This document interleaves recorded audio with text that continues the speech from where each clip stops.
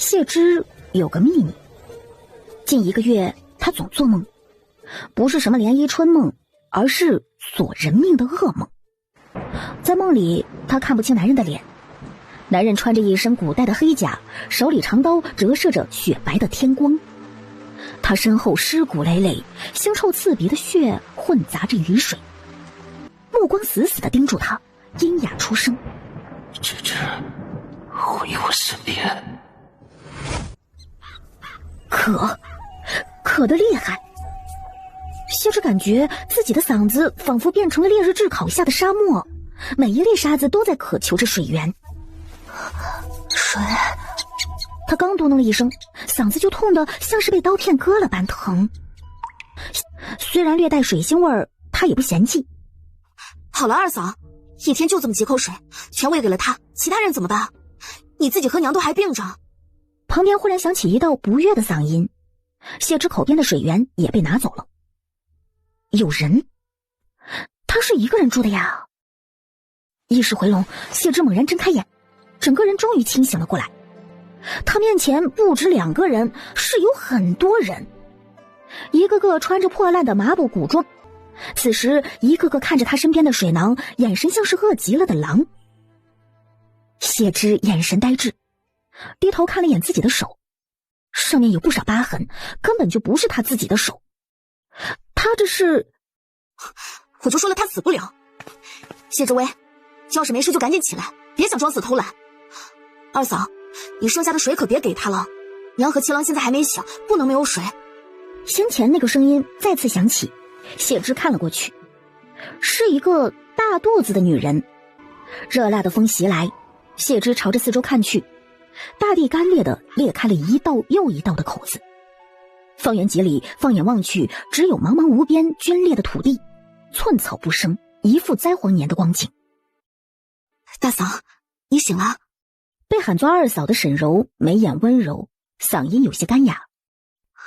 你先去照顾一会儿七郎，回去给娘喂一口水。大嫂是在喊他？谢之心绪乱得厉害，胡乱点了点头。等女人走了，他还坐在原地没动。顾婉堂扶着孕肚，恶狠狠地瞪了一下谢之。谢之薇，别以为二嫂喊你几声大嫂，你就真摆起大嫂的架子，还让人照顾起你来了。当初若不是你设计大哥，怎么可能嫁得进楚家？谢之眼下可以确认，自己穿越成了一个和她名字相似的女子，成了这被流放的楚家的大儿媳。沉默了会儿，他站起身来。七郎在哪儿？顾婉堂脸色好看了几分，往旁边指了指。谢之站起身，头晕脚重地走了几步，终于看清地上的人时，倒吸了一口凉气。虽然地上的人衣裳还穿得好好的，但胸膛上方两边锁骨被一根2指半粗的铁环穿透了，铁环入骨的地方血迹已经成了黑色，穿出来后的铁环又被上了锁，格外可怖。他的手腕、脚腕的筋脉处也都有伤口，似乎被挑断了，已经废了。谢之刚蹲下身子，这人就忽然回过头来，吓了他一跳。但他也终于看清他的脸了，这是一张少年人的脸，被人照顾收拾过，看得清他浓眉灵目，鼻梁挺直，是一张兼具少年俊美和英气的面容。可此时此刻，这张面容上却被刺了一个大大的奴字。谢之呆着一瞬，少年看着他，那一双如死水般的眼眸闪过一抹鲜明的厌恶。楚七郎，滚开！少年的嗓音也哑得厉害，似乎对他异常反感，想使劲转过头，不想看见他。可稍微一动，脸上就因为锁骨上的铁锁露出痛苦之色，于是厌倦而又认命似的闭上了眼。因为刚刚的动弹，少年胸口有血迹渗出来，于是就扯起袖子擦一下他胸口的血迹。谢之薇，你又想对我楚怀哥哥做什么？旁边忽然冲出来一个少女，一把推开了他。楚怀。听清少女口中的名字，谢之瞳孔紧缩。楚怀，楚家七郎。大领主楚怀的楚家被判流放之前，上面5个哥哥死于战场，他不正是楚家七郎吗？而自己穿越成了楚怀的嫂子。走起来，清雪赶路了，别让老子抽人。他还来不及多想，人群中的官差们就忽然站起了身，在空气中把鞭子抡得啪啪响。谢之薇，还不赶快把楚怀哥哥背起来！祖母正病着，昨晚刚运过去。二嫂现在能背祖母，三嫂有孕，但是四嫂身子不好。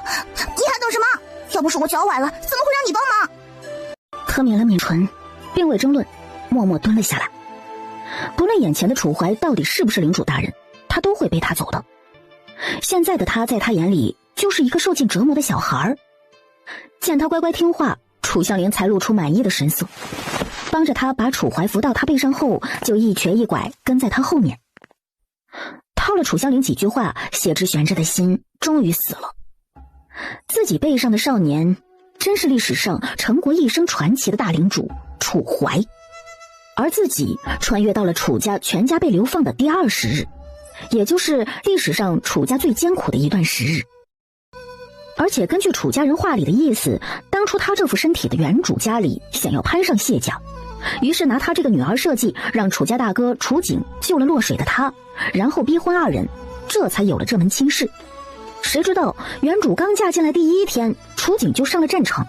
等3个月后消息传回来时，除却生下来就早夭的楚六郎和被送回来的楚七郎，楚家5子全部死在了战场上。而楚怀被送回来时也已经残了，废了。可这一战永远常年在战场上的不止楚家5子，还有楚家军7万士兵。老皇帝因此事弃病，太子监国，直接下判楚家抄家流放，3代不得入朝。谢之感觉背上的少年很轻很轻，很瘦很瘦，根本就没有什么重量，一点生气都没有，像个死人一般安静。谢之微不可见地为这家人叹了口气，好在他这副身子虽然干瘦虚弱了点儿，但似乎十分坚韧，力气不小，背着楚怀也丝毫不觉得费力。但他脚步放得缓慢，怕颠着楚怀的伤口。下一秒，谢之只感觉眼前一闪，一道鞭子就落到了手臂上，火辣辣的疼。走快点，磨磨唧唧的磨蹭什么？都到这儿了，别还以为自己是什么千金少爷小姐。官差刻薄的面容上尽是不耐烦。谢之险些没把楚怀从身上掉下去，死死咬着牙才硬扛下来，勉强没有吭声，还加快了步伐往前走。背上原本紧闭双眼的少年睁开了眼，看了他一眼，但很快又闭上了眼睛。不一会儿，谢之就感到了什么叫生不如死。身上的每一根骨头，每一块肌肉都在酸疼难忍，喉咙里干涩的几乎能喷火了，咽一口唾沫都疼得要命，整个人对水的渴求简直达到了极点。太阳更是热辣刺眼，他第一次知道原来连睁眼看路都能成为一种疼痛的折磨，浑身上下干渴难耐，昏昏沉沉的。很快又狠狠挨了2鞭子。妈蛋，谢之，你是不是故意走错路，害得楚怀哥哥跟着你挨打？谢之艰难回头看了眼背上的楚怀，才发现楚怀胳膊在流血，滴答滴答的往下流。对不起对不起啊。背上的少年没有开口，似乎是不打算搭理他。谢之早已知道这家人因他这副身子的原主设计的缘故，跟他关系都不好，也没期待得到回应。一直走到晚上，队伍才终于再次停了下来。谢之把楚怀放下来，就感觉浑身一松，下一秒看见少年唇瓣惨白，毫无气息，像死了一般。七郎，楚怀。谢之伸出的手指好一会儿才探出了少年近乎没有的气息，俨然是将死之态了。他慌了会儿，左右看了看，见四周跋涉一整日的人都累得瘫倒在地，根本无心关注这里，心念一动，手中忽然多出一瓶水。看到瓶子出现的那一刹那，谢之大大松了口气，确认自己的灵泉空间和自己一起穿越过来了。怕被人发现瓶子，他背对着众人环抱少年，拧开瓶子，将里面的灵泉水小心翼翼地喂给他，一会儿就喝了个精光。喝完之后气息平稳了不少。大嫂，七郎怎么样了？该去领吃的了，我们一起去吧。走。大人，之前不都是每人半个窝头吗？半个？你们想得倒美！现在在这闹饥荒、人吃人的地方，能给你一口吃的就不错了，就这一点，多了没有？你们王家要是不想要，就给老子拿回来。想要多点吃的，也不是没有。说着，男人的眼神就放肆的在女人身上上下打量。李大人恕罪，李大人他不懂事。李二冷哼一声，算是没有追究。他旁边的几个官差这才把冷冰冰的视线从王家人身上移到了谢芝和沈柔身上，上前领了楚家的份礼，可依旧逃不过李四凝视的视线。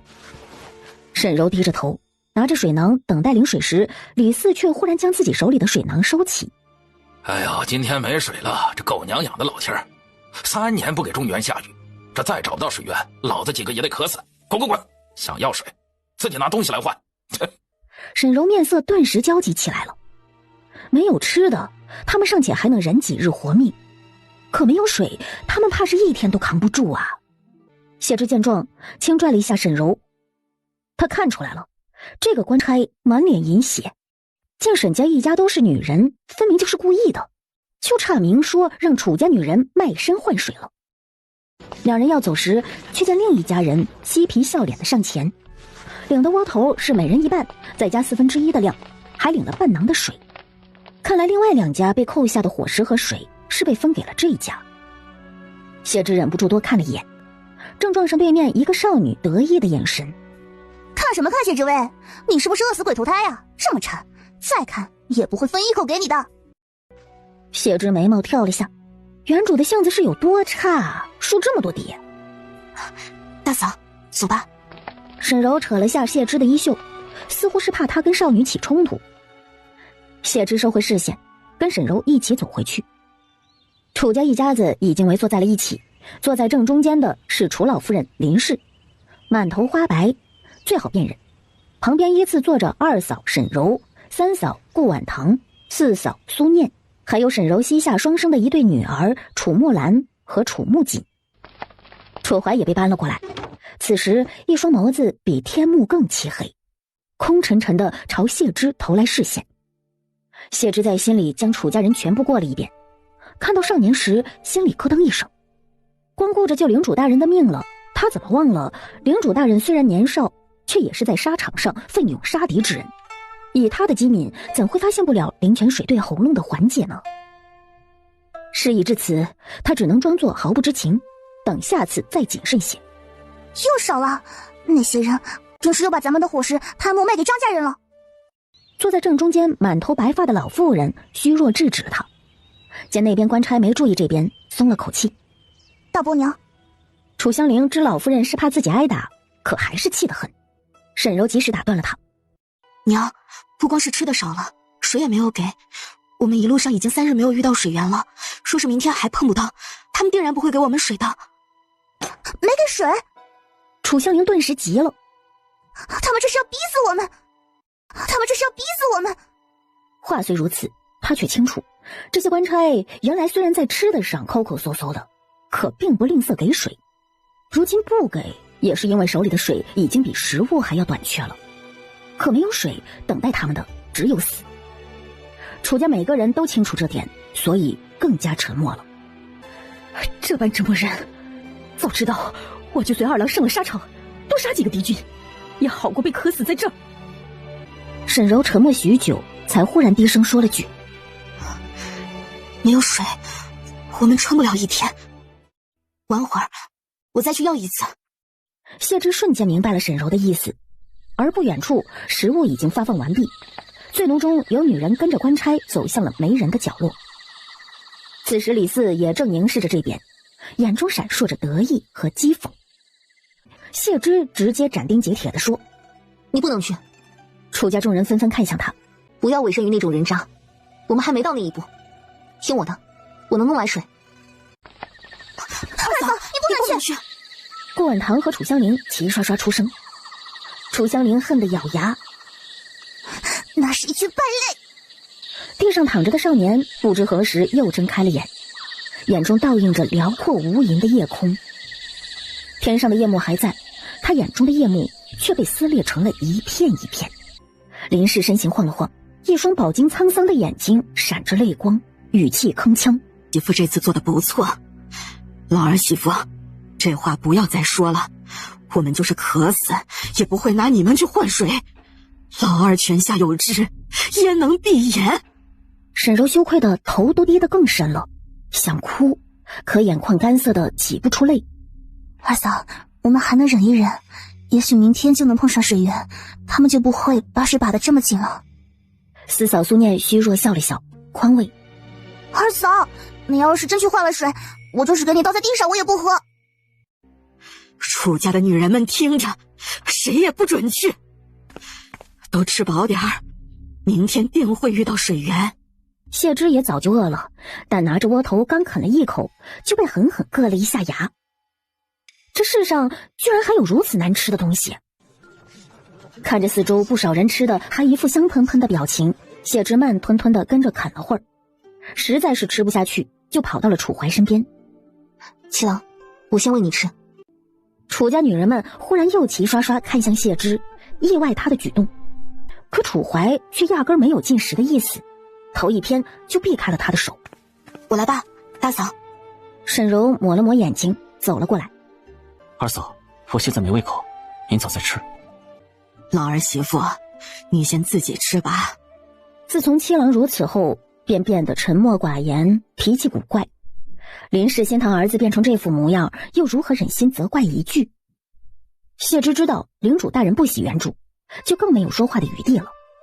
不过他知道楚怀刚喝了一大杯灵泉水，性命肯定无忧的，所以并不担心。夜深人静，所有人都睡去了。值夜的官差也离得远远的时候，他才扯了个草席盖在身上，偷偷进了空间。刚进空间，谢芝就抱着自己的水瓶狂喝了一整瓶水，又吃了2个细腻香甜的面包，才感觉整个人都活了过来。吃饱喝足的谢芝犯了难了，怕在空间停留太久被人发现，他只能先回到了外界。他刚从草席底下出来，就听到旁边传来了细微的响动，那声音极低。什么人？有人比他还先出声，惊醒了所有人。察觉到这边的动静，官差们也是眼惺忪骂骂咧咧过来了。被抓了个正着的李四脸色黑了红，红了黑，恶人先告状，指着最先喊出声的楚怀骂骂咧咧。他娘的，喊什么喊？老子闻到臭味才过来看的，你这废物是不是把屎拉身上了？哎呦，脏死了！还不来几个人，先把他拖出去！哎，大人，这味道肯定不是七郎身上的，我们每天都扶他如厕，他干干净净的，您再闻闻，是不是别处的味道啊？老子闻着就是他。哎，你们几个还不把他裤子扒了瞧瞧？咱们的盖世英杰小楚将军，他是不是拉裤子里面了？动什么动？还真把自己当从前的将军了？你和你那几个废物哥哥好大喜功，坑死了整整7万将士，你居然还有脸苟活在这个世上？你瞧瞧你现在的样子，和只能在地上蠕动的蛆虫有什么区别？忘了！哎呦，这蛆的我还能爬2下，你呢？大人，他当真一身干干净净的，您就饶了他这一次吧。老夫人，我给您跪下了。7万楚家军不是死在楚家人手里的，他们和楚家五子一样，死在北仓敌军手里。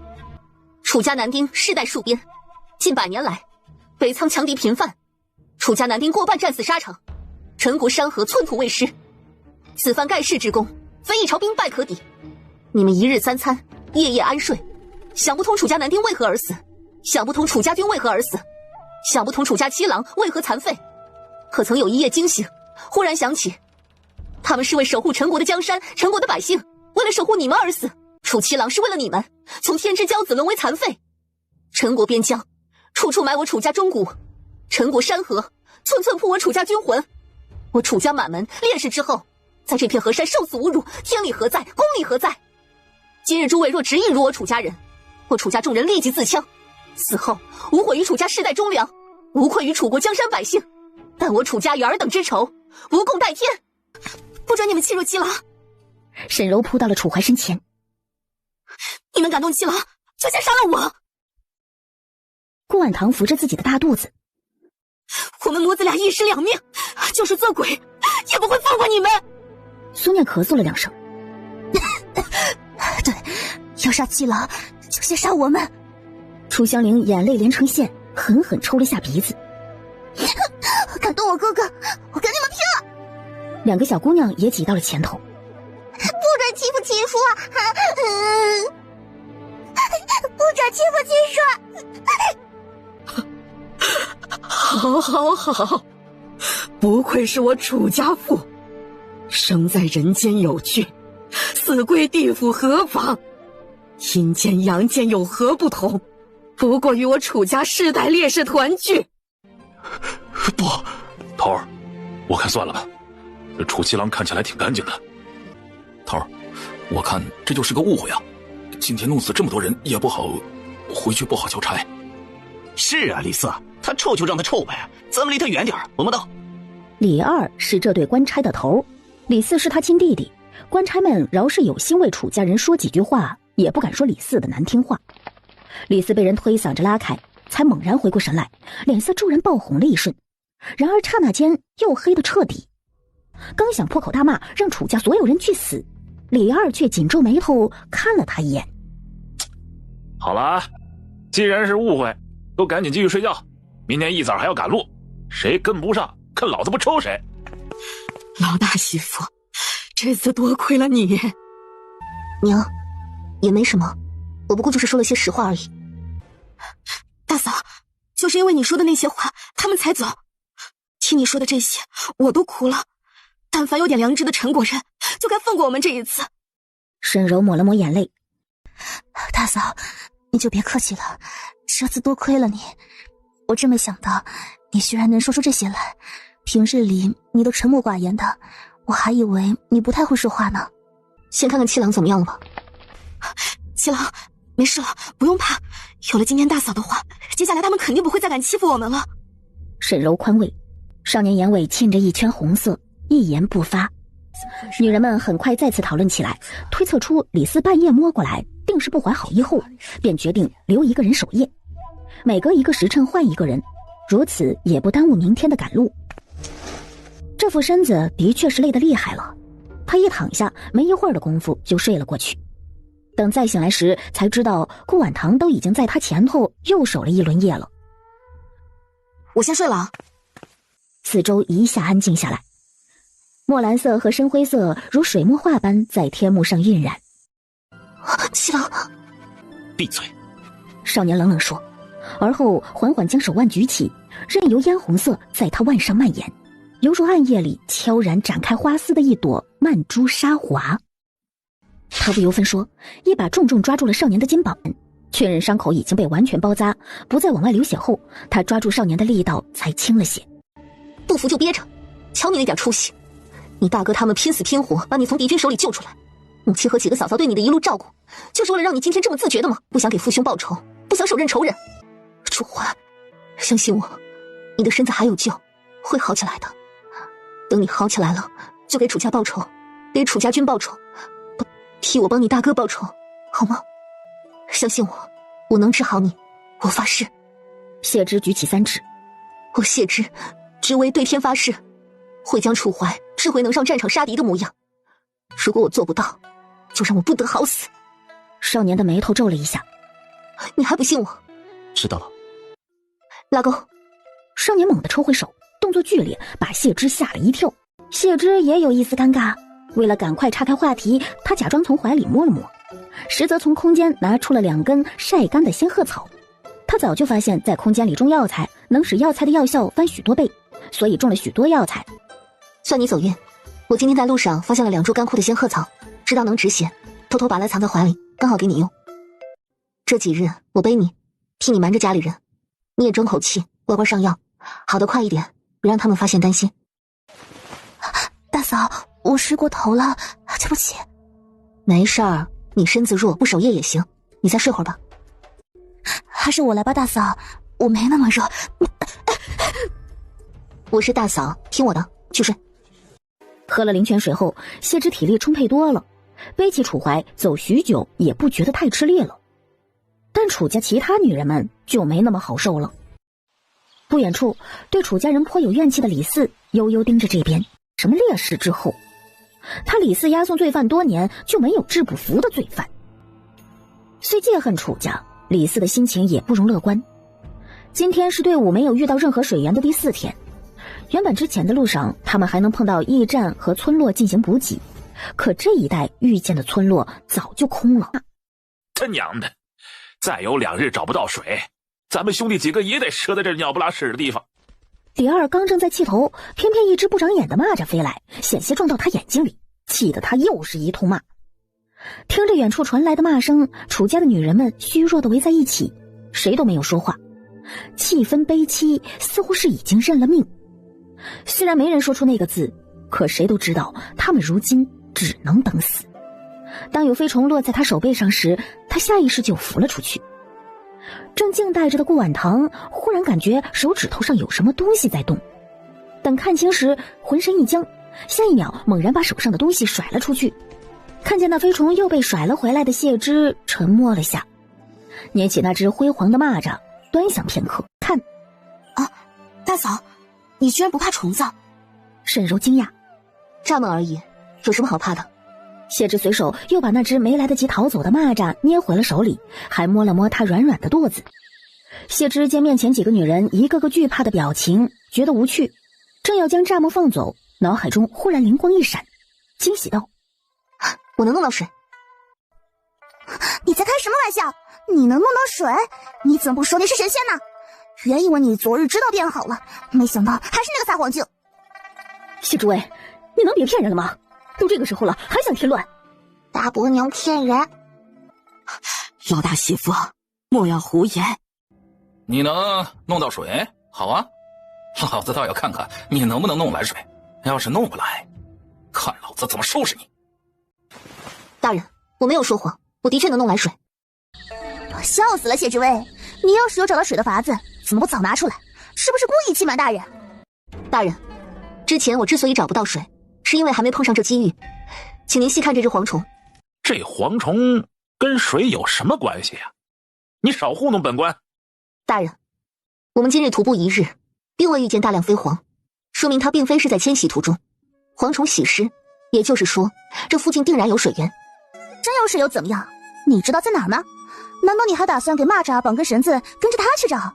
你怕不是在逗大人们玩吧？你说的倒也是一种笨办法，不过用不着这么蠢笨的办法。大多数昆虫都不会离开水源地太远，所以这附近就有水源。既然这附近有水源，那便至少也应有小型兽类，只要能找到它们的足迹，就能找到水源。哼，一派胡言！书上明明说过，旱久必蝗，正是因为太旱，没有水，才有蝗虫。大人呐，我看这楚家大房媳妇分明就是怕挨打才胡说，到时候就算没找到水，他也能怪大人们找不到。我爹说的对，大人，我爹之前可是管朝廷赈灾的，亲自给灾害地区送过粮，怎么都比谢之威了解这些？哥，张福天之前确实是赈过旱灾，我看他说的才是真的。顾婉堂恨铁不成钢地瞪了谢之一眼，挡在了他前面。大人，他1日没喝水，脑子已经不好使了，开始说胡话了。大人，您大人不计小人过，别跟他计较。合着我哥打了就叫计较？谁给你们的胆子这么说的？就算是今天他不打，我也非得打死你们不可。婉堂，二嫂，婶婶！剧痛传来，谢之的眼泪在眼眶里疯狂打转。然而他顾不得呼痛，就忽然一把抓住了李四的鞭子，目光逼人地看向李二。大人，此人才是胡说八道，还朝廷赈灾官，我看分明是个大贪官。凡是田间老者，随便拉来一个都知晓，久旱必蝗的缘故，是蝗虫原本的居地旱灾，他们才会集体迁徙寻找水源，这才是久旱必蝗的说法。哎，既然如此，今晚就安排你去找水源，若是找不到，呵呵。好，谢之一口应下。哥，你们2个跟好他，要是他敢耍什么花招想逃跑，走吧。大人，要不然我也一起去吧，多个人多出一份力。你别以为我是想帮你，我是想帮大家伙早点找到水。要是大嫂和香莲找不到水，回来定要受罚。实在不行，到时候我带他们受罚。你替他做什么？今天这祸还不是他自己惹来的。你身子向来最弱，一鞭子打下去能行吗？我虽然有怨在身，但向来身强体壮，打我的背准没事儿。还是我来吧。现在人也没回来，一个个急也没用，都回去休息。万一老大媳妇能找到水呢？他肯定找不到水。谢志威，你到底发现什么没有？包票打得那么足，结果现在一无所获。楚姑娘，莫要打扰你嫂子。方脸的官差忽然开口：“现在时间还早，我们可以找一整晚。”楚香林有些意外，这个官差居然会为谢之威说话，认出他也是之前最先劝李二、李四放过他们的那个，于是闭了嘴不吭声了。他刚沉默下来，谢之却忽然蹲下，抚摸着地上一个狭窄的菱形足迹。方脸官差也立刻蹲了下来，他记得谢之之前的话，面上露出喜色。哼，还真有兽类出没，看来这附近真有水源。这像是狼的足迹。不是狼，是狐狸。这两个的脚印像，但狐狸狡猾，时常会隐藏足迹，防止天敌发现。这脚印被隐藏过，而且也没有狼的脚印大。楚大夫人似乎很了解这些呀。方脸的官差忍不住跟他攀谈。从前在家中不常外出，就爱看些闲杂书籍、山野奇谈，知道的便也多了些。没想到你从前不怎么出门，居然都是在屋里看书，也不嫌闷。谢之只是笑了笑。走吧，风也更湿润了，我感觉水源已经不远了。站在最高处，放眼望去，丘陵一望无际，根本看不到任何水源的踪迹。楚香菱再次焦躁起来时，看向谢之，却见对方一双眼睛在黑夜里格外的明亮，冷静而又专注。他情不自禁就多看了一会儿。谢之看着地上越来越密集的动物足迹，眼睛在观，耳朵在听，只一会儿就忽然看向东边一个较高的土丘方向。去那儿！说罢，他疾步朝着那处飞奔。其他三人一愣，也才急忙追上。等到跟前时，三人已经喘得上气不接下气了。可看着土丘下那个巨大的空洞，他们直接惊呆了。谢之已经忘了要等他们，从旁边跑下土丘，朝着空洞下方望去。夜光太暗，只能看清这是一个斜坡向下的空洞，入口足有10几人宽，深度不明。等官差们喘着粗气爬下来时，谢之扔进去的石头正好传来回声，沉闷的石头入水声证明了下面有水，而且还不浅。两人瞬间喜出望外，气都忘记喘了，屏住呼吸，两眼发光的盯着这个漆黑的空洞。太好了，咱们有救了！楚大夫人，你真是福星啊！把人吓了一跳，好在另一个官差反应快，一刀劈了过去。只听那黑影惨叫一声，就在地上拼命翻滚起来。不一会儿，那东西就没了动静。他平手一看，血乎呲啦的，毛色赤红。哎呦，好像是狐狸，吓老子一跳。不是狐狸，是豺。一会儿小心点，这些家伙喜欢集群，少了3、4只，多了能有数十只，凶残贪食，不比狼威胁小。把它用土盖住，遮一遮血腥味儿。你们两个也得遮，被豺群发现我们就麻烦了。楚大夫人懂得多，我们兄弟两个听你的。楚香菱一言未发，紧跟着几人。谢之脚步比来时慢了一点，还时不时停顿一下，偶尔回头看一眼他。谢之威好像也没那么讨人厌，而且还有些可靠。回去路上无惊无险，他们的身影刚出现，顾婉堂就唰地站起。回来了！等几人靠近时，李四一个箭步冲上去，掂了下方脸官差的水囊，空的。李四脸上不仅没有失望，还朝着谢之怪笑出声。楚怀也紧紧盯着这边，看着谢之的身影，嘴角似乎是嘲讽。谁说我们没找到水？这话一出，在场所有人都愣了愣。李四呵呵怪笑。楚君，看你这一身灰头土脸的，还好意思说找到水了？你梦里找到的吧？该不会是在路上摔了下，把脑袋都摔傻了吧？啊！头儿，我们的确找到了水，不过那水在深坑里，天黑看不清楚，我们这才先回来。我们身上是为了盖柴血味，才先撒了土。好样的，兄弟！李二显然也高兴极了，拍了拍卓君的肩头。你真是大功一件呐！啊，这一路能寻到水，都是因为谢氏带路，属下不敢邀功。李二这才看向谢之。既然如此啊，这功劳啊就算在你头上。明天你们楚家的伙食啊，每人多半个窝头。楚怀也微不可欠地松了口气，而后看着那站在火光下的女人。那女人身形消瘦，火光和阴影在她身上跳跃，似乎随时都能将她吞没。可她本身却宁静得像是水，静水长流，包容万象，让人无端觉得心安。他忽然心中一动，竟生出一种错觉来。他昨夜说的是真的，他真的会治好他。但不一会儿，他就又自嘲的一笑。怎么可能呢？见谢之朝此处看来，楚怀立刻移开了视线，假寐起来。谢之刚回到楚家人身边，女人们就围了上来。知薇，你真是好样的，咱们楚家人的命都是你救的，你是个好孩子。大嫂，多亏老天保佑，让你们找到了水，咱们有救了。沈柔挤到谢之左手边，苏念抱着谢之的右胳膊。大嫂，有你在真是太好了。楚木兰和楚木槿一人抱了谢之一条腿。大伯娘，挤不过来的顾婉堂心里莫名有些酸溜溜的。谢之薇，这次你真的是让我刮目相看。可不是嘛，二嫂，你都不知道刚才我们是怎么找到水的。楚香菱将方才他们找到水的过程挑着重点讲给几人听，几人听得聚精会神，一片其乐融融。我还说从前大嫂不爱出门，原来是都在屋里偷偷看书。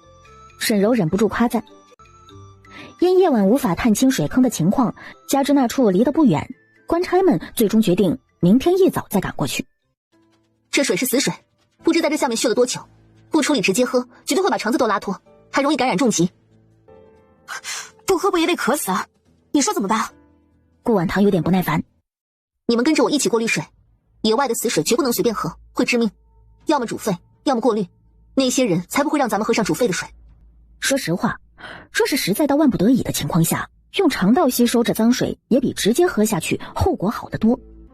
楚家的女人们愣了愣，想到昨日就是靠着谢之才找到水的，他们也没人提出质疑。除了在水坑外面没进来在照顾楚怀的沈柔，其他女人们是默默跟着她在水边挖起坑来。你们楚家人是不是傻？都什么时候了，不忙着喝水，反倒在这挖坑玩。来人正是之前一直跟谢之不对付的少女张芝儿。这水不干净，喝了会肚子疼。我看你们就是还不够渴，作得慌。肚子疼点怎么了？总比渴死好。随便你。楚香菱却憋不住了。张芝儿，这水是我们楚家人找来的，能让你喝上你还不感谢，真是白眼了。那你们就慢慢挖坑吧，小心别把自己给埋了。哼！说罢，他一甩衣袖而去。他为什么一直针对我？话问出口，他就有点后悔了。自己不知道，原主应该是知道的。自己这么问，岂不是容易暴露？楚家的女人们忽然一个个停下了手中的动作，齐刷刷地看着他。还能为了什么？他喜欢大郎哥哥呗。当初被你抢在了前头，能不记恨你吗？怕暴露太多，谢之没再多说，只是尴尬一笑。他们已经吃了太多日的窝头了，一口菜都没吃过，不论是身子还是嘴巴，早就扛不住了。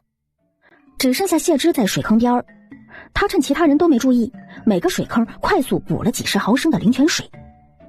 等楚家的女人们带着数量不多的草回来时，看见水坑里的水多了不少，干净透亮。这下没问题了。他把水囊递给林氏。老大媳妇，这2天你功劳不小，你先喝。谢之这2天一有机会就偷偷喝灵泉水，还真没那么渴，但只能假装喝2口，就又给了林氏。林氏却又先给了2个孙女儿喝。祖母，这水好甜。楚木槿喝了几口，也使劲点头。甜。苏念喜悦。大嫂，没想到你说的法子这么管用，这过滤过的水好甜啊。老大媳妇，拿去给老二媳妇和七郎喝点儿。娘，你再喝几口，队伍没那么快走，我们说不定还能过滤满1囊的水。你要保重身体，不然七郎也没心情好好喝。咱们一家人每个人都要好好的到温陵开始新生活。闻言，林氏有些动容，没有推拒，捧着水囊又喝了几口。以前真是看错了老大媳妇。七郎，你今天怎么了？之前不都是嫂子帮你擦的吗？你放心，只是帮你把胳膊和腿给你擦干净，剩下的娘一会儿来帮你。弟妹，你先喝水，我来吧。下面还有水，不用吝啬喝，你给七郎留几口就行。接过了水囊，却先递给了楚怀。七郎，先喝点水。这次楚怀没有抗拒，只不过喝了一口后，吞咽的动作出现了明显的停滞。怎么了？不会让领主大人尝出来熟悉的味道了吧？好在楚怀什么都没说，只是继续喝了2口才停下。沈柔这才喝。谢之怕他留在这儿看到楚怀胳膊上的伤口，于是忙说：弟妹，你先下去吧，娘他们可能需要你帮忙。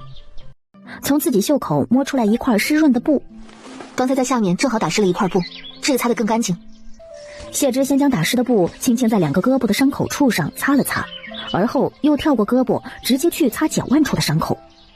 灵泉水也能当外敷药用，内服外敷才能让伤口好得快。他脑子一抽，忍不住捏了下腿上的肌肉。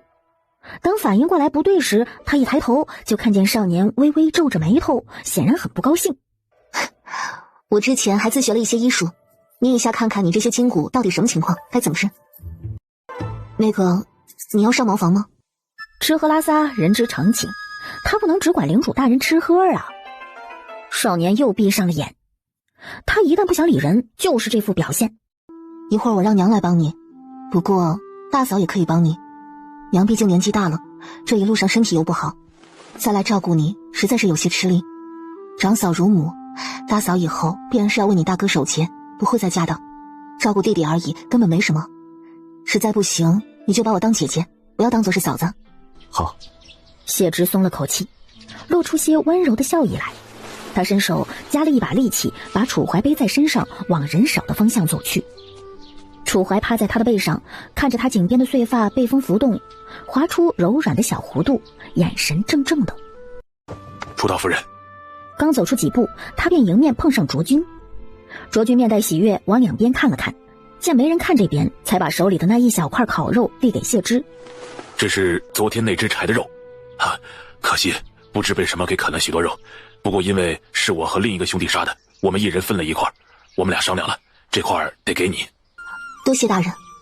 哎呀，谢什么谢，该是我们谢楚大夫人才对，要不是您，我们根本就找不到水，也碰不上这柴。等晚会儿啊，要是熬了骨头汤，我给你们送来点。太感谢了。肉和骨头汤最补骨头了，尤其是骨头汤，要是真能分到点儿，你得全喝完，这样才能早点站起来，知道了吗，七郎？听他似乎只想着自己，丝毫没在意刚才那个男人，楚怀垂下了眸，眼神温和了许多。是他想多了，这个女人方才笑得那么灿烂，不是为了讨好那个官差，而是为了自己能喝到骨头汤高兴。少年正暗自想着，谢之忽然停下脚步，将他放在一个小土坡后面，四周打量了一下后，捡起一块石头，就在小土坡上奋力挖起坑来。楚怀不知道他要做什么，于是只好看着。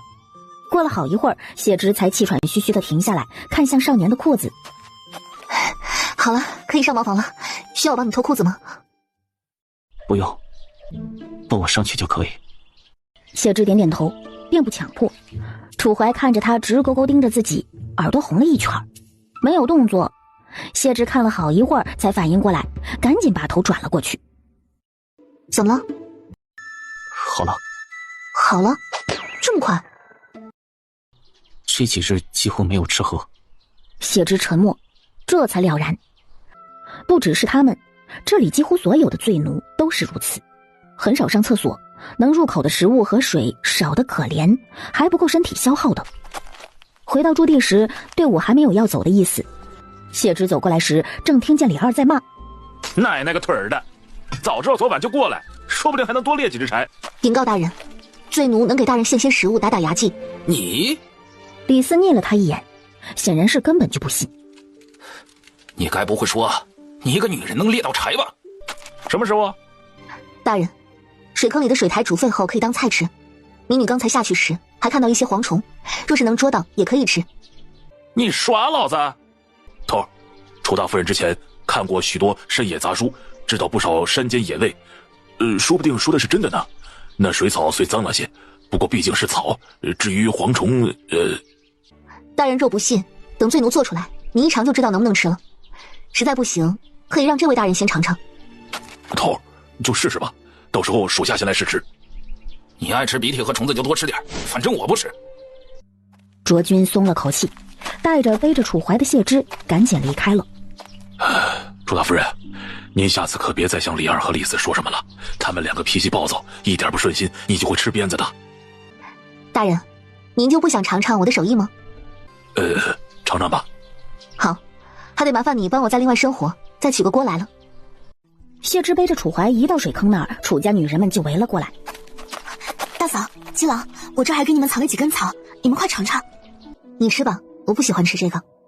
但楚家人却误会了，以为他是不舍得吃，让给七郎的，一个个眼中动容。楚怀眼神也闪了闪，还没说什么，谢之已经将草喂给他了，而后拍了拍手：“娘，弟妹们，我刚才答应了官差们收集些水苔和蝗虫做吃的，你们帮我收集一些，越多越好，多了咱们也能吃点。”水苔、蝗虫？顾婉堂和楚香菱一前一后发出疑问。林氏思索一会儿，让木兰、木槿陪着七郎在这儿看水坑，老三媳妇、老四媳妇捞些水苔，注意小心这些。香菱，你跟着我还有你二嫂去捉蝗虫。弟妹，我来吧。水绵属于藻类，含有充足的蛋白质，且蛋白质含量高于牛肉、豆腐和奶类，其中还含有一些其他类似维生素和氨基酸之类的人体必备的营养分子，其营养价值绝对比吃婆婆纳草高得多。等水苔收集差不多了，谢之才去看那边抓蝗虫的进度。见女人们白着一张脸，蝗虫都在眼前了，还要用一层布去扑，把蝗虫直接吓飞了。谢之直接上前，一手扑一个，一会儿功夫就用细绳穿了一串挂在腰上，把沈柔和楚香菱看得一愣一愣的。林氏看着大儿媳的丰功伟绩，眼中都多了一丝敬佩。等回去时，他们才发现木兰、木槿两个小丫头也没闲着，捉了几只蝗虫在边上等着大人们表扬。乖乖，一会儿烤好了，给你们也一人吃一个。谢之下意识摸了摸楚木兰的头，摸了小丫头一头脏，他才赶紧收回手。躺在地上的楚怀看着这一幕，连他自己都没有察觉，他的唇角极浅的弯着，再也不是那副阴郁的模样了。他们还真打算吃水草和蝗虫啊，这太恶心了吧！老子以后要离这群恶心的人远点。李四一边喝着柴骨汤，一边不满地嚷嚷。听到李四的话的张之儿也对着楚家人撇了撇嘴：“是啊，真恶心，什么东西都吃，饿死鬼投胎啊！”二嫂，你帮我烤一会儿。谢之把烤得半熟的蝗虫先塞给沈柔，自己就拿了木勺在汤锅里搅拌，趁着别人不注意，偷偷撒了一点自己空间的方便面调料进去。什么味道？好香啊，这好香！他娘的，这什么东西啊，这么香！哎呦，老子的魂儿都要被勾走了。正跟楚家女人们攀谈着，准备一会儿看他们把水苔和虫子吃了，自己就离开的卓君肚子忽然哭的叫了一声，他两眼发直，丢了魂儿，失了魄，呆呆看着那一串烤得金黄的蝗虫。这蝗虫好香啊！楚家的女人们也都呆住了，这真的是虫子能散发出来的香味吗？楚怀也不禁深吸了一口香气。他们还在愣神间，谢之接过了烤蝗虫串，看了一眼就不顾烫，扯下了几个，快速塞给楚家人一人一个。快吃！楚木兰、楚木槿小姐妹俩也被一人塞了一个。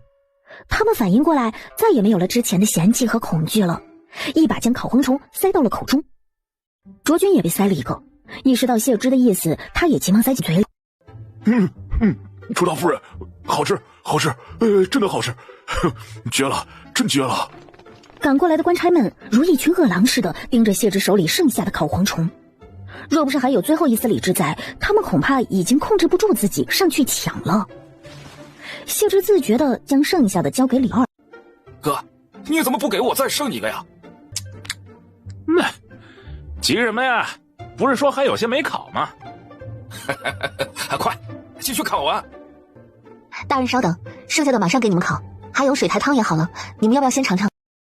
汤的分量不少，楚家的女人们张罗着给每个官差打了满满一碗。到卓君时，卓君匀给了楚家人一个碗。你们用这个喝，凑合一下。李四最急，张着大嘴就喝了一大口，可下一秒却被烫得又吐回了碗里。李四，别急，刚捞出锅，得凉一凉再喝。你他娘的想烫死老子呀！大人，这水苔汤是大补汤，喝了能强身健体，还能清热解毒。一会儿我多给您盛几碗。这破汤这么厉害？好，我要多喝几碗。这楚大夫人真是有些本事啊！李二忽然说：“这之后一路上还得你多帮着本官点啊。”是，大人。水苔虽看起来模样不好，却是水中鲜菜，自带鲜味儿。汤这种菜式，要么浓厚不可油腻，要么清鲜不可淡薄。光煮水苔不加佐料就会淡薄。好在我赶路途中捡到了些干枯的香叶，现在正好做了调味。如此一来，这汤便能鲜香无比。哎呀，再来一碗，再来一碗！大人，你们那锅骨头汤能不能赏罪农一碗？哎，你去端走去吧。这柴是真他娘的难吃，腥到骨头缝里了。大嫂，你也太厉害了，我们之前还不敢想，这水苔和蝗虫做出来能是什么味儿的。沈柔虽然只吃到一点，却也回味无穷。楚木兰比喻：我知道是肉啊，是大伯娘厉害才能做出肉啊。楚木锦没有姐姐的嘴那么甜，但认同的点点头。香，娘还想吃。别说了，先回去喝骨头汤。我这还有一块卓大人给的肉，咱们一家需要好好补补身子。谢之盛了满满一碗，端到了楚怀身边。七郎，饿了吧？谢之半抱着楚怀的后颈，扶着他小口喝汤。只抱了一会儿，他额角就渗出汗珠来。楚怀喝完汤，视线就落在了他额头上那细密晶莹的汗珠上。他眼睫跳动了两下。放我躺着吧，这样不舒服。哦，好。不过放下之后，他又俯视着他，嘴角划过一抹带着些小得意的狡黠笑容。他又从袖口摸出藏着的最后一只蝗虫来。没想到吧，我还偷偷给你藏了一个。楚怀怔住了。楚怀闻到那股勾魂摄魄的香气，虽然也觉得难忍得很，可并未真到无法忍受的那一步。家里人都吃到了，他却没吃，他也未觉得失落，反而庆幸他们都吃上了。但他没想到他居然会注意到漏了他，特意偷偷藏一个给他。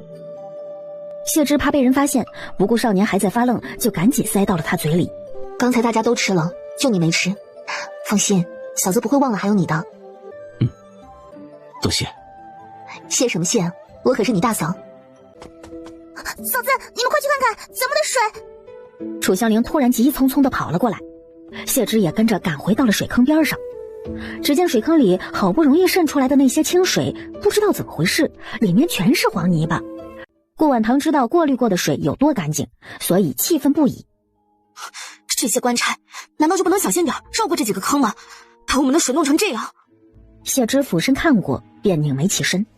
不是他们不小心弄的，是有人故意弄的。这泥巴上还有手印呢。什么黑了心肝的，居然故意弄脏我们的水。无碍，再过滤一次。这次我们留人在这看着，你们也可以出去看看谁手上新鲜的泥巴多。我们出去的时间不长，这个人定是仓促行事，手上擦得再干净，只怕指甲里也全是泥。老儿媳妇香菱，你们就算看见了也不可声张，事情闹起来官差们只会打人，何况其他人家人多，真闹起来也是我们吃亏。娘，这孩子。然而下一秒，他发现谢之抡的根本不是什么绳子，而是一条黑蛇，嘴角的笑容顿时僵住了。老大媳妇，快扔出去！谢之正在为发现了蛇高兴呢，见老太太吓得脸都白了，只好先嗖的一下扔了出去。好巧不巧，这蛇正好飞到了刚往水坑边走来的张之儿身上。张之儿还没反应过来，就被昏头胀脑的蛇在胳膊上咬了一口。救命！救命啊！张之儿，你没事吧？快救我！我被咬了！谢之刚要查看，苏念却轻扯了一下他的胳膊。大嫂，你看。顺着苏念的视线看去，谢之便看见张之儿的手指缝和指甲缝里有不少还没干的淤泥。再对比那手指印的大小，几乎是一模一样。谢之顿时冷笑一声。哼，难怪你会被毒蛇咬，原来是藏了一颗黑心。张之儿，你故意弄脏我们的水，这是遭报应了。我错了，求求我再也不敢了。老大媳妇，你有办法吗？娘，不用怕，我吓唬他的。这条是乌梢蛇，也叫乌蛇，脾气温顺且无毒，若不是被我晃生气了，也不会咬人。张志儿没事儿。那就好。谢之薇，你敢耍我！见他还敢嚣张，谢之捏住手中的乌梢蛇往他脸前一晃，少女瞬间又吓得脸色惨白。多行不义必自毙，说不是你使坏，又怎么可能被我耍？张志儿，你再对我们楚家动什么坏心思，就别怪我翻脸不认人了。张之儿显然还有气，想说什么，可一看见蛇就吓得直发抖，最后只能愤愤哼了一声，手脚并用的落荒而逃了。娘，四弟妹，木姐，你们不用怕，这蛇没有毒，扒了皮，蛇肉能吃，蛇胆能入药，蛇皮能入药，还能做很多东西。这蛇肉估计咱们是吃不上了，要个蛇胆过来给四弟妹镇咳。大嫂，你懂得真多。苏念忍不住夸。说话间，在外面转了一圈的顾婉棠和楚香菱回来了。楚香菱先郁闷说：奇了怪了，没有碰到一个指甲里全是泥的。苏念解释：香菱，方才我们已经抓到了，是张之儿。大嫂拿蛇吓唬了他一下，他就承认了，估计以后再也不敢了。是他？不是，他脑子有问题吧？自己不愿意喝干净的也就算了，弄脏我们的水干什么？谢之趁着几个人商量，借着杀蛇的借口背过身去，重新在水坑里加了点灵泉水，把蛇砸死后起身。没事儿，这些应该够今天喝了，快把水装起来吧。大嫂，喝之前我也没想到锅溜锅的水这么甜，喝完之后我都感觉变得有力气了许多。沈柔眉眼弯弯，谢之微微心虚，也许这里的水有什么不一样吧。烈日炎炎，张之二却感觉浑身发冷，胃里翻滚着，小腹时不时一阵剧痛传来，他克制不住打了一个又一个哆嗦，可怕挨打，不敢停下脚步。可他没强撑多久，就哇的一声吐了出来。虽然没吃什么东西，可喝的水却多，一下吐了一大滩出来。走在他附近的官差看了，恶心的不行，一鞭子就抽到了他旁边。恶心谁呢？自敢吐就吃下去！张之二被吓得后退了2步，躲到张家人旁边，他爹娘和大哥连忙护着他。官爷恕罪。他忍不住怀疑道，是不是谢之威又骗了自己？那条蛇就是有毒的，要不然他怎么会这么难受呢？那个贱人定是故意让自己错过最佳解毒的时间。他刚慌乱自己会不会被毒死，旁边就又有人哇的一声吐了出来。这一声像是吹响号角，紧接着接二连三的人开始克制不住呕吐，还有人哆哆嗦嗦扯着裤带子，可裤带子还没扯下来呢，表情就一僵，紧接着一股臭味从裤裆里弥漫开来，队伍被迫停了下来。他娘的，怎么回事？臭死老子了！李四脸都绿了。大嫂，他们是怎么了？喝的水太脏了。在这干旱贫瘠、千里孤烟的平原上，他们连一根草都很难找到，更别说去找药医治了。还好我们没喝，不然我们也完了。楚香菱说了一嘴：楚大夫人，你有没有什么法子呀？大人，这些人是因为喝了为主废的脏水才会如此，说是有银针或是药才能给他们最快止吐止泻，说是没有，便只能先用推拿术试试了。还有，他们得尽快喝些干净的热水，要不然恐怕命都保不住。他娘的，这么麻烦，还要喝热水，让他们去死算了。哎呀，哥，我看他们就是没事装的。哎呀，这吐一吐拉一拉就好了，不用管。哼，就算死几个也没事，这路上死的还少吗？这都知道，如今这中原死人比活人都多，上面不会怪罪的。大人，您看，这处河道上有水纹，说明上游近期极可能有水流流下来过，否则以这里的干燥，风早该把水纹吹得极浅了。若是顺着河道往上走，定会遇到水源，实在不行，我们也可以原路返回，再在水坑处驻扎一夜。哼，楚大夫人，你们楚家没事就偷着乐吧，还当起大善人来了。你有那个能耐吗？什么水纹？这河道裂的口子都能吃人了。哥，别听他的了，让这些人在原地休息一会儿，已经算是我们大发慈悲了。那换做别的押送犯人的队伍，哪有这么好心呢？就是断了2条腿，爬也得爬过去。张之二更是跑到了远处，解决起了肚子疼。张夫人郭氏急急忙忙从袖口掏出一张50两的银票来。大人，求求您了，就让这楚大夫人给我们常家人先治一治吧，我们愿意买口热水。这还差不多，想治病喝热水，你就得拿钱来，不然老子凭什么好心给你们治啊？大人，这些人恐怕撑不了多久了，您先办热水，我先给张家人看看。仰卧先这么按摩中脘半炷香的时间，接着按摩腹部半炷香，而后俯卧，按脾腧、胃腧、肾腧及大肠腧，按得感到酸胀即可。最后正坐，横着擦脾腧、胃腧、肾腧，八髎穴，感受到热即可。谢之并未真给张福天按摩那么久，但动作也很慢。他主要是想让罪奴们学一遍，以他一己之力，也不可能做得到给上百个人按一遍。果不其然，随着他的话响起，立刻有人赶紧跟着学着做。张福天经过他一通按摩，忽然感觉腹部的绞痛舒缓了许多，面色没有那么难看了。谁准你们偷学？这个是我们张家花钱买的。听到这话，楚家人都快大骂缺德了。谢之手上的力道忽然加重了下。哎呦！谢之直接起身，不好意思，我不会医术，不过是跟着书上学了2招按摩，管不管用，会不会反而伤到身子，我也不知道。你们若是谁学了，是生是死与我无关。李四还想说什么，可谢之已经带着楚家人躲到了旁边看着。我是不是给你们惹麻烦了？哪有，你做的很好啊，我要是有你这本事，早这么干了。楚香林着急说：老大媳妇，见死不救从来不是咱们楚家人的风格，你做得对。你公爹还在世时，便常说一句话：但行好事，莫问前程。今天这种情况，换做我们楚家任何一个人，有能力救都不会不救。合着我说他们是装的，这不是没事吗？没事就赶紧起来赶路，快点的！卓君实在是看不下去了。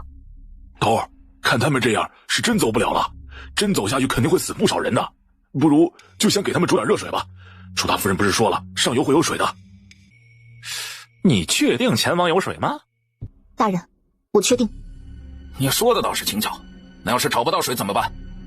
李四在旁边阴阳怪气，李二则默不吭声，想看看谢之如何回答。谢之目光格外平静。我说有就有，不会找不到。煮热水，每4个人分一碗。卓君闻言，两眼冒出亮光。是头。真会装好人。那个大嫂，前面真的还会碰到水吗？当然了，有我在你就放心吧。渴了外人也不会渴了咱们楚家人。你去帮我把这药给你四嫂送去。楚香菱抿唇一笑，点点头，端着蛇胆去找苏念了。等他离开好一会儿，谢之忽然脑海中有什么一闪而过，小姑娘刚才是不是叫她大嫂了？七郎，你方才有没有听到香菱好像叫我大嫂了？楚怀看着他偷偷摸摸凑过来的模样，沉默了下，才应声：七郎，你的伤口没有溃脓吧？我看看。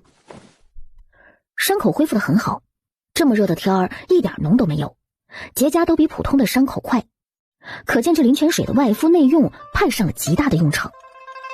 至于那手筋，虽然还看不出来什么，想必有灵泉水的滋养，也会很快恢复如初的。甚至谢之完全有自信，楚怀被打断的脊骨也早晚会好起来。可他的视线最后却落在他锁骨处的铁环上。如果这个铁环不取下来，灵泉水再深也治不好这一块的伤。思索间，谢之忽然看见那铁环贴着皮肤的地方有一个锁扣，就不由自主伸手摸向锁扣。停手！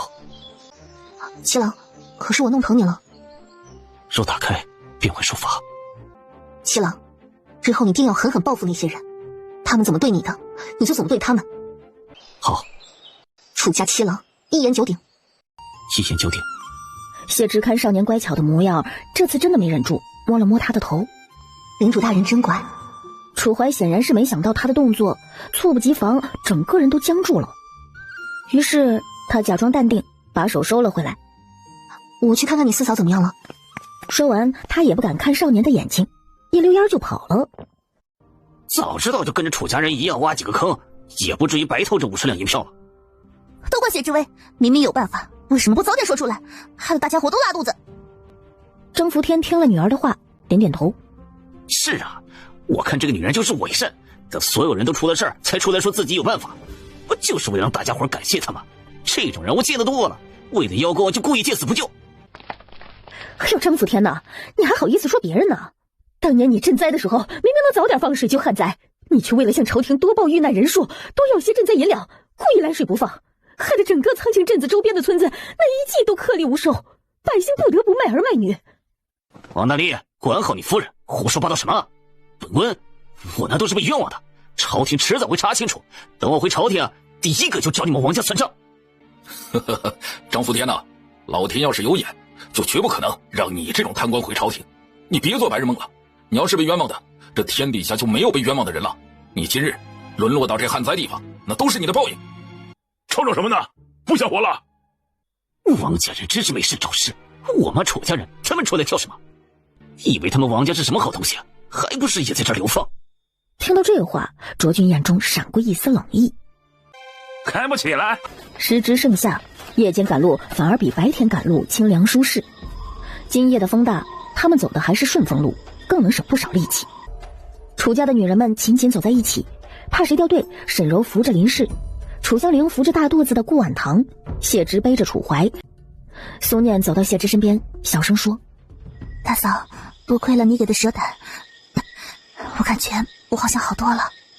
有作用就好，你的身子亏空的厉害，等到了温陵，还是得给你好好补补才行。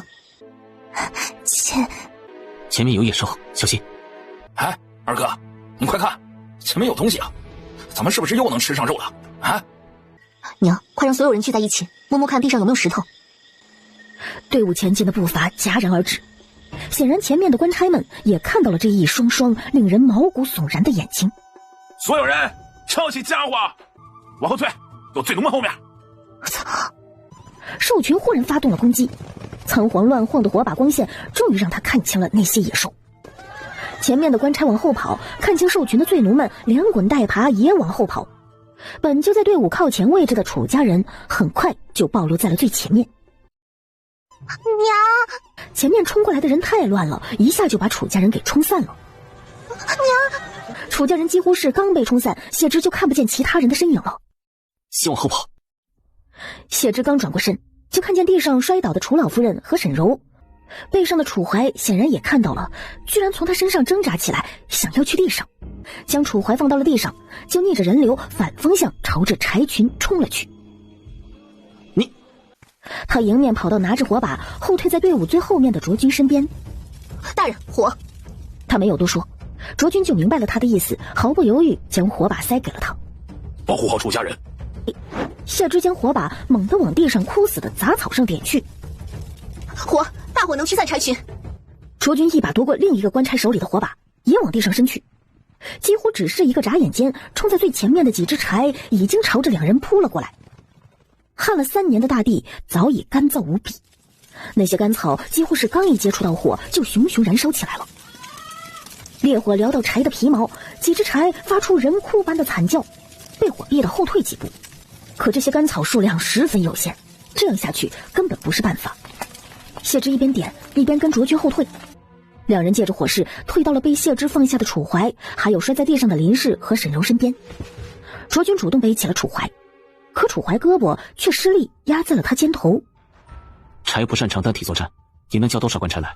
没有人有刀也行，用火将他们分散，多方向作战可以赢。若无武器，1对1可从柴后背锁喉，内晕其烧手。好，楚将军。楚家盛时，他敬佩楚家满门驻守国门；楚家败时，因谢芝一番话，他亦敬楚家满门忠烈。无人看到，楚怀的眼睫随风抖动了一下。大嫂，快起来，我去救卓大人！几乎是谢芝刚一站起来，两人身后传来一道急促的喊声：“大嫂，火油！”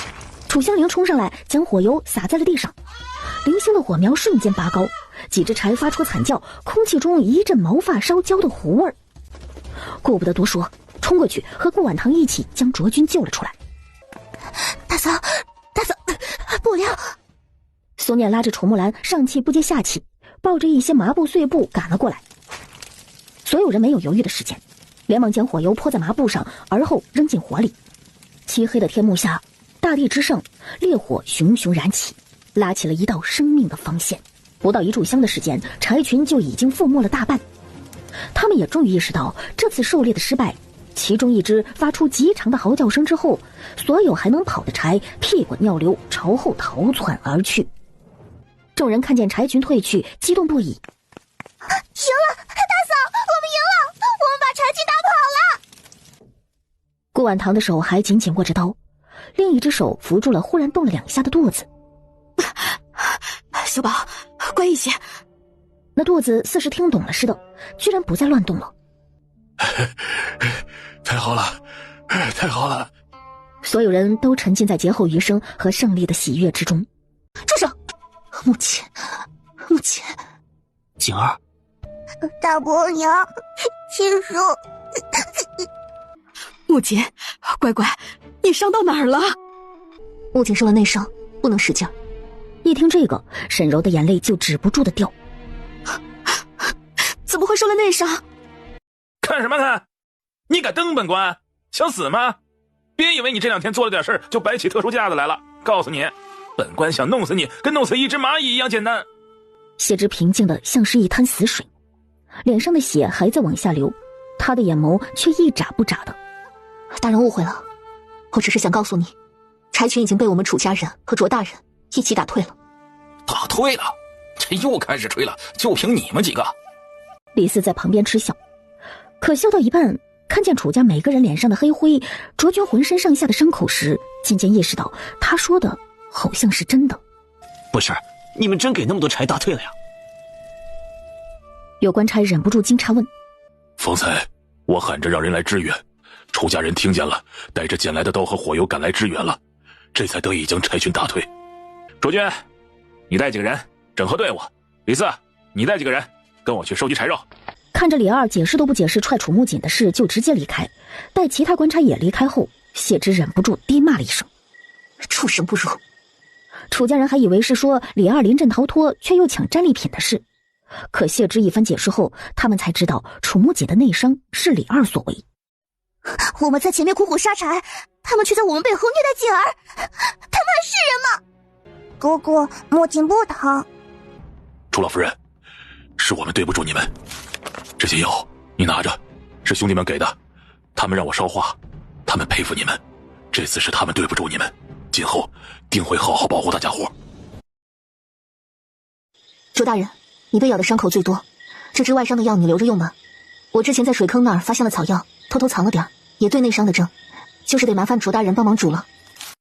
好，一会儿我就让人给你们送来，你们有什么需要的再找我说，能帮你们的，我卓君定然竭力去帮。看着卓君离开，楚老夫人忍不住说：这些官差里也还是有好人的。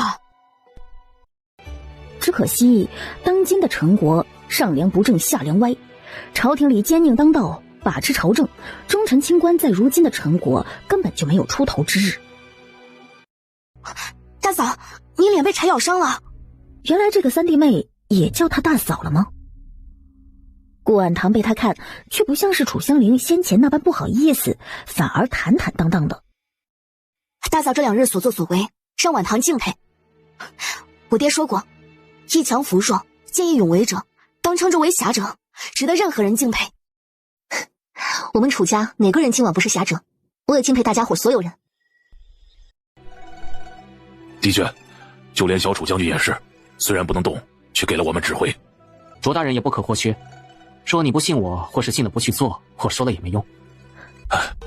惭愧啊，我哪里担得起将军一声卓大人？将军当年在边疆一战成名时，卓某还不过是一介草民。楚大夫人，先前听你说这些柴群也是10几只为一群，今日这些柴怎么这么多呀？他们不会再集群过来吧？特殊情况下，柴群是会从小群聚集成大群狩猎。如今灾荒年，这些柴早已饿齐了，看见咱们这一行人，小柴群知道无法狩猎，所以聚集在了一起，说不定已经咱们从水坑离开，就开始跟踪咱们了。不过放心，这灾荒年动物都饿死不少，方圆几10里内能聚集起这一批柴群已是不易，而且以这里的资源也养活不了其他兽群了。短时间之内，我们都不会再遇上这种危险。楚大夫人，你们杀柴有功，这是我们头儿赏你们楚家的。多谢。他明白李二的意思，楚家人立了大功，本该给点奖赏，可他却打了楚家的孩子，所以必须给点甜头，好拉拢他这个还有点用的人。明明捡了18只柴尸，却就给了一条小的不行的柴腿。但如今的食物就是能活命的东西，楚家所有人都缺食少粮的，个个营养不良，他们根本没有拒绝对方这看似好心的施舍的余地。现在也不是跟李二撕破脸的时候。见他没有嫌弃少，官差松了口气，跟身后另一个人使了个眼色后，又从一个布口袋里掏出几块碎肉块和几个干饼子。楚大夫人，这些是弟兄们的一些心意，聊表心意。要不是你们，我们今晚凶多吉少不说，还根本弄不到这些柴肉。石头兄弟，算你还有点义气。我之前跑得太快，没听到你们喊，不然敌人会回来帮你们。哎，知道，你小子不向来是飞毛腿。多谢各位，今天大家所有人都吃个饱，谁都不要想着省，好好补充一下消耗的体力。这石头到底不如刀好使，留的肉还是多了，不过也不会浪费的，一会儿烤熟了，连着外面的肉吃里面的骨髓。大嫂，没想到你还会这一手，从前在家里为家里人下过厨。志威，从前你在谢家受了不少苦。没什么，都已经过去了。如今我只想陪着咱们家人好好活下去，过日子。你是个好孩子，是谢家人无德，不知道好好待你。今后咱们楚家团结一心，好好到温陵过日子。柴后腿算是柴肉最柴的位置之一，没有什么油水，对这些极少吃肉的人来说绝对不是什么珍馐。但好在其他官差们送来的肉块却有一块肚腩肉，一块带着肋骨的里脊肉。娘、二弟妹，你们先把干粮饼子烤一下，三弟妹、四弟妹和香菱帮忙烤肉吧。那我呢，大伯娘？你管添柴火吧。景儿，你就看着你婶娘们，别让他们把肉烤糊了。小丫头顿时眼睛亮晶晶的，使劲点着脑袋。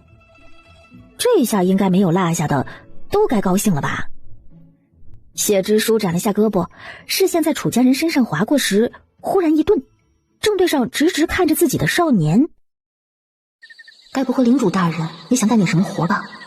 七郎，要不然你帮我们看着点官差他们，他们要是过来，你就赶紧提醒，别让他们来抢咱们的肉吃。好。早知道那些柴那么好打，咱们就也打几只，说不定现在就能吃上肉了。楚家人可真是走好运啊！也没有那么容易。我刚才看到卓大人身上受的伤，很是可怖。没有肉吃就没有肉吃吧，我们没有受伤就好。楚家人能吃上肉，那是他们应得的。谁让他们全家是为了保护所有人站出来的？哥，你怎么帮着楚家人说话？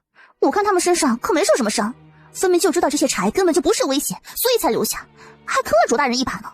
我看也是你妹妹说的这样，你真以为楚家是什么好的？我看就那样，一家子女人和一个废人，能有什么保护所有人的觉悟？不过是跑得慢，跑不了才被迫跟着卓大人一起对付那些柴。明光，你可学精明点吧，等到了温陵，楚家一群女人带个废人还能蹦跶多高？不过是秋后的蚂蚱罢了，你帮着他们说话有什么用啊？人家知道你吗？好了，可以吃了。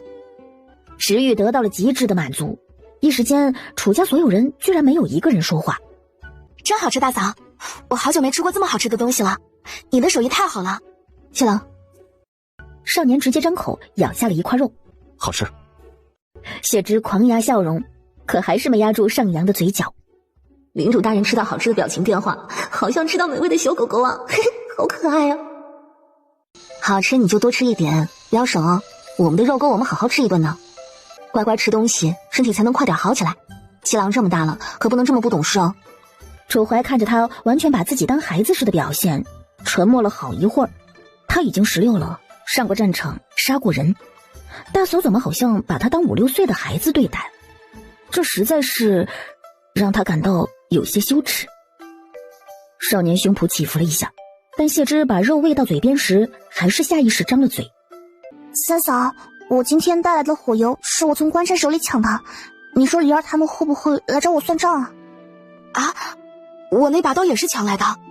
顾婉棠回过头来看他，苏念呆了呆，忙解释：我那些布料是在地上捡的，那会儿想着能多烧一些火出来也好，现在想想，有些人可能没衣服穿了。没事，要不是这些东西，今晚不知道得死多少人。你们没看之前卓大人跟李儿汇报时，李儿也没多说什么吗？他要是真跟我们计较，大不了之后我帮他多找一些物资。楚大夫人，你这做的确实跟我们做的不一样啊，是不是也比我们做的好吃啊？啊，我尝尝看啊。哎呀，这个味道和口感是好了点儿，不过也就那样，比这烤蝗虫差得远了。大人，我们的肉味道好一点，是因为放了血。若是大人能把刀借给我，我也能去替大人们放血切肉，不然光用10片切肉的话，切一会儿我力气就不够了，切的肉还不够大人吃的。不借，你想都别想！今天你们抢了刀走，我二哥没罚你们就不错了，你们还想要刀，相反了不成？狗东西！顾婉堂骂了句。楚家的女人们样貌都好，但苏念更为出挑。先前这狗东西盯上了沈柔不成，他们还以为他打消了心思，没想到现在又瞧上了苏念。四弟妹，你以后谨慎着些，千万别跟我们走散了。你是那狗东西，他那么多肉吃都吃不完，还来拿咱们的，还好没把咱们的肉全都拿走。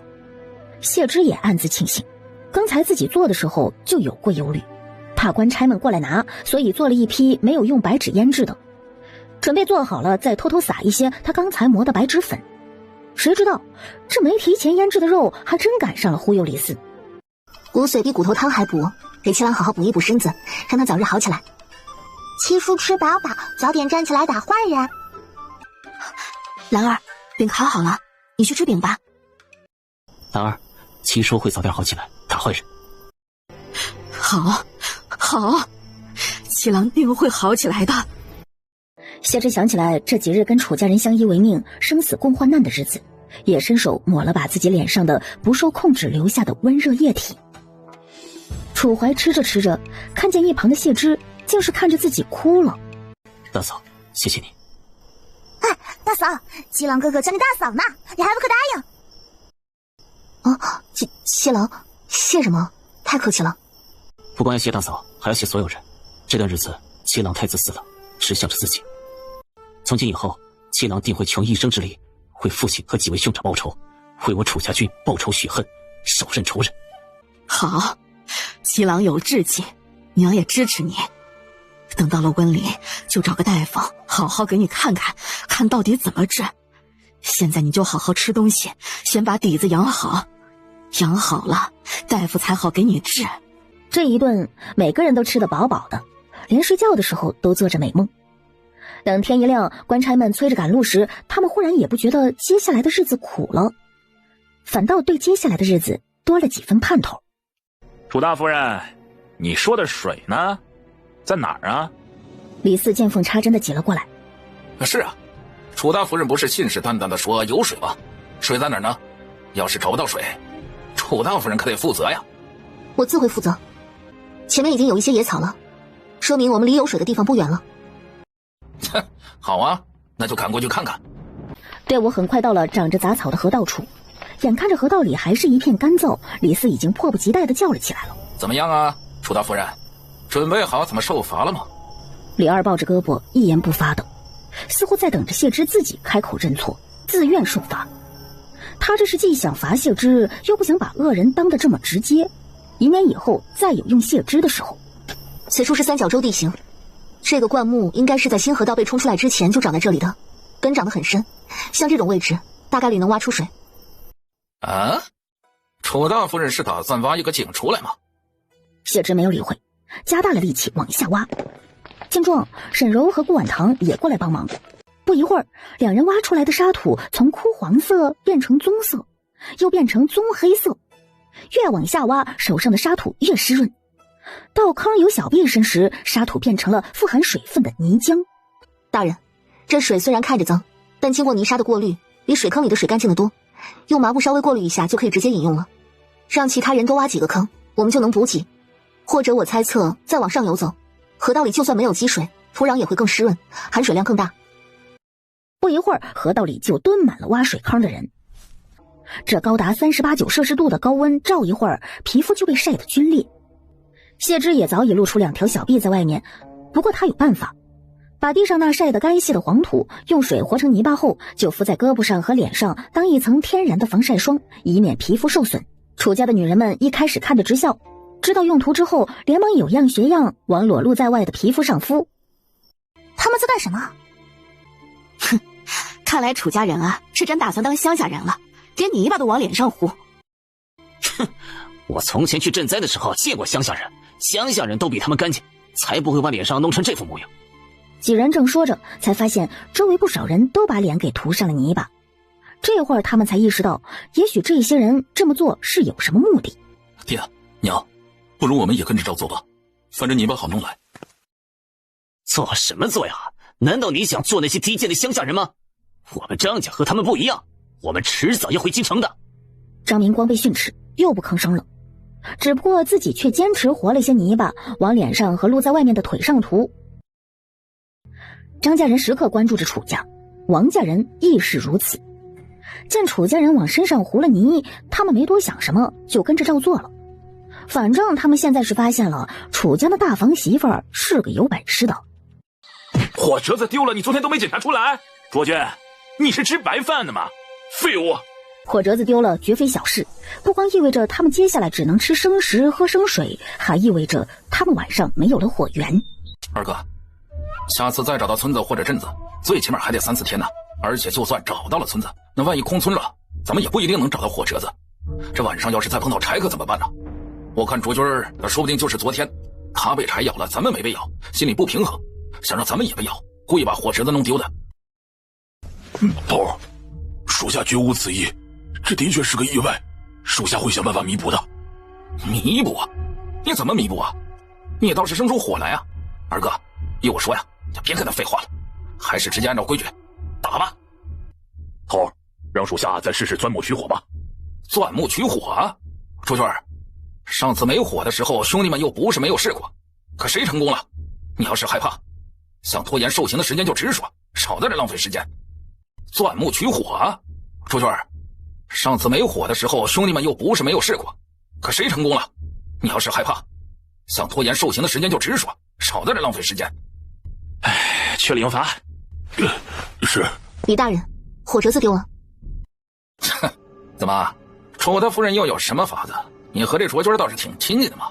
你一会儿你帮我，一会儿我帮你的，嗯？李四，你胡说八道什么？我虽是女子，却不会因男女关系一说感到羞耻。我关心的是没有了火，所有人吃不吃得上饭，喝不喝得到水，晚上有没有火源，能保护他们不受野兽的威胁。大人，钻木取火本身是可行的，不过累了些。我有更好更快的法子获得火种。什么办法？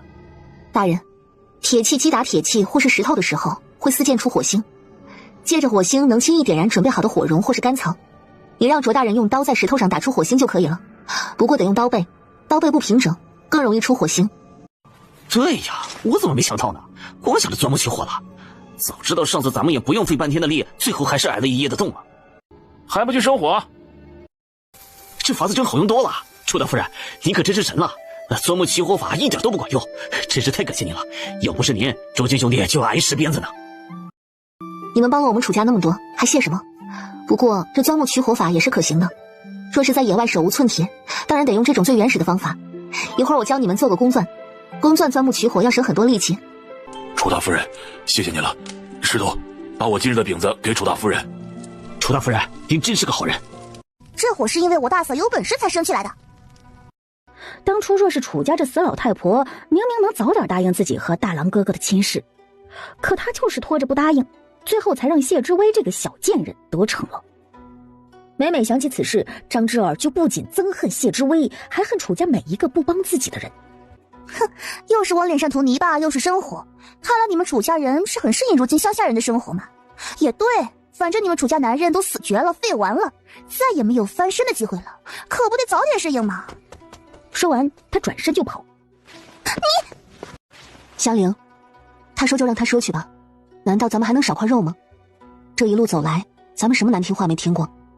他跑来说这些，还不是因为心中嫉妒我们楚家这2天能生活，能吃肉？这样不要脸的人，你跟他打骂都没用，你偏偏要比他过得好，才能戳他心窝子，让他一个人得红眼病，自己气自己。哎呀，烤饼子真香！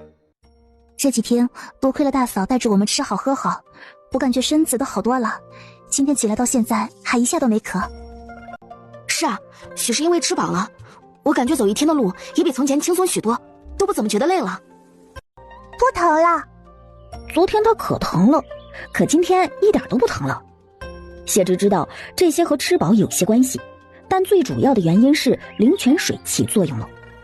他忍不住看向地上躺着的楚怀，他刚看过来，就看见地上的少年将自己的手抬了起来，那双漆黑的眼瞳正盯着自己的手看。七郎，你的手。七郎，你的手动了，能动了。七郎，你们快看，七郎的手能动了。好了好了，你刚恢复一点，不能这么吃力，得好好养着，才有机会彻底好起来。看来七郎果然是能好起来的。七郎，你以后可得好好吃饭，万不能和从前一样了。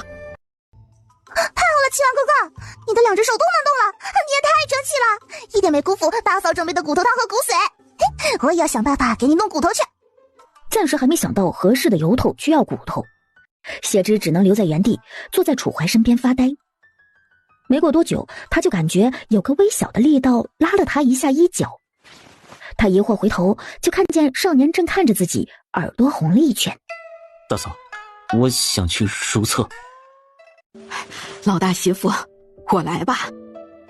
没事娘，我来就行。看着他背着楚怀走远了，楚香菱忍不住说，以前我也不知道是怎么想的，居然觉得五嫂虽然和大嫂是表姐妹，却比大嫂好多了。可我们楚家一出事，五嫂就赶紧跟我们撇清关系，大嫂却一直陪我们到了现在。别再提他了，枉费五郎对他那么好。谢芝觉得距离差不多了，才停在一棵枯死的大树下，找了块合适的地方，就准备继续开始自己的挖坑大业。这是小姐。啊，好。这次少年比上一次更快，谢芝只听到衣料的摩擦声，就听到他说好了。又这么快？他正想问呢，头顶却忽然被颗小石头砸了一下。谢芝急忙捂住头，往四周看去，谁这么缺德啊？砸他干什么呀？可周围除了楚怀一个人都没有。谢芝沉默3秒后，唾弃了自己一把。他在想什么呢？怎么可能是领主大人砸他？楚怀刚看了眼地上的罪魁祸首，抬起头来时，正对上谢芝怀疑的眼神。谢芝连忙轻咳一声，低头看向地上的小石头，才发现那不是什么小石头，而是一棵棕红椭圆的橡子。怎么会有橡子？他回过头仔细看身后枯死的树，才发现这是一棵橡子树。那有树洞，大嫂。原来是个松鼠洞。洞里的橡子比谢芝想象的还要多。七郎，咱们可捡大漏了。大嫂，往我这装。谢芝把他的2只袖子全塞满，见还剩下一些，只能一边往他肚子那儿装，一边说：“委屈你了，七郎。”楚怀摇摇头，见橡子全部藏好了，高高兴兴背着他回到驻扎地。芝儿，离这些脏兮兮的乡下人远一点，以后咱们张家人可是还要回京城的，可不能像他们这样。娘，我也饿了，我想吃肉，想喝汤。想都别想，咱们家哪还有钱换肉吃换汤喝？上次天杀的李二李四坑了咱们50两银子，什么都没给，现在就剩400多两了。要是换肉，他们不得给咱们全敲诈走？后面还得走快1个月呢，忍着吧，不然到了温林，咱们身上1两银子都没了，还怎么过日子？你们看，大伯娘，这是什么？好吃的。娘，我跟七郎在那边树上发现一个松鼠洞，里面都是松鼠藏的橡子、天干，这些橡子没发霉，可以吃。咱们把它们放在火堆下烤熟吃，注意着点，别让官差们发现了。大嫂，橡子有烤肉好吃吗？味道不一样，但也不错。要不是这些官差在，倒是可以做凉粉。这种酷暑天，要是能吃一碗凉粉就舒服了。大嫂，这烤橡子虽然带着一点苦味，但一点没把香味压下去，味道真不错。啊，二嫂，有苦味吗？我怎么没尝出来？是二嫂，我也没吃出来。橡子确实是带着苦味的，不过这些橡子是去年放到现在的，苦味淡了不少。二弟妹的味觉还挺灵敏的，一下就尝出来了。我打小就比常人能多吃出些味道来。可惜二弟妹不做饭，若是做饭，绝对会是一代神厨。我做的比大嫂做的差远了。我那是练出来的，你不一样，你是有天赋。看什么看？你要是羡慕我们能烤饼子吃，就自己花钱去求那些官差们帮你们也烤烤，或者买点烤肉吃去啊！谁看你们了？我不过是来看看你们楚家一家子逼样子有没有病死的。张之儿，给我闭上你的臭嘴，不然老娘砍了你！你们放心吧，我们楚家人一个个康健的很，哪怕你们张家人谁倒下了，我们也不会倒下一个。一边脚步跑得飞快，一边嘴硬。那就等着瞧！楚家这一家子肯定是背着那些官差们弄了什么吃的回来。娘，我们盯着他们点儿，要是能抓住，就告到灵儿那去，看有没有他们好果子吃。河道的水纹变得越来越繁复，谢之的视线里能看到黑色的山峦时，便知道水源就在前面了。终于，随着队伍的步伐前进，中间的河道上终于不再干枯，整个队伍都明显兴奋了起来。李二终于大手一挥，队伍就在岸边停住休息起来。这次四周资源如此丰富，官差们也没了拦着罪奴们摘野草吃的意思。大嫂，我们也去找点吃的吧。大嫂，你去吧。好，乖一点，等着一会儿回来给你带好吃的。楚怀看着女人的背影，脸颊一热，又把她当小孩。什么叫乖一点儿？若是还是在军营里那段日子，他被这么说，手底下那些人恐怕都要不服他这个头了。回忆起军营里的日子，少年的眼神暗淡了几分。谢之却又在此时回头，恰好看向他，自然没有错过他眼中的落寞。七郎，我忽然想起来，昨天还找到了一样宝贝，一会儿你就放嘴里嚼嚼。一股甘甜顿时在口中蔓延开来，那甜味儿顿时顺着喉咙下去，像是弥漫到了心坎里，抚平了一切不愉快的心绪。好甜啊！大嫂，这是什么呀？一根树枝也能这么甜？这不是什么树枝，是甘草。昨天那些官差们只知道采上面的绿叶，不知道下面的根茎才是好东西。我趁晚上值夜的时候挖了来。还是大嫂见多识广，我已经好久没吃过这样甜的东西了。放心吃，我昨天挖了不少，都在这儿。顾婉棠忽然后退了一步，向来天不怕地不怕的表情出现了皲裂。啊，吸血虫！我们在水边找找吧，水深的地方就别去了。大嫂，水苔！这个虽然和之前的水苔不一样，但也能吃。咱们收集一些，看能不能从卓大人那儿借到锅来。能借到，咱们就喝水苔汤。好。你这楚小姐，能不能让我们王爷也捡些啊？你在这儿捡。哎，谢谢楚小姐。哎，还叫什么小姐不小姐的？我们这儿哪还有小姐，叫我楚姑娘就行。两人刚要继续捡，他们身后的方向却忽然传来一声尖叫声。王大力一听就变了脸色，手中的水苔也不要了，头也不回的就朝着那声音传来的方向奔去。这位大哥，你这么打也不是办法，去问卓大人借个火，用带火星的木棍戳一下，这虫子自己就下来了。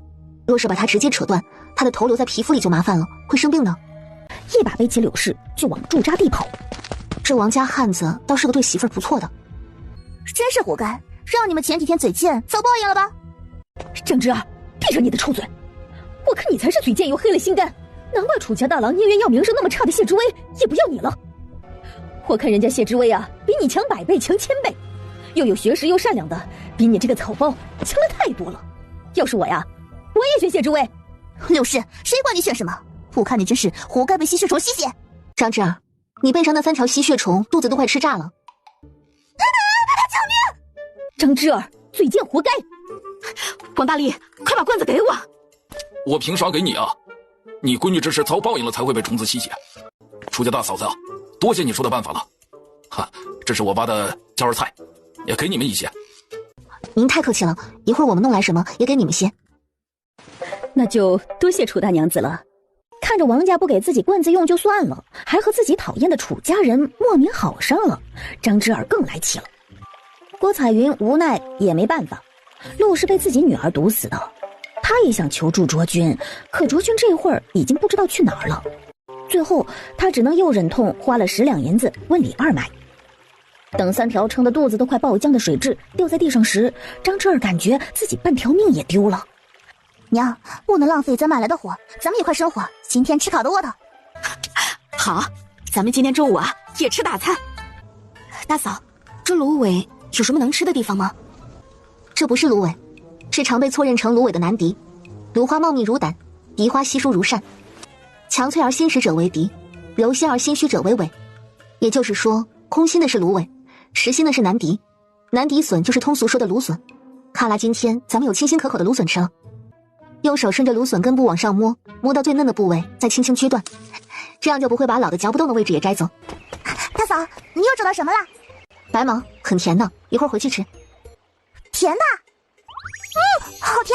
大嫂，我也太爱你了。那就赶紧回去吧，准备吃午饭。大嫂，卓大人本想把火借给我们，可李斯却说，前2天我们有功才准我们生火，今天又没有功了，想要生火就拿银子买。没事，之前没有火，咱们不也过来了吗？何况今天还有这么多吃的。哎呀，楚家今天怎么没生火呀？这还用说啊，当然是没得生了。谁叫他们楚家人平日里就是不积德，人品差，没朋友呢？当初在朝堂里都没人愿意跟他们楚家结交，要不然怎么连路上打点的钱都没人送？不像你爹，平日里就广结善缘，所以咱们张家才有人送打点官差的花销。按理说，整个张家都已经被流放了，从前那些亲朋好友也都该急着撇清关系，免得被牵连才对。而且这些官差对他们张家的格外照顾，也显得有些古怪。我去看看能不能要来火。哟，谢之卫，你以为不给银子，空手就能要来火？你以为自己有多大面子？未免太看得起自己了吧？你死摊子，等什么等？不跟你废话了，我们回去吃烤肉去。哼，当年大郎迟迟没有遇到合适的姑娘，我心里着急，还与大郎提过要让这张家姑娘进门，还好他自己没瞧上。如今看来，大郎自己还是有眼光的，比我老婆子强。依我说啊，大哥这亲事聚得好，要是当日是这样的挑事精进了门，楚家如今还不知道是什么样子。还好是大嫂进了门。地上的楚怀听了林氏一番话，也朝着远处的谢芝看去。微风拂过少年的碎发，他远远望着自己大嫂神定气闲的与那最难缠的几个官差攀谈，思绪万千。大哥也从来没有怨过大嫂设计他，是因为早就知道大嫂根本不是大家想的这样吗？远处的谢芝若有所感，回过头来对上少年望过来的视线，笑了下，才回头继续与李二说话。大人，我保证接下来你们的每一顿饭我都会做到让您满意。您接下来的路上能不能也稍微照看我们楚家人一些，您看如何？做到让我们满意，口气倒是不小。你知道什么饭才能让老子满意吗？老子想吃的是凤髓龙肝、鲍鱼熊掌。巧妇难为无米之炊，凤髓龙肝、鲍鱼熊掌我确实弄不来，只能将大人提供的食材竭尽全力做好吃。大人满不满意也要试了才知道。何况我想问大人要的不过是大人们不吃的动物内脏、骨头，讨些边角料回去罢了，大人又有什么损失呢？那你就先做一顿看看。谢谢大人。你打算做什么呀？水苔汤？之前你那什么香叶还有吗？大人，今天有这么多新鲜食材，还做什么水苔汤？一会儿我给你们做一道芦笋柴骨汤，2道炒菜，1道油煎柴肉，饭后再来1碗白毛凉茶解解暑。这楚大夫人，可是咱们这一趟已经没有菜油了呀。我还以为你有什么能耐做好吃的呢，还不是想戒油戒盐？谁不知道油炒的菜好吃啊？那要是有油，还用得着让你做吗？李四，二哥，你就听他吹吧，我看他今天怎么做出炒菜来。解2只柴出来的油并不多，但足够今天用了。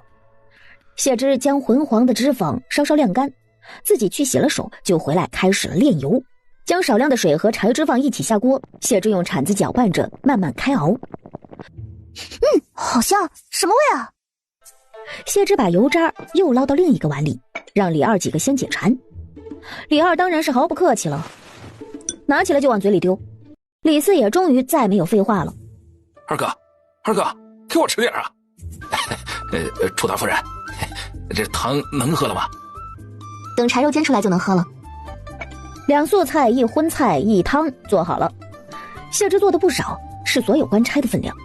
要不是有王厨子和沈柔帮忙，他一个人还真有些吃力。李二深知手底下这些人的秉性，自己真要是跟他们一起吃，不一会儿这些饿死鬼投胎的就能风卷残云把菜全吃完了。但他没有额外先把自己和李四的饭盛出来，而是自己先和李四吃了个撑，再允许其他人动筷子。两人这一顿都吃到了12分饱，以2人之力，竟硬是把谢之准备的伙食干掉了1/3。要知道，谢之准备的可是27个官差吃的菜，也就是说，这俩人就吃了9个人的份儿。其他官差们当然是敢怨而不敢言了。大人，煮汤的锅里就剩骨头了，我把骨头带走，能再借一下锅吗？回去给家里人煮点菜，晚一会儿再让家里人帮着煮一锅凉茶给大人送回来。带走吧。哎，记得把火种也带过去。多谢大人。大人，我们张家也想买点你们的膳食。李二剔完牙，眼皮子都没动一下。1小碗菜100两。1小碗菜100两，太贵了吧？大人，能不能便宜点啊？滚！你嫌贵别想吃啊！没有那贵人的命，就别得那贵人的病。见那些官差们生怕被他抢了伙食似的，迅速将剩下的菜往嘴里塞，他也只能愤愤离开了。什么没有贵人命？本官在朝廷辅佐太子殿下的时候，他还没生下来呢。等本官日后重回太子殿下身边，收拾不死他。大嫂，你在那边做了什么？好香啊！大嫂，你要做什么？我来帮你。刚才炼了一些柴油，炒了2个菜，等我们到了温陵，我也给你们炒菜。今天大家先委屈些，吃些主菜。不委屈。大嫂，给。谢之看青少年举得高高的胳膊，惊喜的直接上前2步，连忙接过他手中的火绒。七郎，这是你自己拔的？看来七郎迟早能痊愈。对，七郎，你可要多吃点儿。汤里加太多菜，汤味就会失衡变苦。这骨头是炖煮过一遍的，也已经少了些骨香味，所以菜不宜多，只放些茭白和芦笋便好。剩下的菜凉拌着吃，刚好解解暑气。大嫂，我来看着锅，你先坐下歇会儿吧。楚家每个人都吃得十分满足，这样的伙食放在之前那段时间，他们连想都不敢想。如今有谢之带着，他们一连2天都吃饱了不说，还吃得格外丰盛。他们一个个打心底里感激谢之。就是这样的日子过了，这个村儿就没有这个店儿了。越到温陵那边只会越干旱，他们恐怕不会再碰见这样的绿洲了。大嫂，这茶好好喝啊！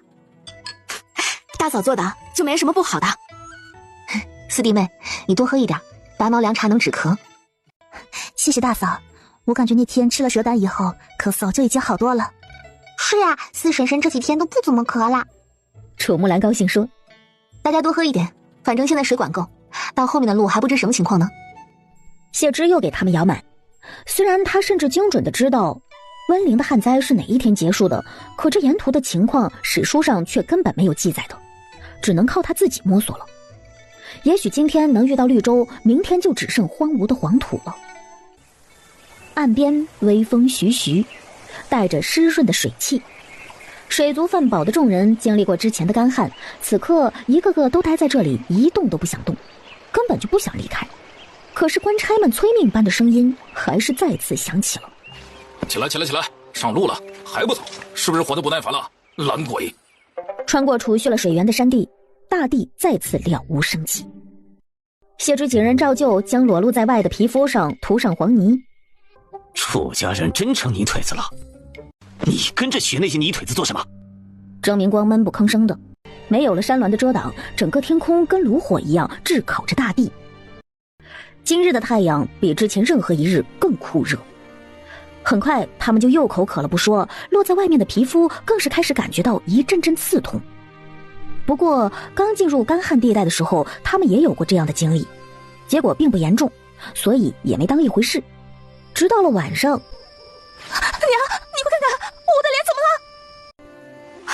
了？芝儿，你这……娘，你的脸怎么了？大哥，你的脸怎么好好的？这应该是敷泥的作用吧？你看，只有咱们家没敷泥的，今天才脸疼。可之前明明我们也没涂过，就没有事。妹妹，今天的太阳比往日都要毒了，应该是因此才会晒伤人。明天大哥给你撕下一块衣裳，挡着脸就行了。你身上一天到晚全是汗臭味，谁要你的臭布？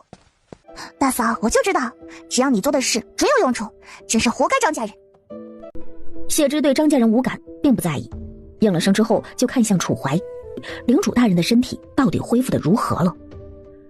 他一直担心，光靠灵泉水，领主大人的脊骨虽然能长好，但却不能长回正位。若是日后依旧是一副歪着的脊骨，他就算脚筋好了，也站不起来。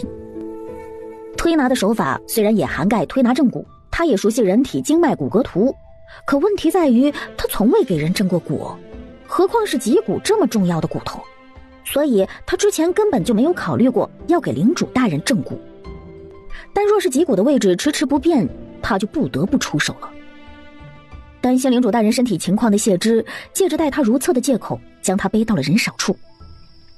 有了充足的水源补给，这次谢芝在黑暗中隐约听到淋漓的水声，可夜色里却过了好一会儿，才传来少年支支吾吾、磕磕绊绊的声音。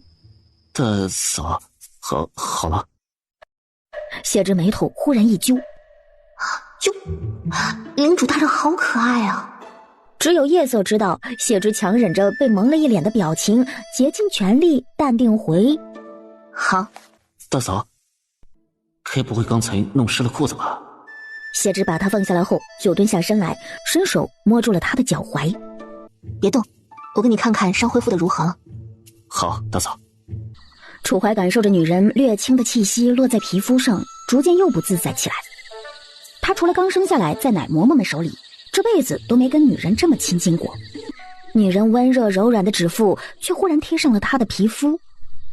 谢芝毫无自觉，在少年脚腕上摸来摸去，想要看看脚筋恢复的如何了。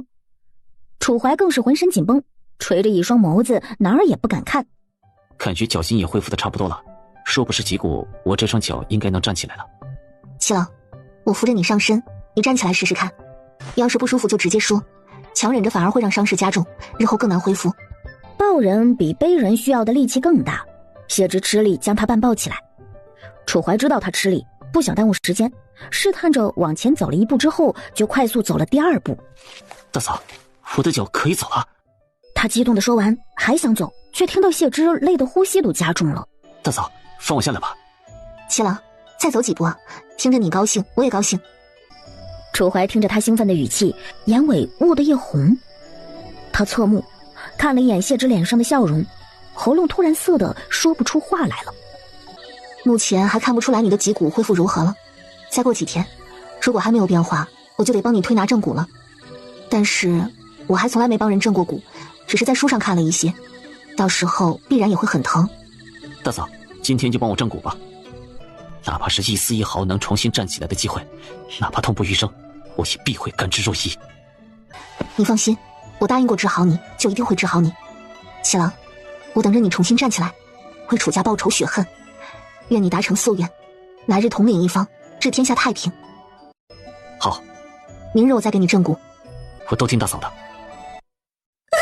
娘，我不会毁容吧？我不想毁容了，以后我还要嫁人呢。太疼了，江福天，你们能不能去买点药啊？买什么买啊？哪还有钱呢？再说了，那些官差们也没有晒伤的药，忍忍吧。谢芝刚回来，李二就派了官差来催着他去做饭。就中午那个炖肉汤挺好喝的，这咋不做那个呀？烤肉有啥好吃的？老子都吃腻了。李四啊，你想想看，楚大夫人做啥会不好吃啊？咱们就换着口味享口福吧。是啊，我现在这还没到饭点就想着楚大夫人做的饭了。他做什么就吃什么吧，这肉也放不了了，再放就坏了。今晚多做点烤肉吃光得了。不过李二自然是秉承着先喂饱自家人的概念，带着李四吃了头3批的烤肉后，才叫其他人开始吃。到后面，谢芝一个人根本就忙不过来，热得满头大汗。卓君和刘石头自觉跑过来帮忙，谢芝才终于得了些空。真不公平，李二的官也就比咱们大了1级而已，真是吓死人。要是卓哥当头，指不定会给所有人平均分，还能让罪奴们吃饱点。石头，莫乱说话。当初选头的时候，明明大家伙都投的是卓哥，要不是李二给上面塞了银子，现在的头就应该是卓哥。卓哥，你说说，那天差勤来的时候，李二居然抵抗都不抵抗，就带头跑路，让罪奴们在后面顶着。他要是有一点点人性，就干不出来这种事。听着刘石头越说越激动，谢芝也连忙帮他看着四周。跟咱们要好的那几个兄弟，早就看不过他这几年的行事作风了。醉奴们也是人，哪怕是奴隶，那也是爹生娘养的，不能这么不把人当人吧？有时候我真他娘的想给那两兄弟一拳。那天为了打柴群伤成那样，李二一点功劳都不给你记就算了，第二天居然还打你，难道功过不能相抵吗？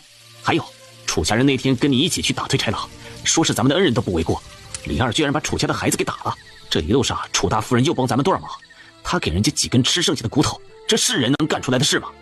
周哥，要是你当头就好了，指定不会有这些事儿。好了，石头，这话别再说了。今后我们几个私底下对楚家多关照一些就是了。要是要让李二知道这些话，咱们没有好果子吃。李二再混账，如今也已经是咱们的头裔，我们就得听他的，还能怎么着他呀？这话呀，你跟我一个人发发牢骚就罢了，千万莫再让其他人听到了。朱俊，李二叫你再带人去找些柴火来。之前你把火油用了那么多，晚上柴火不够可不行啊。石头啊，你在这儿再帮楚大夫人一会儿，我去就来。楚大夫人，您叫我说的对吗？那火油明明就是为了保护所有人才用的，这也要怪我卓哥身上。谢之终于将所有的肉烤完时，卓君又回来了，跟刘石头一起帮着他把骨头一起搬到了楚家。真是辛苦楚大夫人了，一天天给两边人做饭。卓君对着楚家人面上极其不好意思，说是他来办这事儿，就让楚家人跟官差们一起吃，而不是吃这些官差们吃剩下的骨头。所以他又从怀里掏出了几个干粮饼子，塞了过来才走。卓大人是个好人啊，要是官差头一是卓大人就好了，咱们的日子肯定会好过多了。今晚不吃烤的了，咱们一会儿吃骨汤矿馍。老大媳妇，咱们要不要剩2个饼子，明天吃啊？不用，明天吃别的。汤很快就煮好了，一家人围在一起吃泡饼。谢之正吃着，见楚怀看着自己，还以为他想吃呢，于是不由分说喂了他2口，还对他眨了眨眼。他可没忘了他们的约定。领主大人现在偷看他，肯定是已经在期待他赶紧给他正骨了吧。被发现偷看的楚怀耳朵红了红，待到夜深人静，就连忙进了空间。他先将泡好的橡子全部捞出来，将橡子果仁剥壳出来后，就用小石磨一边磨一边添水，磨出咖啡色的橡子粉浆来，最后将过滤出来的橡子粉晾晒，等橡子粉末晾干，就可以正式做橡子粉了。干完活，谢之才赶紧跑进竹楼。竹楼里的书他也不是全部都看过，大多数都是从各种渠道淘来的，五花八门，什么都有，堪比图书馆一样丰富。总算找到了自己要的医书了。直到将整本书又温习了2遍，他才顶着一双黑眼圈出了空间。一出来倒头就睡。大嫂，你昨夜没睡好吗？木槿恢复的怎么样了？这2天肚子还疼吗？大嫂不用太担心，木槿就第1天疼了会儿，估计是大嫂给的药管用，已经好的差不多了。大伯娘，今天木兰还要涂泥巴？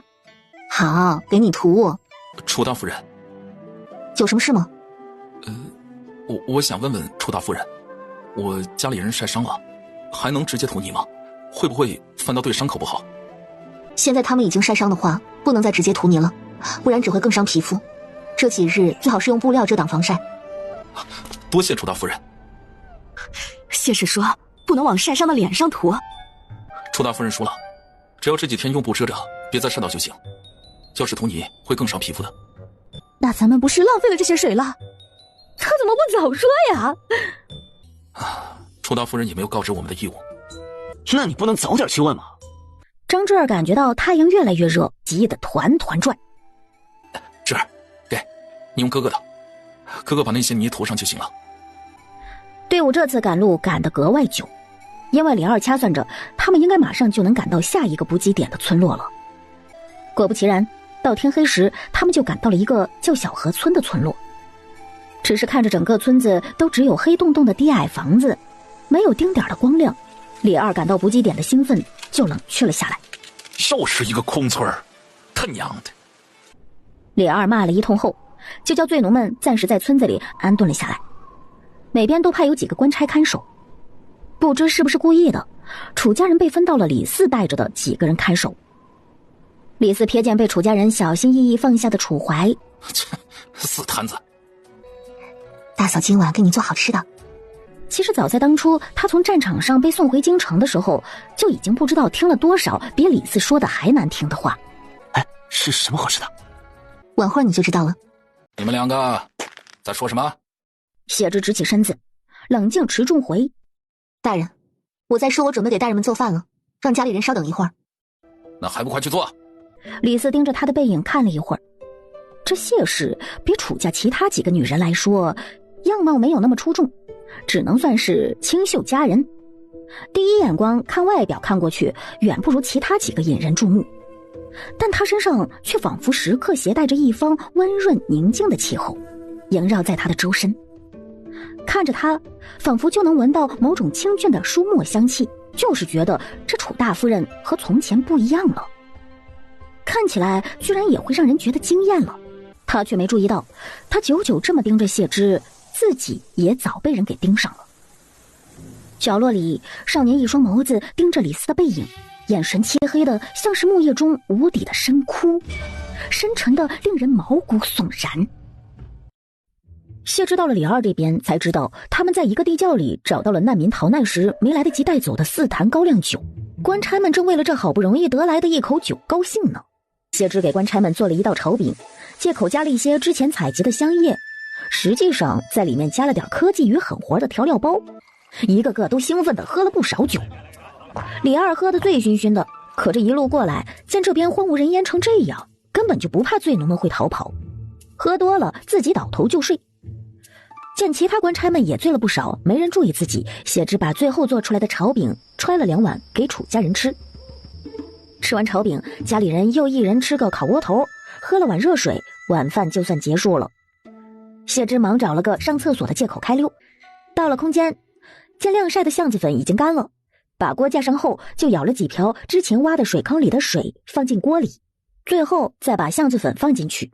待水煮开之后，他就开始不停地搅拌，锅里棕灰色的水随着搅拌渐渐变得粘稠起来，橡子的香味也随着热气不断升腾，直到胳膊都搅酸了，感觉锅里的水粘度差不多了，谢之才停手，把锅端下来让他自己冷却。大嫂，你在吗？那些官差们喝醉了，我怕他们不小心过来，就走远了，携去如厕。娘让我来看看你，怕你怕黑。大伯娘，你去拉臭臭了吗？这么久。兰儿，你这丫头怎么什么话都问啊？无碍，我是顺便去旁边看了看，之前的村民们有没有留下什么有用的碗筷。官差们已经全部聚到了隔壁，喧闹了1个多时辰才彻底安静了下来。李四几人也喝多了，没回来。醉奴们也都歇下来以后，谢之轻轻推了推楚怀：七郎，我带你去如厕吧。黑夜里，楚怀似乎明白了什么，点了点头。七郎，这下方便了，你先如厕，嫂子一会儿给你清理。好了，叫嫂子就行。谢之快步走过去。怎么不早点叫大嫂？离得近了，他才看清，楚怀额头上已经沁了一层汗珠了，想必自己清理并不容易。屋里的味道并不好闻，见他红着脸不吭声，谢之先将他背了出来，又到了下一户人家里。少年这才自在了点儿，看向了他手里的弹弓。谢之见他感兴趣，就塞到他手里。刚才在屋里捡的，估计是从前小孩子玩的，你拿着玩吧。说不定咱们能再碰到鸟呢，到时候七郎打一只给家里人尝尝。好。七郎，我要给你正骨了，可能会疼，你稍稍忍着些。大嫂，我不怕疼，我只怕会站不起来。相信我，我不会让那种事发生。七郎，若是疼了你就喊出来，那些官差都喝醉了，离得远，不会听到。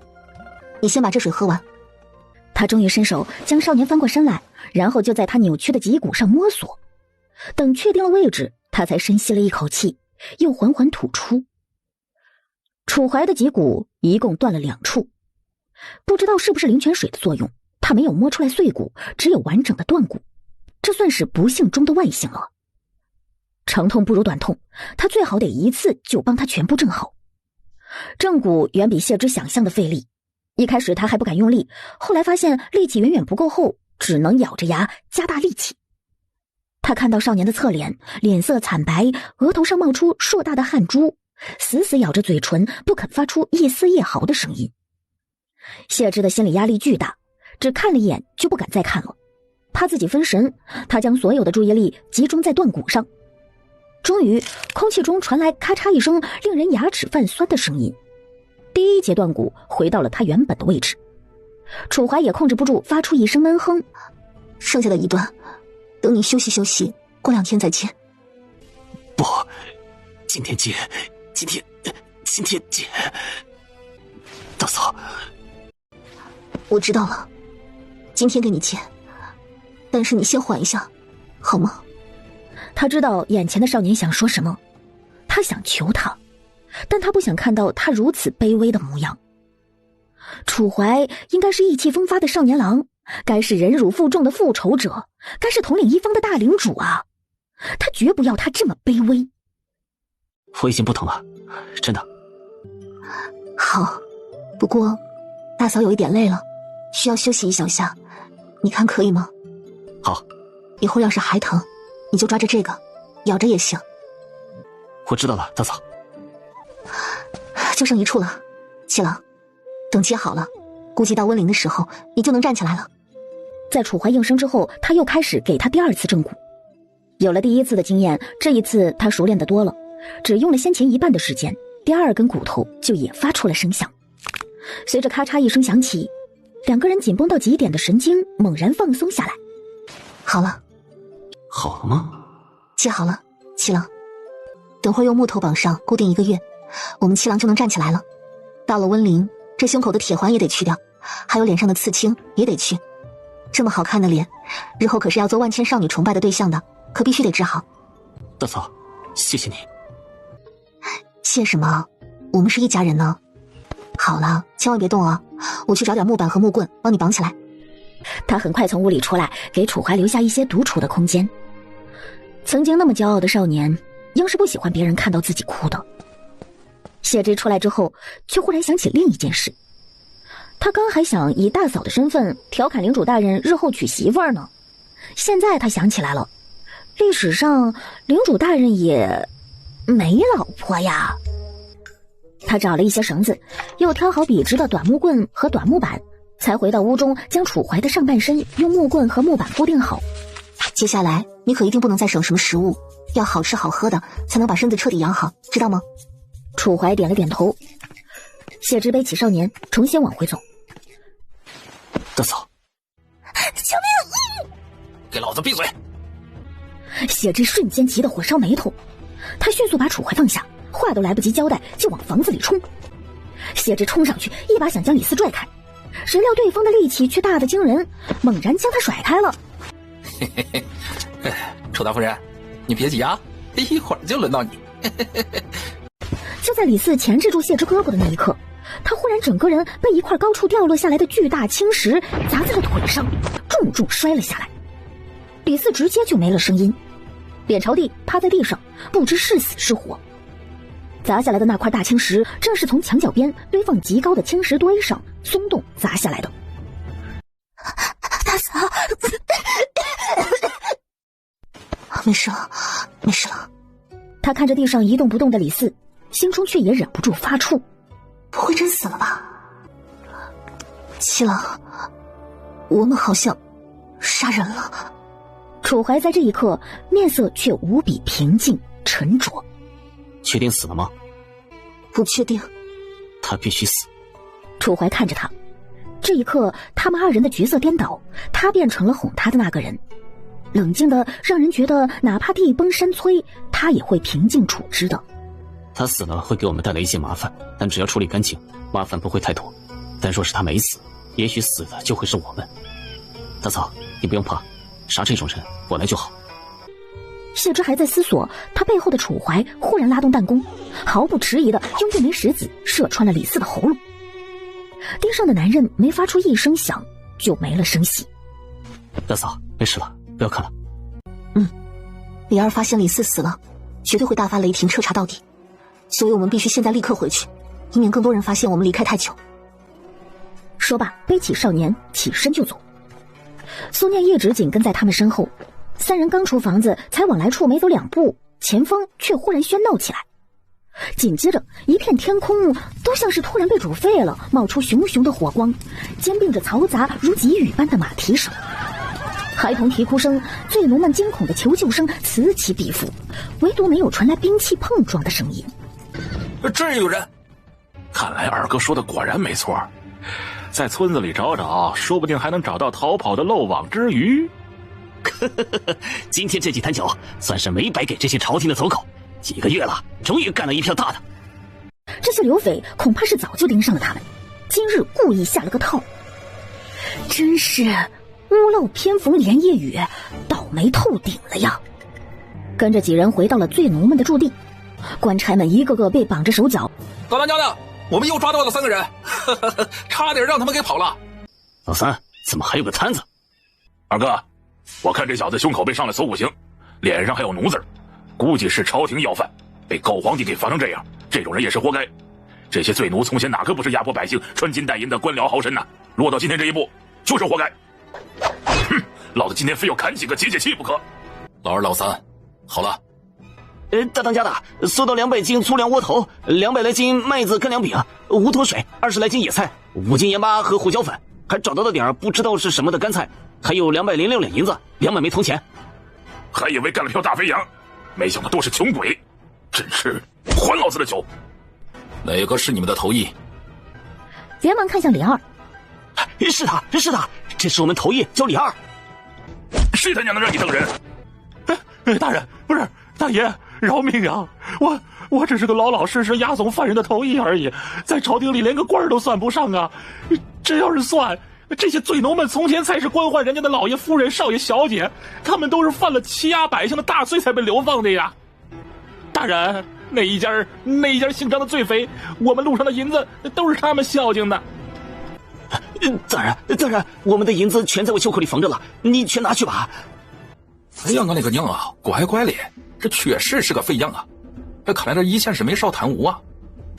就这样的大贪官，就该看透了。大人，这队伍里有不少从前的千金小姐，那都是饱读诗书的名家闺秀啊！你能看到那些年轻姑娘都是，还有楚家。楚家虽然大多都是人妇，但一个个风韵犹存呢。那大当家听了李二的话后，忽然动了脚步。李二笑得猥琐，男人的本性嘛，他还不了解。下一秒，那大当家猛然抬脚，冲着他的面门就是一脚踹了下来。呸！去你娘的！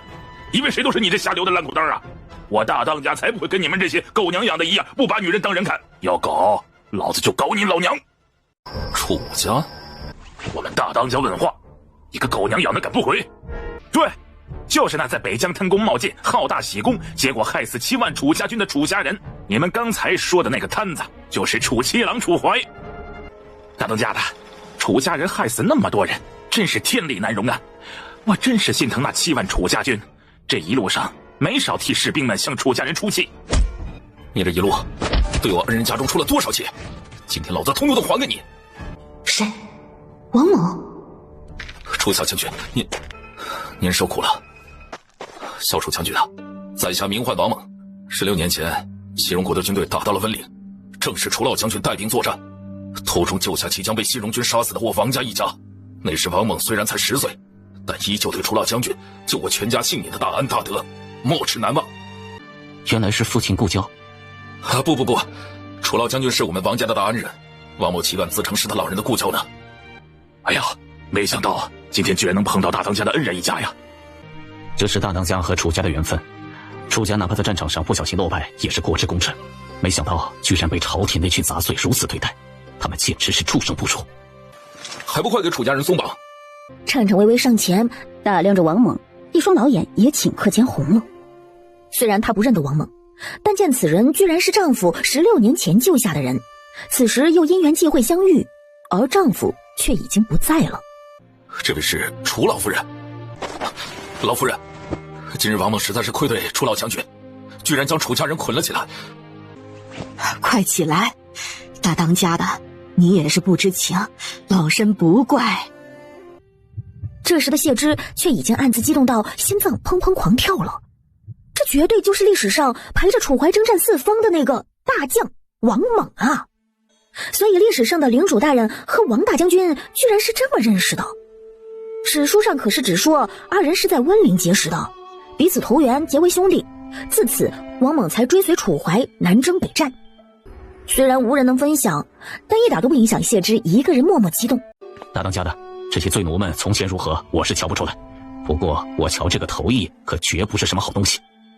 是啊，敢欺负我大哥的恩人，砍了得了。李二做人做得太绝了，看了一圈，把所有人看了个遍，才发现居然没有一个人帮他开口说话的。杀了吧！哎，楚将军，饶命啊！李二想想出一条求楚怀饶自己一命的理由，可憋了半天，只说出一句：小的一路送你们来，没有功劳也有苦劳啊。李二，你送我们来，难道还是我们求你的不成？你这一路害了多少人，你不死才是天理难容。王大当家，此人残暴奸猾，害人无数，死不足惜。不，饶命！大爷饶命！楚将军饶命啊！不知楚小将军接下来有何打算？若是没有去处的话，不如带着家里人来我们平安寨吧。如今这灾荒年代，到处都没了粮，但只要我平安寨还有一口吃的，我王猛就绝对不会饿着楚小将军一家。不会自己真改变了历史，让领主大人转行当土匪去了吧？楚怀果然凝中应。如今我们楚家已入穷途，王大当家愿意收容，楚怀自然感激不尽，来日必将回报王大当家。哎呀，楚小将军呐，说什么回报不回报的？楚老将军可是我们大当家的救命恩人，你们楚家就放心来吧。我吴老三呐，肯定好好照顾你们。楚老夫人也没想到儿子会有此打算。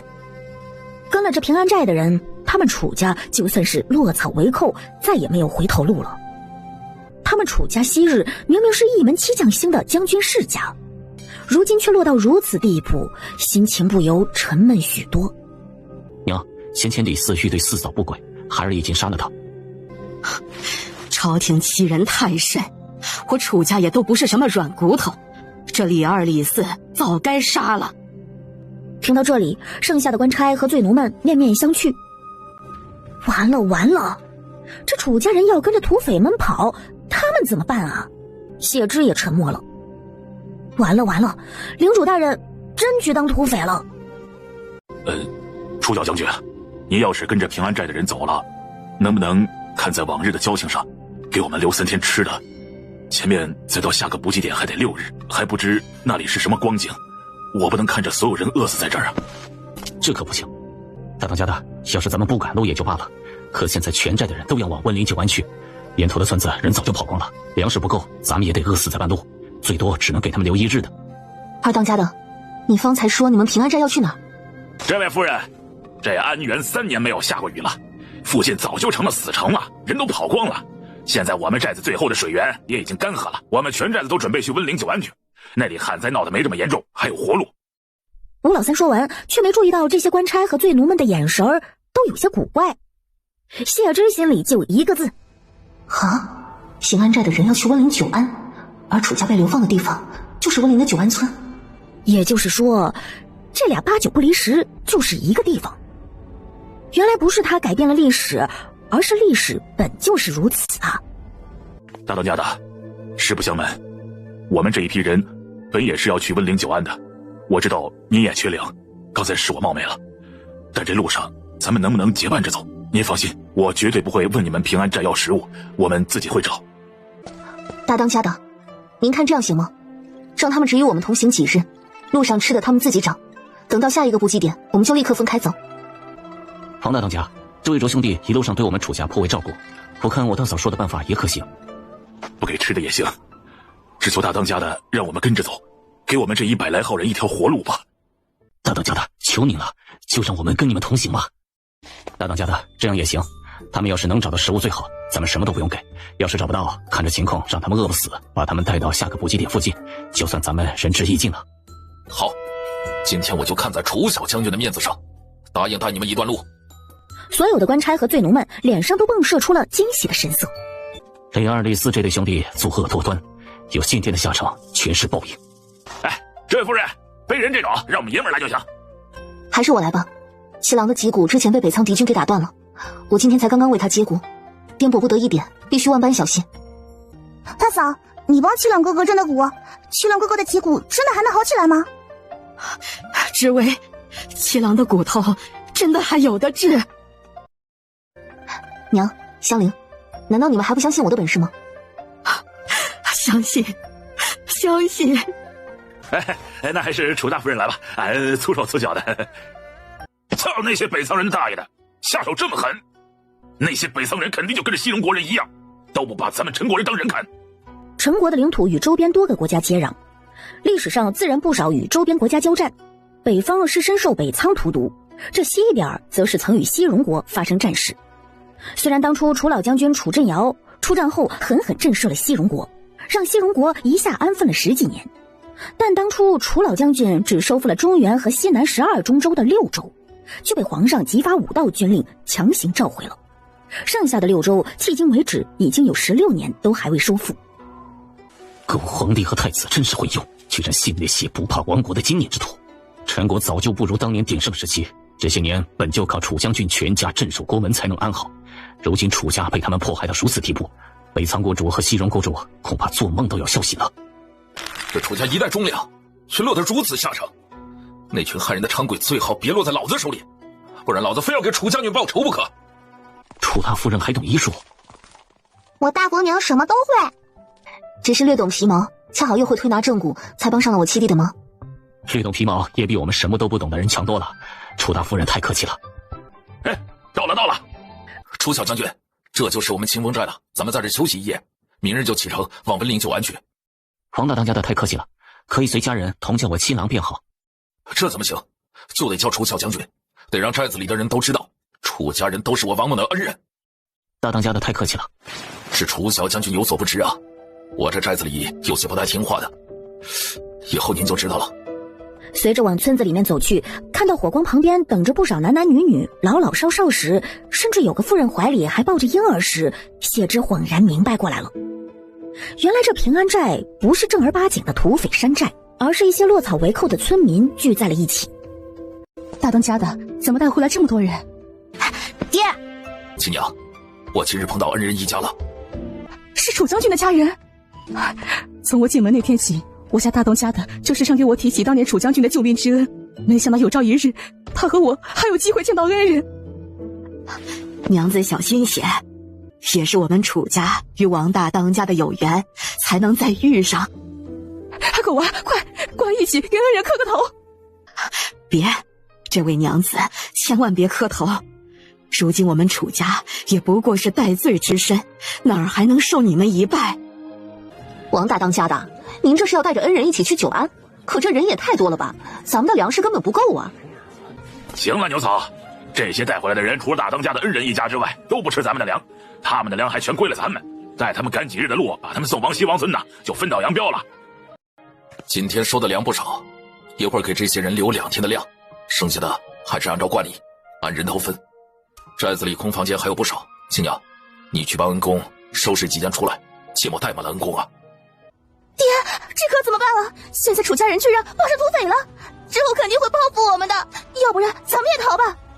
逃什么逃？他们楚家敢跟刘匪为伍，那就是反贼，他们自甘堕落当反贼，迟早要被全部砍头。咱们张家和他们不一样，咱们日后还是要回京的，现在逃了，以后还怎么回去？哎呀，老爷，那你说楚家人要是让那些土匪报复咱们怎么办呢？哼，谁叫你宋达平日里总去找楚家人麻烦？要是楚家人也叫那土匪头头看咱们的脑袋，或者让他们克扣咱们张家的伙食，咱们全家都得饿死。爷，我觉得楚家人不会这样做，妹妹只不过是跟他们拌嘴而已，他们为人正直，不会睚眦必报，只要接死了娘和妹妹，别再去找他们的麻烦，他们也不会报复。以后你们不准再去找楚家人麻烦，要是他们骂你们，你们2个就忍着。娘，那咱们以后就跟着清风寨吗？朝廷不仁，就别怪我们不义。我就是没本事，我手里要是有兵，看我不把狗皇帝和太子砍下台！砍下台！唬什么？让他们听着，我们楚家落到今天这种田地，也怪这些年家里人一个个养得太天真，对人不设防，以为只要好好做个纯臣之家，不涉及那些党派之争，就能始终受皇上重用，屹立不倒。如今想来，也怪娘和你们爹不该将孩子教导得如此天真不谙世事。楚家遭此大难，副将却为了推卸责任和上位做伪证陷害楚家，说楚3郎4郎是贪功冒进，好大喜功才自寻死路，而楚家其余人等为了报仇一意孤行，害死了7万楚家军。皇帝刚好病倒，太子尚未监国，竟将已经瘫痪的楚怀下狱，施以锁骨之刑，并下旨楚家抄家留凤3代不得入朝。楚家世代忠良，却落得如此下场。对，朝廷既然这么对我们楚家，我们干嘛还听他们的？只要有机会，有朝一日我楚香菱必定要替大伯和几个哥哥们报仇雪恨。当初朝廷那些人就是见七郎成为废人，才愿意饶他一命。若是他能知道七郎能站起来，必然不会放过七郎。所以进了这清风寨也好，至少七郎能好好治伤了。我看这平安寨也都是一群被逼到穷途末路的百姓们聚在了一起。王大当家的本性不坏，平安寨未尝不是个好去处。唉，都早些休息吧，明日一早还得继续赶路。老大媳妇，你跟我出来一趟。娘，知薇，你跟娘说一句准话，七郎他的骨头当真能治好，以后他当真能站起来。按照七郎现在的恢复速度，不出2个月必然能站起来。娘，你这是做什么？快起来！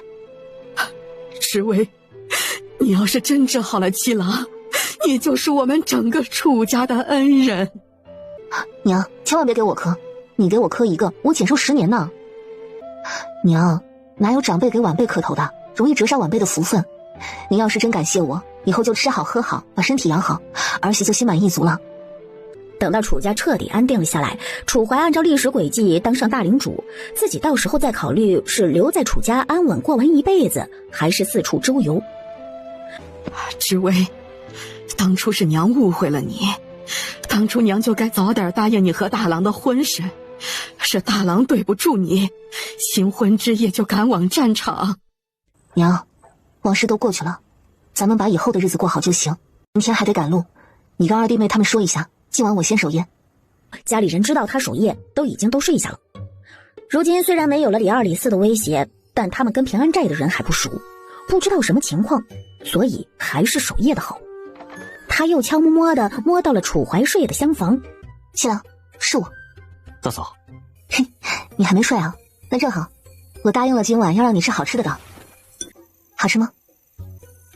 好吃。你喜欢，下次有机会大嫂还做给你吃。这是咱们上次捡的橡子，我留了一些，这几天偷偷做成的。还有这些调味品，也是大嫂路上做的。不过咱们虽然如今已经到了平安寨，这些好吃的以后还是得偷偷吃，不然哪够分呢？他隐约感觉得到谢之好像有秘密，但每个人都会有秘密。少年一边小口吃着，一边垂眸，似乎那日昏睡之中感觉喝到的水不是假的，那次也是大嫂吧？大嫂，我吃饱了。七郎，你忘了嫂子跟你说过什么了？你现在的身子得多吃，多补充营养，不然日后骨头长不好，因小失大。你就放心吧，我给娘他们也留了，等到明天我早点把他们喊起来吃。漱一下口，可别虫牙了。好了，早点睡吧，早睡有利于你身体康复。大嫂，先吃点。大嫂，这是我这几天接着给官差们做饭时的空隙偷偷做的橡子凉粉，刚才给七郎吃了1碗，自己吃了点，还有4碗你们分着吃。大嫂，你人真好。大嫂，你手艺真好，吃你做的东西，我感觉这路上的日子都没那么苦了。喜欢吃就行。四弟妹，你今晚是怎么碰上李四的？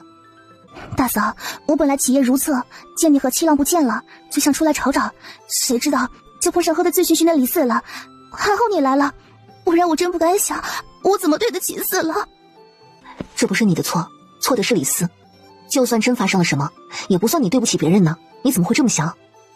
四郎对我有救命之恩，对我恩重如山，若是我身子不清白了，便是对不起他。四弟妹，永远别怪受害人有罪，这个时候你该做的是对加害人大骂特骂。受害人可能不完美，但加害人永远有罪。而且在我看来，清白便是名节。名节这种东西，若是不能约束所有人，而是只单一的被男人拿来约束女人，或是女人约束男人，那毫无疑问就是个一方用来压榨另一方的骗局。女子能顶半边天，这半边是男人，这半边是女人，男人女人平等。若是不平等，人就要在不平等中追求平等。说罢了，他忽然又觉得自己傻。这些被封建思想荼毒已深的人讨论这些，不是自己找苦吃吗？等待大领主那个辉煌灿烂的时代到来，会有更多出色的女人站起来的。哎呀，我先睡会儿，你晚会儿等你二嫂该起来值夜的时候，让她起来吃凉粉。大嫂，我记得了。娘，好吃！这是你们大伯娘做的。木兰一下就猜出来了。大伯娘，兰儿最喜欢吃你做的好吃的啦。大伯娘做的好吃的是天下第一好吃。好好好，回头再给你们做更好吃的。这两个丫头啊，从前吃东西时谁也喊不动，现在倒好，自己吃着吃着就去找他们大伯娘去了。大嫂，你是什么时候做的？我可太爱你了，你可真够隐蔽的，连我们都没有发现，难怪李二李四那口鼻子也没发现。看见这里面的粉末了吗？这橡子凉粉就是用橡子做的粉末做成的，所以他们才发现不了。这一点粉就能做很多，咱们还能吃2顿。这些调味品也都是路上摘的做的。娘，不过咱们还是得私下吃，不能当着外人的面。现在这年代，人人都缺吃的，咱们吃得饱都会遭人眼红，莫要说吃得好。好，你们几个也听见了吧？都听你们大嫂的。好，娘，您放心，我们几个如今都听大嫂的。湘云也都听大嫂的，大嫂说东，湘云绝不往西。禀告，木兰、木槿都听大伯娘的。怎么能都听我的？还是得听娘的才对。娘，我先去看看七郎醒了没。七郎，昨天刚给你正骨，所以得好好休息。今晚我就帮你把这个取掉，怎么样？都听大嫂的。好，那今天大嫂再给你想想办法，看还能不能找来什么好吃的。楚老夫人，如今灾荒年不比从前，家里也没有什么大鱼大肉的好招待你们，先吃些馒头热粥，等到了久安，我王猛必然好好招待大伙儿。王大当家哪里的话，如今粮食贵如金，你能分我们楚家一些吃的，我们已经是感激不尽了。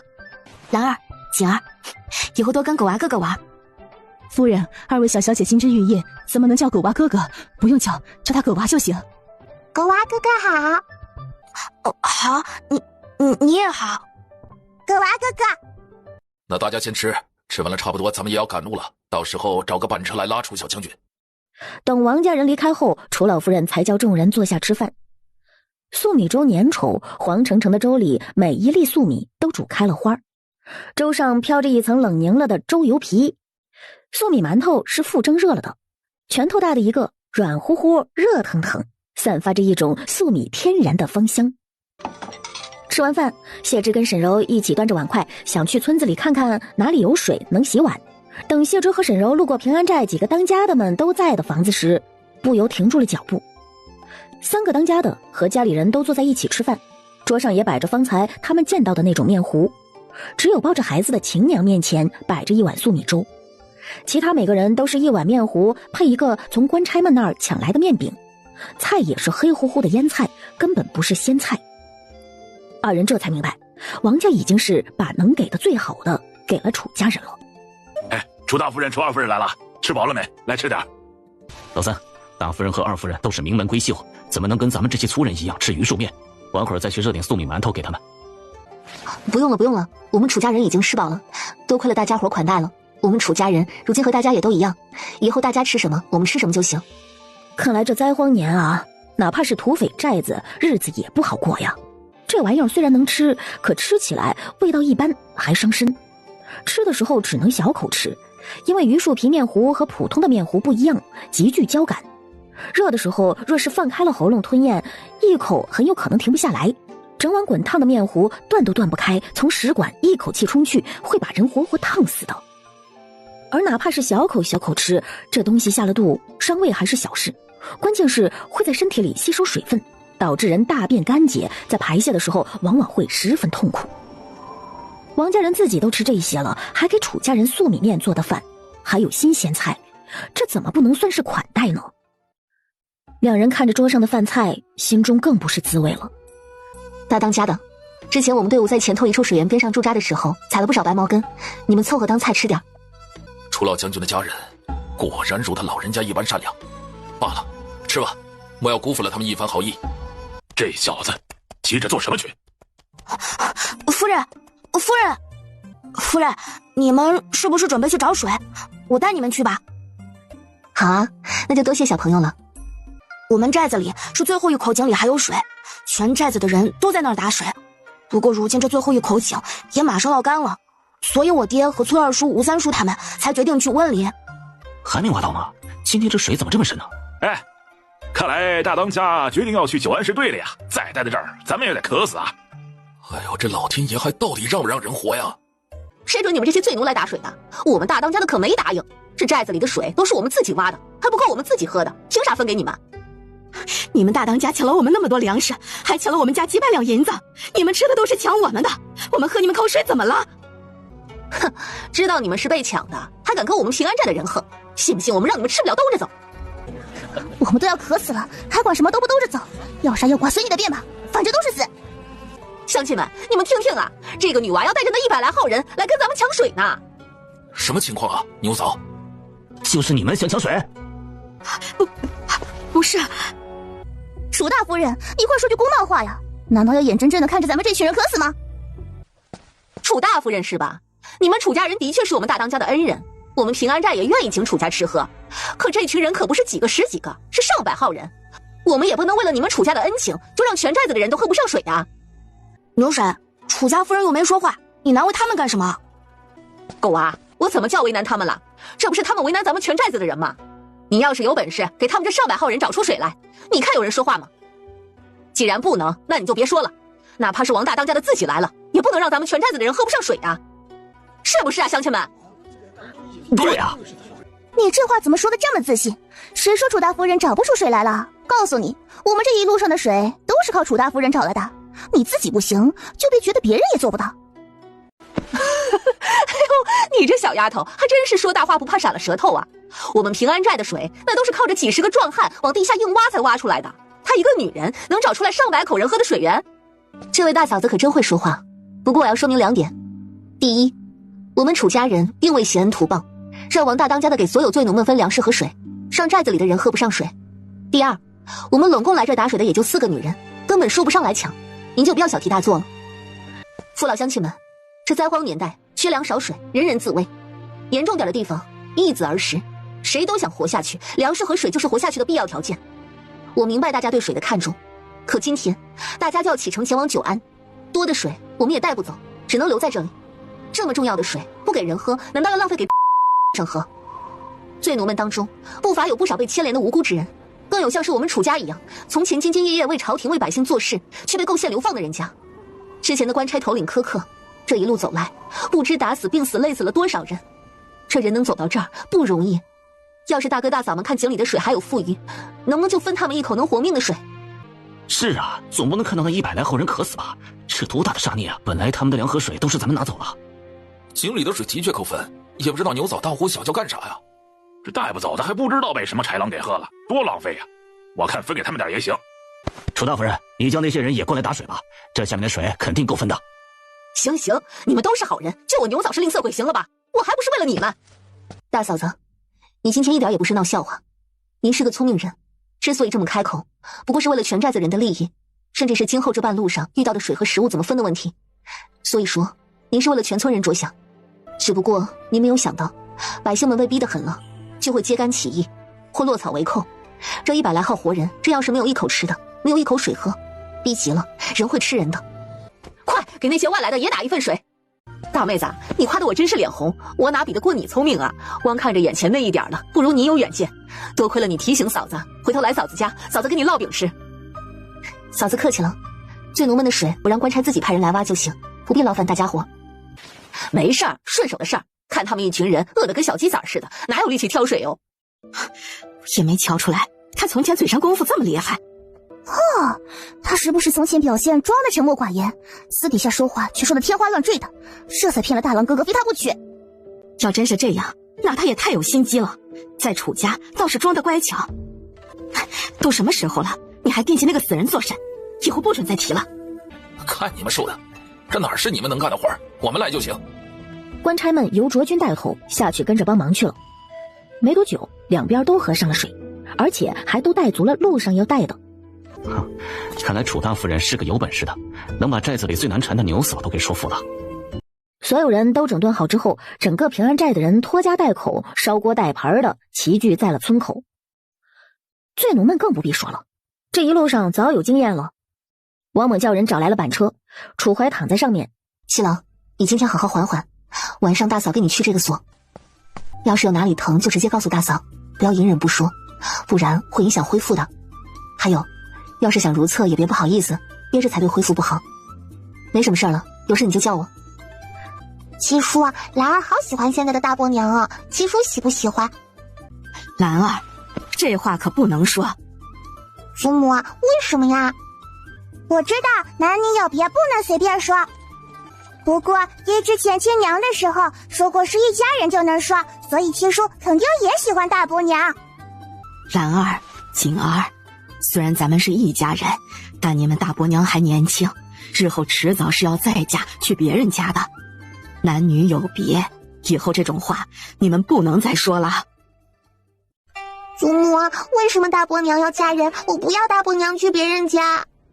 七郎，待日后我们楚家安稳下来了，这放弃书还是要你替你几个哥哥再写一遍的。你4个嫂子年纪都还轻，尤其是大嫂，总不能叫他们为了咱们楚家受一辈子活寡。他们为了咱们楚家受尽苦楚，咱们楚家也不能没良心，为了外面的话就不为他们的一辈子着想。娘，七郎知道了。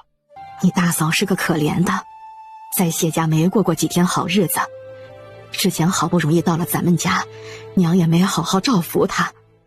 日后咱们楚家就是她的娘家人，娘要是老了不中用了，你到时候就帮着你大嫂好好相看着些，挑一个好夫婿。娘，七郎记住了。没有了李二李四两兄弟的威胁，不光是楚家人的日子好过得多，就连醉奴们也好受不少。至少卓君不会让人动不动就对所有人挥鞭子，粮食和水也都是规规矩矩按人头分。但官差们却是从奢入俭，前一天还能吃楚大夫人做的美味，今天就只能自己干粮就凉水了，实在是难以下咽啊。而楚家这边呢，谢之用口袋里的橡子粉做理由，偷偷又从空间里取出来了些，做了一大盆的凉粉，分给楚家和几个当家的家里吃。哎呦，楚大夫人，你真有一手啊！这凉粉做的真是一绝呀！我吴老三吃那难吃的榆树皮、山羊树皮呀，早就吃的嘴里都快长树叶子出来了。山树和松树的树皮虽然也能吃，但嫩叶嫩芽都有毒，不能食用。榆树、山杨树、椴树、枫树、柳树这些都能吃，实在不行就让他们先来问问。嘿，楚大夫人就放心吧，乡下人这些都知道，不知道的早就毒死了。哦，这些田间的事儿，楚大夫人也懂。我大嫂知道的可多了，只是从前略读了一些乡野杂谈罢了。七叔打到鸟了！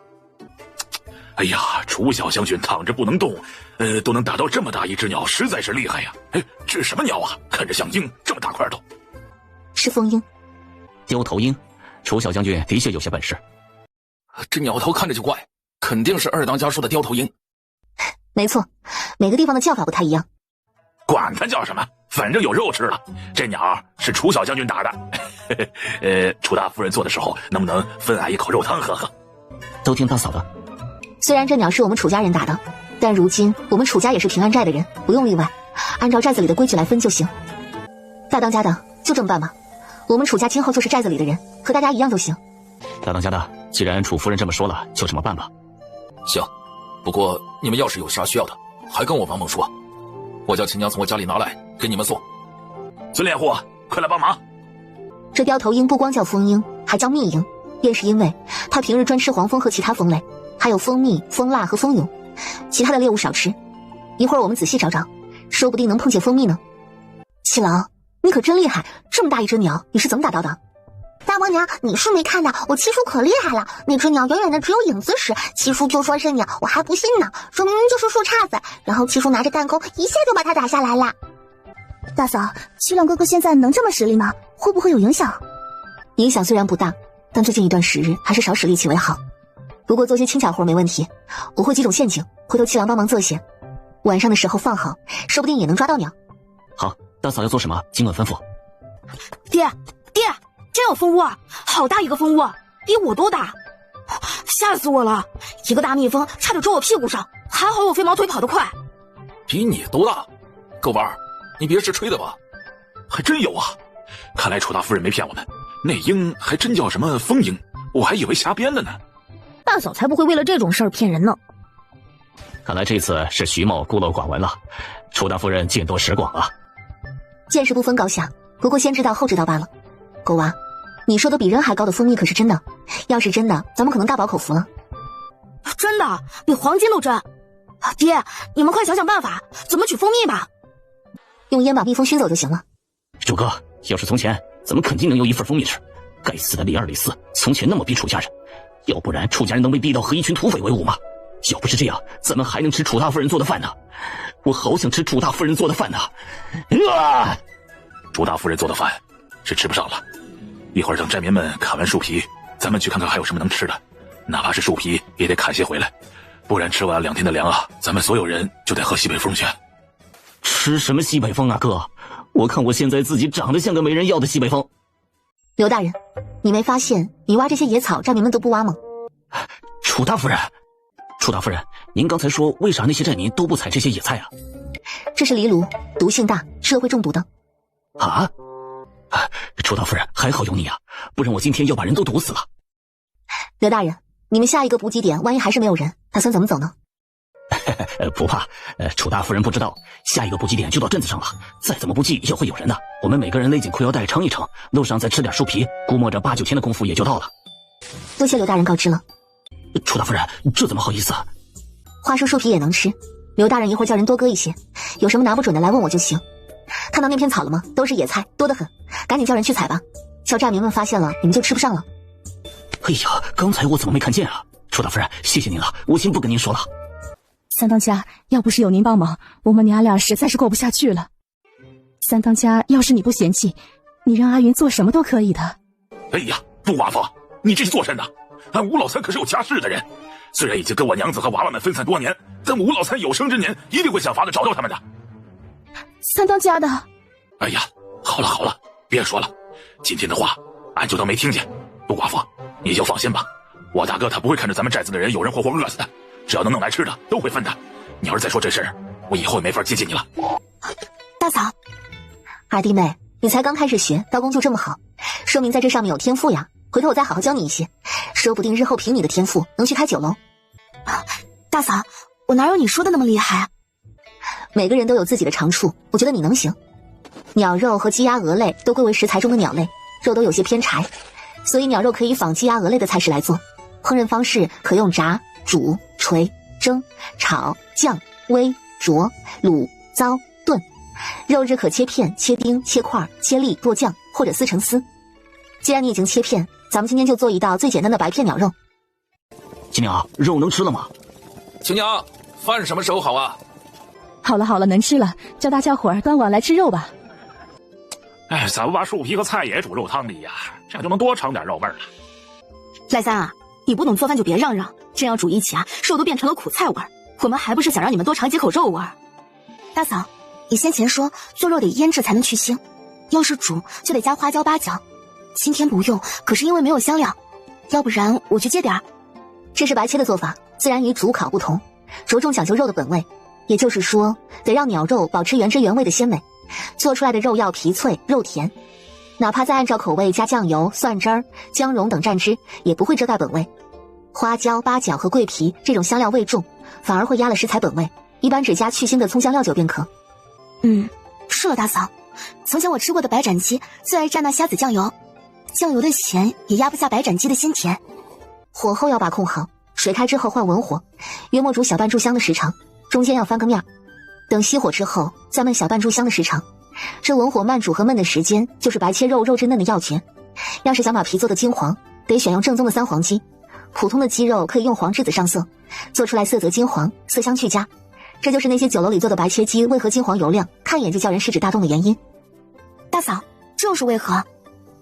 突然的冷热变化能让肉皮骤然收缩，口感更加柔脆。若是有条件，用冰水更好。啊，大嫂，吃了你做的肉，我都以为我又回到京城了。你做的简直比春晚了的周神厨做的还好吃。什么周神厨，沽名钓誉之徒罢了。提家的人都在外头耀武扬威，抢别人家房子，这样的人给大嫂提鞋都不配。楚怀这边，谢之早已单独给他盛出来一份。有了板车，他也不用随时被搬来搬去了，反而有利于他的骨头恢复。谢之先给他蘸了蜂蜜醋汁，又蘸酱油蜂蜜。他喂一口，楚怀就吃一口。等全吃完了，看见谢之要走，他才喊了一声：“大嫂。”怎么了，七郎？大嫂做的挺好吃的。他被领主大人夸了呀，他心情大好，眉眼弯弯。还是七郎能打到鸟，我才有的做。以后等我好起来，我多练一些来。好啊，那就等七郎早点好起来。等他走了，少年才看向他的背影，眼神中似乎有一分懊恼，怪自己心猿意马，兀自乱想。兰儿一句话就让他不敢直视大嫂了。以后是得给大嫂找个好夫家的，前提是他必须立业，才能给几个嫂子们撑起门面来。那些男人们也绝不能是软蛋，否则根本配不上嫂子。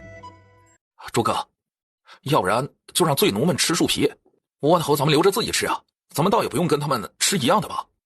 这树皮罪奴们能吃，百姓们能吃，怎么我们就吃不得？还有至少8天才能到小河镇，我们把窝头全扣着，要是路上再找不到粮，就得饿死人。现在2天的窝头分成4天吃，路上再找点吃的，总能坚持到地方。罪奴们吃什么，我们就跟着吃什么，没到最后一步，队伍里不能有人是被饿死的。诸葛，其实楚家人走到今天这一步，我看也确实都是被逼无奈啊。楚大夫人人真好，今天要不是他，我就采了毒草回来了，咱们都得中毒。还有楚小将军，那真是天生将才，那天若不是他指挥，不知道多少人没被柴咬死，也被自己人活活踩死了，你说是吧？行了，石头，你说这些我都知道，但自古官匪不两立，咱们吃的是朝廷的饭，日后哪怕不跟楚家为敌，也不能一路走了。现在朝廷奸臣当道，温陵都到了十室九空的地步，百姓们连树皮都抢着吃，世道乱成这样，咱们之前在京城居然都不知道，边疆又没了楚老将军守着，太子又那般心狠手辣，之后还不知道啥情况呢。万一……石头，行了，这些事儿，难道咱们还能管得住啊？老老实实办事吧。卓君却回头望了楚家人一眼，而后又摇摇头，转过头来。他何尝不知道这一群人才是好人呢？可以他的身份还能干点啥呢？他也只能回头上报朝廷时替楚家人遮掩着点了。楚大夫人，卓大人，之前一路上多亏了有您照顾了，这是我们楚家的一点心意。拿稳点，可别摔了，也不多，这一点就别给其他人分了，留着自己吃吧。看着他离开的背影，卓君心头一热，忍不住喊：楚大夫人。队伍又赶了半天的路，天幕从明晃晃的青蓝变成墨蓝色时，他们终于在夜幕彻底来临之前赶到了另一处无人的村落。知道谢之要给楚怀去掉胸口那块锁，王猛叫人收拾出来最大最干净的一间房出来。他手里没有麻药，更没有麻沸散，生生从人皮肉骨头里取东西，他光是一想就自己手指尖都发麻。方才林氏来过，给儿子收整了一番，谢之忍不住就看得花痴了。他虽然不追星，也知道娱乐圈那些小鲜肉貌美如花，可领主大人直接把他们秒了。大嫂，没事，我是在看你脸上的刺青颜色是不是浅了些。完了，他怎么能光明正大对着领主大人发花痴啊？他现在可是他大嫂。美色误人，美色误人。原本他还在想，可能得借王大当家他们用来打劫的刀，或者是做饭的刀，没想到玄二当家给他送来了一包从前平安寨里老大夫专门给人处理外伤的工具。七郎，把这个含在嘴里，要是疼了不能咬到舌头。大嫂，我不怕疼，你放心动手。没想到那看起来一按就能打开的锁扣，比他想象的还要难开，要使力气把锁扣强行掰开才能打开，而这又免不了会震动伤处，不可谓不狠毒啊！谢之既想控制着力度，还想把锁扣打开，几乎是不可能的事情。这一会儿掰动的功夫，少年的身体已经疼到生理性的颤抖了。长痛不如短痛，他只能死死咬着牙，使出了全力。终于，咔嚓的一声，那锁扣终于被打开了。七郎，打开了。谢之终于打开，忍不住喜出望外抬头，想把这个好消息分享给楚怀。可一抬头就看见少年已经疼得脸色惨白，满头大汗。马上就好了。谢之紧张到咽口水，安慰着。可他很快发现锁扣打开根本不是最难的步骤，最难的是要把整个铁环从锁骨上取下来。尤其是抽了一节，发现居然卡住了的时候，谢之的心里都咯噔了一下。怎么会卡住？气环内侧有倒钩，大嫂，你找找，锁骨上有用倒钩穿过去的口子。谢之愕然，便开始找他所说的那个缺口，可是好一会儿都没能找到。七郎，缺口好像长上了，怎么办？就像他不敢去想当初这个铁环到底是被怎么穿上去的那样。现在他突然也不敢去想自己到底该怎么把它取出来了。那些人，他们怎么能这么狠毒啊？大嫂，你不是借了刀来吗？帮我再开一个就好了。既然能长上，说明之后也能长好。哪怕他想摇头说一句太难了，他也说不出来。大嫂，你可以做到的。少年的声音像是四周的火光，稳定地照亮着一切，一晃不晃，让人无端的安心。他没有给人开过刀，更莫说要用凿子在骨头上开口子了。每用凿子捶打一下，锁骨就要震动一下，流出的血也会加快往外涌。谢之每一下都承担了巨大的心理压力，而且他根本不知道这个口子到底要开多大。谢之看了好一会儿，才勉强分辨出来新长出来的骨头是哪一块。随着长好的骨头在一点一点被敲碎，导致铁环卡着的铁钩也露出了庐山真面目。那是一个手指拇指指甲盖大小的三角形铁钩，刀不尖锐，但问题就在于谢之很快就发现后面还有这样的凸起，分布的位置并不均匀，反而在铁环上间隔环绕。也正是因此，想要把整个铁环取出来，每隔一段他就得拿着整个铁环在骨头上旋转，把每一处的铁钩对准了缺口，才能彻底拿出来。也就是说，当初穿进去的时候，这铁环也不是一鼓作气穿进去的，而是每穿一节就要旋转一下，让下一个铁钩进去。谢之忍着泪，不敢让泪掉进伤口。他甚至感觉自己的神经都紧绷成了走钢丝的人，不敢有一丝一毫的差错。直到将整个铁环取出来，他看向少年的脸，才惊觉他早已没有继续咬着那块布，更没有发出丁点声音来干扰他。谢之忍不住心疼。七郎，疼了你就喊喊啊。他轻声说着，泪像断了线的珠子，一边擦泪一边又连忙低头给他上药止血。不疼，不要哭。铁环被取出的一瞬间，其实痛感也好像突然随之远去了。楚怀紧皱的眉头松开了，可谢之的眼泪就像是一滴滚烫的水珠，落在他心头，像是烫了他一下。那柔软无形的眼泪简直是一种可以刺破一切盾牌的武器，让人防不胜防。什么孙子兵法36计全然都无计可施。他只能不知所措地哄：大嫂，我真不疼。先喝点蜂蜜水，补充一下体力。有了上次的经验，这次他没有让他提前喝水。他从前每次怕疼或者心情不好的时候，就爱吃点甜的，哪怕是用甜味欺骗一会儿大脑也好，能感觉好许多。在他印象里，小孩子就爱吃甜的，所以这次提前用灵泉水给他冲了一碗蜂蜜水。刚一入口就尝出来，这水是用先前大嫂给他喝的那种甜水冲出来的。他没有发出任何疑问。七郎，我去告诉他们这个好消息。楚大夫人，铁环取出来了。取出来了，以后七郎就不用再被这东西折磨了。好，知薇，多亏了有你，你就是七郎和咱们整个楚家的恩人。娘，一家人说什么恩情不恩情的？大伯母最厉害了。大伯母，今晚锦儿可以跟着你睡吗？楚大夫人，楚小监去睡了吗？方便探望吗？七郎还没睡，现在时候还早。王大当家的想探望，就过去陪他说会儿话吧。今晚这一觉都睡得格外的香甜，但一大早他们是被村子里的吵架声吵醒的。这地蛋明明就是我们先看到的呀，你们怎么能口口白牙说瞎话呢？哎，你这小妇人倒是会诬赖人呢。什么你们先发现的？明明是我们比你们早到一步，而且告诉你，这地窖我们昨晚上就发现了，只不过今早才过来搬而已。对，别说这了，谁跟你们说这村子里的东西你们能随便动了？别忘了你们的身份，我们愿意带着你们已经是好心了。我们王家住的就是对面院子，晚上有人守夜的，这院子昨晚根本就没人过来过。地窖里还闷，是我们王家打开了通了会气，才第一时间下去的。你们什么时候来的？我不跟你扯那么多，这地蛋就是我们寨子的，要不是我们，你们能找到这村子来？铁柱、翠兰，还不去把地弹交给大当家的看？这不是红薯吗？这玩意儿可是能亩产几千斤的饥荒救星啊！这些红薯必须做种子。牛嫂，你又出啥子事了？大当家，你得给咱们寨子里的人做主啊！且不说这地窖里的地弹是我们家先发现的，就算是他们先发现的，他们也不能拿是不？野外的让他们分点也就算了，这路上遇见的村子里的东西，不应该都是咱们平安寨的吗？谁先发现就是谁的，这有啥可问的？这样也行，但大当家的，这地弹确实是我们家先发现的呀。这家的人撒谎，你就说咋处置吧。我们才没有撒谎呢，明明就是你路过看见我们下的地窖，把我们的番薯抢过去了。大当家的，你可不能向着外人说话呀。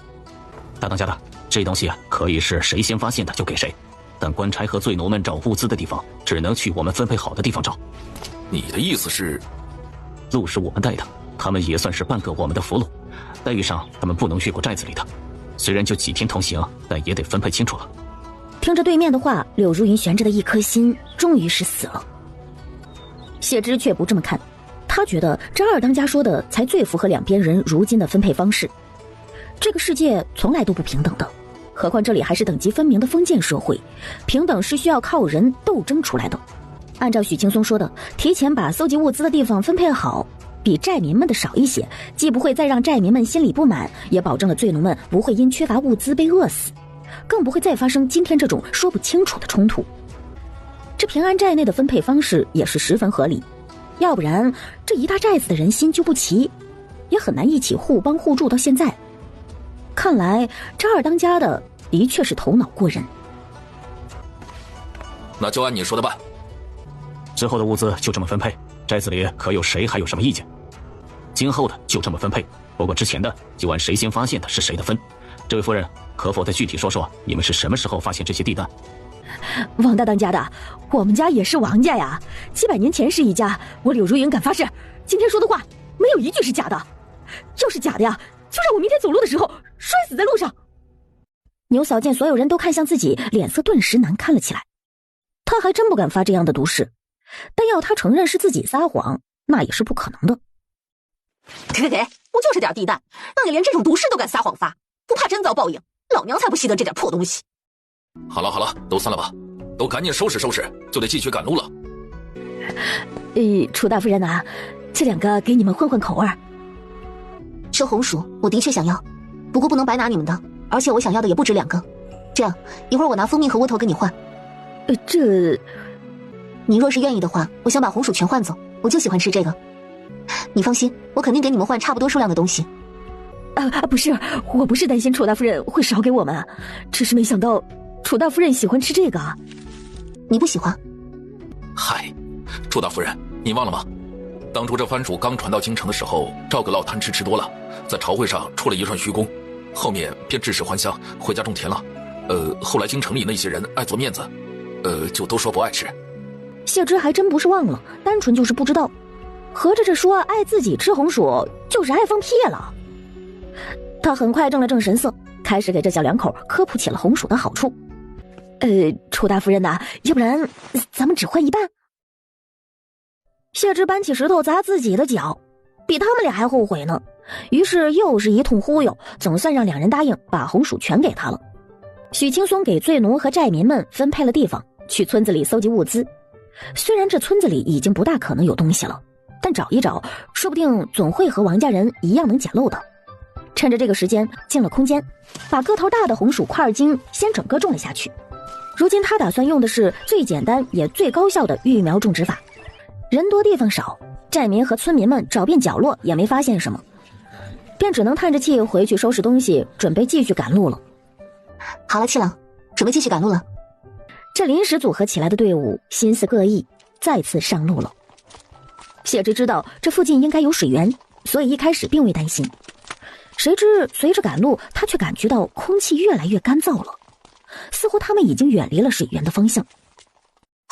爹，熊死人！王猛带着几个兄弟赶了过去。楚家人本就在队伍前面，也将那2具尸体看得清清楚楚。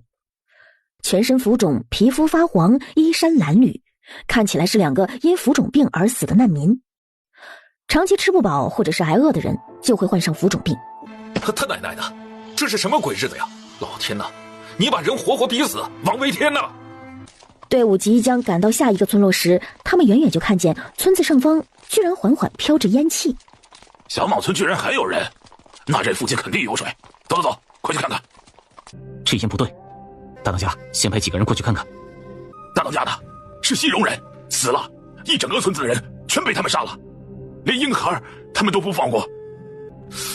老三，真是西戎人。大哥，那村子里留下的马蹄印就是西戎人的铁骑，还有他们扔的一块碎军符，我就是化成灰头人的。如今已经十室九空的中原大地，几乎就是任人宰割的羔羊。更致命的是，16年前尚且有楚家能力挽狂澜，救万民于水火之中，如今的陈国亲手葬送楚家，没有了镇国将军，没有了楚家6个武功盖世、一心为国为民的男儿，谁还是西戎人的对手？官差和罪奴们也一言不发，目露紧张。遇上这些本性不坏的土匪，他们还有命活；若是遇上外敌，他们还有命活吗？他们现在真是前有狼后有虎，原地不动也能被活活饿死啊！诸葛，刘石头快哭了，他现在无比后悔接这一趟差事。看来接下来的路必须谨慎前行，安排人探路，以防遇见西戎军队。我们这点人若是遇上，根本就不是他们的对手。老三，冷静点，若是能碰上落单的西戎队伍，大哥就带着你杀他们个痛快。但是现在呢，咱们必须要保证整个寨子里的人的安全。楚小将军，您上过战场，您可有什么看法？西戎人对中原腹地从来都贼心不死，当年被父亲打跑之后，这些年都在养精蓄锐。他们的骑兵虽不如北仓人，但这些年也一直在偷偷学习北仓，训练了一大批精锐骑兵。如今中原闹灾害，楚家不复当初，他们随时都有可能会召集大军东进。但我们一路走来，未见大批军队足迹，可见如今入境的只是大军探情况的先锋兵，数量不会太多。他们只敢屠村，不敢进攻城池。楚小将军的分析在理，只是我们如今已经当了匪，镇子上恐怕是容不下我们。平安寨除非能找到一处世外桃源，不然还能逃到哪儿去？而且看情况，西戎人迟早都会打过来，到时候只怕别说咱们这儿，就连整个温陵也难逃一劫，九安也不例外。他奶奶的，这是要把人活活逼死，反正都是死，大不了老子就跟他们硬碰硬，杀他们一个算一个，老子也算是条英雄好汉了。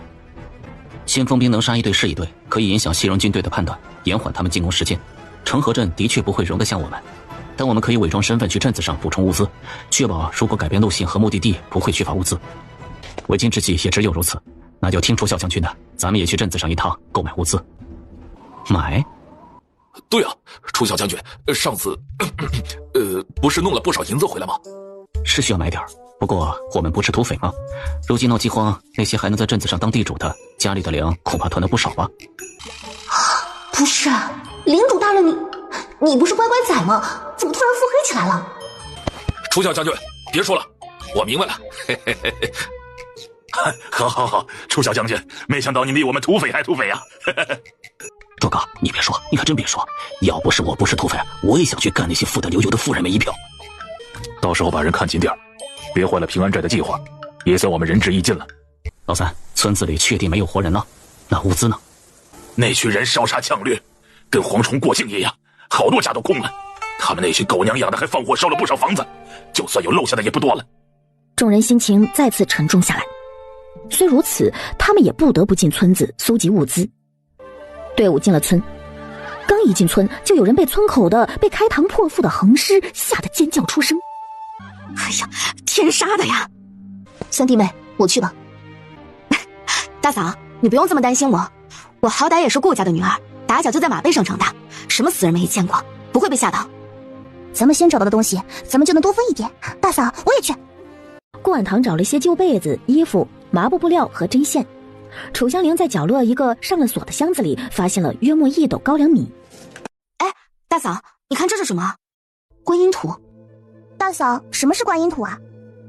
观音土就是粘土，因为比普通的土要细腻，吃下去有饱腹感，所以闹灾荒，百姓实在没什么吃的时候就会挖来吃，但实际上提供不了任何养分，也难以刻画，吃多了又会无法排泄，被活活憋死。观音土不能吃，就不带了，找别的吧。三嫂，再有2个多月，咱们家就能甜心丁了。我找的高粱米你要多吃点，让我的小侄子、小侄女也吃饱。他呀，也是个小冤家，生不逢时，真会挑时候来。这温灵的旱灾一日不结束，他生下来就得过一日的苦日子。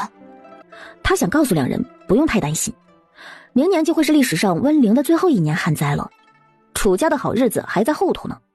等这小子生下来的时候，就是来享福的，这才叫会挑日子呢。几人继续搜集物资，奈何这个村子也穷得很，那1斗的高粱米就已经是最大的收获了。谢知道是往空间丢了不少农具，等出来了，他才发现王猛叫人把农具都收集起来了，准确来说，凡是铁具都被送了过来。等到了久安，就把这些铁疙瘩都熔了，做成刀剑，还可以做出小将军说的铁蒺藜，防范那些骑兵。如今这年头，谁管咱们这些普通人呢？咱们的命在人家眼里，还不如一条狗命。凭啥呀？咱们也是人，朝廷是指望不上了，咱们就得自救。完了，爹，这群人想造反不成？从楚家人决定跟着这群土匪走的时候，他就觉得有什么彻底发生了变化。到现在，他也终于后知后觉看出来了，这群人怎么有造反的潜力呢？居然都敢自己打兵器了！闭嘴，别让他们听见了。反贼，这一群人迟早都要当反贼的，真是反了天了！他得想办法早点往京中送信，把这一群祸害全杀了。你看他们干啥？他们是有骨气的人。有什么骨气？我看他们分明就是想造反。楚家也不知道想跟着掺和什么，还指望一个残废能站起来带着一群女人造反吗？真是毁了大郎哥哥的一世性命。这群土匪还想去镇子上打劫，真是丧尽天良。等到时候他就偷偷去告状去。村子里血气太重，最后两边商量一致，决定再赶一段路后，再在野外露营。楚二夫人，这大锅里的饭你们也都有份，树皮汤虽然不好吃，但能顶饱，你们不来打几份也亏太多了。多谢姐姐了，想吃的话我们会过来打的。大嫂，就一点盐，寨子里的盐也不多。汤好了，烤红薯也好了，可以吃了。没有菜，大家将就一下，一会儿烤窝头的时候抹点盐巴。哎呀，大妹子，才刚开始吃啊？是啊，刚开始吃。大嫂子应该已经吃完了吧？赶了一天的路，真是累得不轻。我们就先不招待嫂子了。牛嫂没想到谢之会这么不给面子的赶人。妹妹，你们吃这个好吃吗？好吃啊，姐姐。不过我们也就这么点，实在没有多的给姐姐啦。锦儿，快点吃，吃完了咱们跟这个新认识的姐姐一起去玩。你们玩吧，我都准备回去睡觉了。那就不送大嫂子了。还是京城来的贵人呢，真是小气。大嫂子刚才说啥？我没听清。应该不是说我们楚家小气吧？哎呀，大妹子，你听错了，听错了啊！我听错了就好。不过我想这个年头，家家户户都缺粮少食的，应该也没人大方到把自家的粮食给外人吃。大嫂子家应该也是吧？要是不是，岂不是大家伙都想趁着你们家吃饭的时候过去讨两口？可不是嘛！既然是个误会，那我就再次给大嫂子道歉了，我就不送了。这小媳妇儿平日里看着笑眯眯的，没想到也不是个善茬。看来这楚家也不是个好捏的软柿子啊。楚怀也意外地看着他，他在边关待得久了，见得也多。这些乡下人大多是朴实，但有个别难缠的，几乎是胡搅蛮缠。换作是他，只会让手下人出面震慑，只能起到恐吓作用。没想到大嫂几句话就把对面给收拾了。没想到大嫂还有这么一面，谈笑间便不怒自威。大嫂，你这番话说的可真好，换我是怎么都想不到的。说换作是我直接就上去把他骂个狗血淋头。跟这种人你不用骂，要是吵不过打就完事儿了。你最近不是让你三嫂教你武艺吗？打得过就打，打不过就跑。啊！楚香菱没想到大嫂会这么教自己。大嫂说的对，跟这种人吵不过就打，打不过就跑。谢之看向楚怀，这次却没那么意外了。他们家领主大人可不是什么阳光开朗大男孩儿，不然历史上最后哪能把那么多地方割据的头领玩得团团转，最后称霸呢？好，大嫂，七郎哥哥，我记住了，吵不过就打，打不过就跑。今天不给他们是对的，他们只是一个试探，要是今天给了，以后他们也会天天过来，到时候咱们是给还是不给？而且如今谁家都缺粮，要是咱们大方给了，别人见了恐怕觉得咱们楚家是冤大头，会蜂拥着来咱们这讨吃的。老大媳妇说的有道理，刚才娘还想着两个孩子看着可怜，给他们分点儿。现在想想，如今我们楚家尚且朝不保夕，确实给不得。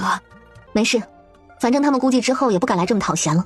娘，时候不早了，您先休息吧。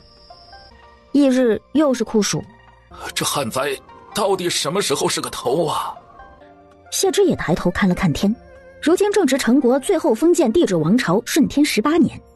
历史上顺天15年到18年之间，中原的旱灾形成的主要原因是东亚季风偏弱，副热带高压偏弱，位置偏南，造成中原附近地带的降水异常减少导致的。当然，总体原因来说，和太阳系引力的急剧变化脱不了关系。待旱灾结束之后，小冰河时期就会彻底来临，届时的气候也好不到哪儿去，而且冬天将会奇寒无比，可以说是凛冬将至。就凭如今陈国的国力和科技，当然救不了这种异常灾害，但但凡陈国举国上下齐心，也不是没有办法帮中原抗衡旱灾的，至少不至于饿死足足3万多人。会到头了，他心里默默回答了一句。不管老天爷会给人活路，领主大人亲身经历过旱灾之后，领地富足起来时，可以说是不遗余力的兴修水利，真正做到了人人有余粮，广厦千万间。又赶了2天的路，虽然队伍没有碰到水源，但平安寨来之前带的水，只要省着点喝，足够坚持到下一个镇子了。只是官差和罪农们就没那么舒坦了。周哥，这可咋办呢？要不咱们去求求那王大当家的，再给咱们一顿，咱们今天再努力找找有啥吃的，撑2天。我去问问楚大夫人。也行，楚大夫人知道的多，她肯定知道这附近还有没有能吃的。这附近空气干燥，也没见动物足迹，恐怕没有什么水源。但是如果后面碰到桦树的话，你们先取桦树水，再割树皮。桦树取水？桦树内储水量大，如果取水1晚上就能到达1到2升的量，而且树枝可以当成直饮水，绝对是野外难得的干净水源。行，多谢楚大夫人告知，若是再碰见桦树，我们就能补充点水了。但今天是在旷野，放眼望去都是空荡荡的，往往便也没安排。卓君四处张望了会儿，去问了他一句，得到可以自由找物资的肯定后，自己才带着人往周边找起来。不是，大哥，我看这四周虽然空了点，但说不定有啥吃的呢。唉，这一天天的你也不累？哎呦，歇会儿吧。老三，大哥也不想把那一群人饿死啊，咱们的粮足够撑到镇子上了，让他们去找吧。嘿嘿，还是大哥心肠好。过去了好一会儿，卓君才带着人回来了。他们不光带回来了一些树皮，居然还有2只灰野兔。大哥，肉！大哥，我也去找找吧，万一还能逮到兔子呢。找找去。这一下更多寨民们按捺不住了，他们这一趟别说兔子，就是连根兔毛都没找着。木兰，波姐，看，狗娃哥哥，快拿开！狗娃哥哥，这个好吃吗？烤一下，香的嘞。狗娃，你找到了虫子不上交？当然交，一会儿我就交给我爹。不过我能单独分好几个呢，准备一会儿分给2个妹妹点，先拿来让他们看看。狗娃，你傻呀？他们找到这一点东西，那都是自己偷偷留着的，谁还上交啊？我们自己烤了算了，就这么点，大人们见了也不会说啥。狗娃哥，你是大当家的儿子，应该以身作则才是。我和景儿可以不吃，你去上交吧。哦，好。哥，他们是不是傻？能自己偷偷藏着吃，还要上交？还不是不想跟咱们分，咱们下次有啥好吃的也不给他们。走。狗娃，几条虫子你还交啥？留着自己吃吧。娘，就得按规矩交，因为我是大当家的儿子，要以身做人。对，没错，是以身作则。狗娃哥，珊珊，铁柱想让狗娃哥不上交，跟他们分着吃，可木兰还是觉得上交了好。狗娃，你看看你，还是当哥哥的，还没有木兰小姐聪明。他们王家人还是以身作则的好，便把那些虫蛹数了数，分给他们4只，就把剩下的放到了宫中的物资里。好了，狗娃，一会儿你把斗米虫烤，给2个小小姐分着吃，去吧。哎，我也要找兰儿请儿的大伯娘烤虫子。等他带着2个小姑娘跑到谢之身边时，就发现谢之正坐在楚怀旁边，教他用绳子和木棍做着什么呢。将军大人，谢婶婶，你们是在做陷阱吗？是啊，狗娃，你真聪明。楚将军，您不会做陷阱吗？不会。楚将军啊，以前都是在战场上用枪、用刀、用弓箭呢。要是想去狩猎，能用弓箭一箭双雕，根本就用不着陷阱，所以才没学。狗娃以后也想当将军。好啊，那你可要跟着你爹好好练武功。好，婶婶，从明天开始练武的时候，我再也不偷懒了。谢之丝毫不知道，狗娃心里暗暗下定了决心，以后一定要变成像楚将军一样长得这么帅的将军，最好整张脸都变成楚将军这样。七郎，你学的可真快，可以多做几个，这样也容易有猎物上钩。好，大嫂。婶婶，你能不能帮我们烤斗米虫虫蛹吃？你烤的肯定好吃。大伯娘，这个虫虫有营养吗？鸡肉味，大崩脆，蛋白质含量是牛肉的5倍。哈？有的，来，大伯娘帮你们烤。我一只，兰儿一只，简儿一只，还有一只给婶婶。秀芝没想到小家伙还给自己分，尽管很不想跟小朋友们抢零食，可看到一旁的小七郎，他还是把良心先抛之脑后，一口答应了下来。就2个指甲盖大点的虫子，不一会儿就熟透了。他从空间摸了点鸡肉香的佐料来涂上去，好吃啊！婶婶，你做的真好吃，比我娘做的好吃多了。还得多亏了你娘给的佐料。七郎，你吃，吃饱了才有力气干活，辛苦你多做几个陷阱了。看着他走开了，楚怀忍不住看着他的背影，过了一会儿才低头看着自己手心，看了好久，他才在几个小朋友狂咽口水的眼神中把烤虫蛹吃了，而后面不改色的继续加快速度做套索。好了，七郎，够用了，你休息会儿吧。七郎弟弟真是太乖了。大嫂，我不累，我打算再做一些木剑，虽然射程和杀伤力有限，但猎一些猎物也能派上用场。但是你现在不能过度劳累啊，七郎，你得养伤为先。明天再做吧。方才卓大人把猎到的兔子跟大当家的换窝头和干粮了，咱们能吃上兔肉了。卓君这么做不令人意外，他们当务之急是吃得饱，而不是吃得好。兔肉拿去跟王猛换粮，反倒是最合适的。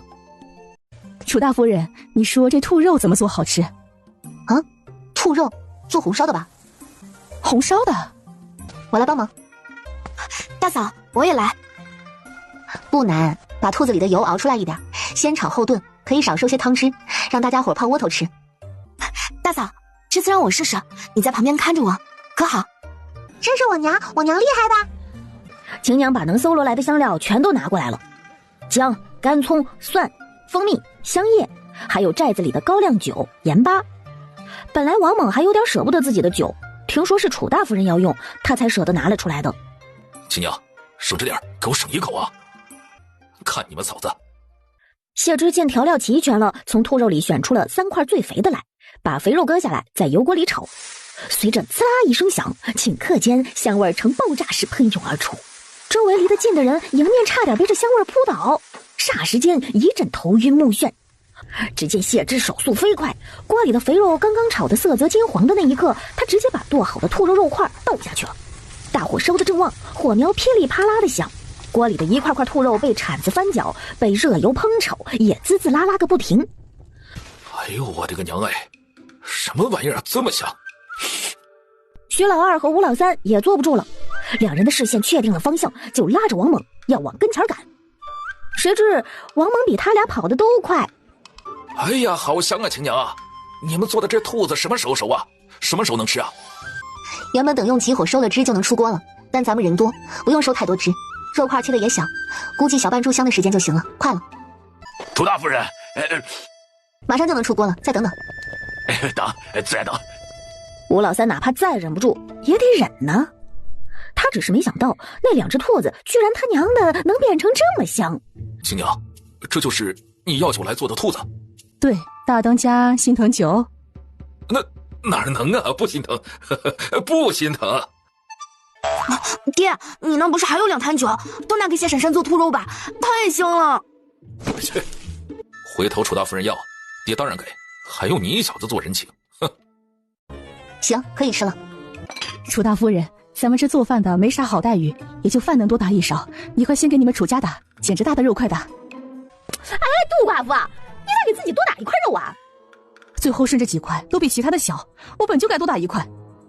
谢之听到杜寡妇这3个字，远远看了一眼，见是一个瘦高个的女人，虽然也是面黄肌瘦的，但五官明显比其他乡下妇人清秀些。想起前几日看到的画面，他不由多看了一眼。杜寡妇，这肉都差不多大，小也小不到一块儿去啊！再说你帮忙做饭，本就多打1块了，居然还想多拿。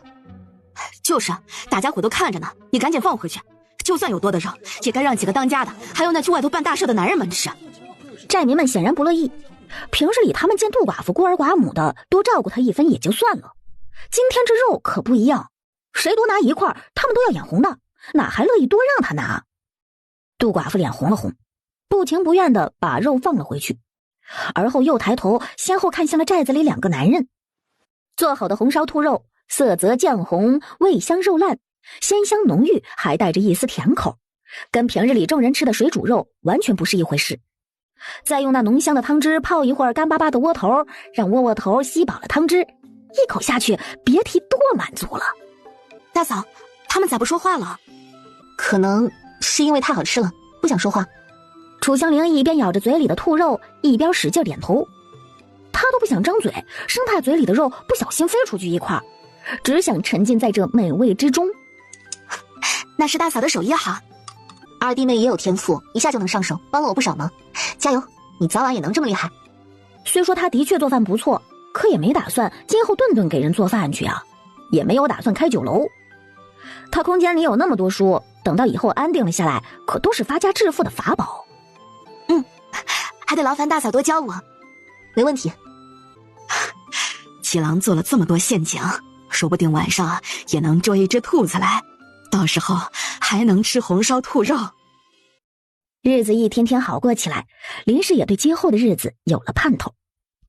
众人正赶着路，却听到后方忽然喧闹了起来，他们不由纷纷停下脚步。这不看还好，这一看呢，顿时把他们心疼得要命了。只见一个拉着水桶的车居然翻倒了，里头的几桶水洒了一地。天爷呀！虽然看清倒下的不是平安寨的水，是官差们那边的，但寨民们看着这么多水被糟蹋了，也心疼的倒吸一口凉气。卓君急忙蹲下身去捧地上的水，奈何土壤干裂，水下渗的速度太快，他捧第一捧时还有泥沙水，等再低头时，干裂的土壤早已饥渴难耐的把水分吸了个干净了。偌大一条汉子看着空荡荡的水桶和湿润的地面，手足无措地站在原地，发起了呆。收拾收拾，走吧。杜哥，明天至少还得赶1天的路才能到成河镇，可保佑这路上还能碰到水吧。谢之没说话，只是看向从一大早就能看见的远方起伏的山脉。按照这个速度的话，天黑之前说不定能赶到山脚下。这里虽然没有河道，但有山的地方就容易有水。要真没有，他就找机会把空间里的水放出来点儿，反正那些水只要不放光，就会慢慢再蓄满的。不过他没想到，一直到太阳彻底消失在地平线上，他们离山脉也还有好一段距离呢。但王猛居然一直没喊停，反而是带着人继续往前赶路。这次走的时间格外久。怎么还不歇？走不动了？大哥，大家确实走不动了，要不休息吧，反正明天也能路过马拉杜山，这到时候再找物资也不迟啊。就剩2里地了，再忍忍，万一山上还有兔子，不是能吃肉了吗？吃肉？看着这座马兰头山虽也明显旱得厉害，但多多少少有些绿荫，众人哪还觉得累，只想立刻进山找物资去。哎呀，行了，这么大个山头，不分配了，今晚的东西谁先找到就是谁的。寨子里的夜市都去吧。这马兰头山附近也没听过有啥猛兽，不过大家还是把火把带上。官差们听到这话，沉闷的心情不由焕然一新，不敢相信这土匪头头突然这么好心啊。卓君却仿佛意识到了什么，深深看了一眼坐在大石头上的糙汉子。大嫂，咱们也去吧，要是咱们能帮卓大人他们找到点水就好了。楚大夫人，可否请您帮帮忙，寻找一下这附近有没有什么水源呢？大哥，这官差头头糊涂了，怎么去找楚大夫人帮忙找水啊？三当家的，谁说不是呢？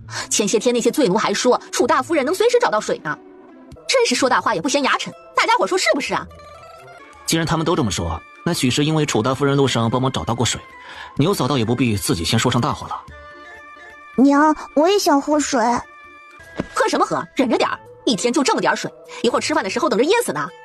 咱们可不像有的人光会说大话，还说啥能找到水，真要是能找到，老娘头朝地走路，把剩下的水让你全喝了。谢之则一边走一边趁着别人不注意浑水摸鱼。香菱给白毛，香菱辣柳，香菱这有地胡椒可以当调料。朱大夫人，这马兰头山上的草木不少，是不是因为地下水不少啊？如今气候干旱少雨，此处山脉还能养活如此多绿植，必然不是靠着岩石层和土层内储藏的雨水，所以此处的地下水应该比较丰富。谢之却有话没告诉他们，自己虽然能凭着经验找地下水，但地下水要是深的话，别说这些官差和罪奴们了，就是把寨民们也加上，挖个3天3夜也不一定能挖到。他是准备着空间里的水，所以没有多解释。楚大夫人，您看我这些菜能吃吗？都能吃，这几个马兰头已经老得不能吃了，吃这个最好是3月4月的时候拌着香干吃，又香又鲜。马兰头，看来这山就是因此得名了呀。马兰头山应该有不少马兰头吧？楚大夫人，您别说，说不定还真是呢，我刚才就看到好几处呢。楚大夫人，怎么了？要是能找到大片的马兰头草，我们今晚的水就有着落了。真的吗，楚大夫人？兄弟们，找找看附近有没有大片马兰头草的地方。去平坦的地方或是低洼处找。不多时，便有人在1处2处山脉中间的低洼处发现了大片的马兰头草。开挖！10几个官差一齐在原地吭哧吭哧挖起坑来。哎，这些官差这是在干啥呀？有力气没地方出了。这是在挖水呢。挖水？切，我看他们是想喝水想疯了吧？怎么可能挖出水来？老一辈的人挖井都得请老师傅过来定好几天的方位。我大嫂说了有水，那就肯定有。京城来的人就是会瞎折腾。哎呦，这儿真能挖出水来？怎么可能啊？我看他们说不定就是想装可怜，让咱们分他们1天水。这些人真是白日做梦，听着一个娘们儿瞎指挥，你们说可笑不可笑？媳妇儿，你在这等着，我去帮忙挖水。卓大人，你歇会儿，我来。张明光也要了一把过来，2个人加入挖水的队伍，不遗余力地挖着。这是力气活，在场的又都是平日里吃不饱吃不好的人，哪怕是大男人几铲子下去也气息粗重起来。可他们一个个都热火朝天，齐心协力地往下挖着。听说是谢氏指的地方，那肯定能挖到水。看来咱们今晚有水喝了。也就是你们这些京城人士根本没种过地，别在这瞎胡闹，恐怕你们连五谷都分不清吧？哎，我说那官差头头，你说你也是个大老爷们儿，怎么听着一个娘们儿的瞎胡闹？别白费力气了。啊，水真的有水啊！一铲子烂泥浆被狠狠甩在了地上。我去，真有水啊！寨民们一个个看呆了，汉子们头上的汗都连成了线了，可他们谁也顾不上。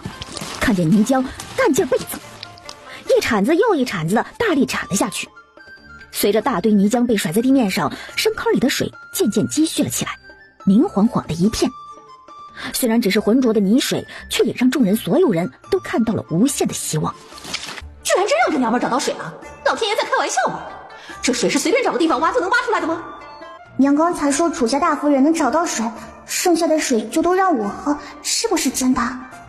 看着老娘生气的模样，小姑娘还是默默地把疑问咽了回去。楚大夫人，你是怎么知道马兰头下头有水的？连我们这些种地的都不知道，你可真有本事啊！书中自有颜如玉，书中自有黄金屋。哦，不错不错，楚大夫人说的有道理啊。说完，他又赶紧把徐老二拉到了一边。老二，啥意思呀？许青松看着谢之，眼中多了一抹欣赏，而后简单给王猛解释了一下。臭娃儿，听见没？楚大夫人说了，读书好，你以后有机会了就跟着楚大夫人学几个字儿。大哥，这地下的水看起来不少，咱们也叫人挖个坑取些水来，有备无患。徐老二在一旁建议。闻言，王猛别无二话，就叫上寨民们在另一旁挖起水来。趁着这些天忙得热火朝天，谢之终于找到了机会，偷偷溜出来独处一会儿。他溜进了空间，就看到之前种下去的红薯块茎已经长出了20公分左右的红薯苗了。等今后到了久安，交售给其他人。谢之控制着空间的土壤，很快把育好的红薯苗种下去了。他回到众人挖水的地方时，楚香菱急切地跑了过来。大嫂，你刚才去哪儿了？我到哪儿都找不到你，差点去找王大当家帮忙。我能跑哪儿去？肚子疼，先找了个地方如厕了。哦，还好我没来得及找人去找你，要不然……大伯娘，我们把申请布置好了，明天就能吃兔兔了。好，明天吃肉肉，到时候多给你们七叔一点奖励，这些陷阱他功劳最大。好，七郎，我给你换药。大嫂，七郎的伤好得可真快呀！从前我夏天磕破个小口子，天天用着上等的金疮药，都还化了脓，长了好久才好。说是惊叹，其实他在夸赞，想借着自己来夸谢之医术好。可他这么一说完，谢之的指尖不由顿了顿。楚怀敏锐地察觉到他指尖的停顿，掀起眸子看了他不自在的表情一眼，又怕他发现，飞速垂下了眸子。那都是因为咱们七郎争气，每天乖乖吃饱喝足，身体好的才快。大嫂说的有道理。摸了下少年的头，对，所以你以后还是得多吃多喝，知道了吧？楚怀被摸了下脑袋，眼里闪过一丝无奈。其实有时候他会觉得今天发生的一切都是在做梦呢，梦醒了，他还是那个在地上瘫倒连一条狗都不如的废物。终有一天，他在无人知晓的深夜中自刎，死去，成为一个彻头彻尾的失败者。每每在噩梦中无法挣脱时，总会有一滴甘甜的清露，忽然当头跌落，几乎具有梵语轮音之质。相信我能治好。都听大嫂的。大嫂的秘密到底是什么呢？他无法确定，但有一点他从不怀疑，他是为他好。楚怀不介意去帮他圆谎，他能好起来几乎是逆天之举。也许母亲或是其他嫂子也早已参透了什么，但他们不约而同，从不提起。大嫂，听说你又帮忙找到水了，你可真是神了。我也觉得他们就该给你立一块碑。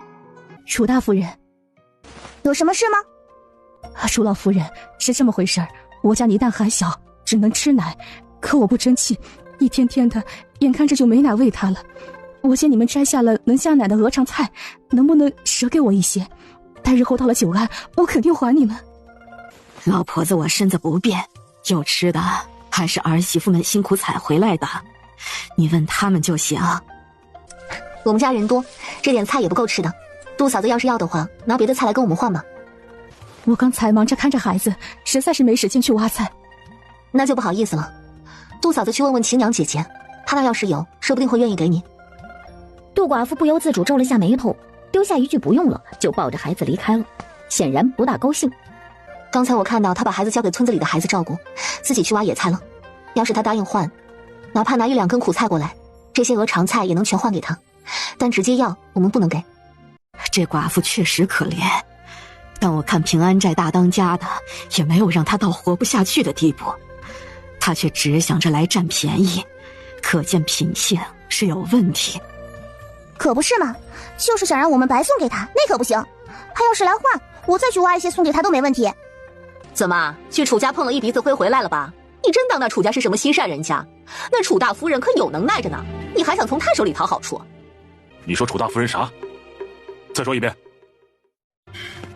楚大夫人的确是女中诸葛，才能出众，路上不知救了我们多少次，是令我们心服口服的恩人。没有她，我们早就不知道死了多少人了。楚家世代忠良，战死沙场，当初在我们京城也是赫赫有名的善人之家。你们再说一句他们的不是，老子的刀就不客气了。没错，谁敢知会楚夫人和楚家，就是和我们兄弟们过不去。我什么都没说。再让我们听到一句，哪怕你们大当家的出面，我们也不会轻饶了你们。人都走了好一会儿了，牛嫂的脸才开始一会儿红一会儿白。他还想拉着杜寡妇说两句什么，可杜寡妇看他一开口，吓得抱着孩子就走了。只是他忍不住想到，不过是背后说了两句坏话而已，这两个男人就这么为那谢氏撑腰。谢氏说白了，不也是寡妇吗？指不定他是背地里跟这两人有点什么，这两人才这么为他出头的。寨子里那几个男人都是窝囊废，他受欺负的时候，从来没有一个人愿意站出来，哪怕是帮他说一句话呢。杜寡妇看了看远处的吴老三，眼里闪过一抹失落。要是能搭上3当家，他就不用处处受欺负了。至于同样未娶妻的2当家，他却是想也不敢想。楚大夫人好，楚大夫人好，她一个娘们儿能厉害到哪儿去？楚大夫人，今晚多亏了您，我们才能找到水。卓君在此向您致谢了。卓大人、刘大人客气了，快起来吧。楚大夫人，刚才那个寨子里的女人在说你坏话呢，卓哥和我把他们狠狠地吓唬了一顿，估计他们以后再也不敢了。无妨，他们既然讨厌我，自然会在背后说道。我若是为了此事烦心，不是着了他们的道了。我想到我过得越开心，他们看到就越烦心，我就开心。啊，楚大夫人说的在理。卓大人，你们要不要也来吃点啊？我们煮了野菜汤，虽然是我二嫂煮的，但我二嫂现在手艺也不错了。楚楚家做的汤，哪怕是野菜汤，也肯定比我们做的好。不过我们那儿也做好饭了，就不吃了，多谢楚姑娘。我们回去时，今天来呀，就是来感谢一下楚大夫人，还要说一下，明天晚上应该就能到成河镇了，到时候咱们就分开走了。看见谢之认真看着自己，火光下卓君的眸子中光影跳跃，不一会儿就移开了视线。我不会想上报楚家下落，只会说是被刘匪们接走了。以后楚家各位一路珍重，望有机会再见。先前他并未多想什么，但看着火光下楚大夫人一如既往的柔和面容和温和的微笑，他说出分开走几个字时，心中忽然就多了一道说不清道不明的滋味。多谢卓大人了。林氏起身道谢。若是朝廷太早得知楚家人跟着土匪们逃走的消息，说不定很快便会派人前来绞杀了。如今平安寨还未安定下来，如此对他们很不利。卓君愿意这么帮忙隐瞒，自然也是会承担不少风险。卓君很快一一回应之后，就带着刘石头离开了。但走到一半，他忽然回头又看了一眼，但很快又离开了。林氏却捕捉到了他的视线，看了看儿媳，忽然说了句：卓大人人是真不错，七郎，以后跟你嫂子他们相看人家，咱们不看富不富贵，这最重要的还是得看人品。我看卓大人就不错，若是配你大嫂。当初大儿子在京城是名满京都的青年才俊，就因为谢家的一通设计，儿子被人耻笑，说他没脑子，会中这么低劣的计谋，又说他娶了一个上不得台面的女子，偏偏谢父跑来口口声声说是儿子毁了他们家女儿的名节，若是不负责，那就是负心汉。后来大儿媳嫁过来之后，谢家又几次凭着联姻的关系上门来找林氏讨要好处，他心中怎么可能没有气？但今时不同往日，如今他只觉得当初谢之在谢家也是受人逼迫的小可怜儿，迫于无奈才跳水设计儿子把他抱上岸的，所以林氏这才动起了心思，见这卓君人品是真不错，说了这么一句话：他不配。大嫂聪颖过人，慧心难治，他配不上。那你觉得什么样的男子才能配你大嫂？说罢了，他忽然又觉得这么问儿子也不妥。七郎年纪毕竟还小，自己都没接触过男女之事，又怎么能帮大儿媳相看好呢？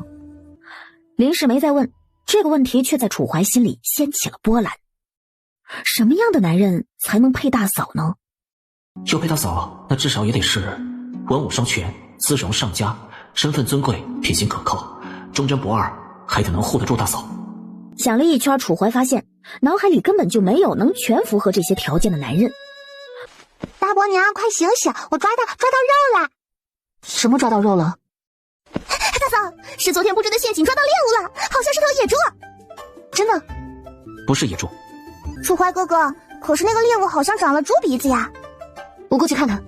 猪欢油可是治疗烫伤的好药，只不过现在他们也用不上。今天就有肉吃了。什么肉食啊？我不是都说了吗？跟马兰头山上谁找到就是谁的，老实吃饭吧。等到了镇子上啊，老子买一头大肥猪回来杀给你们吃。楚小将军思虑的果然比我们更周到些。我们原是想着让官差们留在镇子外，比我们晚一天进城就好。现在看来，我们还得派人看守着，以免他们有人去通风报信。好，那我今晚就再给他们留一天的粮，这次多留点，让他们都吃饱。虽然卓君人品的确可靠，可官差和罪奴们也足有100多号人呢。人心各异，有先前追随李2、李4的官差，也有像张家那样没道德的，谁知道会出什么岔子？七郎，看你做的陷阱猎到的猪欢，等晌午做熟了，奖励你吃3大碗肉。3碗吃不完。那是开玩笑的说法，反正奖励你吃到撑就对了。好。这次楚怀才弯了弯眉眼，少年一笑，若江南春色正好，艳阳明照春水，浮光跃金般的温柔炫目。谢之看得一阵晃眼，替后世领主大人的迷妹们激动了一把。他们是真没有粉错人，领主大人是真好看呐。谢之庆幸马上也要跟那些罪奴们分开了，要不然到时候只有楚怀脸上的刺青没了，他还真没办法解释。队伍再次启程，晌午的时候只有楚家吃了顿肉，虽然猪欢只有10来斤，但只有一家人吃，完全够每个人吃到撑了。虽然只是简单的煮成肉汤，但肉汤也鲜美无比。楚怀和谢之庆香得众人频频张望。看着吴老三站在远处看着这边，两眼都快冒绿光了。谢芝琢磨了一下，叫上沈柔几个弟妹跟自己一人端了碗肉汤，直接端到了王猛这儿。二当家和三当家都没有家事，一直都是跟王猛一家坐在一起吃的。这会儿看见谢芝他们过来，还有什么不明白的？几位当家的，我们这猪宽做的还有多的，给你们也尝尝鲜。哎呀，沈二夫人，哎呀，这怎么好意思呀？快帮忙端着吧，别洒了。楚大夫人，哎呀，不是我说，那天吃完你做的红烧兔子呀，我晚上做梦都在吃你做的饭呢。大当家的，等到了镇子上是怎么安排的？到时候先留下来人看着官差他们，白天的时候安排一部分人进城采买，顺带打探情况，待晚上再摸进那些富得流油的肥羊家。大当家的，我能跟去镇子里采买吗？我想买些药材回来，好给七郎治病。当然行，楚大夫人，你身上的钱够不够？我再给你些。不用了，其实我身上还留了一点，够用的。大嫂哪来的钱呢？难道是被抄家钱偷偷藏在身上的？队伍果然如期赶到了城河镇外，官差们本想直接进城，谁知还有一段距离时就被拦了下来了。知道这些土匪是让他们晚一天进城，卓军便明白过来他们的顾虑了，便一口答应了。楚家人身份敏感，他也不想因为自己提前进城出了什么岔子。站住！官爷，我们是久安过来的，准备去京城寻亲，您通融通融。啊，原来不是难民呐！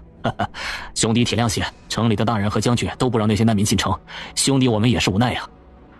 没事没事，都不容易。呸，狗东西！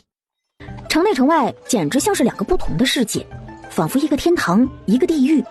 城外是炼狱之境，城内却是一片宁静祥和，市井人间。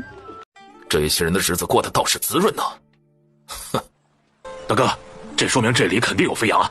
等咱们摸清楚了，狠狠地掏空他们的粮仓。老三，你先跟着楚大夫人保护他，等过一个时辰，咱们再在这儿会合。我带着其他兄弟们先去买粮，打听消息。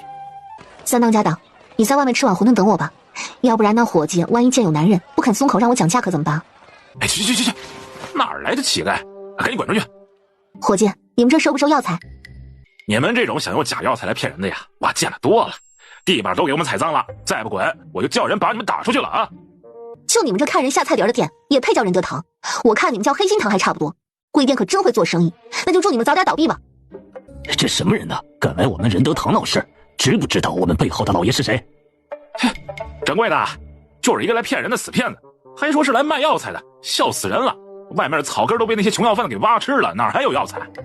仁德堂的掌柜见人已经跑远了，本来想追过去把人痛打一顿的，谁知看到那个死骗子居然跑向了自家的对头怀春堂那儿去了。周娘子可带了药方来？不是，我是想卖药材。卖药材？掌柜的，有人卖药材。娘子，这儿有什么药啊？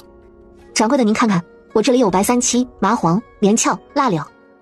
哎呀，娘子，你这药材是在哪儿采的呀？药性看起来不错。这连翘和麻黄多吗？你有多少，我们这儿收多少。是我自家种的，多，不过这价钱……价钱您放心吧，我们怀春堂绝不是随便压价的地方，跟那仁德堂可不一样啊。您家这连翘和麻黄上等，如今这两样药材又紧俏，我也不坑你啊，每两给你50文的价格，白三七30文，蜡了20文。我袋子里这些你先给我结算了，我等会儿去找我家汉子把剩下的拿过来。行，我这就给你称重。掌柜的，这连翘和麻黄可都是清肺热的药，如今这大夏天的，镇子上最近肺热咳嗽的人多。哎，不是咱们这儿要，是温陵那边去。哎，算了，不说了。娘子，赶紧去拿药材吧。看这个反应，难道是温陵那边开始闹瘟疫了？哼，看来怀春堂也不过是假好心嘛，也没给这乞丐施舍点。掌柜的，可不是嘛，那些蒙昧无知的百姓天天骂咱们黑心，夸他们怀春堂才是济世救人的好药铺，呸，也没见着他们把全部身家捐了救那些难民呢。哎，掌柜的，去哪儿啊？仁德堂的掌柜当然是不相信的，那个乞丐真是来卖药材的，他怎么可能承认自己看走了眼？娘子，要是以后家里还有货，都来我们怀春堂卖啊。仁德堂的孙掌柜的一过来，就看见林掌柜拿出来的上等连翘，霎时间他眼睛都直了。他是干这一行的，当然知道最近连翘紧俏，价格疯涨。要是自己能拿下这一批货都囤起来，过段时间转手就能卖出几10倍的价格。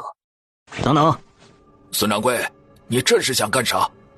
小乞丐，你这些药材，怀春堂给你开什么价，我仁德堂给你开双倍。孙掌柜，哪有你这么办事的？生意买卖价高者得，我有啥不对？别以为我不知道你们仁德堂，不就是打算把紧俏的药材抬到天价好赚钱吗？你也不管，这样会让多少人吃不起药啊！掌柜的，赶紧给我算一下吧，我急着还有事。这位娘子，一共是20两零500文，给你成21两，您收着。好，好，好，你们给我等着！敢惹我们孙家，敢惹你们孙家，算是踢到棉花上了。哼！这位娘子，你还是速速离开吧。这仁德堂背后靠着的是镇子上的富商孙家，孙家养了不少打手，平日里在镇子上目无王法，横行霸道。要是让他把人叫过来，你和你家汉子就不好走了。好，多谢掌柜的告知了。孙家是吧？就请他了。三当家，走吧，我买好了。嘿嘿，伙计，你家包子真香啊！把你剩下的包子全给我打包了，我全要了。行嘞，客官，一共是30个包子，2两7钱银子。这么贵？这位娘子啊，咱们这肉包可不算贵啊。如今镇子上一担粮食就得6、7两银子，1斤肉就得1两银子，我这一个包子才能赚几个钱呢？楚大夫人吃吧，趁着大家伙都不知道，嘿嘿，咱们2个吃点独食。嘿嘿嘿。三当家的，你先排着队，我急着上茅房，等着我一会儿就回来。这成河镇还挺热闹的吧？哈哈。死乞丐，你别跑！哎呦，谁敢惹我们孙家人呢？不想活了，给我站住！看我今天不让人打死你！这下看你还往哪儿跑？跑啊！怎么不跑了？哼，光天化日之下，你们还有没有王法？王法？嘿，你也不打听打听，这成河镇是谁的地盘？今天也就让你知道，这成河镇，我们孙家就是王法。给我上，狠狠的打！鬼，见鬼了！我的个娘啊！鬼，有鬼，快跑！来啊，怎么不来了？姑奶奶，龟奶奶，我错了，别杀我。你们孙家背后的靠山是谁？龟奶奶，是宋将军，是守城的宋将军，我家老爷是宋将军的姐夫。行了，滚吧。多谢龟奶奶。等等。啊，龟奶奶还有什么事啊？把你身上的钱孝敬给姑奶奶。啊，鬼也花钱了。快点。嘿嘿，楚大夫人回来了，快到我们了。老三，你把握的不错，我还和你二哥说，你这么粗心呢，就怕你不小心把楚大夫人弄丢了呢。哪能啊，有我在，大哥二哥就放心吧，保证楚大夫人一点危险都遇不到。不过大哥，我刚才听到一群疯子在那儿喊闹鬼了呢，也不知道啥情况。这青天白日的，他们莫不是失心疯了吧？这梁家谁看了不得发疯啊？谢之刚抢了钱，买了一担糙米，1担粗面，花了6两银子。王莽把当时抢来的钱也全买成了糙米粗面。现在先回去，今夜夜探孙府。王莽来的时候带了3辆空板车，可不够拉粮的，于是又买了6辆，把粮食全装上后，再用一层麻布盖着，让人看不出来装了什么货，免得遭人惦记。一行人满载而归，出了城，又走了一段，终于回到了驻地。楚香菱和楚木兰、楚木槿则欢快地跑向了谢之，回到了楚家，把袋子里的点心拿了出来。大伯娘，好好吃哦！大伯娘最好了。大嫂，七郎，这是成河镇布防图。我与几位兄长自幼熟读各个军事机要城池布防，成河镇是中原腹地的一道重要防线。当年父亲就是在此处迎敌出战，最终把西戎军队打了回去。谢之心中忽然涌起一阵心酸。都说楚家儿郎天资纵横，可这世上哪有那么多天才？谁又知他们背后10年如一日的勤学苦练呢？楚家的儿郎们都是自幼立下保家卫国之心，为此自幼便勤学兵法，苦练武艺。这样一个个优秀的儿郎，最后一个个惨死在自己人的阴谋算计之中，何其可恨啊！七郎是想帮王大当家他们。楚小将军，我们想问问您，知不知道这成河镇守城的宋将军是什么来路？手里的兵实力咋样？孙家老爷凭借着和守城将军宋世达的郎旧关系，在成河镇目无王法，横行霸道。这几年间更是趁着灾荒年不断的圈占土地，提高地租，哄抬粮价敛财。这成河镇周边没有断水，按理说本来应该还能种田，可周围的百姓们因为高昂的租金和赋税，根本租不起田，只能去开荒。可开荒的田不论在不在孙家圈镇的地域内，只要开垦好了，便被孙家又强行占去。久而久之，百姓们不堪重负，居然被逼得弃耕抛荒，卖儿卖女。他娘的，这成河镇那是天灾啊！我看这分明就是人祸。大当家，您快去看看吧，你买回来的米面有一半都是沙子。啥？这不可能啊！这米和面都是我看着装上去的。当家的，我方才本来准备先给大家伙做一顿饭，但摸着粮袋下面不太对，这才叫人打开看，没想到……哎，气死老子了！这是什么黑心粮店？好你个孙家，真是好一个黑心的孙家，敢在你爷爷头上动土！兄弟们，今夜就干他们个鸡犬不宁！干孙家，干他们丫的！周哥，这些土匪们快意恩仇，比咱们这天天是窝囊气可爽快多了。这守城的守备这么黑心肝，我估摸着咱们去了也要给咱们罪受。哎，走一步算一步吧。守城的宋世达是如今的成河镇守备，也是朝廷的武略将军。他是太子太傅邵英的外甥，如今皇帝卧床不起，太子把握朝政，宋世达自然也跟着鸡犬升天，无所顾忌地当起了土皇帝。哼，身为朝廷命官，不思为百姓谋福祉，反倒剥削百姓，声色犬马。西戎军攻城在即，就凭他守得住吗？乱世当前，平安寨为今之计，唯有先远离镇区，高筑墙，广积粮，待到西戎军真正打来之时，我们也能有一战之力。成河镇西南角的布防历来最薄弱，更有护城河通道。大当家可派人提前埋伏，待到得手之后，让西南门的人挟持管理河道闸门的士兵打开闸门，闸门侧有通道可容人马通过。明抢不如暗偷，若是你们没有惊动孙府之人和守城侍卫，可来回多运几次粮出来。可提前布置好火油，若被发现，立刻发出信号点火，扰乱局势。如此甚好。楚小将军，还好有你啊，不然我们还打算硬杀出来呢。谢之在旁边看楚怀的模样，看得出了神。这就是领主大人办公室时候的模样吗？没有了平日里在他面前的温顺乖巧，虽坐在几个明显比他身形壮硕的男人面前，可那种处事不惊、冷静沉着的气势，使他丝毫不显单薄。谢之回过来神时，就见楚怀早已不知何时看向了自己，那样的什么意味都不含的眼神，就只是单纯的无意的一眼。谢之看了却很高兴，忍不住对他笑了笑。少年也回之一笑。叔嫂二人的一笑没有什么多余的意味，好像出于一种两人之间已经形成的默契。笑过了，谢之心里莫名的开心。他低下头，嘴角又弯了弯。行，那就按照计划来。老二，你去告诉兄弟们安排；老三，你去把马点好，准备好，今晚就上孙府。楚大夫人，您可是有什么想法吗？今晚我还想跟你们一起去。楚大夫人，这不行啊！我们今晚进城可不是闹着玩的，你一个女人。大嫂今夜为何想去？我不进城，既然你们决定今晚投运，那就需要有人接应运出来的粮。我想做城外这个接应的人。你们放心，我的马术不比你们差，而且来回的路我已经记熟了。我只带一个人在外接应，交替往寨子这儿送粮，你们就能多进去几个人，更能保证安全。不是，楚大夫人，我们也不是瞧不起你，而是今天晚上真是刀口上舔血，万一你有个3长2短的，我们心里哪过意得去啊？既然如此，大当家的就安排我大嫂接应你们吧。既然我大嫂这么说了，那她自保定然没问题。大当家的请相信她。既然如此，那楚大夫人就与我们同去吧。行，那就带上楚大夫人，多个人多个帮手吧。娘，你放心，我一定会平平安安回来，相信我。芷薇，你是女儿家，若是遇到危险，你一定要先跑，不要顾及那么多，才是不给其他人拖后腿。娘，我知道了。夜色里，男人们翻身上马，遥遥望向成河镇的方向，眼中似有火在熊熊燃烧。谢之也翻身上了马背，身姿飒爽。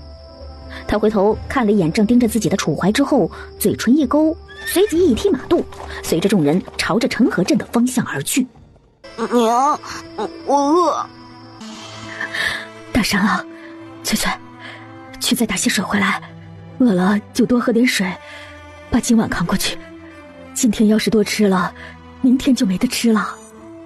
翠翠，你先回去等着吧。一个窝头，干不干？啊，官爷，您误会了，我们只是来打水的。你他娘的，你敬酒不吃吃罚酒，我老子能看上他是他的福气，多少人求都求不来老子。大哥，官爷，实在是对不住，我们这就回去。哼，最多2个窝头，都沦落到当灾民了，还装什么清高？你知道老子是谁吗？老子的兄弟可是在孙府当差。不是你以为你是什么闭月羞花，老子非要你不可？再继续装下去，吃到饿死你全家。见王猛众人拉的是粮，又给了通融费，几个官兵很快笑嘻嘻的放了行。约莫过了半个时辰，闸门终于打开了。先出来的是吴老三。楚大夫人，这孙家是真他奶奶的真肥呀！他们粮仓比我们从前的半个村子都大，还有金子银子。行，三当家的，那你们继续，一定要小心些。这一趟我先把东西送回去，熊弟兄弟先在这等着。谢之顺利带着队伍出了城墙周围的视线后，就把整个车队收进了空间里，一转身走向了成河镇北门。站住！难民不许进城！看清楚了，我可不是什么难民，我是孙管家的人，帮他出去办事才乔装打扮，还不让开。啊，这人说的是真的假的呀？那好像真是孙管家玉佩，看他虽然穿着脏了点，但身形体态一点都不像难民呐。万一真是孙管家的人，咱们拦在外头可就完了呀！快放行吧。小的有眼不识泰山，娘子快请进。进了城中，他很快就根据记忆里王猛和楚怀商一时的地图摸索到了孙家。王猛他们早就把这路上的人给收拾了，这一路可谓畅通。娘的，这孙家太肥了，粮太多了，咱们一晚上也运不完呢。带多了反而不方便剁孙家的追兵啊！叫兄弟们撤去库房搬金子。听到王猛的声音，谢之赶紧躲在了粮堆后面。等所有的人撤完，他才站了出来。看着堆积的像一座座山丘的粮食，他忽然感觉他真的暴富了耶！王猛几人到了库房，也毫不客气地捡着金子搬。可金子毕竟重啊，他们人再多也弄不完呢。等王猛觉得重量差不多了，挥挥手带着人撤了。他们刚撤，谢之就毛毛碎碎露出了头。宋将军呐，来干！如今您驻守成河镇辛劳啊，太子马上又要升授您为武义将军，实在是可喜可贺，可喜可贺呀！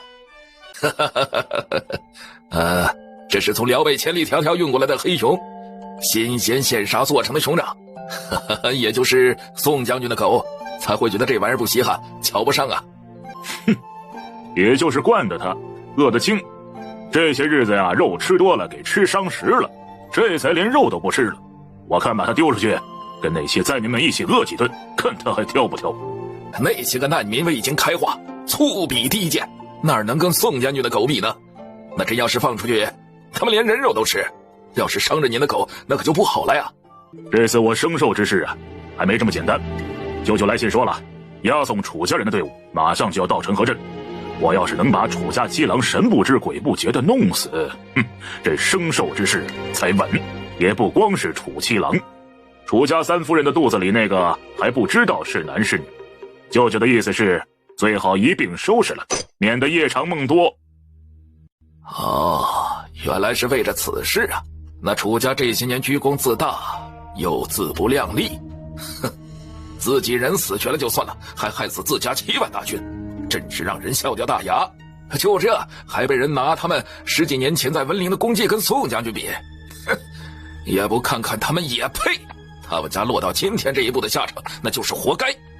宋将军，放心吧，我孙长父必定派所有人都盯着，他们一旦入城，就直接给他们全家都送下去。哎呀，几个楚家人而已，不成气候，根本就不需要您担心。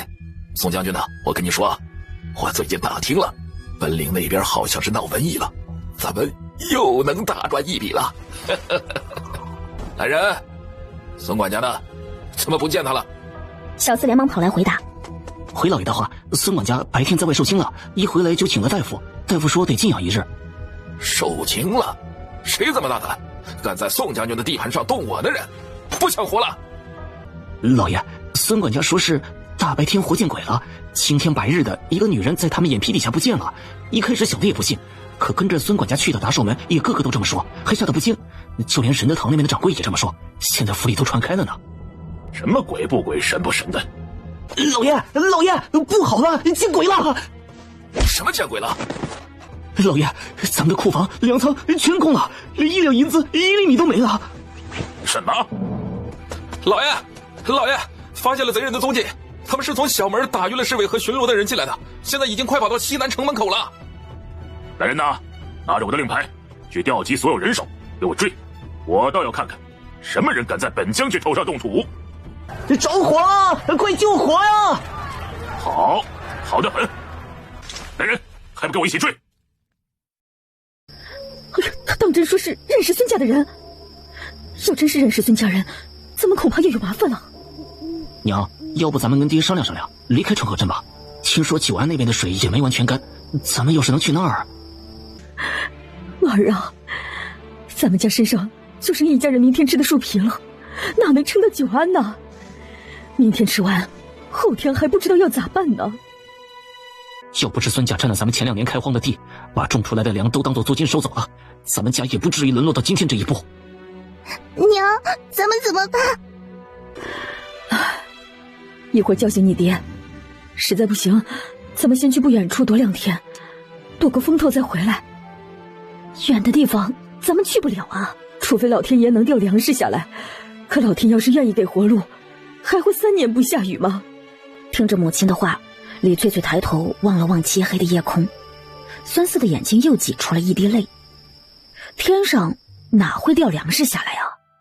刚到外面，他就听城墙上和守门的士兵已经喧闹起来了，吵着要抓贼。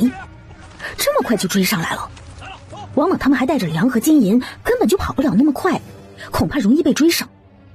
眼看着西南城门渐渐打开了，他琢磨了一下之后，忽然就对着城门口撒了100来斤的黄豆出来。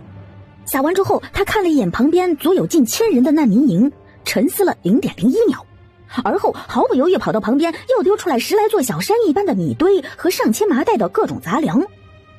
这些粮说实在的，本来就是这些人辛辛苦苦种出来的，时间有限，能扔多少是多少了。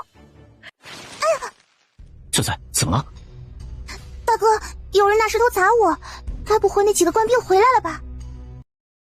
娘，天上真的下粮了！快抢粮了！老天爷显灵了！老天爷赐粮了！他奶奶的，哪来的黄豆？拦住他们！快拦住他们！那是我的粮啊！都给我追贼人！都给我滚！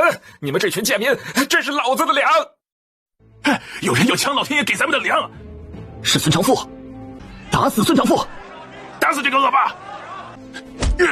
贱民们，跟老子滚！撤！孙长富死了！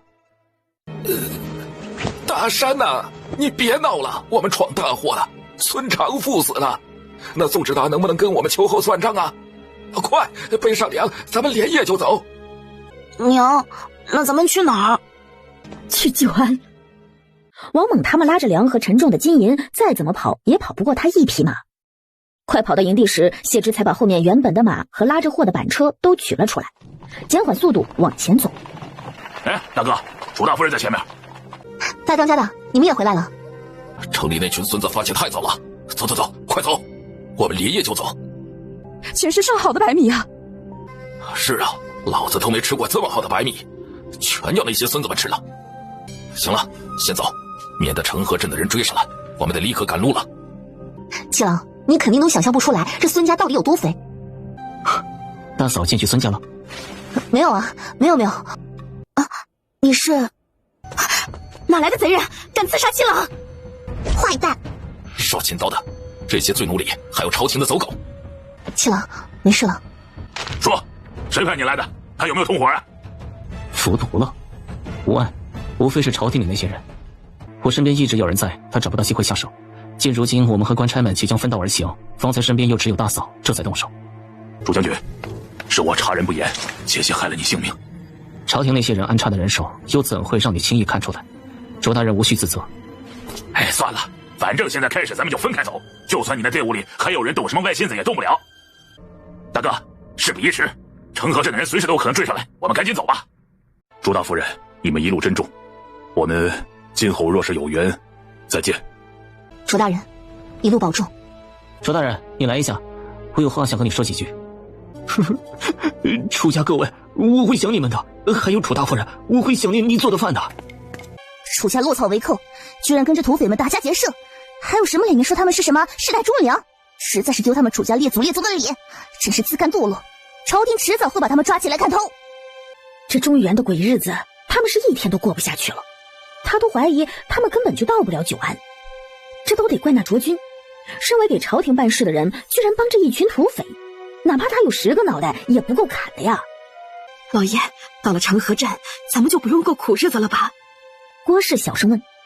他们家可和其他那些罪奴不一样，张家本就是太子党，太子是为了掩人耳目，避免朝廷上下说他是结党营私，趁着皇上病倒独揽大权，更为避免说他是针对楚家一家，才先假意收拾了他自己麾下的张家。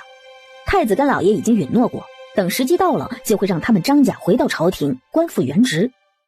听说这成河镇的守城将军是太子太傅的外甥，也就是说，和他们张家也一样都是太子的人。低声点，别让人听见了。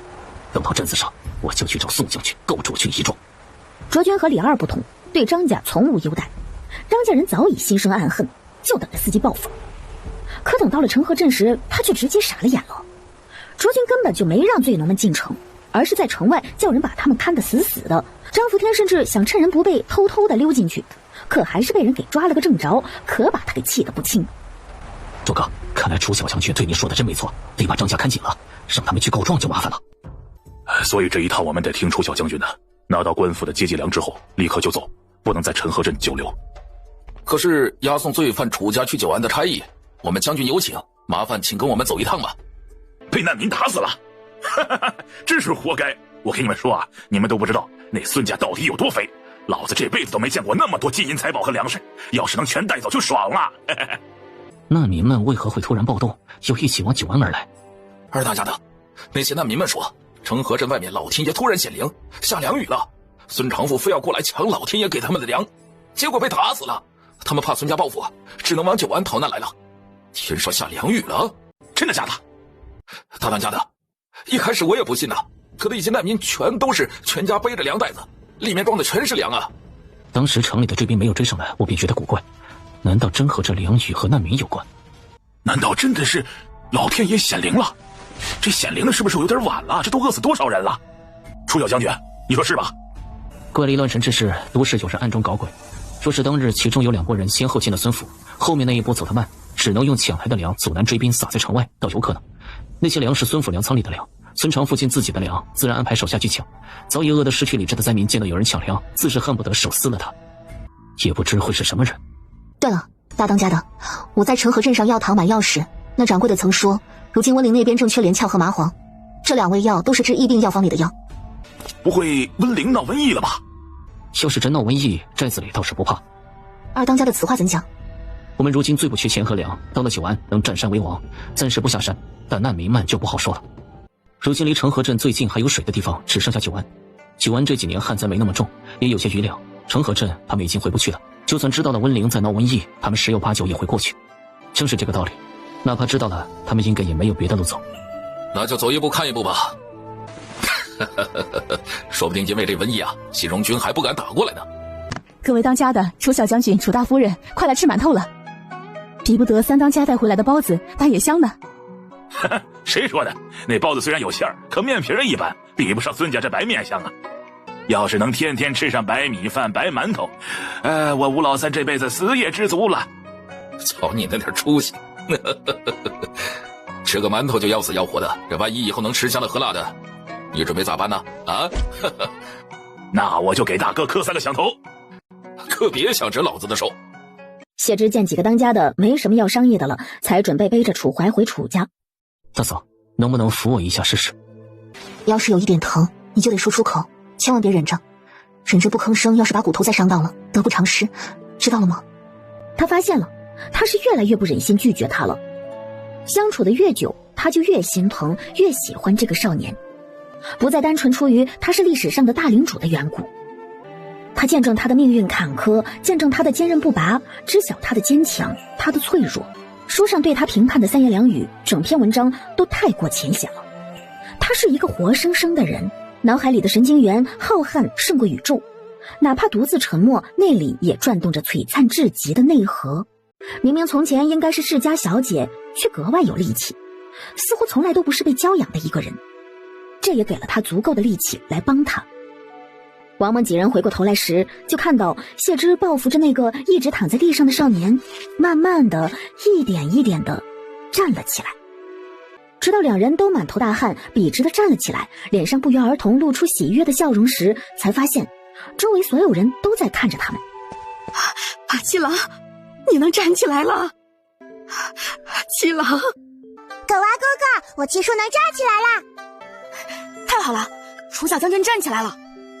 太好了，太好了，楚小将军站起来了，看来身子完全康复也是指日可待啊。可不是嘛，大哥，我看楚小将军和二哥一样，可比咱们聪明多了。以后他要是跟着咱们出去抢肥羊啊，谁还是咱们的对手？金鳞岂是池中物？楚小将军跟着我们去干这种事情，也太大材小用了。七郎，你走两步试试看。大嫂，我感觉还得再休息几时才能走。好，你要是感觉累，说明还没完全好，再休息2日。不过这些木柜木板可以取了。楚怀他肯定也察觉到什么了吧？真是心思缜密啊，七郎。看着他那双犹如星夜般的眸子一笑，谢之便意识到自己可能已经暴露了什么。大嫂，你居然真的治好了七郎，你就是咱们楚家的大功臣。大嫂妙手回春，简直就是神医在世。大嫂，你就别谦虚了。是啊，之前大嫂让我吃过一回药，我感觉我的身子都好多了。大嫂，你居然真的把楚怀哥哥给治好了，我也太爱你了。没事了，都会好起来的，都会好起来的。不论是楚怀还是这乱世，都会好起来的。就在不久的将来，他将重提吴钩，将捉尽这乱世魑魅魍魉，将使天下承平，海晏河清。而他将陪在他身边，见证所有历史。谢之目光灼灼，期许地看向楚怀。少年一回头，正撞进他的满目期许。隔着许多人，两人虽未发一言，无言之中却似乎又彼此明白了彼此的此刻心下所想。今天是个好日子，虽然没有肉，但咱们能大口喝酒。来，今天就让小将军看看我王猛为什么叫千杯不醉。楚大夫人居然也能喝酒，也颇有我江湖儿女的风范嘛。只是这酒劲头可不小，您可得掂量着些呀。若是没记错的话，这个年代大部分人喝的还是没有蒸馏的米酒或是黄酒，也就是说度数很低，大多连10度都不到。就这样的酒还想放倒他？约莫半个时辰后，看着已经熟睡了的谢之，你大嫂啊，从前就一杯倒，今天怎么还逞起强来了？定是因为看到七郎终于好了，心里高兴呢。楚怀回头看向已经睡着的女人，一双眸子里是他自己都察觉不到的温情。队伍再次启程，不缺水不缺粮的状态下，原本推测12天的路程，他们只用了8天就到了温陵，又用了1日的时间到了九安。天黑之前，我们就能赶到神山峡谷。神山峡谷就是他们的最终目的地，地方十分隐蔽，亦是易守难攻之地。那里有地下极深的地下溶洞，里面大概率是有水源的。终于赶在天黑之前，他们到了神山大峡谷。峡谷如许青松所说，十分隐蔽。这地方好啊，够隐蔽，就算是西戎军打过来了，怕是也找不到咱们吧？您说是不是啊，楚小将军？西戎军骑兵多，不擅长丛林战，基本上都会避开山脉进军。楚小将军，跟着你可真能学不少，以后有机会啊，我非得把那些孙子引进树林子里，杀他们几个解解气不可。这峡谷里的地方不小，能开不少荒田，要是不够重，峡谷外头也有地。我瞧了，虽然都是荒地，可土质真不错。大当家的啥时候划地出来啊？我还带来不少菜籽呢。这峡谷之中有大片平地，只要把杂草杂树清理掉，就能盖房子了。四周则有干涸的河道，但河道的土壤却呈现一种棕黑色，说明下面还有水。最重要的是，这里人迹罕至，可以说是世外桃源也不为过了。的确是宜居的避世环境。这里和10年前没什么两样，看来除了我和我那位兄弟外，一直都没有人发现。唯一美中不足的就是也没有房子，大家还得露天住。嗨，二哥，这算啥？没有房子咱们就自己盖，没有粮食咱们就自己种，再没有咱们占着风水宝地，还怕抢不了久安的肥羊啊？兄弟们，有没有信心从头开始建造咱们的平安寨？有。大当家，您就说怎么办吧，一句话撂下来，兄弟们干就完了。好，不急，这2天先探探周边。牛木匠啊，你带着人去看看有啥能盖房子的木头。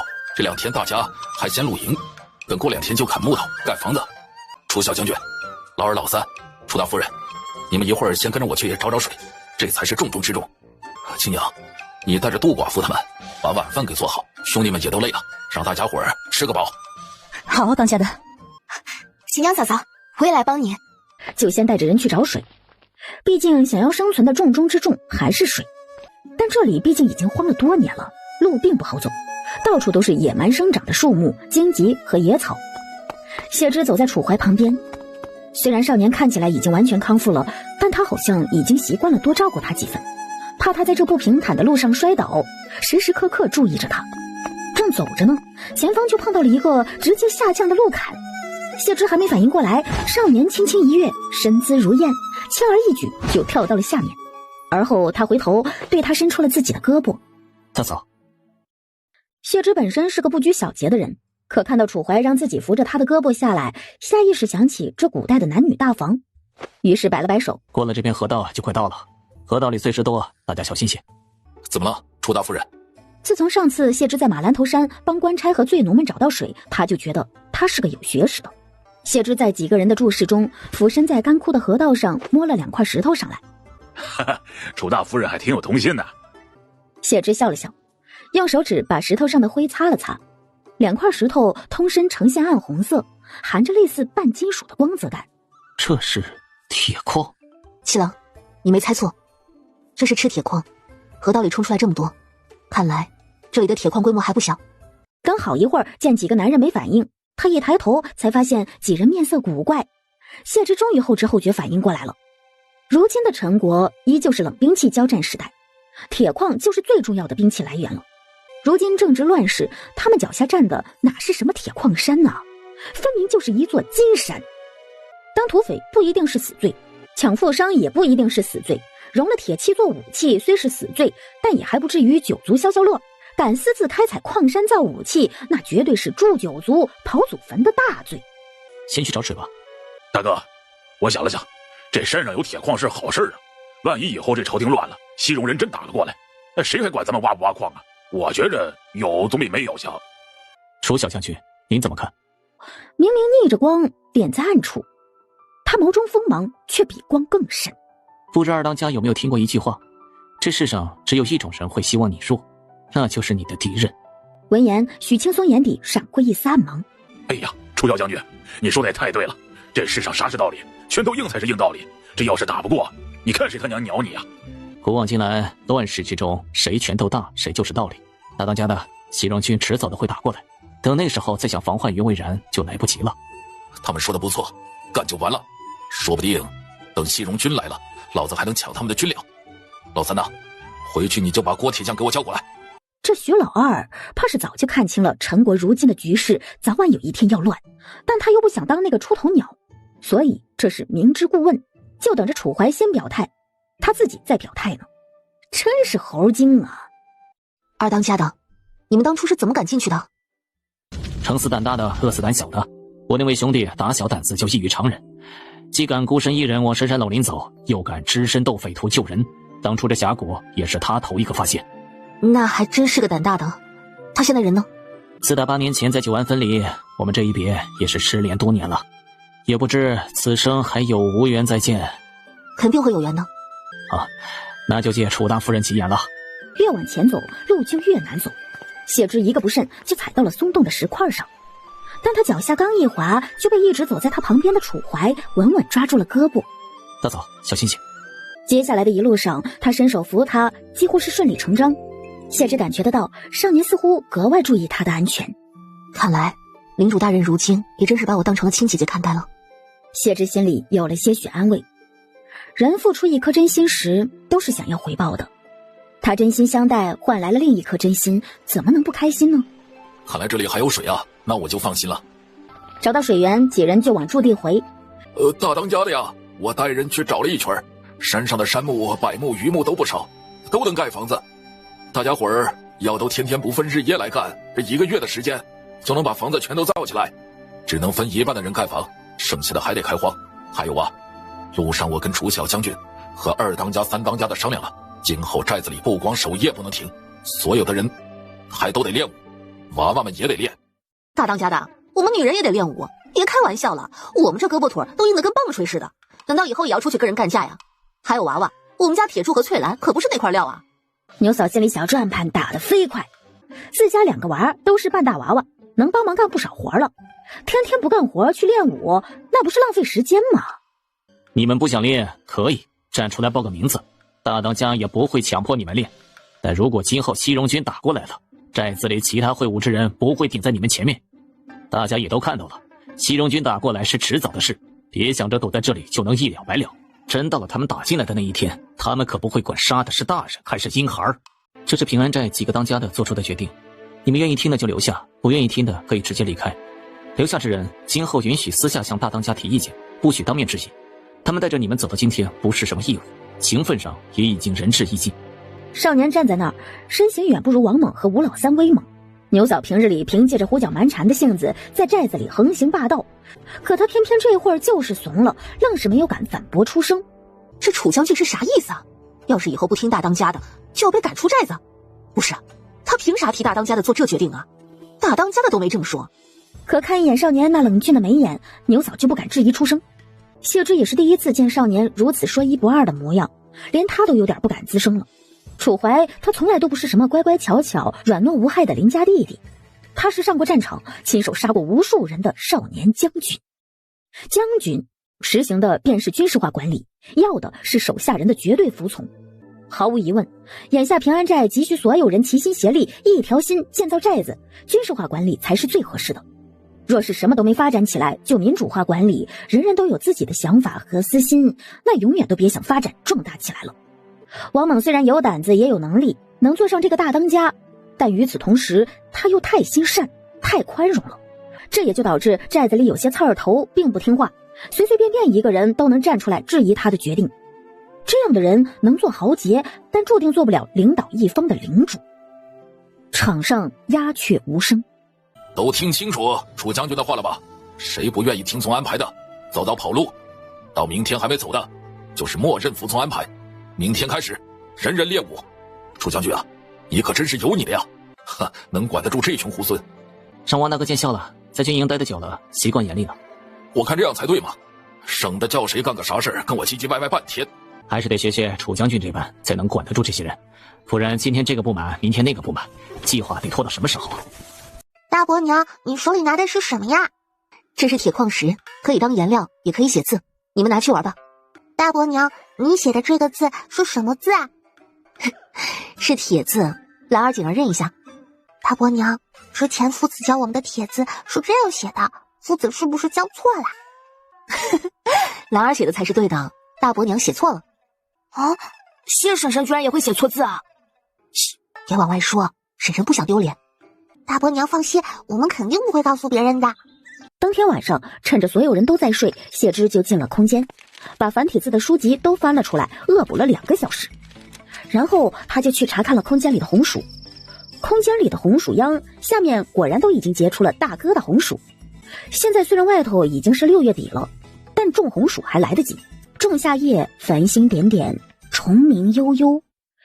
众人一夜好眠，但第二天早早都被叫起来，还没用早膳呢，就开始跟着王猛晨跑了。待停下来后，就一个个心里抱怨连天的。奈何碍于昨天楚怀的一番立威，眼下无人敢随便发牢骚。吴老三跑完步，就带着牛木匠和一群人上山砍木头去了。王猛则和楚怀几个带着郭铁匠去找这山上铁矿的位置。留下一个徐老二，从自己的包裹里拿出了纸笔，开始画房屋图纸。谢之看着他能用毛笔把线条画成直线，就知道他是有些功夫的。但见下笔极慢，找了根烧了黢黑的小木棍来，他拿了一张纸，刷刷来了2笔。二当家的，你看这样画是不是快多了？楚大夫人还会画图纸？会一些，回头我再具体跟你商量。今天我想先上山看看。好，那徐某人就等楚大夫人有时间指教了。人之初，性本善。泗水上，我和景儿早就学过3字经了。然而都会倒着背。是呀，那你们再陪着狗娃哥哥学一遍好吗？狗娃，你来读一遍。人是猪。狗娃哥哥是人之初，性本善，就是说人最初始的时候，刚生下来的时候，本性是善良的。狗娃哥哥，我爹爹说过，别人没读过书不识字，不是因为他们笨，是因为他们没有机会读书。要是他们有机会受到同等的教育，未必比那些达官显贵们差。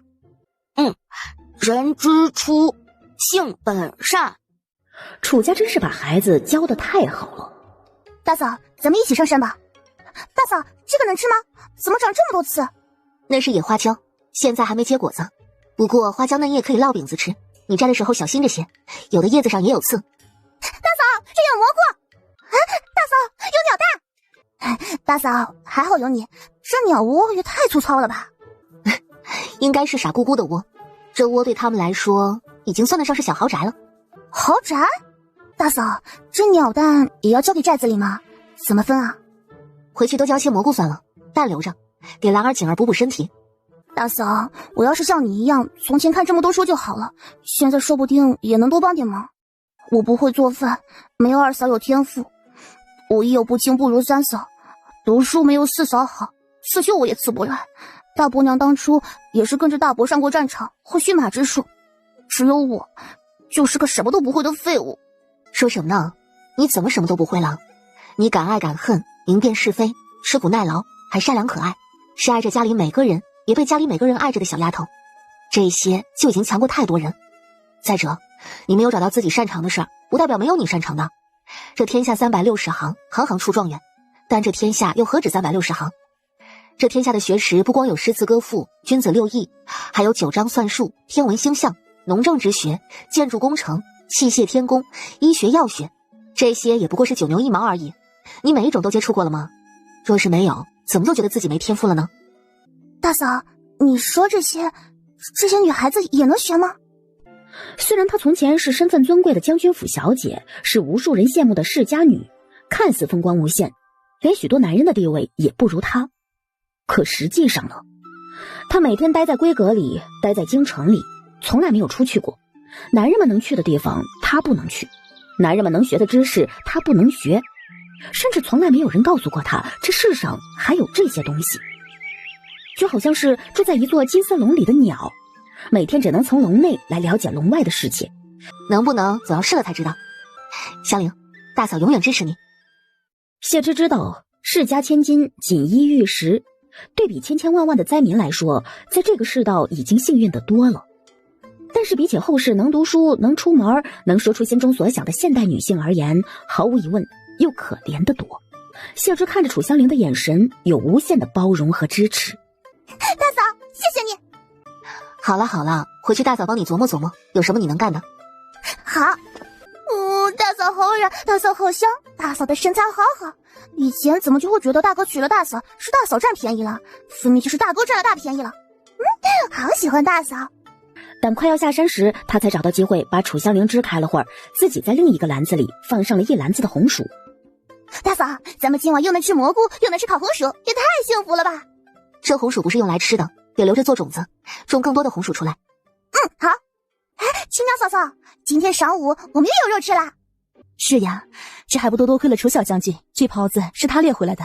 回过头才发现楚怀果然已经回来了，此刻虽还和王猛几个在一起，却在看着自己。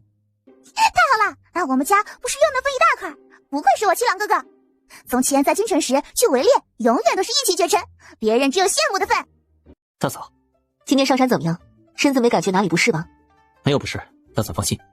大当家的，你要是让我打几把刀出来，我带的煤炭够用，可要是给寨子里的每个人都来一把，这煤炭就不够用啊。而且我和我徒弟全天干，2天也就只能打1把出来，这炭也只够打1把的。还有楚将军说是什么铁蒺藜，我是见都没见过。是啊，大当家的，而且我和我师父从前都是把铁熔了再做铁器，这怎么炼铁矿石我们可没试过。而且听说炼铁矿石得用专门的高炉，我和师父只会砌打铁用的炭火炉和铁砧台。打个铁还有这么多讲究？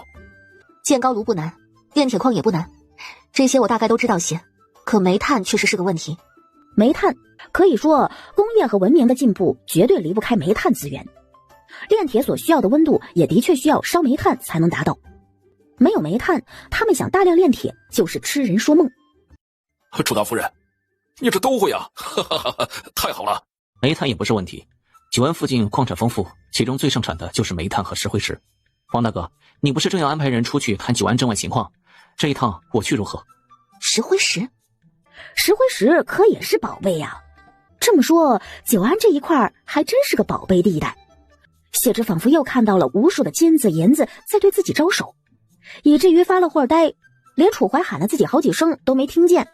大嫂，这楚将军对自家人是真好，就像个温柔俊朗的公子哥，可怎么对他们就跟个铁血冷面将军似的，让他们看一眼都觉得吓人。七郎，我也去，带上我。楚怀未见过他如此热情的模样，微微一怔，静静站在一旁看着他的模样。行，楚将军，楚大夫人，那这一趟就你们过去吧，但是千万小心些，先探清楚了有没有那瘟疫再进人。大当家的，这次开荒可是打算赶着种下粟米和高粱，我想问问，咱们这粮食大概都亩产多少斤？是啊，现在这个季节种麦子太早，高粱和粟米还勉强来得及，如今这么缺少粮食，能种出来多少算多少了。这要是旱地麦粟，就是1亩地1担多点儿，高粱1担半，2田的话那都能增产半担多呀。王大当家的，你可知道红薯亩产多少担？楚大夫人，您就别跟我大哥卖关子了，我猜红薯的亩产要比粟米高。您是想让大家伙种红薯？没错，若是种红薯，亩产粮食能翻3倍。正好我今天运气好，在山上挖回来了野生的薯种，就在秦娘那儿放着。3倍？楚大夫人，您可别开玩笑了，咱们这儿可是荒地，它不是肥田呐。不如一半种谷物，一半种红薯，如何？这个王猛也许不怎么听自己的，但还是挺听楚怀这个恩人之子的。如今他再想起当初刚穿越过来时少年对自己的冷漠，和如今毫无保留的信任亲昵，谢之心里忽然的像是被喂养了许久的警惕心极强的小动物偷亲了一下，霎时间充满了明晃晃的快乐。王大当家的，我谢之拿人格跟你担保，我说3倍也只是往少了说，而且红薯的亩产是净产量，不是原粮。大当家的，我相信楚大夫人。这么办吧，开的地8成种红薯，剩下2成种粟米和高粱。要是到时候真不行，咱们就拿带回来的白银去九安镇买粮，也够吃1年的。行，既然如此的话，那我就相信楚大夫人，别8成了，全部都种成红薯。见楚怀在看自己，还俏皮的跟他眨了一下左眼，示意成功。谁知少年眼神却忽然呆了呆，过了好一会儿才后知后觉的补给他一个笑容。谢之又是忍不住觉得他可爱，扑哧一笑。大嫂，你方才怎么自称谢之？完了，这刚才一顺口把本名报出来了。大嫂是说错了吗？还是大嫂没有被谢家收养之前就叫谢之？什么？原主是被谢家收养的？因为我更喜欢别人叫我芝芝，我觉得挺好听的，你觉得呢？好听，芝芝。他嗓音清越，颇具朗然的少年英气，再普通的字眼从他口中说出来也被镀上了不同的韵味。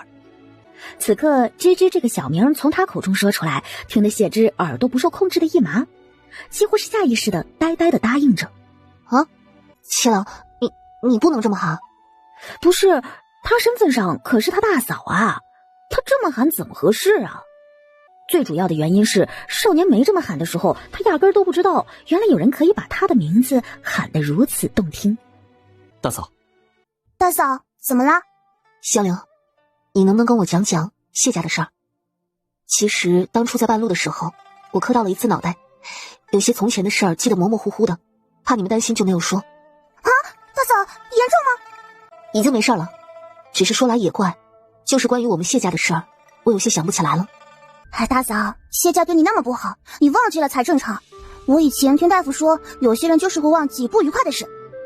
原主居然真是谢家养女。当初永安侯和侯夫人婚后原本举案齐眉，和和睦睦，但诞下长女之后，侯夫人就伤了身子，不能再生了。谁知这好不容易生下来的女儿，也在3岁的时候不幸得了天花夭折了。永安侯在乡下时，意外碰到了农户家的小女儿，与早亡的长女有几分相似，就花高价把这小女孩买了回去，当做养女，哄侯夫人开心的。虽如此，侯府也需开枝散叶。永安侯在长辈的催促下纳了贵妾，绵延子嗣。在这贵妾生下一子一女之后，永安侯也变了心，自此冷落了侯夫人。侯夫人为此不惜拿养女来争宠，可有了亲生儿女，永安侯怎么可能会疼一个养女？也就是看她样貌出落的不错，还有些利用价值，谢家才留着她打算联姻的。可以说那次若是和楚家大郎的事不成，后面还有别的不三不四的人家在等着他。事儿若是成了，已经日渐没落的永安侯府便能扒上一门贵气；若是败了，谢之威彻底毁了名声，永安侯府也可以不在乎。大嫂，当初因为这门亲事，外面好多人骂大郎哥哥没脑子。我大郎哥哥是天底下最好的哥哥，他们一骂我就生气，一生气就忍不住迁怒你。没事，当初也怪我，有什么话都憋在心里不爱说出来，错失了与你们亲近的机会。如今我已经都想通了，一家人就该一条心。对，应该一条心。两人说完，那边的楚怀也已经与林氏商量好了。看林氏的表情就知道，他虽然担心，但从来不会过于束缚晚辈们想做的事儿，所以自然也会答应。哎呀，秦娘啊，这红薯真能亩产3担呐！大当家的让大家伙儿把地里全都种红薯，可咱们寨子里从前没有人家种过啊，我这心里也没个底。是啊，秦娘，那楚大夫人不会弄错了吧？她又没种过地，要不然今年先试着种个1-2亩呗。大家伙都放心种吧，这红薯肯定能亩产3担，到时候每亩至少给大家留1半做自留粮。要是产不了，大当家的说了，到时候他出去按每亩3担的粮买回来补给每户人家。看到这对夫妻俩现在不遗余力地帮自己推行红薯种植，谢之心中不由微微感动，对平安寨也第一次有了融入感。七郎，道路上一定要小心，照顾好你嫂子，千万莫走散了，知道吗？娘，七郎知道。娘，不用担心，我们会很快回来的。两人很快与众人告辞，出了峡谷。七郎，过来。大嫂，怎么了？你面上的字叫人看见了，未免会起疑心。等到久安，我再买2副药来，彻底给你清了去。走吧。前面的人3-3两两的同行，但整体上人不少，每隔一段距离就有像是一家人的人结伴而行。他们身上背有粮食，听到有人骑马来，立刻警惕地看了过来。谢之很快意识到，这就是从成河镇逃过来的难民们。快走，快！大嫂，他们把我们当作劫粮的流匪了。走，再不起来送你去见阎王。七郎，是张家人王家人。谢之飞速在这群官兵里搜寻卓君和刘石头等人的身影，可很快他就震惊地发现，刘石头也穿着一身破烂的衣裳，跌跌撞撞走在最奴的队伍里。而他看了好几遍都没有发现卓君的身影，越是看不到，他就越是揪心。卓君去哪儿了？卓君他们恐怕还是因为没看管好楚家人之事，受到了责罚。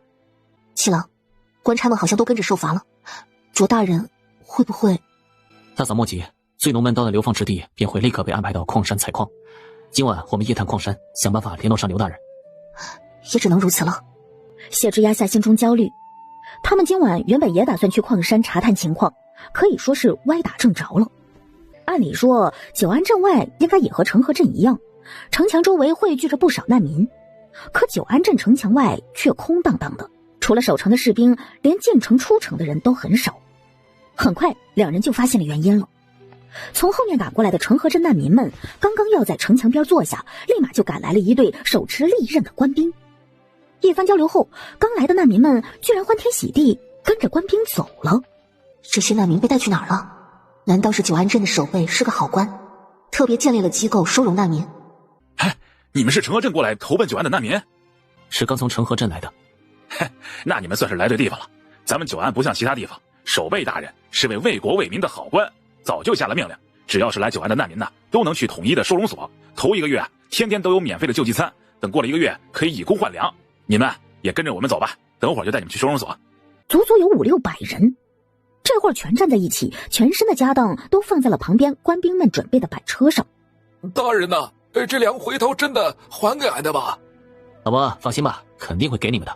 这只不过是叫你们去收容所路上省点力气，一会儿你就知道了。这些板车跟你们一起过去。这久安镇的大人们比咱们成河镇好太多了，真是青天大老爷在世啊！可不是，成河镇有宋志达那个贪官和孙长富，咱们老百姓根本就没有好日子过，还是久安好。早就听说久安镇的守备大人是个好官。这个收容所在镇外5里地的地方，再辛苦大家一会儿啊，很快就到了。才5里地，不远。大人，我们不辛苦啊。这收容所怎么建在镇子外啊？嗨，这有什么？有收容所就不错了，赶紧走吧。万一去晚了住不下了，可咋办呢？七郎，你有没有觉得哪里怪怪的？公安差们太热情了，不合常理。大嫂别怕，万事有我在，想走随时的事。好，快到了，走快点。官兵喜悦说。众人心中因漆黑的夜色带来的不安不由稍稍驱散，加快了步伐。等到了跟前儿，他们才终于发现前方的收容所不是他们想象中成排的房屋，而是一座大山。这就是成河镇来的难民？是，这一批有505个，再进去安排一下。行。两人交谈完毕，立刻有人招呼着难民们进山。难民们虽然想不明白为啥收容所建在山里，但也只能稀里糊涂地跟着走。有人走了一半，忽然想起自己的粮，于是回头看去，却见带他们来的官兵们正拉着载着他们粮食的板车往回走。大人，我的粮！手中短粗的马鞭扬起，狠狠抽在了这人身上。给老子进去！什么你的粮？那是成河镇孙老爷的粮！你们这群大胆的逃犯，抢了成河镇孙老爷的粮，还杀了孙老爷，畏罪潜逃，如今总算是自投罗网了。哼！在这一刻，他们终于意识到了不对劲，急得脸色骤变，想要往回跑。大胆逃犯们，还敢跑？今天谁敢再跑一步，杀无赦！哼！大人早就听说了你们在成河镇烧杀抢掠的累累罪行，还愿意留下你们的贱命，罚你们来矿山挖矿，已经是宽宏大量了。谁敢反抗，斩立决！那些粮不是我们抢的，是老天爷给我们的。官兵们讥笑一声，没有跟他争论，只是手里的鞭子如狂风暴雨般朝此人抽去。你们这群朝廷侵犯，还废什么话？再不走，老子现在就砍了你们！看见这恐怖的一幕，难民们的愤怒渐渐消散，一个个脸上闪过一抹绝望。原以为来久安是活路，哪成想比死路还难。这些人到底还是不是人？磨磨唧唧的干什么呢？再不济，晚饭不准吃了！你们这些罪奴，今晚就开始跟着老矿工挖矿，每人挖不满3车，明早就等着领罚吧！别抢着领饭，还不快点！楚大夫人，只是用眼神仓促给二人示意，到没洞里面再说。楚将军，楚大夫人，你们怎么也在这儿啊？刘大人，冷静些，你们为何又在这里？卓大人他人在何处？卓哥他差点被打死。我们本来想听楚将军的，没打算跟官府对接，也没让罪奴们进城。谁知道宋世达的人却主动找上了我们，问起楚将军一家下落。卓哥说遇上了刘匪，你们跟着刘匪跑了，他就忽然勃然大怒，说要严惩我们。卓哥自己挺在前面极力承担，才保到我们没有遭多大罪，只是他自己被打了个半死。那姓宋的说要把他扔到乱葬岗喂野狗，但是那宋世达不知道又受到了什么人的来信，改变了主意，把卓哥提前送到了九安镇来了，说是要提审卓哥。我也不知道他现在是生是死。刘大人，你们这一路皆是因为我楚家而起，我楚怀定不会坐视不理。楚将军，您是真丈夫，今日就冲你这句话，我刘石头若是有机会出去，一定肝脑涂地的追随你。几人正说着，前头有矿工佝偻着身子，背着一袋子煤炭出来了。但这人刚经过3人身边时，身形却忽然晃了晃，而后倒在了3人面前，浑身颤抖起来。楚将军，楚大夫人，快离这人远点！这里的不少老矿工似乎是得了什么怪病，那些官兵一旦发现，就会把他们拉走。听说只要是被拉走的，就没有回来的。听说矿工都已经少了一半了，那肯定是传染病。咱们离他远点，从另一个洞口出去。救救我！求求你们，救救我！我不想死啊！说起来商量，把他送到官差那儿也是死路一条。老矿工看着3人身影渐渐消失在矿洞里，不由一阵绝望，彻底安静了下来，静静趴在地上流着泪，艰难的进气出气，等待着自己生命的结束。3人终于到了开阔处，又碰见了一个年轻的矿工，对方手里拿着绿油油的几根草，嘴里正不知嘀嘀咕咕自言自语着什么。他转过身时，冷不丁看见身后多了3个人，吓了一跳，手中的草也掉在了地上。谢之看了眼，认出地上的草是黄花蒿，不由有些困惑。黄花蒿这玩意儿一般又叫臭蒿，会散发一种强烈的气味，这人摘这玩意儿不会是为了吃吧？兄弟，你别去了，前面有人发病了。你们是今天新来的？那你们肯定没有染上疟疾，你们离远一点吧。我是大夫，我过去看看。疟疾，还好刚才没碰他，不然就真完了。不是大夫，你疯了？那可是疟疾，你去不是找死吗？总要有人去的，不是我也会有别人，没有别人那就有我。这人怎么这么傻呀？七郎，我说我能治疟疾，你信不信？信，大嫂，我信你。大嫂想去就去吧，我陪你去。不是，那可是疟疾啊！刘大人，你不相信我吗？若是别的瘟疫，我还真的考虑考虑。不过若是疟疾，我可以明确告诉你，我有把握。刘大人，你在这等我们一会儿吧。楚大夫人，我是相信你的，这不是有点害怕吗？大夫，您真能确定矿山里流行的瘟疫是疟疾？这位娘子，我拿性命担保，这矿山里的瘟疫就是疟疾。我之前是镇子上的大夫，要不是得罪了本地的贵人，也不会流落到这儿。若是没有看错的话，您刚才拿的是黄花蒿。没错，这是黄花蒿，我之前在古籍上看过，黄花蒿能治疟疾，只是我试了好多天，没有什么成效，现在正打算换些柴胡试试。黄花蒿正是治疗疟疾的良药，你在哪里采的？可否给我一关？良药？不是，我已经偷偷给很多病患试过了，没有什么成效啊。这是我在后山采的，数量很多，所以也试了很多次。因为黄花蒿里能治疗疟疾的青蒿素，一旦高温煎煮，或是煎煮时长过久，都会分解，无法再治疗。想用黄花蒿治疗疟疾，要么得严格控制主要的火候和时长，要么就不要煎煮，直接用新鲜直饮，而且还得用水浸搅制法。说话间，他们已经回到了老矿工所在之地。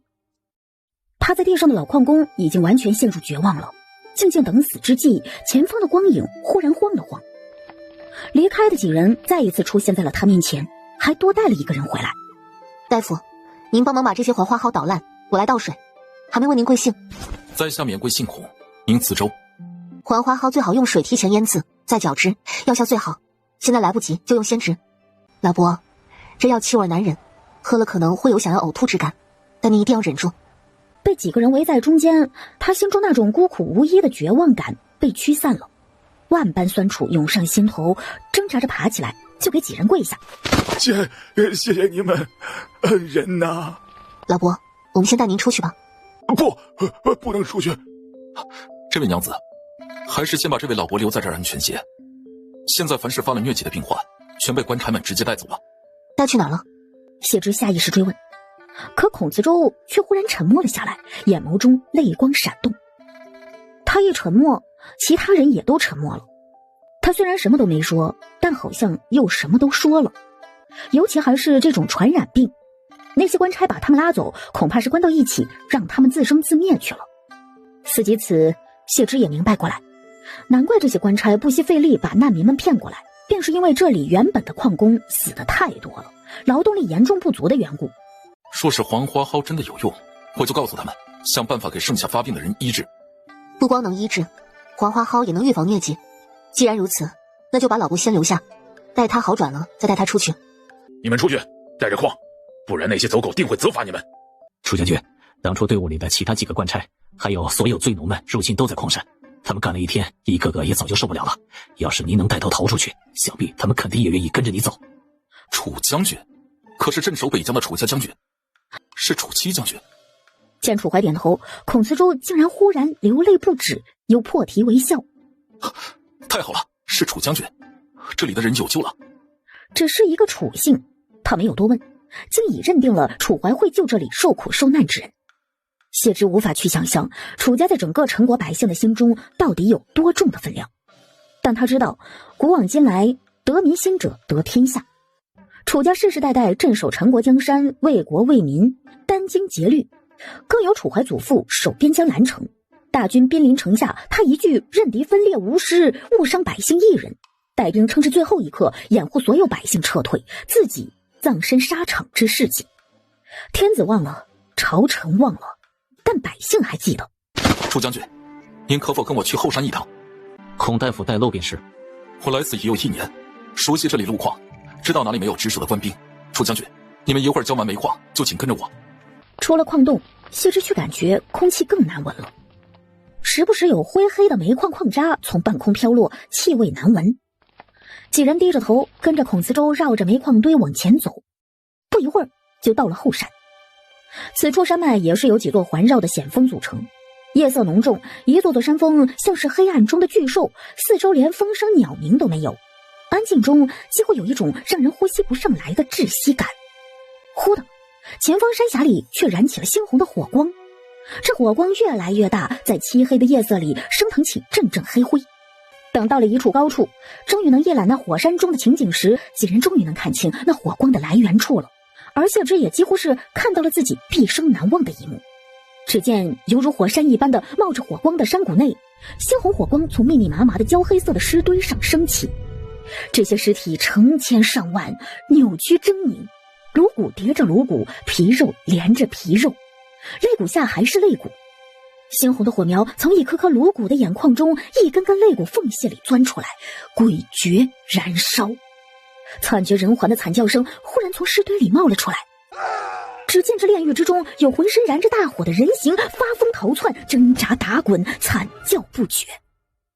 有一只手附上了谢之的眼睛，让眼前这人间炼狱一般的场景在他眼前短暂的消失了。可黑暗之中，那一幕像是已经钻入了他的脑海。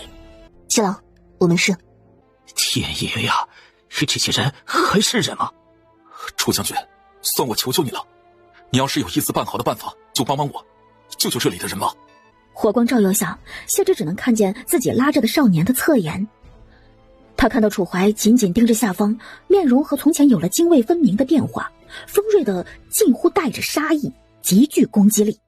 大嫂，在这等我，我有把握，等我回来。大嫂，带上。刘大人，跟我一起下去。孔大夫，你去召集所有能帮得上忙的人手，今晚我们不走也得控制住矿场。楚将军，但凭吩咐。谢之明白，今晚的血战已经不可避免。看着三人的身影朝着山下奔走而去，又看了一眼楚怀的背影之后，他便也快步朝着山下奔去。石堆旁密集的守着50多个官兵，看着火海中的活人挣扎，他们脸上只有嫌恶和无奈。他娘的，这些病死鬼天天烧不完了。兄弟，新来的吧？小心着点啊，别用手碰，别让这些贱民给你传染上了。他们要是不愿意过去，拿枪给他们刺过去。爹娘，救我！他只是来矿场之前的路上病了，一直发着烧。闭嘴！叫什么叫？芝儿。张明光看着谷内恐怖的一幕，人也傻呆了一瞬，但霎时间就意识到这些人要把妹妹活活烧死啊！他浑身上下也爆发出一股猛力，就冲了进去。吃了雄心豹子胆了，想死是吧？想死你今天也别出去了。张明光眼看着今日就要和妹妹命绝于此，却没有瞎的闭眼，而是跟一头倔驴似的铁着头就朝这些人冲。眼看着长枪就要刺入他的脑门，那长枪却忽然泄了力气，冲过来的弧度一坠，整根长枪在他前面一段距离就倒了下来。楚将军，什么人？找死！这个突然冒出来的少年身手跟他们比起来犹如一道天堑，他的速度、力量、身手，甚至是头脑，都是碾压式的一骑绝尘。在绝对的实力碾压面前，他们再也嚣张不起来了。恐惧像是无爪的怪物，爪子扒着心脏爬了上来。这样的身手真的是人，简直就是魔鬼啊！投降！我投降！饶命啊！别杀了，别打了，我们投降。杀！他的声音冷然传来。刘石头和张明光又是一愣，旋即反应过来，提着武器就上。地上的官兵们怎么都没想到自己已经投降了，对面却还是毫不留情的要对他们赶尽杀绝。直到剩下最后一人，看着堵在入口的三人，不知是不是被逼疯了，居然想要从尸堆一侧逃跑。楚怀踢起地上一把长刀，长刀发出嗡的一声，直直朝着那人飞去，直中大腿。杀绝，希冀亡灵。是，楚将军。站住！去哪儿偷懒了？鬼鬼祟祟的。看清这是个身材不错的女人，立刻朝她的脸看去。谢之的脸早在出来时就涂黄了，做了些伪装，不是特别显眼，但五官依旧清丽。今天刚来的，要不要跟了我？以后帮你少干点活儿啊！美人儿，去那边。见他答应，官兵立刻笑嘻嘻就往那边走，后背留给了他，全无防备。谢之眼神却疏忽一愣，从空间抄了一口从前做饭用的平底锅出来，狠狠朝着男人的后脑勺来了一下。谢之却没有掉以轻心，把平底锅侧面对准了他的脑袋，心一横，眼睛都没闭，对着就狂砸了10几下。第一次杀人，他他没有想象中的害怕，反而是觉得解气。转过身，看着身后堆积成小山一般的矿堆时，沉思了0.01秒，就加快步伐跑了过去。确定附近没人，谢之把5、6座煤矿山堆收进了空间。这位夫人，您来了。您说的没错呀，青蒿先知果然能治疟疾，姜老伯已经退热了。等我们拿下矿场，就去后山把药全采回来。所以，所有人，麻烦你们了，今晚一定要配合楚将军行动。夫人放心，我们全听您的安排。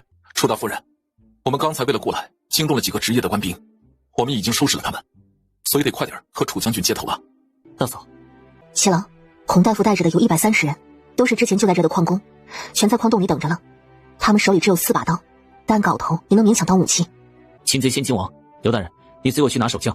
大嫂，你跟着张兄去召集今天到矿场的矿工，以备万一。好，七郎。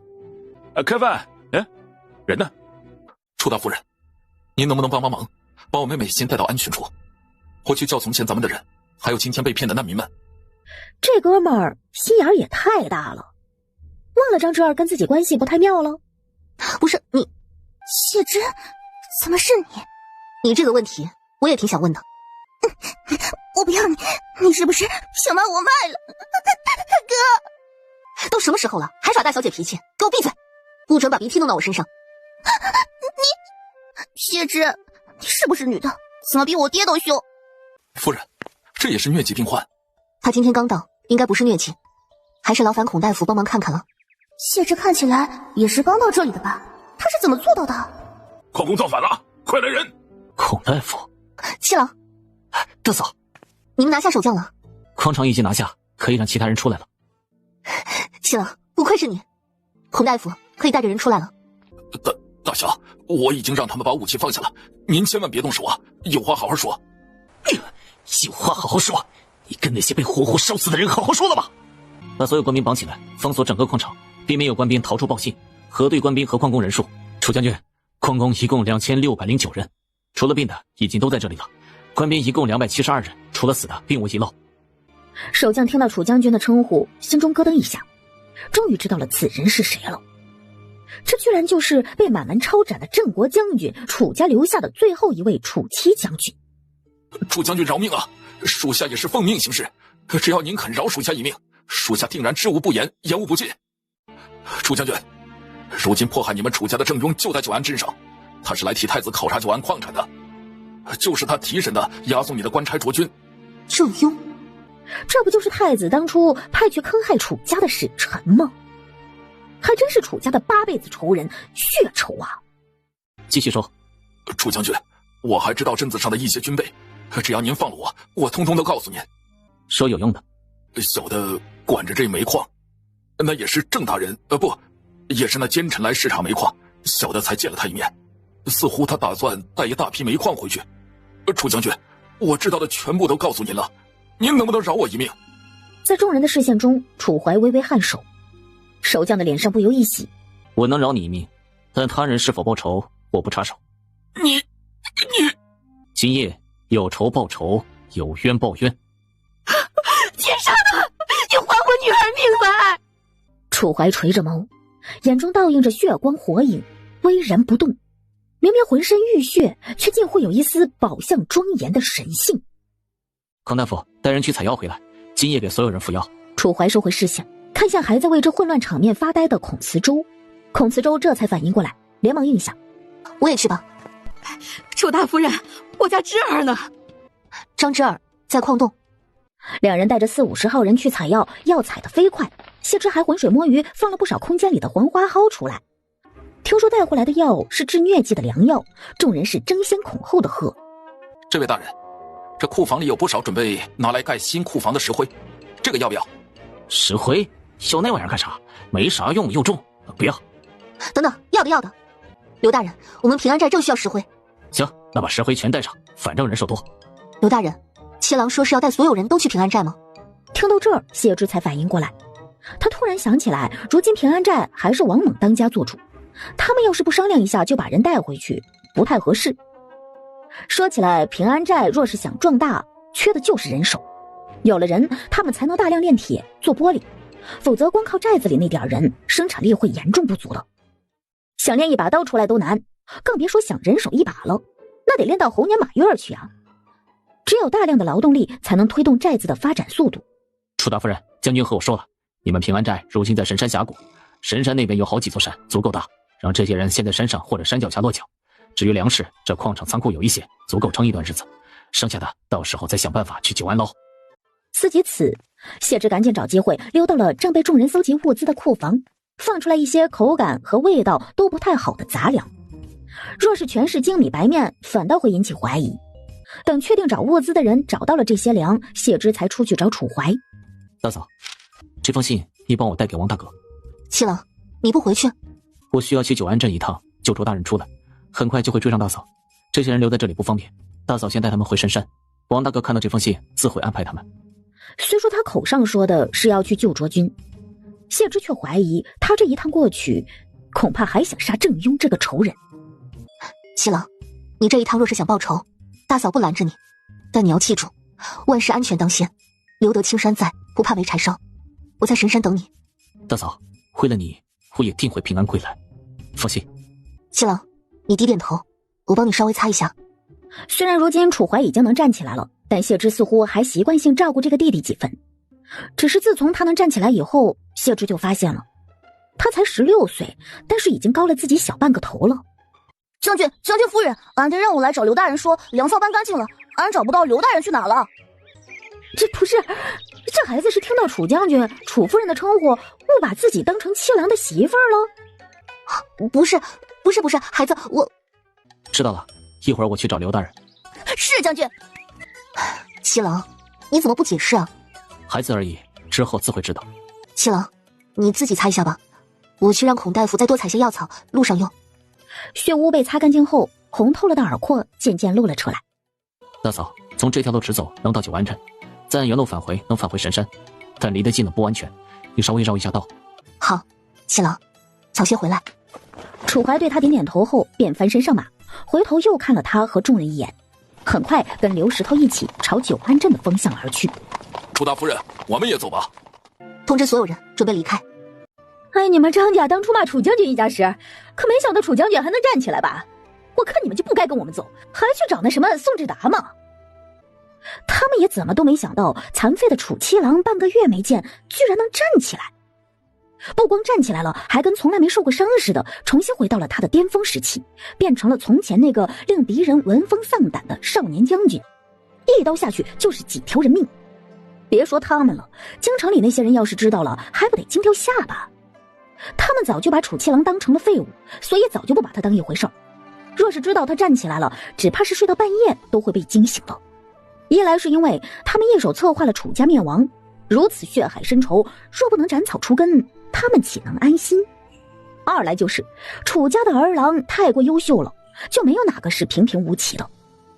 京城里绝大部分的男人打小就是在楚家一个个优秀儿郎的阴影下长大的，可以说他们的整个人生都是被楚家儿郎的光环统治着。有楚家儿郎在的地方，他们就只能黯淡无光。当初留下残废的楚怀，还当街将残废的他拖回将军府，未尝没有嫉恨报复，想把从前的天之骄子踏入泥泞之中凌辱的心思在。如今再去想当日那些羞辱，张家人无需多想，都知道楚七郎必会报仇雪恨，更别说京城那些人了。可张家人这会儿虽然害怕楚怀，却没有离开的意思，眼中反而有些茫然。张福天不是没找过宋志达，可对方却压根不搭理他们，更别说卖他们张家一个人情。明知道矿场是死路一条，还让人直接把他们送了过去。这样漠然的态度，让原本还信誓旦旦能回到京城的张家人陷入了恐慌和茫然之中。不到1天的时间，队伍就赶到了神山山脚下。谢之却没有让众人进峡谷，只是让他们在山脚下先落脚，安营扎寨。这些人身上大多都还携带有导致疟疾的疟原虫，进峡谷里容易传染，最好两边还是先隔离几天。我勒个乖乖，朱大夫人，你这是咋回事啊？咋带回来这么多人？我差点以为是要来攻打平安寨了。三当家的，您先把大当家的叫来吧。行，兄弟，你快去把大当家的叫来吧。老二，你来看，我看见自就头晕，也不识字。王兄，乱世当前，奸佞草菅人命，矿场时逢疫，人未亡，生投于火海，谷中哀嚎不绝，白骨成山，矿工名录8300余人，今至于2600。吾嫂亦攻克10亿之毒，余地独断，暂待矿工归。望王兄暂且安置，待吾往久安救故人归，再与兄议。老二，啥意思呀？那些他娘的把人活活烧了，烧了好几千人。他们还是不是人？楚大夫人，您当真能解瘟疫之毒？瘟疫？这位兄台，楚大夫人开的药的确是有用。这次的200个病患，经过2副药已经全部好转，而且其余人等喝下去，没有新发病的病患。几位当家的放心，我有十足的把握能治好他们。老二，这些人也可怜得紧，你说让他们就在这山脚下驻扎，还是去旁边的山脉？其实神仙山位置偏僻，山脚下还有人质，先让他们驻扎在山下吧。行，不过咱们的粮……大当家的，我们从矿场上带了一些粮回来，够这些人暂且吃1个月的了。看来楚将军考虑的比我周全多了。那楚大夫人，你先帮忙安顿，有啥需要的你就尽管跟我们说。有了这些煤矿，咱们就能炼铁了。只不过这一趟匆忙，没能买铸造高炉的砖。没事，楚大夫人，救人要紧，救人一命胜造7级浮屠嘛。楚大夫人呐，您是要造炼铁的高炉吗？哈哈哈，老头我虽然说没啥本事，但是呢，年轻的时候在铁矿上干了20来年的炼铁工啊。要是炼铁的话，能帮得上忙啊。您要是想建高炉，不用去买材料，我去山上找些高岭土来，就能烧耐火砖。您是炼铁工？楚大夫人呐，高炉我也会建，只要我老杨能帮得上的，一定竭尽全力帮您。杨老伯，我们如今正是需要您这样的人才的时候。高岭土，不就是观音土吗？这民间是叫观音土啊，也是瓷土，能烧耐火砖。有了耐火砖，就能造高炉。楚大夫人放心，我有找矿的经验。杨伯，好好帮帮我们平安寨，回头我让大当家的给你安排奖赏。不敢当，不敢当啊！能帮得上恩人，已经是老杨心愿了。许青松笑了笑，没应他的话，心里却已经敲起了算盘。该如何安排管理这些人呢？2600多人可不再是寨子里100来人的管理那么简单。定好规矩，赏罚分明，才好管理。大当家的这时还没反应过来，但他已经猜到了楚将军的心思了。楚将军必然是要为楚家报仇的。楚家的仇人是谁？当今太子。若是楚将军杀了当今太子，那就必然会走上谋反之路。所以楚将军想成大事儿，这些人就不是简单的在这驻扎一段时间这么简单了。他们迟早得跟在楚将军身后，而平安寨早在接纳楚将军那一刻，已经彻底成了朝廷的敌人。他们和楚将军的命运已经密不可分了。许青松微微一笑，眼中似有对未来灼热的期待。大嫂，我来帮你。香菱，你怎么出来了？这外面不安全。大嫂能带，我也能带。楚香菱拍了拍胸脯，没有说，其实她是有点想大嫂了。二嫂他们也想过来呢，我说我先来看看情况。大嫂，七郎哥哥真去救卓大人了吗？这是他穿越以来第一次和少年分开，还没到1天，他就有些忍不住想念了。大嫂，没事，七郎定会平安把卓大人带回来的。没错，我七郎哥哥身手可好了。大伯曾经说过，我几个哥哥里，大郎哥哥身手最好，七郎哥哥仅在其后。可七郎哥哥最有天赋，假以时日，身手能在大郎哥哥之上。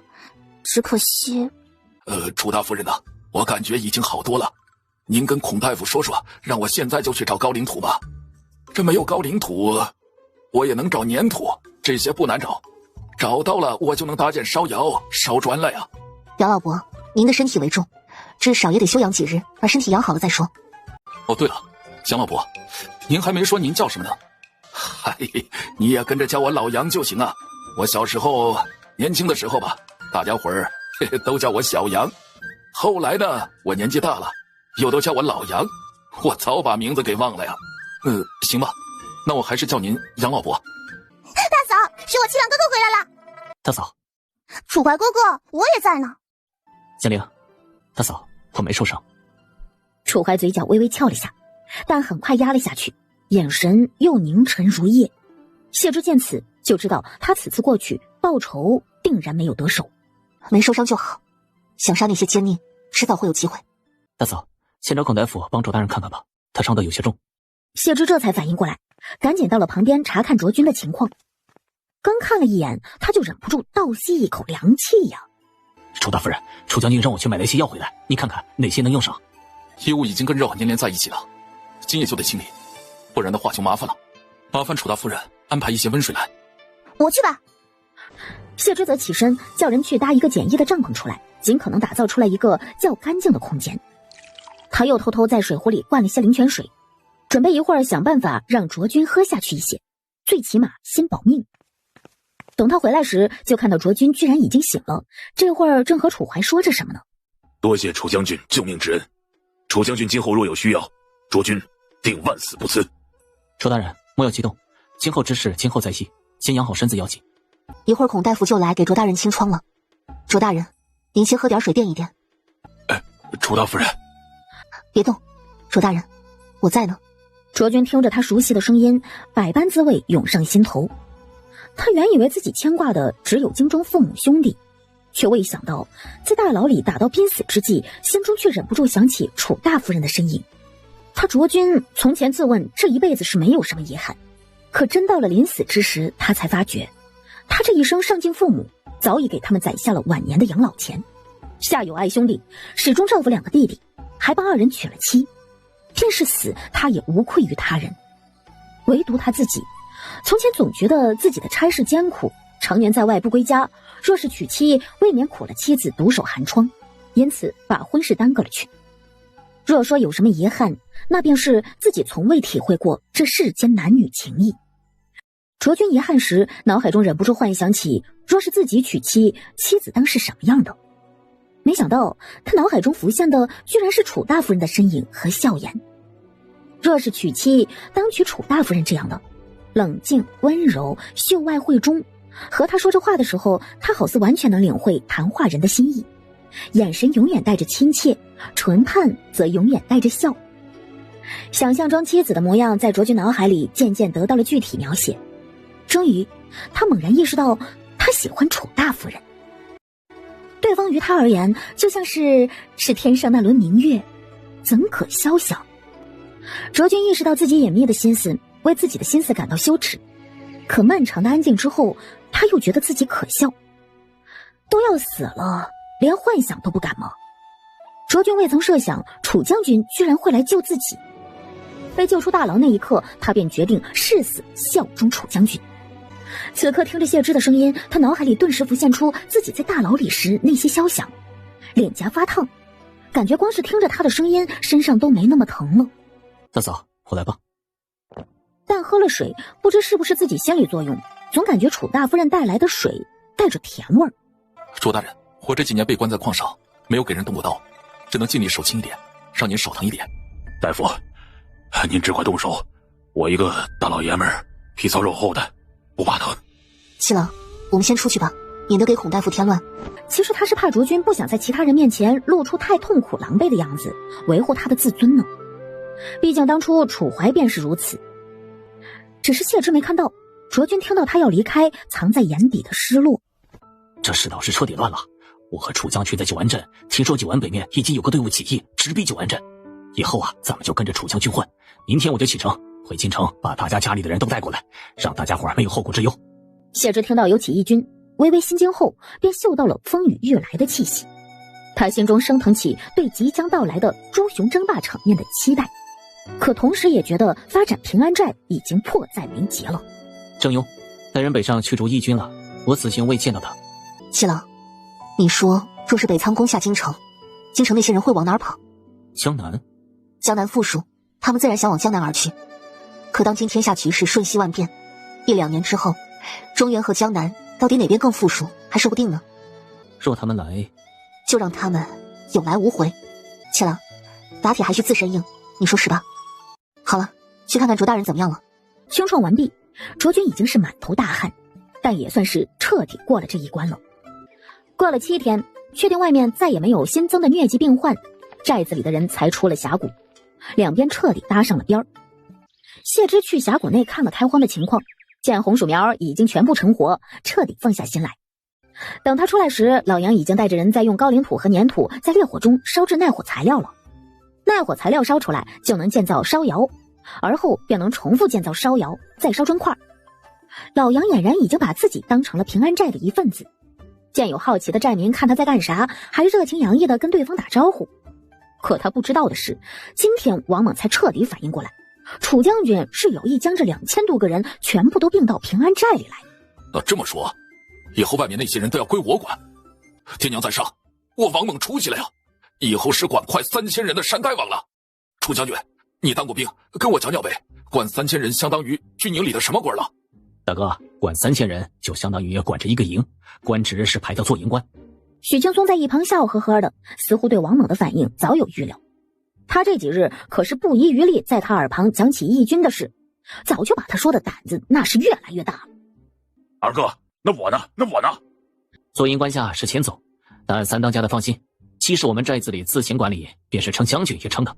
将军，我老三眼睛瞪得像铜铃，想都不敢想自己这个乡野莽夫被人叫将军的画面。嘿，楚将军，你就放心吧，我王猛虽然是这个，但你永远是这个，我王猛就是跟着你混的。有事王兄、许兄、吴兄带我一起商量便是。事情就这么定下来之后，许青松就拿出自己这些天草拟的规章和几人商议了起来。谢之也被邀请参与其中，几人商议了一整天，才差不多敲定了下来。寨子里目前如今最重要的就是粮食和住所了，其次是水源和防卫，最后才是武器。所以他们根据这些任务划分出了种田工人、盖房工人、巡逻队和挖矿工、炼铁工。寨子里只负责前半个月众人的口粮，从后半个月开始，所有人就需要以工时来赚取工分，工分能用来换取寨子里的粮食和物资。工分会随着每种工种的难度有变化，多劳多得，但工时也有上限，禁止谁为了报酬不要命的劳动。规章一条一条敲定下来，最先要办的就是要选出一批管理人员。楚大夫人呐，这干锅和瓷管又是干什么用的呀？回头你就知道了。行，那老杨我就期待楚大夫人的大作了。大嫂，你让我烧的草木灰我烧好了。现在烧窑有了，石灰有了，就差一个纯碱，就能直接烧玻璃了。草木灰就是制造纯碱的原材料。他刚把盘接到手里，楚香菱却忽然凑到了他耳边：“大嫂，我还给你准备了布料。”布料？啊，大嫂，你要草木灰不是要做月事带吗？不是，我要做别的。香菱，你过来帮我吧。大嫂，烧石灰也要和水兑在一起吗？他应了一声。香菱，要做什么先问大嫂具体怎么做，小心受伤。我知道了。七郎哥哥，大嫂，但这个为什么会变成沸水呀？化学反应，以后你见得多了就知道了。大嫂这是准备做什么？正好今天就要把玻璃做出来，你若是闲了就跟着一起看看。好。铁柱、翠兰，你俩去看看他们在挖啥呢？娘，楚将军他们在挖沙子。沙子？楚将军，你们不去吃晚饭，在这挖沙子做什么呀？大当家的，你们几个都来林地一趟就知道了。哈哈，好啊，正好看看楚大夫人要做什么。哎呀，太好了，这耐火砖烧出来了，快去告诉楚大夫人一声。杨老伯，我在。如今这寨子里面正好有水泥呢，楚大夫人再给我安排些人手，估计不到10天就能把这高炉建起来，再过10天呢，就能直接炼铁了。要多少人，只管说。楚大夫人，这又是要做啥呢？玻璃。玻璃。谢之见烧窑内的炭火还燃着，不多卖关子，叫老杨把干锅拿了过来，把白沙和碱、石灰加进去，再把干锅送进烧窑。神奇的是，谢之接下来的操作，他拿着一根极长的瓷吹管，在干锅内挑出一团玻璃液，把吸管在旁边的一个木架子上不停地转动，自己则鼓起腮帮子吹吸管。火光下，那团火红的液体渐渐膨胀，变得清澈透明，泛着迷人的亮光。所有人都不由自主屏住了呼吸，惊讶地看着这美丽迷人的透明物体。谢之把玻璃吹成一个有些不太规则的椭圆形，就停了下来。呀，有点失败。失败？大嫂，这还不成功？形状也太难看了。七郎，你说是不是？好看的，大嫂。这个不好看，下次大嫂给你做个好看的玻璃杯子，让你喝水。大嫂，那我呢？楚大夫人，还有我。楚大夫人，俺也要。别急，一会儿就给你们都安排上。杨老伯，您来试试。换人的话，记得擦一下吹管。老杨一愣，才才反应过来，赶紧把吹管擦了擦，又瞅着楚怀，见他没了意见，才兴致勃勃地去学着谢芝的样子吹玻璃。楚大夫人呐，这玻璃是不是想要什么形状就能做什么形状？跟打铁一样。是，只要你多练练，别说瓶子了，什么花形、动物形的摆件都能做出来，也能用模具做出透明的窗户，而且比打铁简单多了。七郎，你觉得咱们这玻璃拿到外面能卖多少钱？大嫂，这玻璃是真好看，只是材料不贵，估计一开始一个瓶子卖个几十两没什么问题。一个瓶子几十两？大嫂是觉得这玻璃罕见，可以抬高价。王猛立刻闭上了嘴，几十两银子在他看来已经是天价了。没想到楚将军还觉得不算高价，自己再惊讶岂不是显得没见过世面了？他可是管着3000人的山大王。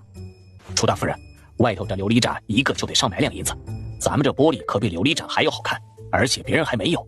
若是拿出去卖给那些富人，我觉得一个卖500两银子没什么问题。卖了钱，咱们就能买粮食，养活区3000人，算什么问题？而且咱们还能去买矿、买兵器，说不定还能建成。楚怀看着一双眸子亮得像是星子的谢芝，心中的潮汐再次泛滥，渐渐澎湃，难以抑制，视线都很难从他身上移开。他原来是如此耀眼，难怪当初大哥。思及此，少年的心思戛然而止，眼神刹那间方寸大乱，左右乱看了几眼。杨老伯，您放心干，这大雨我们绝不会亏了您。不过你也得注意休息，一天4个时辰，绝对不能多干。哎呦，这光顾着高兴了，都忘了自己饿了。走走走，先吃饭去啊！正好我去让其他人瞧瞧我的玻璃杯。嘿嘿嘿，瞧见了没？玻璃杯，咱们寨子里自己做的。你想要？没有，老子才刚用上，老子媳妇儿都没有呢。嘿嘿嘿嘿嘿。看来今后除了铁矿，玻璃上也得多下些功夫。每种材料得分开让人去做，免得制造工艺泄露。楚大夫人放心，此事自有我安排。听他这么说，谢芝就放下了一大半的心了。不得不说，徐老二对人心和人性的揣测和把握都很精准，他还是比较信得过他的手段的。他思索后便说：“这第一批玻璃就先在九安镇试试水吧，之后再运去其他地方卖。”嘿嘿，也不知道九安镇的肥羊们准备好了没有？我吴老三可要来了。爹娘，咱们以后真要留在这儿，跟一群乡下人一起种地吗？张福天不停摸着脑袋，紧皱着眉头。自打到了平安寨，他就无时无刻不陷入纠结之中。松志达为何毫不留情就把自己一家送到矿上送死？难道是太子交代的？难道他们张家其实是太子的弃子？在这里比在煤矿要好得多呀。这儿不用种地，大哥去铁矿上干，干1天，工分能领到4天粮食。哥，你去当什么矿工？楚怀不是在招募护卫队吗？你跟他干呀！上次你在矿上帮忙，他肯定记得你。老爷，我这身子骨可种不动地啊！种不动你就别吃。现在我倒是想回京，回得去吗？这里的人简直把谢芝当成了贵人一般尊敬。喜欢过同一个男人，张志儿很难不把自己同谢芝比较。媳妇儿，快来看，这是楚大夫人给我做的杯子，嘿嘿嘿，喜欢吗？送给你。这么好看的琉璃瓶，这得值几千两银子。要是在京城，这样的瓶子不得送到皇宫里当贡品？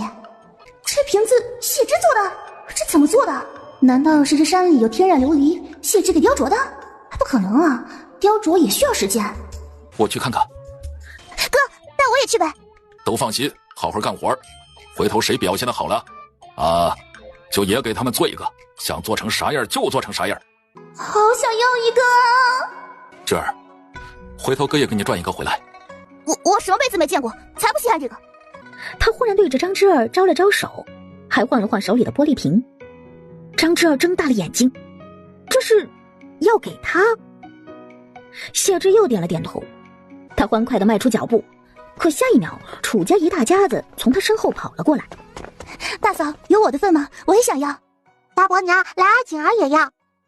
谢芝怎么可能不给家里人全安排上？家里每个人都有份，全都有份儿。还是我家老大媳妇有本事啊！这一路上，谢芝带给他们的惊喜太多了，以至于老太太都想不起来问他又是怎么会做这个的。好了，大家伙快去吃饭吧，也都饿了。哥，谢志伟有什么好生气的？这里的人高看他，还不是因为他是楚家人？楚大夫人不是凭着楚家的身份才让人高看的，她是凭着她自己。凭他自己？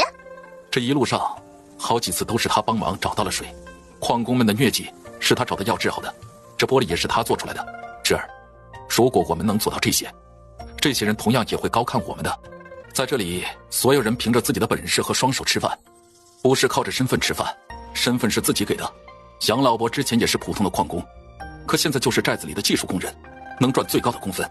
张之儿哑口无言，思想激烈碰撞着，一边觉得自己要是跟这些人一样，岂不就真成了庄稼户了，一边又不受控制的觉得哥哥说的才是正理儿。翠翠，哥已经报名了去当矿工，到时候1天就能赚回来4天的粮，咱们稍微省着点吃，够全家人吃2-3天了。哥，矿工是不是太辛苦了？你不要那么辛苦，我也能报名了，我去种地，那天也能赚1天的粮。爹报名去盖房子了，娘决定去试试，看能不能骗上后厨。要不你也去做木工吧？大哥、二姐，队长说小孩也能赚工分，可以去捡铁石头换。嘿，我今天捡的最多，其他孩子都不如我。这么说，咱们全家人干半个月就能囤1个多月的粮了。对呀，哥，这个粮可比咱们从前每天吃的量大太多了，而且听说干得好的还有额外奖励，所以你不用那么辛苦啊。没事，这样才有干劲呢。而且1年只用干4个时辰，这算啥？听说他们之前的煤矿1天要干8个时辰呢，吃的还比我们差远了。虎子也要多赚工分。这平安寨可是好地方啊。张明光什么都没说，张之二的脸却莫名的发烫。直到这一刻，他不承认也得承认了，这里是平安寨，不是京城，在这里不是靠着身份说话，而是靠着自己的本事说话。他比不过谢芝，不是同为女人比不过，是同为人比不过。这有什么？我迟早也能让人高看一眼，不就是种地吗？我也去报名。其实妹妹想和楚大夫人比，说实话，多少有些自取其辱了。七郎，我弄了去刺青的药来，你来试试。七郎，别动哦，我给你敷药，估计敷个2回药，我们家七郎就能变回大帅哥了。就是夸男人样貌好的意思，说你是美男，现在也有够帅的。楚家人从不以貌取人，楚怀从前也是只注重仪表，并未注重自己的外貌如何。然而此刻听到大嫂这么夸自己，他第一次为自己的样貌能让人喜欢而感到高兴。这就害羞上了，平常没有小姑娘夸你好看呢。七郎，要是以后碰到喜欢的姑娘，你可不能这么害羞，得大胆点。像你这么害羞啊，是追不到女孩子的。楚怀眼神一顿，过了会儿含含糊糊的应了一声，眼神却是清明，直勾勾的看着他。楚大夫人，楚将军也在。楚大人来了。啊，哪里还大人不大人的，楚大夫人喊我卓君就行。卓大人今后还要帮忙管理护卫队，继续叫卓大人也好。卓大人，以后还得多靠你帮七郎了。既然卓君决定留下来，那肯定也是要跟着他们一起搞事业的。虽然称呼没变亲近，但谢之也对他多了几分热络。卓君因为楚怀忽然冷淡的语气，却有几分暗自不解，怎么感觉楚将军忽然心情有些不佳呢？难道他看出了自己的心思？七郎，想进九安镇卖玻璃，还得安排一队人扮作外来的小型商队，你心中有没有合适的人选？王大哥身上江湖气太重，不如带上许二当家，再从京城来的人当中挑几个。王家人就不错，王大力的娘子柳氏之前便是商户女子，原先也是要嫁商户的，大小学着打点生意，后来阴差阳错嫁到王家，不过生意上的事她应该熟。行，那就把王家人也带上。七郎，到时候你去不去？这边会不会有人认得你？大嫂去吗？楚怀只是反问。谢之点头，当然去。我自幼便奔赴北疆，京城里见我的人都少，更莫说九安、武安。行，那我们俩一起去。这次可得把衣服换了，免得再被当作难民带走。卓大人近日还是静养为好，莫要乱走动，不利于伤势恢复。看着卓君走了，谢之就把楚怀脸上的纱布揭了下来。可这么一揭下来，他才发现少年脸上的刺青已经完全消退了。完了，药效过猛了。心惊之余，谢之却忍不住欣赏起少年的容貌。只见刺青褪去之后，少年的整张面容干干净净的。唉，这么好看的人，怎么能没老婆呢？大嫂。啊，没事，我就是检查还有没有残留的痣，现在好了，完全没有了，可惜这里没镜子。楚怀见他走神儿，眼底略有懊悔。早知道他就不喊大嫂了。大嫂喜欢看他的脸吗？七郎，快来看看。楚怀对自己的面容到底如何没有兴趣，但不忍服他的性，于是走到水盆边。水里倒映的是两个人的影子，乍一看去，两人好像离得很近。他身形微微一动，水中的倒影便好似亲密无间般的贴在了一起。水里倒映的是两个人的影子，乍一看去，两人好像离得很近。他身形微微一动，水中的倒影便好似亲密无间般的贴在了一起。怎么样？没有了吧？怎么了，祁郎？没事，大嫂。楚将军、楚大夫人，咱们什么时候去九安镇卖玻璃？我差人打听了，再过2日，九安镇上会举办一个拍卖会，到时候整个九安镇的富商都会过去。拍卖会？能在拍卖会上卖最好，好好宣传一波，然后趁热打铁，把第一批全部出售，然后买一批粮回来，要是能买到什么矿也行，大多数矿咱们应该都能用得着。那就拍卖会过去。大嫂来选假扮商队的人选。楚将军脸上的字去干净了。楚将军果然是面如冠玉，不知道要让多少姑娘芳心安许啊。烂桃花不要也罢。你忘了刚才怎么答应大嫂的？算了，回头遇到合适的再说。大嫂帮你相看，我先去找王家人。楚大夫人，刘姐姐，你们先别报名了，我有些别的事儿想叫你们帮忙。楚大夫人太客气了，什么帮不帮忙的，您只管吩咐就好了。楚大夫人，你们就是我们的救命恩人。再说这事儿是好事儿，您能想到我们王家，我们已经很感激了，您快别客气了。不用干重活儿，还有工分呢。这种好事让其他人知道了，还不得抢着来报名？二人知道，谢之虽然没明说，但只要这次事干好了，以后肯定也不用跟其他工人一样干累活了，身份待遇都提高了。这么好的机会，他们哪会不乐意？行，你们把衣裳尺寸跟我说说，到时候让人给你们王家人统一去采买2身新衣裳。大力，楚大夫人叫你们去干啥呀？二弟啊，叫家里所有人都别排队了，楚大夫人另外给咱们安排了活干。真的？可不咋的，还要给咱们每个人做2身新衣裳的。旁边有不少当初的罪奴们也在排队，闻言只能投来羡慕的眼神儿。今非昔比，楚家在寨子里的身份高，就王家人还不是给他们安排好差事？早知道他们当初就也跟着巴结巴结楚家了。姚老伯，高炉你就按照这张图来盖，实在看不懂你就先盖一边，等我回来再跟您具体讲。楚大夫人放心，我看得懂的，就按照您画的盖就是了。玻璃装好之后，整个队伍就出发了。这一趟除了原定的人，他们还带了一些寨子里性子较为老实的汉子充当打手。因为拉着货，队伍的速度不快，赶了大半天才到九安镇。徐老二感慨：幸好这一带原先的刘匪已经加入了起义军，否则这路上还真不安全。可这是何人带领起义？只知道九安镇北边已经乱了，不止一波起义军。反正如今掌权的太子无能上位之后，也是急剧加速了王朝覆灭，接下来更会有接二连三的起义军起义，所以平安寨的发展也迫在眉睫。清空之下，他回头望向楚怀，眼中全是期许。少年虽不解他的意思，却对他回之一笑。听说矿山那边的矿工全都造反跑了，真是胆大包天呐！抓到他们就该把他们全都杀了。这可不是嘛，本来都是朝廷要犯，现下又逃了，回头指不定得杀人放火的。北边又有那么多人造反，西面刁民们杀人抢粮，咱们这矿工逃跑还有人劫狱，嗨，这天可真是乱。大多数的百姓也是被蒙蔽，他们也理智的记得自己这一趟是来干嘛的。这义卖行的名字也只是背后的东家万家为了名字好听，一字一字早已名存实亡。走，别在这挡着路。啊，这位管家，我们是南面来的商队，这一次也是来参加你们的拍卖。咱们这义卖行可不是什么不上档次的货和人都能往里面进的，真要是进去了，那岂不是砸了我们东家的招牌啊？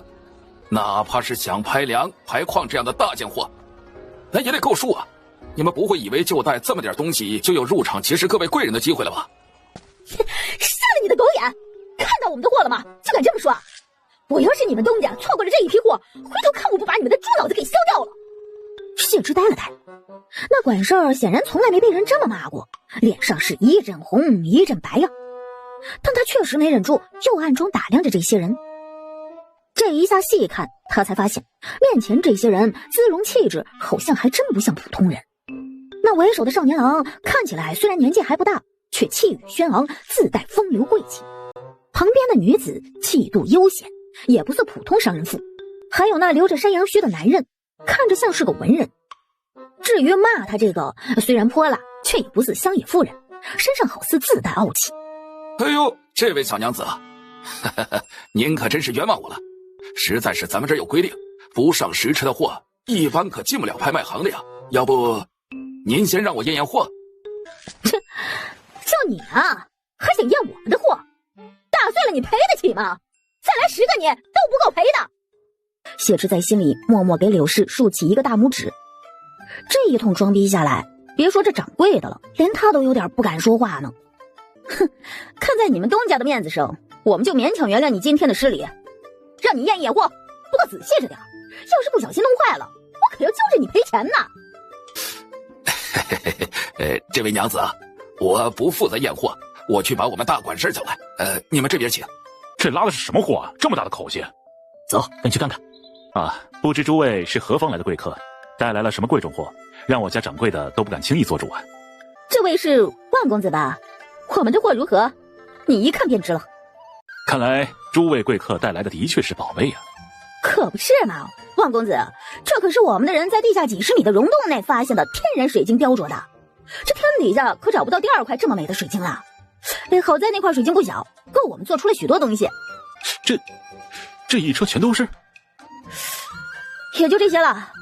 我们可是物尽其用，把整块水晶用完了，怕浪费，请的都是最顶尖的匠人，光是工费都不知道用了多少呢。这天底下呀，也只有万家拍卖行有这个本事能帮忙代售了，不然我们也不会千里迢迢来这里啊。这单生意我们万氏拍卖行接了，不过这抽成嘛，得比其他货多一成。你也知道，这么大一批货，换做别家可没法全出手啊。万公子开玩笑了，我这一批水晶盏拿去个体单卖，怎么吃得下呀？无非是跑的路多一点罢了。要不是如今中原不太平，我们早就去江南那边了。那实在不行，咱们还是改道去江南。既如此，那就跟诸位结个善缘，还是按1成抽成算。但经过这么一番商谈，他对柳氏谈生意的本事也有了新的认知，不是很行，是特别行。还不知诸位是从何处来？万公子，我们是安州人，我们那儿旱灾可没这么严重，也是来了你们这儿才知道中原的灾情这么严重。安州是当年楚老将军收复的6州之一，地处西南，离中原有一段距离，万家就算想打听，也得费一段时间和功夫。如此一来，也能解释了他们为何不去江南。若去江南，路途更远。行，诸位现在天字号落座，若有事再来询万某，万某先去招待其他客人。这些人日子过得可真是滋润啊。反正是免费的，不吃白不吃，都吃吧。七郎，先吃点垫垫肚子，还不知道什么时候才拍到咱们的。大嫂吃吧，我不爱吃这些甜的。知道他是又想省着给别人了，谢之不由分说，直接递到他嘴边。少年愣了一下，才张嘴吃下了。刘姐姐，今天可真是见识了你的本事了。嗨，什么本事不本事的，其实那些人啊，就是爱拿条。你要是比他还会拿条，可不就震慑住他了。又开始了。客人说是需要参加拍卖，可派人在雅间外举拍。咱们这儿的货起拍价都是500两银子，一次最低加价不能低于100两。这位小哥，这点心可能免费续。我们这儿人赶了1个月的路了，今早还没来得及用膳，一个个都饿着肚子呢。雅间里面的点心随便续，客人吃完了，差个人知会小的一声便可。小的这就去续。只要咱们不尴尬，尴尬的就是别人，不是吗？哎呀，这一个瓷瓶就能拍2000两，那咱们的玻璃能卖多少啊？怎么回事？咱们的玻璃呢？拍卖行都有压轴3件拍品，万家应该是把玻璃当做压轴拍品了。压轴？这件拍品有些特殊，咱们中原如今最缺的是什么？是粮。今天咱们这义卖行也接了个江南的大单子，20万斤白米。别看我手中只是一张票，可出了门就能到咱们城西把20万斤白米全拉走。楚将军，我看这20万斤白米咱们也可以试着拍一下，看能不能低于粮行的价格拿下来。至于钱，等玻璃的拍卖款到手就能交上去。那万一玻璃的拍款不够呢？不会不够，放心吧。出去举牌吧，最高加到6000两，多了就不要了。5000两。2楼这位天字号客人出5000两，还有没有客人出更高价？5100两，5500两，5600两。与此同时，对面出来报价的男人面上似乎有些恼怒。王大力心道不妙，有些后悔，自己应该报6000两的，这么100的价，是不是把人给惹恼了？6000两，这一下就到了王大力心中的底价了。他心里叹了一声，脸色不太好，准备悻悻离场。6100两。不是，这人是打定了主意，气死人呐！用怨恨的眼神看了他一眼。不加了。6100两，还有客人要加价吗？6100两一次，6100两两次，6100两3次，成交。美人计也是36计之一嘛，在商业场上很管用的。楚将军，楚大夫人，6100两还是超了。无妨，6100两也不贵。咱们若是去粮行买，这20万斤粮得8000多两，而且还不一定能买到这么多。哎呀，媳妇儿，你可真行。行啊，大家伙看着呢。如今正值夏季，诸位贵客想必家中都吃上滨江酪了吧？接下来这牌品就是能治冰的消食。啊，消食？当然，消食也能用来炼丹。传说中长生不老的原料之一就是消食。当今太子忠孝道也在为皇上寻找炼制长生不老药。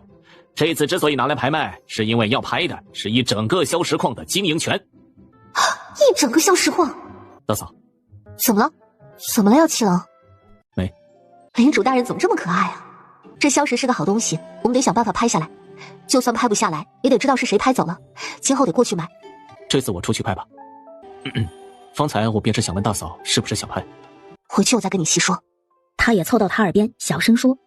楚怀小幅度的对他点了点头，眼中含着笑意。两人身后的柳如云瞧出来了，楚大夫人这是有什么机密，不想让自家人听见。不过他并未心生芥蒂，如今楚家还能记着他们，拉他们一把那就不错了。而且如今中原已经彻底乱了，朝廷还压根没有能力平定，谁能说得准今后平安寨能走多远呢？乱世就是重新洗牌的时候，若是能称霸一方，届时他们这些早期出力的人可不都是未来的功臣。所以柳如云是卯足了劲儿，想跟着寨子好好干。2000两。许青松背对着雅间内众人，众人看不清他的表情，但外头竞价的人却看得清楚。只见他皱着眉头，咬了咬牙，似乎在后悔自己拍高了。这一次估计是原来的东家从朝廷那儿购置了经营权，亏得底裤都没了，所以才拿出来转让，就是等冤大头接手呢。一楼的人也是犹豫了好一会儿，才报了个2100两出来。许青松没急着报价，面上纠结。2200两，2200两一次，2200两两次，2200两3次，成交。等大领主时期彻底到来，群雄争霸时，消食的价格就会分上无数倍。掌握信息差，捡漏，那可太爽了。楚大夫人，咱们不能再拍别的了，万一玻璃的价格不够，付不上款那就麻烦了。万家也算是地头蛇呢。二当家的，你可真行。这还得是因为其他人对消食不感兴趣，徐某就期待楚大夫人变废为宝了。徐二当家就放心吧。想必各位贵客也对咱们今天拍卖会的3件鸭肉牌品期待已久。现在就为各位介绍第一件鸭肉牌品：成河镇万亩良田。成河镇的良田，孙家的吧？孙家的地可不少，就是树倒猢狲散，除了孙长富，没一个争气的，连地都守不住。他们那儿可是少有的有水的地儿啊。嘿，这你还不知道吧？啊，孙家的库房和粮仓都被贼人给洗劫一空了。那孙家人光守着大宅和良田有啥用啊？没有现钱，可不得变卖家产。那再说了，这万亩良田听着虽然多，可孙家的地可不止这么点啊。看来楚将军之前的分析真没错，万亩良田这是扒了多少百姓的血肉，一群蛀虫。这么几箱神神秘秘抬上来，肯定是玻璃啊。今天这第2件鸭肉牌品绝对能让诸位贵客们高看一眼。诸位贵客们看好了。哎呀，这么透彻的琉璃盏，还这么多个，简直是稀世罕见啊！天哪，我在京城那些大官家里的宴会上也没见过这么好看的琉璃盏，这也太美了。哎呀，这何止啊，宋道宫里的贡品琉璃都没有这么透彻的，这品质当做贡品也足够了呀。诸位可还喜欢？喜欢就可以开始加价了。啊，2万两，2万两，还有更高的吗？2万两了，25000两，25000两了，3万两。就连许青山的脸上都快藏不住笑意了，只有楚怀这会儿面容平静地看着外面，见他看过来，便侧目看向他。谢之对他眨了眨眼，楚怀脸上这才有了笑意，眉眼弯了下，36000两了，36000两，还有比这5楼天字号客人出价更高的吗36000两一次，36000两2次，36000两3次，成交。今天的最后一个鸭肉牌品，乃是通往江南的岷江上的8艘商船，这些船均是出自我们万家工坊，质量上乘，还配备了防水贼的装置。他的语气颇为自豪。万家家财万贯，其中最主要做的就是船只制造业和漕运。万家的商船质量早就名扬天下了，所以他都无需多介绍，这些人也该知道，这次拿来拍卖的8艘楼船绝对是上品工艺。而且如今中原已经乱了，胆儿大的富贵险中求，胆儿小的不得给自己留一条后路，往江南逃。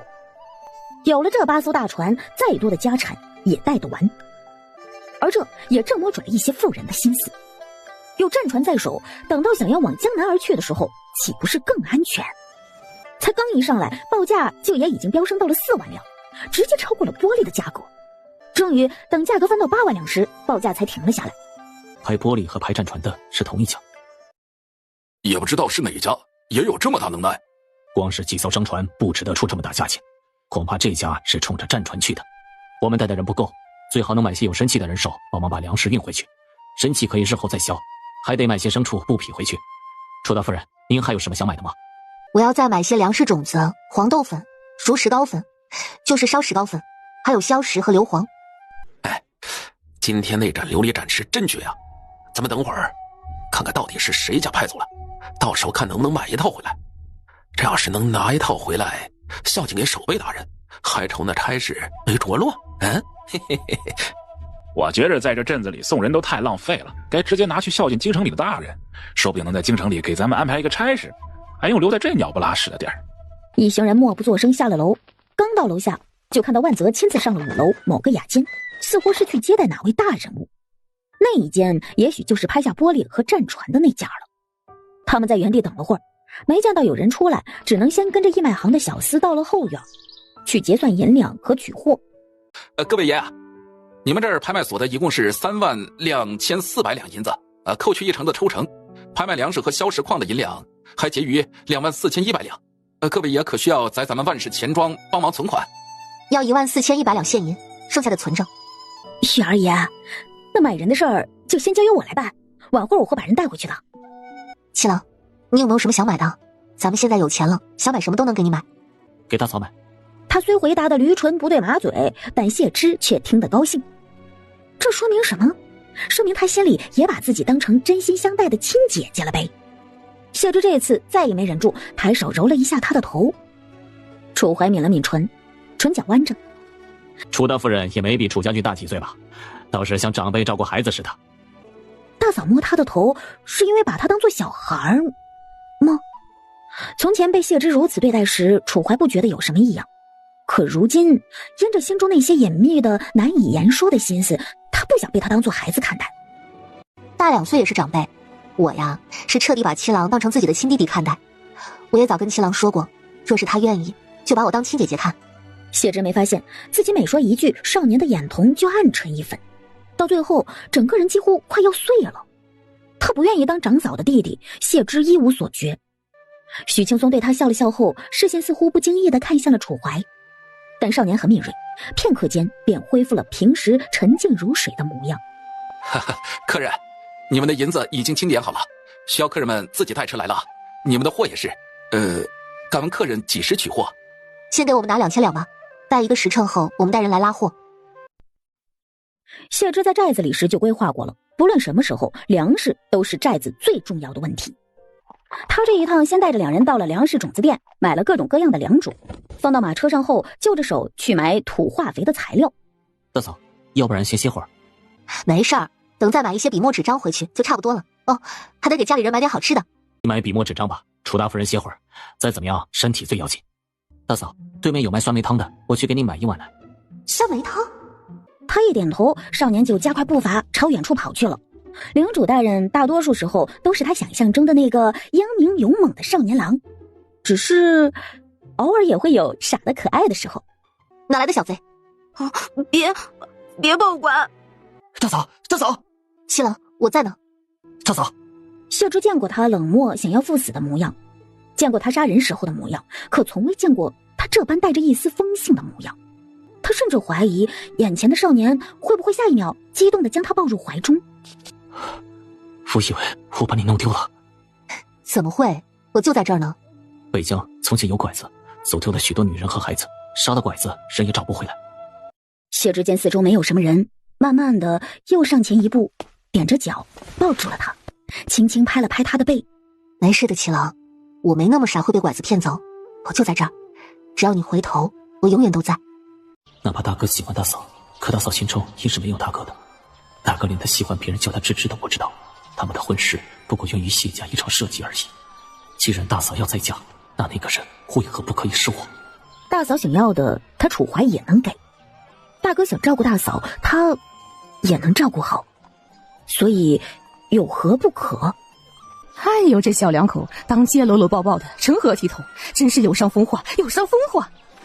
七郎，现在的年轻人呐，哎，不过你别说，还真是郎才女貌，怪养眼的。得，古代居然还有逢人乱磕 CP 的。总之，我有自保的本事。七郎，你忘了上次我给你那把匕首了？相信我，我可没那么柔弱。七郎，我说这把匕首是我捡的，你相信吗？信。他不由哑然，原来一直都是他多虑了，哪怕是再拙劣的谎言，他也不会拆穿他。他看着少年看着自己的眼神，忽然一阵恍惚，竟忽然涌起一股想告诉他一切的冲动。以后我再告诉你。楚怀听他这么说，点了点头。大嫂愿意说他就听，不愿意说他就当做不知道。哎呀，这粮食涨价也就罢了，这笔墨纸砚也是年年涨价，这再涨价就用不起喽。这么多人！哎呀，谢夫人，我算着20万斤粮不少，最起码得200辆大板车。要是人手不够啊，咱们也根本带不完呢。这么多，不如分2次拉吧，奴隶们也分2次走。万某记得各位贵客拍了消实况，是打算怎么接手呢？不是准备回安州吗？啊，万公子放心，我们这一趟会留人在这儿做生意嘛，哪个不是南来北往的？以后啊还会常来的。至于拍这么多粮，也是因为见着路上的百姓怪可怜的，看能不能接济一些。看来贵客倒是心善呢。楚公子、新娘子，先上路吧。所有人赶路赶快一些，到地方就能吃饭了。他话音落下后，奴隶的队伍里有人偷偷抬了下头，一双眼睛闪烁着阴暗和凶光。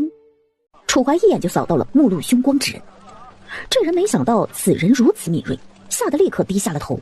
不要动什么不该动的心思。他们只是听到地方能吃饭了，想赶紧赶路吃饭而已。平日里被贩卖奴隶的贩子管着，他们一天就只能吃1顿饭。今天早上刚吃过，一会儿要是能再吃1顿，那他们今天岂不是能吃2顿了？谢之这才反应过来，原来楚怀是怕这些奴隶见他们人少，想杀人越货。如此一想，他不由有些后怕。他们这一趟就拉了近10万斤粮食，难保不会有奴隶动反抗的心思。这算是啥地方？虽然他们如今被人买了，知道以后就是给人当牛做马来的，可也没想到来的地方居然连个村子都算不上。只是这里的每个人似乎都很有精气神儿，和他们平日里见到的人很不一样。楚将军、楚大夫人，你们回来了，看来这趟收获颇丰啊！大当家和三当家刚进峡谷，我这就去叫人通知他们。先带了10万斤粮回来，晚会儿再去接10万斤。20万斤粮，楚将军，这些人怎么安排？孔大夫，先让他们吃饱饭，看管起来。你若有空，帮他们诊治一下，看看有没有什么大问题，让他们早点把身子养好。他和谢之、许青松的想法不谋而合。平安寨不需要奴隶，但想要在这里待下去，他们得先确定这些人有没有异心。这什么楚将军说的是真的吗？让他们吃饱饭，真的能吃饱吗？还让大夫给他们诊治身子，他们哪有资格看大夫呀？啊，快来这边坐，刚熬好了米粥，孔大夫说了呀，素米粥养胃，最适合副食。我看他们的样子得吃嫩点菜，好刻画。哎呀，都是可怜人呐。慢点慢点，别烫着。楚将军、楚大夫人，你们可真行啊！白米呀，20万斤白米呀，够吃多久了？天知道，自打这平安寨壮大以来，他这个三当家的感觉自己身上也多了一份沉甸甸的责任感。一想到3000张嘴每天嗷嗷待哺，他就感觉自己是那个没奶的娘。嘿，这一趟卖玻璃的钱得花完了吧？买这些粮花了6100两银子，大当家猜猜玻璃卖了多少多少？大哥，楚大夫人既然这么问了，那卖的钱肯定比买的钱多呀。我来猜，卖了1万两。大嫂，该不会卖了2万两吧？2万？3万6千两。吴老三一个趔趄，差点摔倒。其余几人也合不拢嘴。3万6千两，我的娘啊，这能买多少粮啊？先买这20万，回头再让刘姐姐带人去别的地方买些，咱们寨子里的粮也不会青黄不接了。好，都依你们说的办。王猛笑哈哈的，他心知肚明，没有楚将军和楚大夫人，光靠自己的本事可养活不起这么多人，那还废什么话呀？跟着大佬干就完了。接下来得让工人们加班加点做玻璃，可以把他们的工分再提一提了。刘姐姐，你们王家以后在外帮忙跑生意，那就不给你们算工分了，直接分银子给你们。楚大夫人安排就行，也不用给我们太多，这年头啊，饿不死我们就知足了。咱们寨子里多劳多得，能者多得，刘姐姐不用客气，该给你们的不能少。楚大夫人和当初比，真是变化太大了。要是有朝一日还能碰见谢家那些人，谢家那些人可别想再骑到他头上来了。就他们还想骑楚大夫人头上，哼！看楚将军不直接把他们排成肉酱，别说楚将军了，到时候楚家所有人都不会乐意。是啊，还有寨子里几个当家的也十分敬重楚大夫人呢。嗨，别说他们了，谢家人要是真的还想欺负楚大夫人，我们也不能忍。说到底又不是亲生爹娘，还能让楚大夫人把他们当亲生爹娘孝顺吗？是这个理儿，他们家将来要是真敢拿什么养恩来说事儿，我绝不忍着。凭什么王家人就不用下地干活？哼，凭啥？还不是因为你们母女俩一路上非要去找楚家人麻烦。郭氏和张之儿也知道是这个理儿，可心里不是不平衡吗？当然忍不住抱怨。老爷，要不然咱们再去试试，找找九安镇的守备吧。这活是真干不下去啊！实在不行，咱们还能去偷偷告一状。这些人在偷偷谋逆，咱们要是告状，可是立了大功，说不定就能回京城了呢。行了，这事先不用提了。你瞅瞅，现在守卫队每天都巡逻，小队长每天都点名，咱们跑得出去吗？至少现在留在这儿饿不死，每天撑着干4个时辰的活，偷点懒也就过去了。种地确实太苦了，回头看看有没有啥轻松点的，先干着，以后再找机会离开。话虽这么说，他看着自己今天种出来的那1亩苗，竟然还有点莫名的成就感呢。寨子里如今百废待兴，虽然不缺粮了，但需要忙的事儿可太多了。而且老天爷一天不下雨，他们就还处于缺水状态。虽然现在还处于夏天，但冬天迟早都会到来。寨子里得准备越冬的衣物，而且得在冬天来临前把住宅安排好。所以又加招募一批缝织工人，其次就是他得早点在寨子里培养工匠人才了。会找矿的人则少之又少。楚怀则又多选了一批青壮年出来训练武艺，以加强寨子的守备。我将来也要像大伯娘一样做个厉害的女子。那我就像楚将军一样做个顶天立地的男子汉。唯一可惜的就是楚将军脸上那个看起来帅气的字没了，不过他的样貌却更出众了。狗儿看见过好几次，从前寨子里的大姑娘小媳妇们偶尔路过护卫队的时候会偷看楚将军呢。志威啊，可算见你闲一会儿了，你呀一定得注意着休息。娘，你放心，我会注意休息的。娘，四弟妹，寨子里需要培养一批识字的人才，我想请你们去帮忙教人识字，你们看如何？志威啊，这教人识字倒是不难，只是寨子里缺笔墨纸砚吧。娘，无妨，可以让他们在地上用木棍先练字。只怕是习惯了木棍，再想用毛笔就难了。没事，用硬头笔也好，回头用硬头炭笔写字更快。这些人也不需要练书法，识字主要是为了学知识，以后主要是帮忙制造机械，寻找矿藏。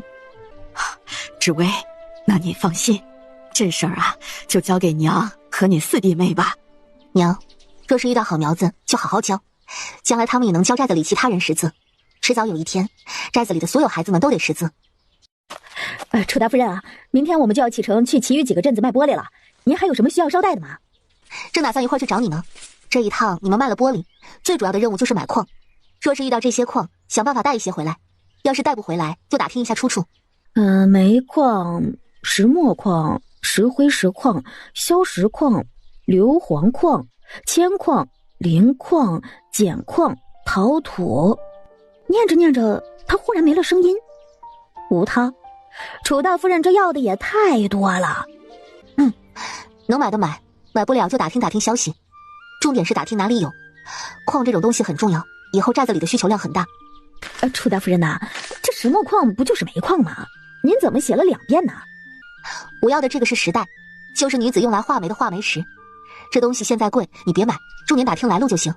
他一说是画眉石，柳氏瞬间就理解了，应下一定会注意这些之后才先行离去。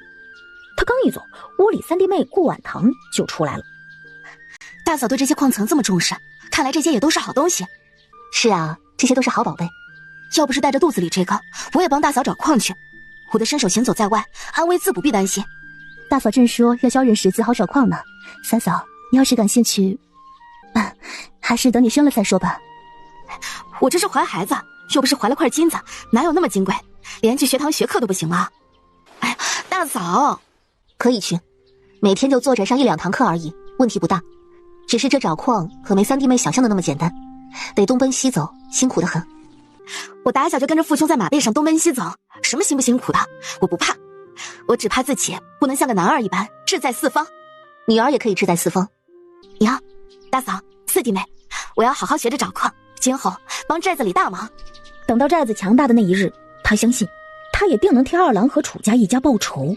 哎，娘支持你。他一把身子骨老了，跑不动了，不然也想跑了。他虽然老了，帮忙照顾孙子孙女儿倒没什么问题，就该让这些年轻人多跑一跑，看山高水远，踩在他们的肩膀上飞得越来越高。楚大夫人，你在这儿啊？卓大人，您这是？只为卓大人一有功夫就过来家里帮忙呢，这些天啊可帮了不少忙啊。卓大人，多谢您了，您真是个好人。啊，楚大夫人太客气了，谢什么谢？楚将军对我有恩，这些都是我应该做的。有空再请您吃饭。卓大人，娘，4弟妹，我先去找二当家说一会儿事儿。卓君没想到这么匆匆一面，楚大夫人就又走了，眼底微微失落。楚老夫人，我把水抬屋里。啊，好。看着他的背影，眼底闪过一丝满意。知微说的不错，卓大人确实是个好人。他们楚家不论是挑儿媳妇还是挑女婿，这人品就是头一条，是最重要的。他给几个儿子相看儿媳时，除了老五媳妇儿，其他倒是都没看走眼过。想起当初楚家一出事，老五媳妇儿就落井下石，林氏脸上闪过一抹厌恶。不过将来若这卓大人和儿媳真彼此有意，他绝对不会不答应。楚大夫人从前真是博览群书啊。是啊，看的还真不少，还有许多藩邦传来的书籍，那玻璃也是我从他们那儿学来的。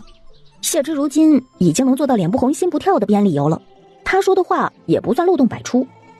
如今的陈国实行海禁，并不与藩邦交易，只有私下少数人走私，带来一些陈国人没见过的书籍也是有可能的。何况不管他说什么，相信楚怀和楚家其他人都会帮着他圆的，这就是谢之如今的底气。行，那我就直接让人按照楚大夫人的法子来做肥料。至于这密封肥料的土窑，我让老杨给你安排2个人做。好。对了，楚夫人，我差人在九安镇附近打听矿产，他们生石灰虽然卖得少，但石灰石能够直接购买，咱们寨子里可需要。要，矿这种东西能多买就多买。大嫂，七郎要找二当家。刚让护卫队休息2个时辰，我回了家一趟，听说大嫂在这儿，就过来了。你们天天训练量那么大，是该休息休息。不过我这会儿打算去找老杨一趟，看看他们高炉盖的怎么样了。我陪大嫂去。走着走着，他就看向了楚怀的胳膊。少年刚刚练过武，2节袖子卷着，露出结实有力的小臂。走动间，小臂上流利的肌肉时不时就隆起，线条优美。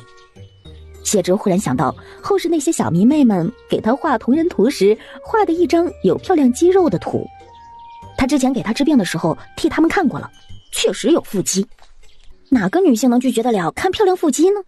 他第一次看到那张图的时候，也喜欢死了。不知道七郎的腹肌现在有没有到图片上那种程度。回过神来，谢之就唾弃了自己一把。楚怀察觉到大嫂的视线一直在自己身上，是不是他的衣服脏了，大嫂看到了？还是他的头发乱了？难道是他刚刚练武，身上有什么气味？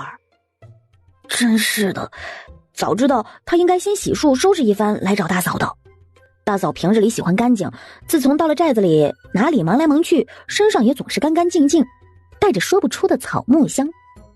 她以后也该更注重些，免得大嫂不喜欢。楚将军呐，楚夫人，哎呦，瞧我这嘴说太快了。无碍。楚怀眼底顿时闪过一道光亮。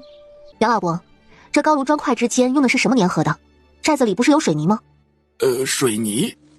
楚大夫人，什么是水泥啊？咱们这种耐火砖中间还是用高岭土粘合的，烧了之后就能扛得住火了。一般城墙砖块中间是用什么粘合的？哦，是糯米和石灰砂浆。楚大夫人，咱们这建的有问题吗？没错，就是这样的，是我记错了。谢之汗颜了。虽然他空间里的书多，但也不是每一本都看得过来，幸好找了专业选手来。看来寨子里还是得找点老工匠过来，他们对细节的经验可比自己丰富多了。这高炉建的没问题，只不过今后一旦正式启用，就不能再停下来了，所以事先准备都得做齐全。杨老伯，这2个高炉连起来，第一个高炉里炼出来的就是生铁，等铁水流到第2个高炉里，再炼出来的就直接是熟铁。熟铁能让铁匠们直接去锻造，也能炼钢。看到这里我留的位置了吗？等找到石墨矿，再造石墨干锅，流出来的熟铁再用干锅炼制，这样直接就能造出上等钢，不用再用灌钢法。当然，没有干锅的时候，咱们就还是先用灌钢法。他一边说，一边给老杨指着位置，而老杨则听得一脸呆滞。楚大夫人，您就说我该准备什么吧。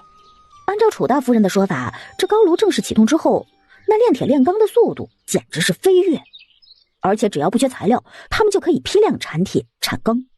二当家的很快就会把石灰石买回来，现在我们做最后的准备，焖烧焦炭。焖烧焦炭的温度比炼铁低个3成左右，不着急，你带着工人们好好试试，先把焦炭烧出来，我再给你安排些人手，说不定等你掌握好了，咱们石墨矿也就准备好了。对了，七郎，那些奴隶你是怎么安排的？他问时才发现楚怀在看着自己发呆呢，不由惊觉自己跟老杨聊得太兴奋了，完全忘记楚怀还在旁边呢，都把他们家七郎给冷落了。楚怀丝毫没有觉得自己被冷落了，他光是站在谢之身旁听他说话就觉得有意思。虽然他不懂这些炼铁，但看到他说的头头是道，就也忍不住跟着听进去了，有了概念性的了解。而且大嫂讲着这些的时候，他根本就移不开落在他身上的视线，所以谢之几乎是刚一问，他就能立刻接上。大嫂需要多少人？我给你安排。起码得再要200人吧，今后还得更多。好，一会儿我去挑一些青壮过来，我找二当家商议一下，看能不能想办法再招些工匠进寨子。谢之点点头，如此最好。陈国如今的工匠地位并不高，士农工商仅在商人之上，可实际上生活水平和日常中的待遇可比商人们差远了。但在平安寨里不同，他们属于技术性人才，受人尊敬。2人刚到外面，就听到前方传来一道猪叫声。完了！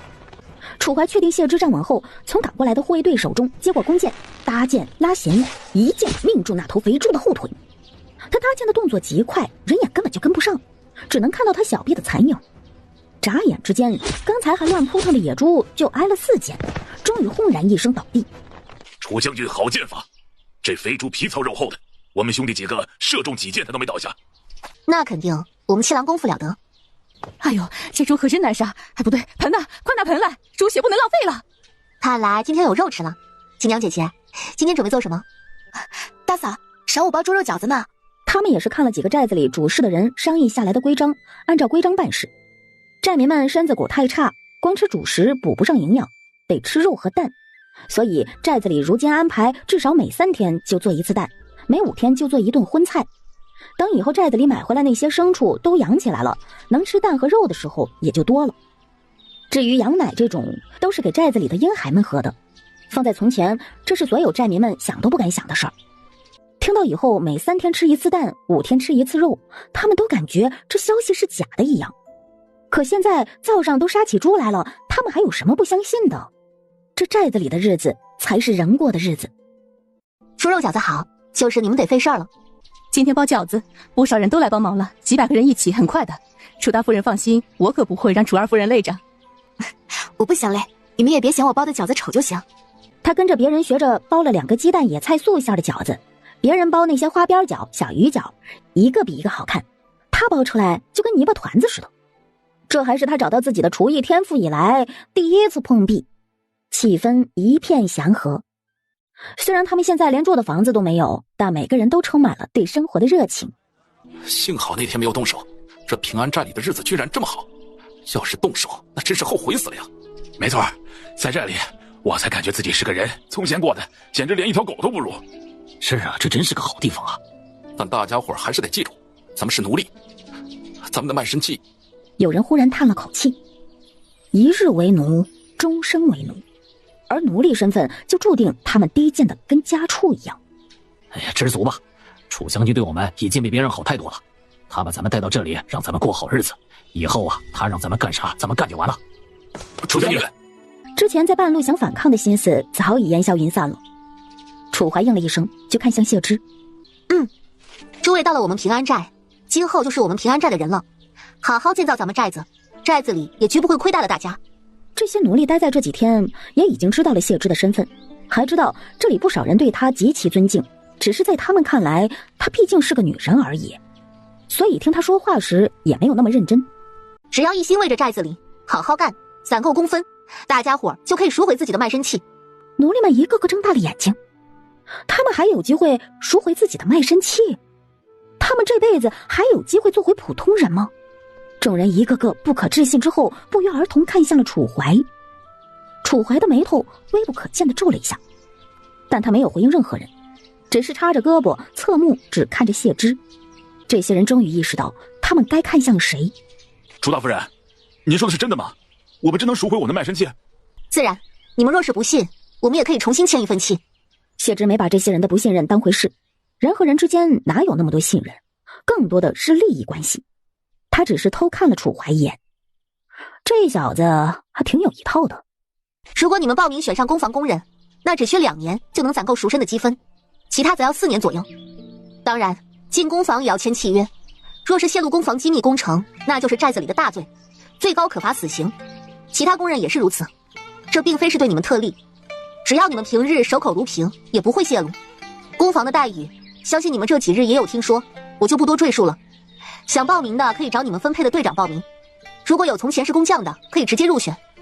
虽然那个死刑是听起来有点吓唬人，但他们也知道那些秘密算是平安寨的军事机密级别了，泄露军事机密可不就是重罪。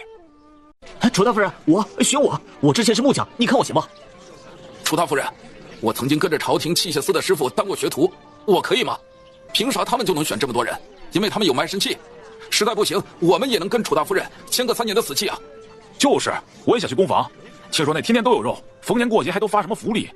听着其他寨民们议论的声音，这些奴隶们心里是一点不平衡都没有了。而且哪怕是选不上，他们也觉得未来的日子充满了盼头。只要好好的在寨子里干，他们迟早有一天能给自己赎身的。而且寨子里的待遇不比外面好上1000倍万倍。选拔如火如荼进行着，谢之和楚怀刚一转过来，秦娘就差人把满满2大碗的猪肉馅饺子送来了。两人也终于得了会儿休息的时间，坐下来一起吃饭。七郎，迟早有一天，我们的领地会越扩越大，越来越好。领地？是啊，这里就是我们的领地。等咱们正式开始炼钢、造武器，不论谁来了，想侵犯咱们的领地，咱们都给他打回去。虽然眼前一副其乐融融之景，但谢之知道，现在还是乱世，眼下的好日子都是他们躲着外面的势力才过上的。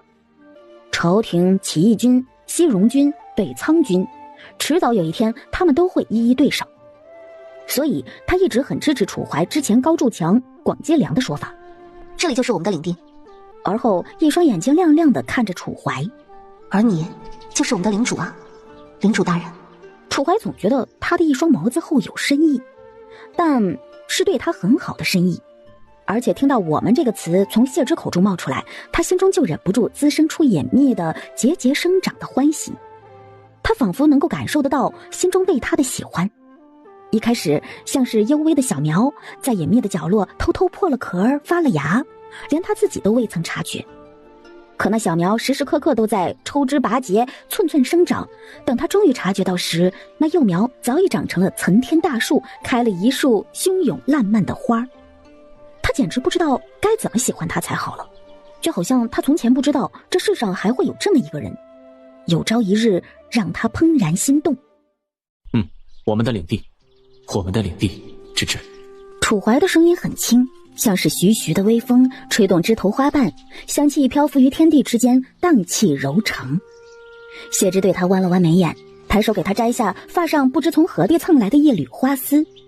少年屏息凝神，说是早知道他有朝一日会这么喜欢他，当初他定主动踏了谢家圈套。他也是楚家儿郎，大哥能给的他也能给。想起长兄，少年眼中又闪过一抹浓浓的复杂。可他一抬眸，看着谢之一双清凌凌的眼眸，眼神就再一次坚定了下来。他自己有选择守节或是不守节的权利，若是有朝一日他选择再嫁，他定会让他知晓他的心意。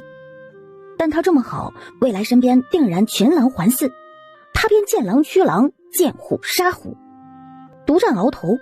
七郎，走吧，又该忙了，好好建设咱们的领地去。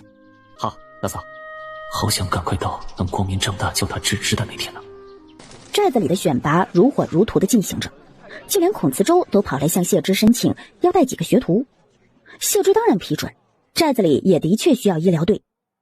若说之前他还是因形势所迫，不得不随波逐流来到这平安寨，现在他是只想跟在楚大夫人屁股后面，指望他能多教自己点东西。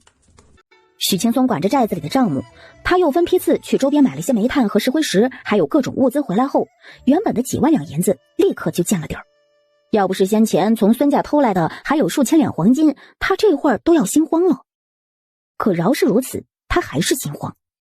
晴娘那边时不时就来要银子，寨子里还缺各种生活物资，他批了。老杨那边也来要银子，要的每次可都不是小数。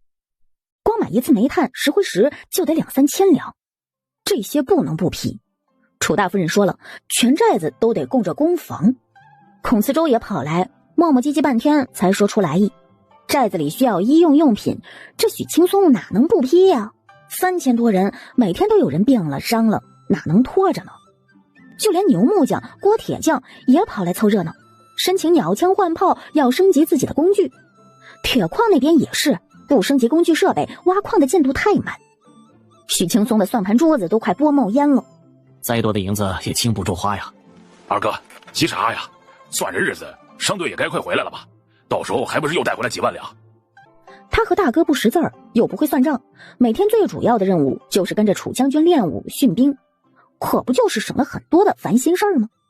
不过他身上的肌肉也与日渐长，原本身形就壮了实，现在看起来更像一头壮牛了。寨子里时不时就有小媳妇儿看着他一身的腱子肉红了脸。虽然楚将军那俊美的一挂吃香，但吴老三这样充满男人味的糙汉也吃香。老三，楚将军昨日跟我说，护卫队里普通士兵只练武就行，但想要长久下去，管理层都得识字、识地图、学兵法。我这2天正琢磨批银子买兵书呢。啥？二哥，你答应楚将军了？你怎么不劝劝楚将军？我吴老三哪是识字那块料啊？只要他说啥我干啥，他说打谁我就打谁不就行了？行了，我吓唬你的。楚将军说只让你们识几个地图上的标识，不过次还得多少学几个了，免得关键时候连地图都看不懂。二哥，你可真是吓死我了。工坊马上就要开始炼铁了，到时候先让他们给你打一把大刀，就当二哥赔罪了。二当家、三当家，商队回来了。哎，二哥，等等我呀。宁里镇上没有万家这样的大富户，我们原本以为玻璃会卖不完，准备去完宁里就去下一个，谁知道接触了第1家之后，他们把亲戚家也都叫来，把咱们的货全都包圆了。虽然卖了5万两银子，但单个算下来没有在拍卖行的价格高。目的呀，已经很好了。而且听说你们这一趟买了不少货回来，都买了什么？嘿嘿，楚大夫人，我们这一趟虽然去的地方只有一个，但你说的矿我们找到了3个呀，硫磺、石墨和铅矿。但硫磺不是宁里镇产的，说是打南国那边进来的，因为是走私价格，所以比陈国卖的便宜，所以我们买了不少的硫磺回来。铅和石墨也买了点，石墨没有楚大夫人说的那么贵。是啊，当初在京城的时候，说是新进了什么罗子带、来化煤，民间女子买不起，则退而求其次，选了清代，少用从前的时代了。没想到因此时代的价格降了降。我看看你们买了多少石墨？这次买了1000斤，不知道够不够用。不够的话，我们再去买些回来。够用了。楚大夫人，也就是说，过2天咱们就能开始炼铁了。是炼钢，钢刀肯定更好用。楚怀在旁边看着众人围着谢之说说笑笑，唇角也微微弯着。等1个月，就给护卫队全部配备上武器，再等等，就给所有人做盔甲。大嫂的安排，我先替兄弟们谢过。楚大夫人呐，听说石墨买回来了。梁老伯，您先休息休息，明天咱们就烧制干锅，等后天高炉正式开火。楚大夫人，我师傅天天都念叨着干锅，你让他忍到明天，这不是难为他吗？楚大夫人呐，我晚上做梦，梦里都是寨子已经用上干锅了，你就让我做吧，我不累，天天吃这么好，这浑身都是劲儿啊！这话倒不假，虽然老杨天天干的活都不止4个时辰，但工房的伙食是最好的，他赚的工分又是最高的，现如今几乎是天天有肉蛋。许青松还额外批了1只母羊给他专供羊奶。总之啊，楚大夫人，要是今天不让我做，你去哪儿，我就在后面跟你到哪儿。哼，行，都依你。走，徒儿们，还不快拉咱们的石墨进去？七郎，赶让娘帮你量量你的尺寸，还得找人量将士们呢。等咱们正式开始炼钢，就给你做一套钢甲出来。娘，这几日在忙，大嫂帮我量吧。行，晚会儿大嫂给你量一下。不过我感觉你最近是不是长高了？看来以后还得经常给你调整。卓君此时也正好路过，听到眼中不由羡慕，他也好想让楚大夫人帮忙量一下，他简直想变成此刻的楚将军，跟楚大夫人多接触一会儿。不过谢之也刚好看见他。卓大人也是，等头一批盔甲做出来，先给你安排上。多谢楚大夫人。给他的训练量还不够大吗？还有心思打大嫂的主意，看来也该把他送去识字，时间多的话就去学兵术。谢之没急着给楚怀量尺寸，而是先忙着关注高炉这边，看着干锅里的钢水被倒出来浇筑钢锭，一个个屏息凝神，手脚都忘了在哪儿了。我看看，简直太神奇了！以后这炼钢也算是踏上正轨了，只要材料不断，就能一直产出。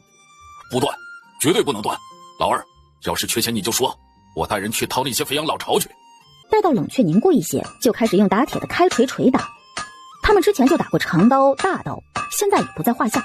等会儿啊，最后一步刃口的硬度主要看颜色变化，蓝、黄、白，白色最硬。寨子里管事儿的全在旁边看着，铁匠们不由有些压力。可比起压力，他们心中热情更加澎湃。楚大夫人，请您过目。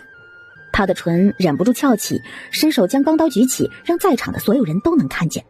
而后他转过身，双手握着刀背，郑重地看着楚怀。七郎，楚怀的视线原本也在钢刀上，并未正色。可当谢之转过身来，呼唤着他的名字的那一刻，他忍不住抬眼，直直的、定定的看着谢之。接刀，当着所有人的面，郑重的将寨子里做出的第一把刀交在未来的大领主手中。楚怀接住刀，拿在手中。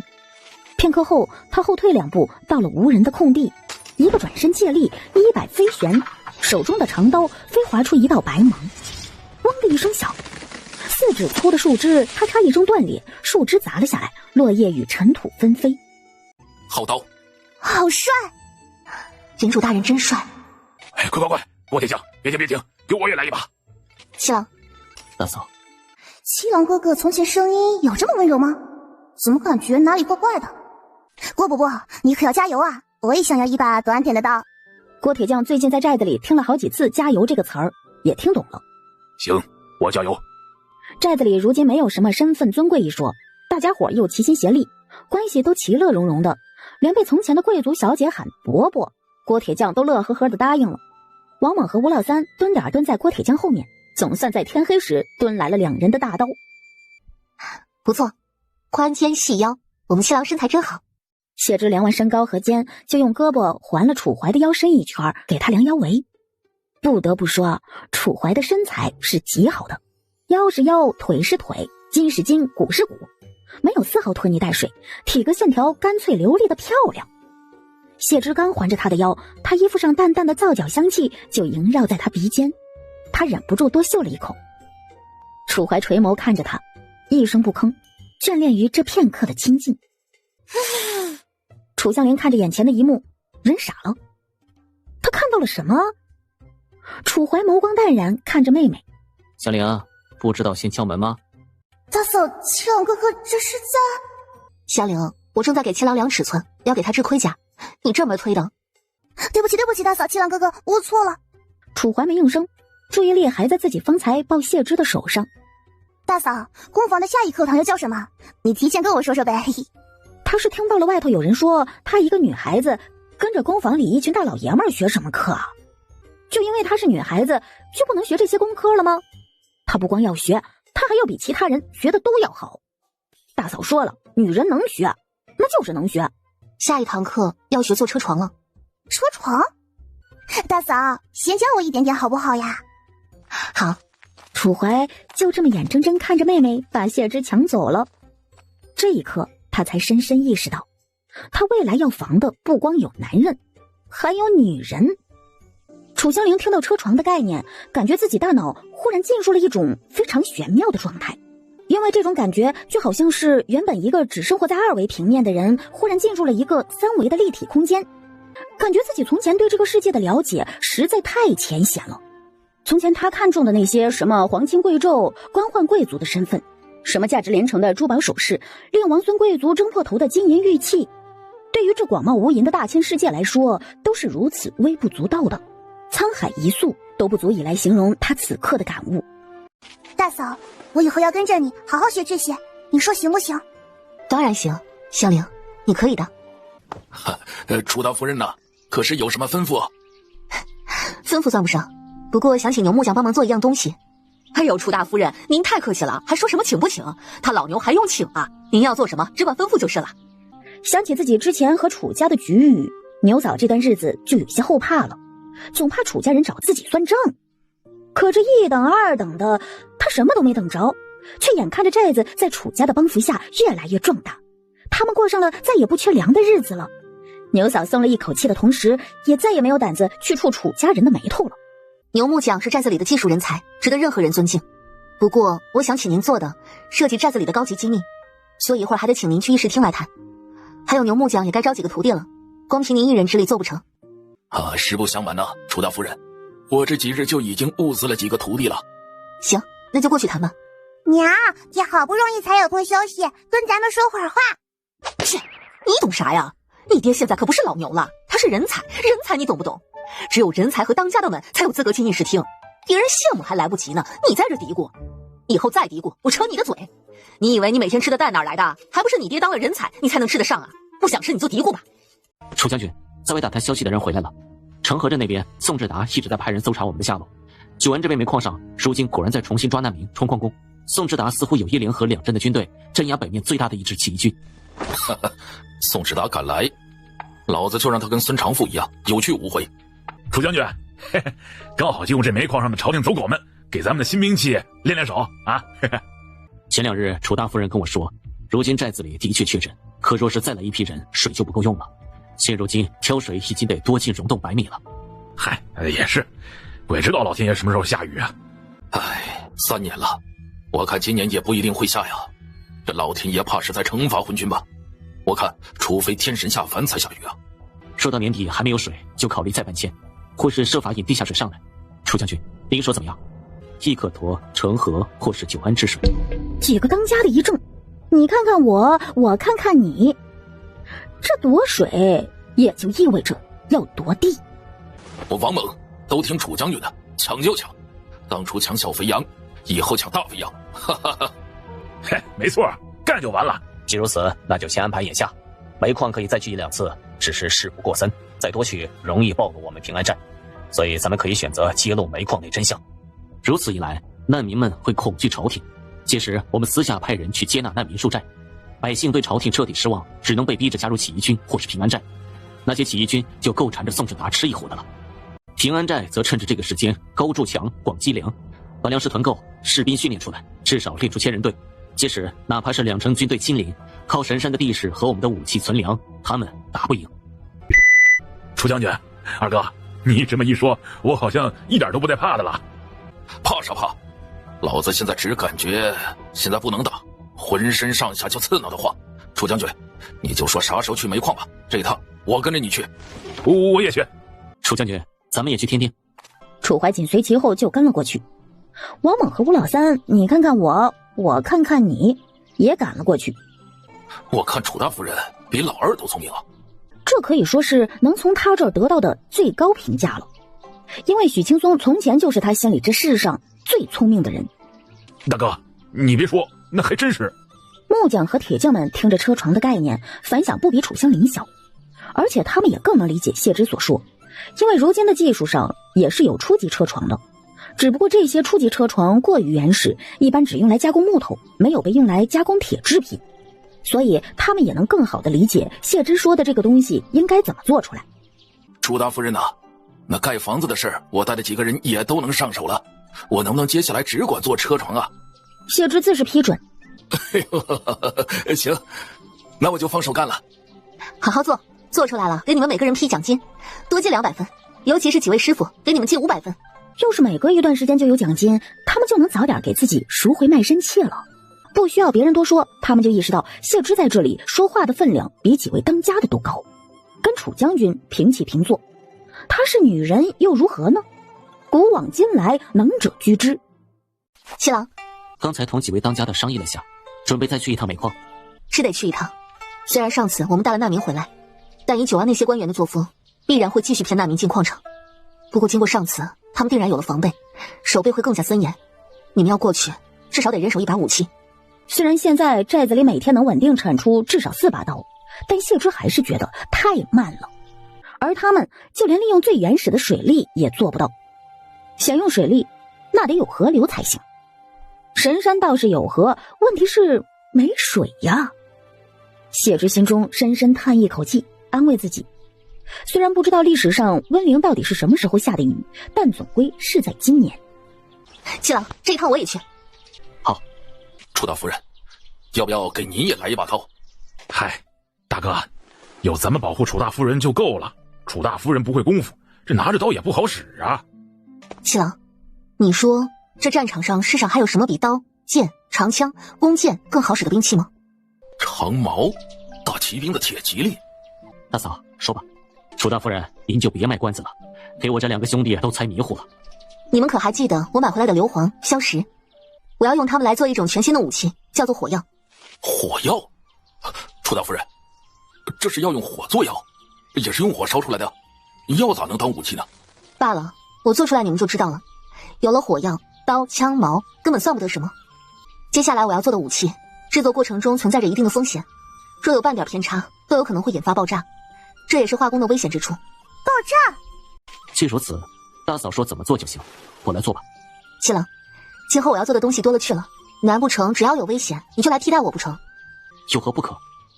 放心吧，七郎，我会小心的。你们几个是咱们工房中化工课程最有悟性的，想必你们也早知道化工存在很高的危险性，而我们现在要做的火药也是如此。若是稍有疏漏，就有可能会致人丧命。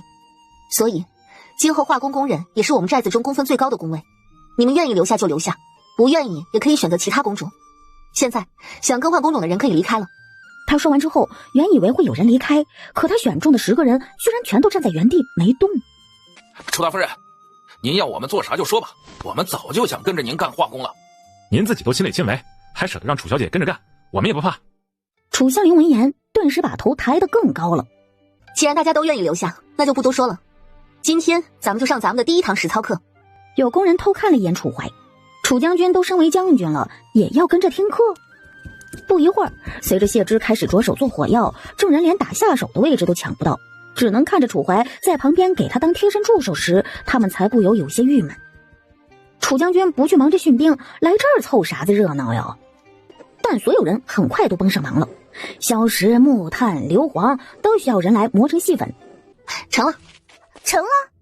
走吧，先让你们看看这火药的威力。一行人到了离原材料稍远一些的空地上时，谢之叫人拿来火引，自己取了一部分火药放在地上。他将火引伸向火药，火引子刚碰到火药的那一瞬间，众人还没反应过来嘛，就听见嗤的一声，眼前火光一闪，地上的火药消失得无影无踪，只留下一道黑色的印记和浓浓的一缕白烟。楚大夫人，这是不是成功了？去问老杨的徒弟要几个小陶罐过来，改天就带你们炸2个开开眼。楚怀哥哥，你让位置呗。我在帮大嫂。大嫂不用你帮啊，我来就行。哥，你今天不用训兵吗？哎，小师妹啊，你来这里啊。楚大夫人，杨老伯说之前小陶罐烧的少，问咱们大的用不用，让我把大的带回来了些。做好了12个炸药罐，众人小心翼翼端着，放到了提前布置好的场地。晾几天，黄泥干了就能用了。等会儿大家都去议事厅签契约。走走走，快点，我饿了，去找你二嫂给我们做点好吃的。七郎，你哪来的好吃的？怎么了，大嫂？没事没事，牙疼。我看看。谢之呆住了，他没想到楚怀会突然对他动作如此的亲昵，但牙疼又让他下意识皱着眉，微微张嘴让他查看。蛀牙了。牙疼不是病，但疼起来真要命啊！可他的一双眼睛还是忍不住看了一眼手里的糕点，那他是吃呢还是不吃啊？楚怀察觉了他的视线，一时间居然失语了。芝芝怎么像小孩子一样可爱？没事没事，改日我让人去镇子上买2个猪毛牙刷回来，再让孔大夫做点牙膏就好了。我一会儿就差人去买，大嫂漱漱口再吃糕点，吃完再漱一次。好，你这些糕点也是特意差人去买的？知道嫂子们喜欢吃甜的，特意交代人带的。芝芝好像对他没有任何男女之情，他离得近了会吓到他，他该怎么办才能让他接受他呢？谢之听到是每个人都有，觉得自己果然是想多了。自己虽然确实是单身女性，可身份却是领主大人的长嫂啊，他们不能在一起的。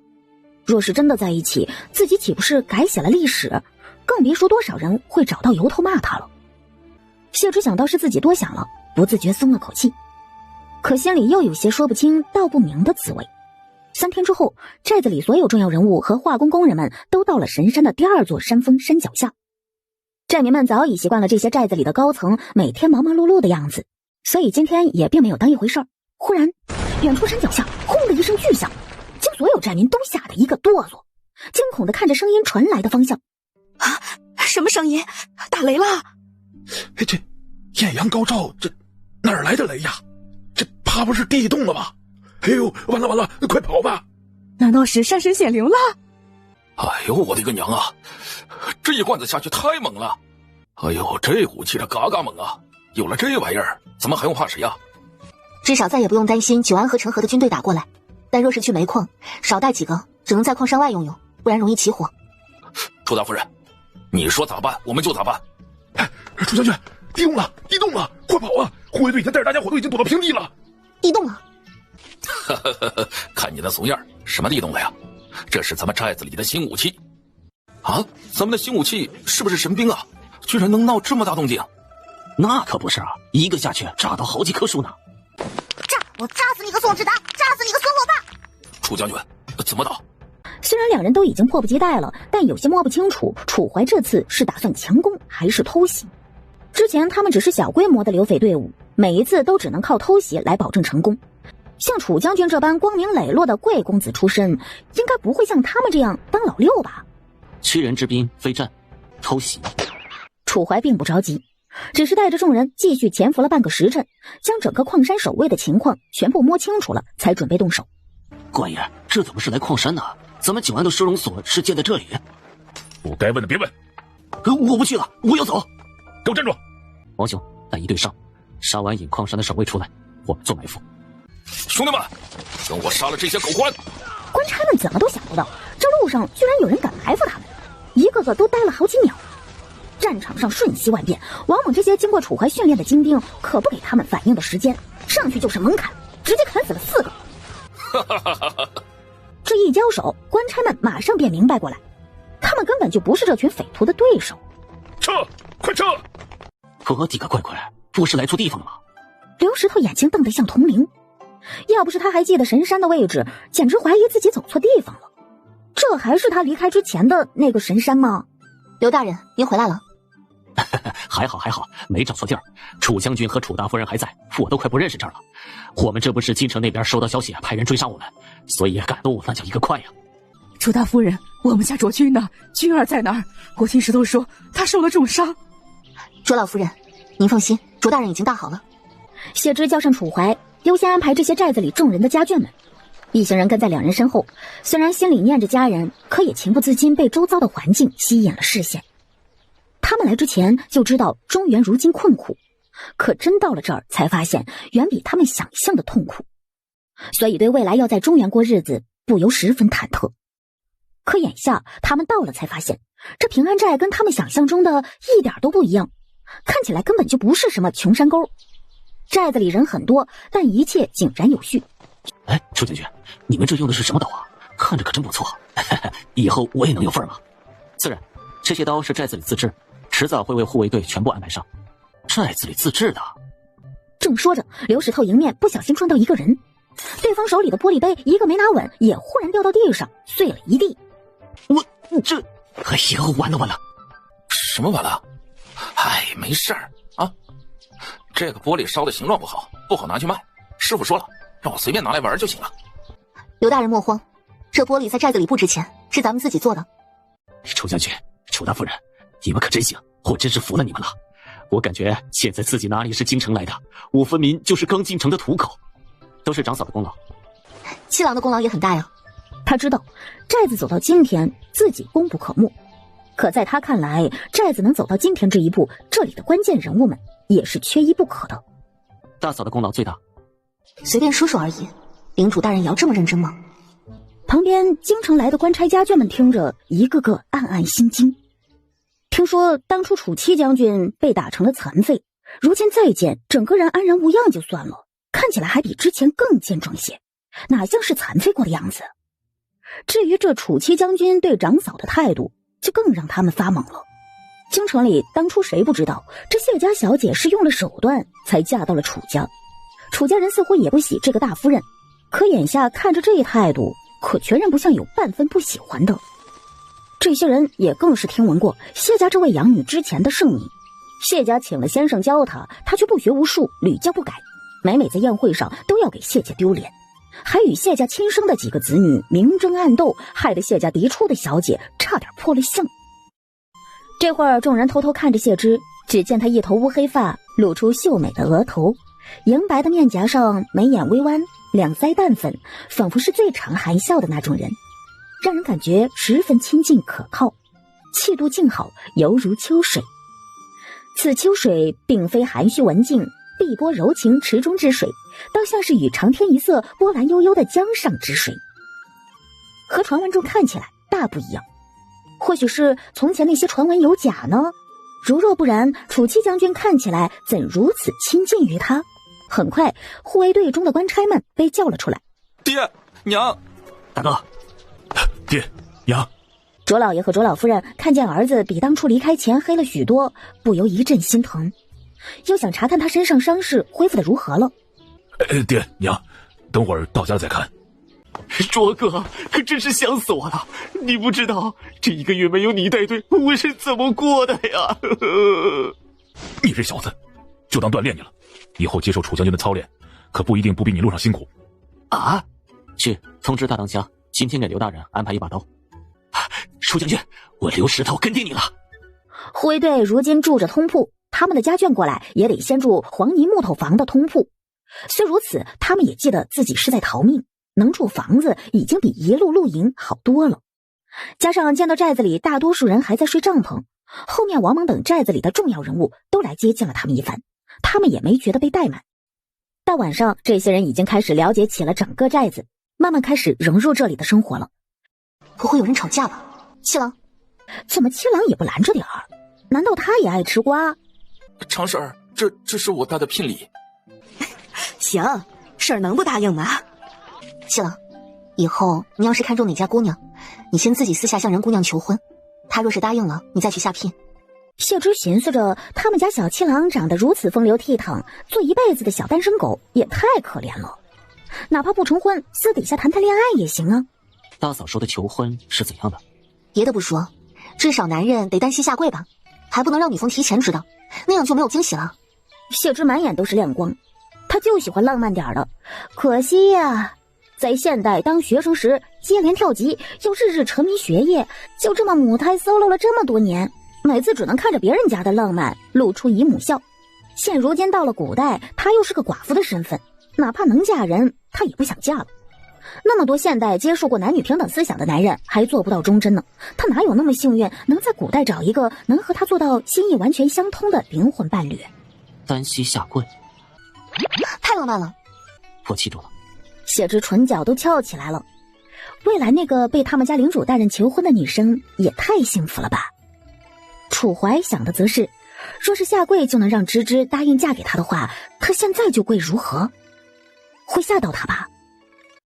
楚大夫人，楚大夫人，您快看看，这是不是您说的那个岩？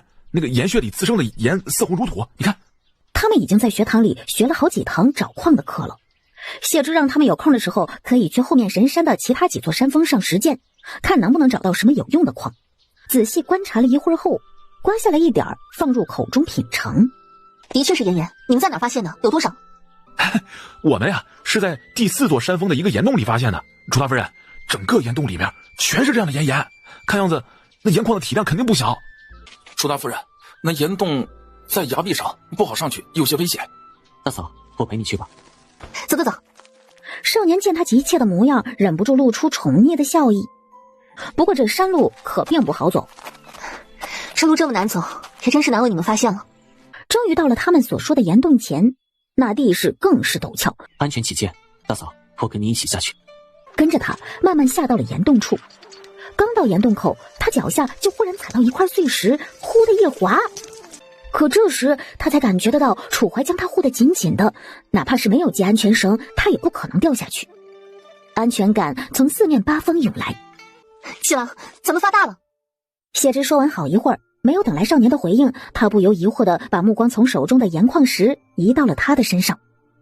他看见楚怀静静地看着他，一双眸子在他洞穴内的光线下半明半昧。两人彼此安静了一会儿，都未开口。谢之却感觉自己的心跳越来越快了，他躲开视线。发大了。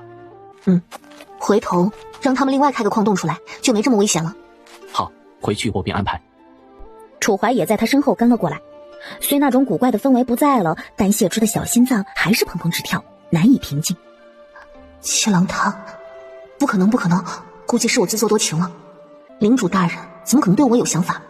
许是才在想什么卖盐的事儿，不由发呆了。这盐矿看起来不小，你们可是立了大功了。二当家，这一趟怎么不一人给他们记500公分？自然得记下，一会儿回去我就让人记。酬劳和奖励永远是工人前进的动力。回去路上，逢人就说起他们找到盐矿的事儿。顾婉堂也听说了，看着和自己一起上课的几人立了这么大功，他忧伤地抚了下自己的肚子。小祖宗，你可快出来吧！三嫂，你能出去找矿还早着呢，等小家伙生下来，你不得照顾几个月？到时候你还舍得走？这有什么？他小的时候我就在附近找，等大了我就带着他一起出去。难不成生了孩子，我就只能做孩子他娘，不能做我顾婉堂了不成？人各有活法，孰好孰坏都是人说出来的。如人饮水，冷暖自知，自己过得不后悔就行。大嫂，七郎，你快去练兵吧，我们跟大嫂说好话。大嫂，最近有不少妇人拉着我打听，女子也能报名去工坊学堂学习吗？当然。听他这么问，谢之才想起来，自己当初招工房学生时和招工人混在了一起，所以来报名的都是男人们，除了楚香菱和顾婉堂，就再没别的女人了。要想彻底发展寨子以及提高女性地位，就得动员所有女子劳动力也参加到寨子的生产活动中来。其实大多数女人已经在寨子里从事各种工种了，但如果说出去的话，为了家里男人的面子，他们还会说家里是靠男人在养家，但他们的功劳却被抹去了。根据古代一些县志、文章、小说里的记载，若你能看见女人补贴家用这个说法，这个家里基本有超过一半的开销都是女人赚来的，赚的少的连补贴家用这个词儿都不配用，仿佛女人赚的再多都不算钱，只有男人赚的才是真的钱。如今寨子里想要彻底发展，就不能埋没了这些女子的功劳，得开始着手提高女性地位，彻底解放女子生产力。招女学生的先生都是女先生，怎么不能招女学生？不光要招，还要特批名额去招。说到这里，谢之也有一分迟疑。寨子里几个主事的平日里虽然会全力支持自己的每一项决策，可他们骨子里毕竟还是重男轻女的思想，自己这一项他们能那么快接受吗？但他很快就抹去了心中的迟疑，接不接受这第一步都得迈出来。如果他一个接受过男女平等教育的现代女性都不去开这个头，还有谁会去开那个头呢？除此之外，寨子里另外要组织一个文宣部，好，大嫂，有你开口，那我就放心去干了。就是，女人也能学，大嫂讲的那些课我都能听得懂。再说了，大嫂不就是最好的榜样吗？谁质疑女人不能学，不就是质疑大嫂？谢之琢磨着，办文宣部的事还是得跟寨子里主事的做做心理准备。还有七郎，也不知他会怎么想，还会像以前一样一口答应自己吗？虽然还没等到楚怀的回答，但谢之心里莫名就觉得他一定会毫不犹豫答应下来的。谢之想到少年永远对自己的支持，眉眼间不由多了一丝温柔。这到底是什么恶徒，敢一而再再而三的跟朝廷对着干？而且这群人每次走都把矿工都抢走了，让他一时半刻根本就找不到人来挖煤，这是更气人的。哼，一群躲在阴沟里的老鼠，别让本官抓到你们。对方用的是什么武器，能把门都打出这么大个窟窿？大人，路上的确有拉煤车经过的痕迹，但对方做的手段才过了1里地，痕迹就乱了。娘的，派人给老子搜！一有这群小老鼠的下落，老子就直接给他们全歼了。周大人，这群人的作战手段显然十分高明，离开之后把场地处理得一干二净，恐怕不是什么普通山匪。哼，他们一群穷死鬼，把煤矿搜刮的连一粒煤都不剩，这里能不干净吗？周仲文却冷笑一声，见两人的脑回路根本不在一个频道，万泽心中有些无语，没再说下去。成河镇和九安镇的守备就是两个草包，要不是这一套朝廷让郑庸过来带兵打北边的起义军，把起义军拦了拦，怕是整个九安都要被一群凑在一起的乌合之众打下来了吧。他们万家要不是在九安驻扎多年，根基全在这里，牵一发而动全身，早就想去江南了。看宋志达和这周仲文的无能样子，万家还是得早做打算才行啊。而且现在有些风声还没传到周仲文耳里，万家却是已经一清二楚了。他们也是才知道，周仲文居然一直诓难民进煤矿充当矿工，而且之前似乎矿上闹了疟疾，得病的矿工全被拉去烧死了。现在城中的百姓们还不敢大肆议论，但私底下已经骂开了。据他这几日叫人观察，来九安的难民已经寥寥无几，也不知是不是收到了风声。他们万家虽然不是什么仁善积德世家，可也不干这么缺德的事儿。这小子刚才去拉肚子了，差点把他忘了，怕跟不上队了吧？是公子。小厮结结巴巴的，他虽然还未报消息，但万泽心里有了数了。看来矿场失坑之事是真的了。万泽心中忍不住唾骂周仲文，心里又把万家早日离开九安之事提上了日程。大人，急报！北仓突袭，边关失守，太子已调郑庸大人回京，准备点将派郑大人副边关，令下令大人带兵迎敌起义军。北边的起义军有了郑大人做参谋，打了1个月还没打下来，本官怎么打得了？万泽也有些发懵，九安镇也就3万军队，成河镇却有5万，太子怎么不派宋志达去？要是那些起义军直接南下反扑九安，他们万家的麻烦就大了。那宋守备呢？朝廷让他干啥？回禀大人，朝廷让宋守备全力追查朝廷侵犯楚怀和楚家人的下落。哼，一个废人和一群女人而已，用得着整个成河镇的兵力去查？随便派个100来个人就够了。哎，万公子，别走啊！既然朝廷让本官带兵镇压乱贼，你们万家也得做做表率吧。万家这些年一直接着朝廷做战船和商船的单子，多少有些算官商的意思。若是周仲文不提，他们万家还能装作不知道，不参与这战事，趁机偷溜。自然。只是万泽更是迫不及待回家。北疆那边打起来了，如今那边没有楚家镇守，果然守不住了。这天儿是彻底乱了。事到如今，万泽不由在心中唾骂2声。混头太子，没事找事除掉楚家做什么？楚家人没了，还指望剩下那些乌合之众守国门？他们跑得不比谁都快。二当家，如今寨子里人越来越多了，但咱们的劳动力还是远远不足的，所以得鼓舞所有青壮女子也都尽可能的参与到劳动中来。想要提高女性地位，就得让女性参与到生产劳动中来，让她们经济能独立。没有经济上的独立，想要完成其他方面的平等是不现实的。谢之现在要做的只是第一步，也是最重要的一步，这样也更容易让寨子里这些人接受一些。等越来越多的女性能够做到经济独立时，废除一夫一妻多妾制，买办包办婚姻和强迫婚姻也就成了顺水推舟的事儿。这文宣部确实得建立，我这些日子观察了，有些身强力壮的女性干起活来不比男人差。那主要宣传语就用“妇女能顶半边天”嘛。既然是要鼓舞，当然是要夸大的说。大嫂说怎么办怎么办就行。听到他果然第一时间就支持自己，谢之感动了。有个永远无条件支持自己的人真好。北仓这么多年以来之所以连年征战还能兵力强大，正是因为他们宣扬妇孺也能为兵，全民皆兵。一代打败了，另一代兵力很快就能补上来。打起仗来时，我军哪怕遇见一个北仓女神也不能掉以轻心，她一个就可能顶得上3个兵。的确，古有女将女帝，亦是不输男子，女子也是人，不容小觑啊。楚大夫人放心办吧，我们会全力配合你。谢之心下一松，回头看着楚怀，说不感动肯定是假的，但他这次更想了解一下楚怀的真实想法。七郎，如果我说有朝一日我要这天下人人平等，男女平等，你怎么看？其实这天下从来都不平等，但这天下也从来不缺乏在不平等中追求平等的人。若是没有追求平等的人存在，这天下将没有任何公平可言。大嫂敢为天下先，敢为女子先，为天下与天下女子谋福，七郎敬佩有余。我想听你对女子地位的看法。世人皆自女子胯下而生，本当敬重女子，然世道对女子诸多不公，未嫁从父，出嫁从夫，夫死从子，难以自专，此为不公。夫可卖女，夫可典妻，此为不公。男子有德便是才，女子无才便是德，此为不公。有德便是有德，无才便是无才。男女分而论之，是为谬论。无非是不许女子有才，既男子自诩胜于女子，何须惧女子有才？他说的每一句话，谢之都静静站在一旁，认认真真的听着。他很难想象，这是一个深受封建思想教育下的男性能有的想法。这一次谈话忍不住让他重新审视起了眼前的少年。这一刻，他不是什么领主大人，不是什么他谢之的弟弟，而是一个能与他深入沟通彼此思想，达到一种精神共鸣之人。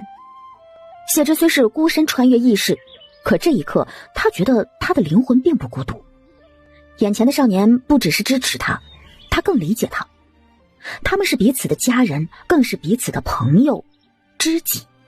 他甚至恍惚间生出一种想法，其实真要在古代找一个伴侣，也不是那么难以接受。至少要像七郎这般真心做到理解女子、敬重女子。七郎，有你这些话足矣。不愧是伟人，比普通人的思想觉悟自然高许多，魅力也很强。看来他今后推行提高女子地位的事，也不是孤身一人在战斗。察觉到谢之对自己的目光似乎发生了些许变化，楚怀的心中隐秘的欢喜。他感觉得到，他刚才不再将他当做一个弟弟来看了。其实他从前鲜少接触女子的，但不妨碍他知道这世道对女子诸多不公。他楚怀自幼立誓要为天下人谋福，这天下人自当涵盖女子。对了，七郎，咱们如今有了火药，你们的作战方式就也得改进了。如今已经在跟大当家、三当家改良作战方式了。不愧是你们，还是你对这些了解的多。我只能跟你说，接下来咱们大概要做什么类型的武器。等着，等大嫂把大炮给你搓出来，让你一炮把那正庸、太子全给轰了。其实以陈国现在的武器，他们的火药和钢刀已经能轻松打天下了。只不过如今他们还很缺人手。若是要直入京都，至少也要把久安和成和拿下来。杀光太子和郑庸的确不够解他心头之恨，他要百里氏的江山亡于太子之手，要这陈国如他和他所期成为他们的领地，要这天下广厦千万，海晏河清，幼有所养，老有所依，没有人死于饥饿，没有人亡于压迫。楚怀回眸，见谢之一缕头发浮在了鼻尖，自然而然地替他撩过。7尺之躯，许天下，一许青青。我自己来就行。他隐隐察觉到了七郎如今对他好像不太一样了，但他不敢承认，也不敢想。我先去忙了。谢之一口气跑了出来，跑了很远才松了口气。救命啊！他真的多想了吗？大嫂，没事。怎么了，香菱？大嫂，牛老伯他们把车床框架给做出来了，让你去看看有没有什么问题。没什么问题，后面就是你们得监督。铁匠那边把车床刀具给打好，等做出来就给你们批几头牛过来，先用处理车床。行，楚大夫人，我们都听您安排。谢之从木工们这儿离开，就琢磨着除了这些东西之外，其他一些重要的物件也得早日提上日程了。比如温度计、提纯酒精的蒸馏器，这些都是寨子里现有技术能完成的。要不是太奢侈，他甚至还想造点简易版的柔软卫生纸出来，解决一下卫生需求。大嫂，三嫂要生了。洪大夫来了吗？来了。娘还叫了几个之前祝夫人生产过的产婆，二嫂已经去叫人烧热水了。大嫂，没事，没事。可他刚说完，屋内就传来顾婉堂痛苦的呻吟声，听得人不由得揪心。女子生产何其不易，正巧有个产婆被拉过来要进屋子，楚怀忽然拦了对方一下：“万事先保大人。”对，大人要紧，大人要紧。没错，先保我三嫂。三哥在时与三嫂感情深厚，他若在，定也会以三嫂为重。大嫂，当初二嫂生兰儿、锦儿的时候，你还没嫁进来呢，好倒是真的差点。他话没说完，似乎是觉得不吉利，但谢之却听明白了，为何楚家人会忽然提起保大保小这回事了。见几人都是如此坚决的态度，谢之心下不由更喜欢这家人。娘，放心，三弟妹和孩子都会平安无事的。几乎是他话音刚落，木屋内就忽然传出一声洪亮的婴儿啼哭声，屋外众人的面色也不由一喜。过了一会儿，就有产婆跑出来报喜：“恭喜恭喜啊，母子平安！楚三夫人生了个大胖小子。”太好了，太好了，我有小侄子了！我们有弟弟啦，狗娃哥哥，我们也有弟弟啦。狗娃听着是个弟弟，还有点遗憾，他以为自己又要多了个楚妹妹呢。香菱，一会儿叫您二嫂拿些糖糕点心，再用工分换篮子蛋来，给大家分分。我这就去。林氏喜气洋洋进去看孩子了。谢之本来也想去，见楚怀眼巴巴的望着里面，想进又不能进的样子，不由觉得他可怜。七郎，你在门口等着，一会儿我抱到门边让你看一眼。娘，小孩刚生下来就会吃手手啊？可不是嘛，七郎刚生下来的时候，一个没看好也吃手，吃的喷香呢。让七郎看看。七郎，看。楚怀一开始还在看宝宝，后来就忍不住看着谢之和宝宝。他还在贪恋这幅画面，两条腿旁边忽然一左一右挤出来两个脑袋。大伯娘，让兰儿看看。大伯娘，锦儿也要看看弟弟。最后一个狗娃眼看找不到地方，盯上了楚怀的胯下。就在他准备伸头钻过来时，楚怀忽然若有所感，侧身后退一步，给他让出了位子。狗娃喜出望外，楚怀陷入了沉默。谢之差点笑出声，但忙把小宝宝抱低了一些，给几个小家伙看。看弟弟可爱吗？可爱。兰儿、锦儿，你们弟弟比我弟弟好看。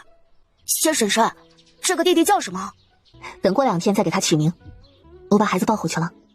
听说楚家添新丁，寨子里不少人都赶来贺喜，几个当家的不必说了，都亲自过来送礼。一些工人也跑来看，尤其是老杨，真是百忙之中抽空过来了。一句句贺喜的话，把林氏高兴得合不拢嘴。大嫂是咱们家读书最多的，让大嫂取吧，还是让娘或是七郎取吧。最后，林氏拿出当初楚老将军还在时定下的孙辈氏字辈来定名，楚怀则建议取平安与久安的安字，于是宝宝的名字便定了楚世安。至于小名，定了个好玩寓意又好的，叫楚元宝。给他洗三这天，寨子里的盐池也正式投入使用了。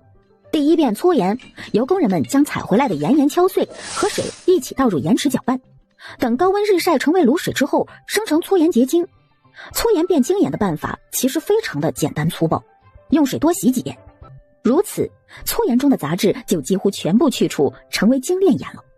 整个过程没有什么技术难度，所以寨子里很快就得到了精炼后的食盐。楚大夫人，这真是盐，怎么做到这么细的？陈国古代因为盐铁专营的制度，盐比铁管控的都要严厉，垄断之下，炼盐技术停滞不前，一直停留在炼制搓盐的技术，没有进步。所以他炼制精盐可是陈国头一份。秦娘姐姐，你就放心用吧，要是不放心，你就先尝尝。我得去找七郎商量卖盐的事儿了。好，楚大夫人你先忙。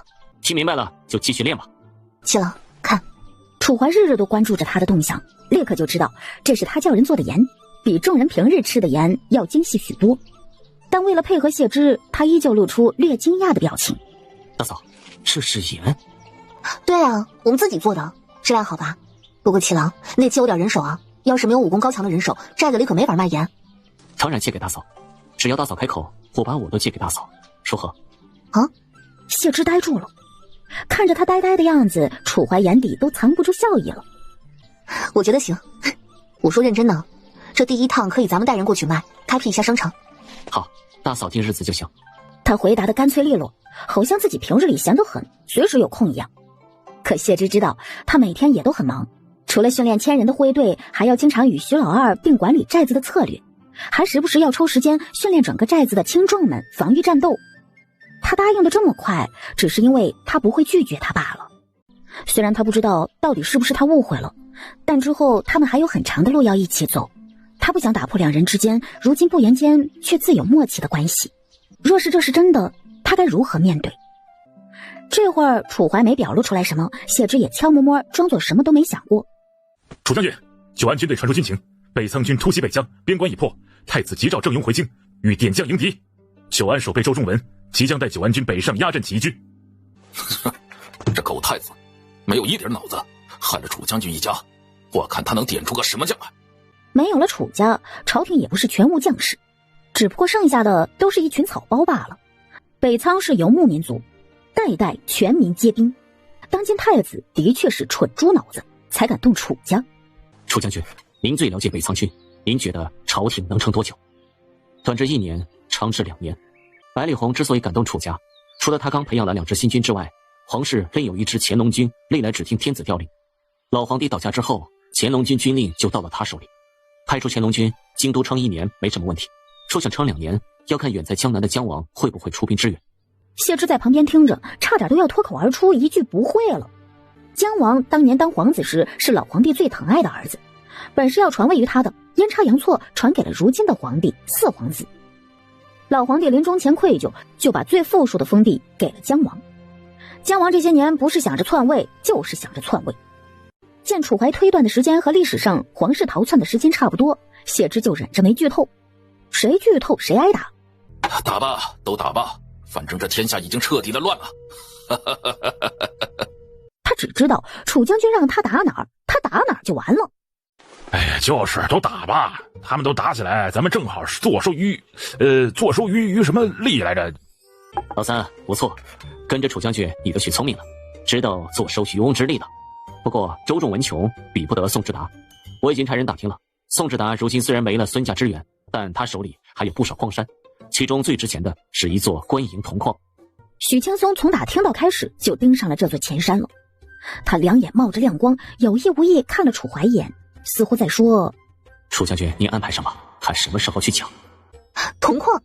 楚大夫人，是朝廷用来铸造铜币的铜矿，铸造司就在铜矿旁边。那就是说还附带野铜工房了，不错不错。二当家，铜矿弄回来恐怕我得全带走了。徐老二还没到他手的钱怎么还能废了呢？我想造一种新武器。哎，楚大夫人，你问我也不算呢，你得问楚将军。大嫂想要什么只管开口，能买就买，不能买就去宋州2人手里夺，亦非难事。徐老二一副看透不说透的表情，摸了一下额头。没错，楚大夫人，经过上次煤矿一战，我也有信心呐。就咱们寨子这人手和装备，再加上楚将军的领导，就是个金矿，咱们也闯得。就咱们寨子这人手和装备，再加上楚将军的领导，就是个金矿，咱们也闯得。这怎么有点像邻居囤粮我囤枪，邻居就是我粮仓。好，回头有什么需要的我就跟你们说，打仗的事儿你们来商量。七郎，明天咱们就先去九安卖盐，顺带打听一下情况。好。王猛和吴老三还在琢磨着怎么干抢铜矿这一票，看见楚怀温柔时，倒真像他们曾经想象中的小将军的模样了。没被楚将军训练时，他们一度以为楚将军就是这副温柔的贵公子模样的。可被训练之后，他们晚上做梦梦到楚小将军，都觉得是噩梦。谢之离去，楚怀才收回眸，回眸的瞬间，眼中光影变化，恢复了平日的冷静沉着。王猛和吴老三一个机灵，身板都站得更直了。两人现在简直像是面对军训教官的小学生。哎，要是楚将军平日训兵的时候，也能对楚大夫人这么温柔就好了。哎，听说了没？楚将军被抓了。楚将军？还有哪个楚将军啊？这你都不知道？咱们陈国除了带领楚家军的楚将军，还有哪个呀？周大人抓到的正是被判为罪奴，流放路上偷偷逃跑残废了的那个楚七。现在那楚七将军正在牢房里面呢。哎呦，怎么会抓了呀？之前我听说楚七将军跑了，我还替他松一口气呢，真没想到又被这抓得好！楚家人坑死整整7万楚家军，早就该给楚家军谢罪了。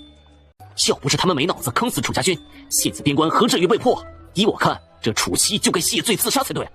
怎么，你们还想为他说话？不想活了，敢跟朝廷对着干？小茶馆内大多数人都身份普通，闻言不得不强忍下愤慨，敢怒而不敢言。寨子里这些精兵就更别说了，他们奉楚怀若神明，听到此人如此侮辱，一个个都坐不住。可他们有组织有纪律，见楚怀没动，一个个也只得克制着怒火。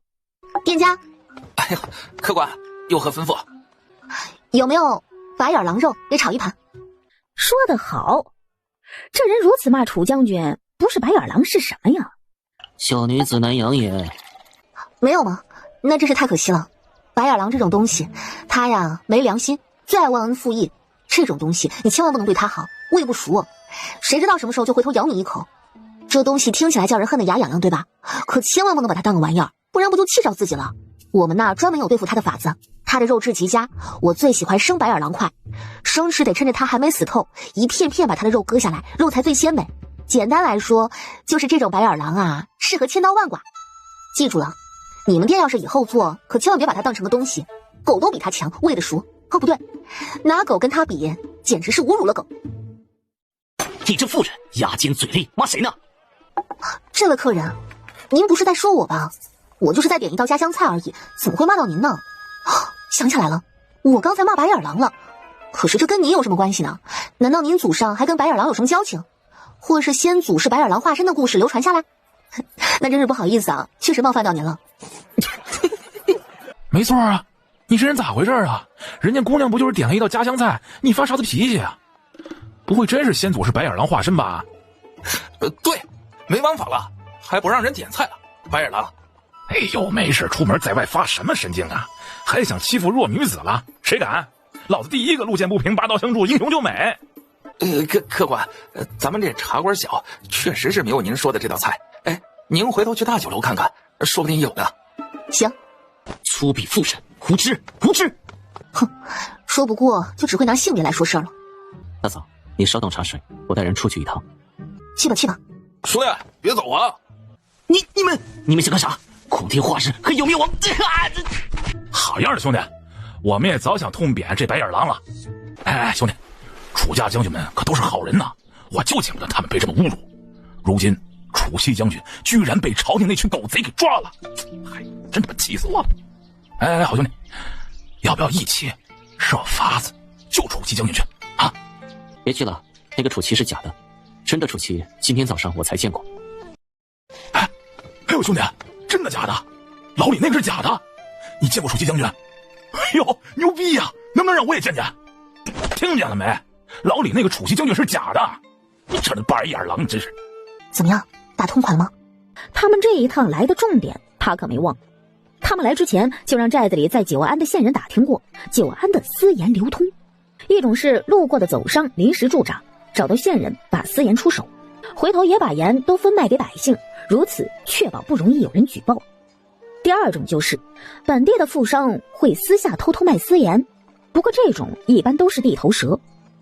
好比九安的万家，虽然私盐不是万家最大的生意，但他们也干。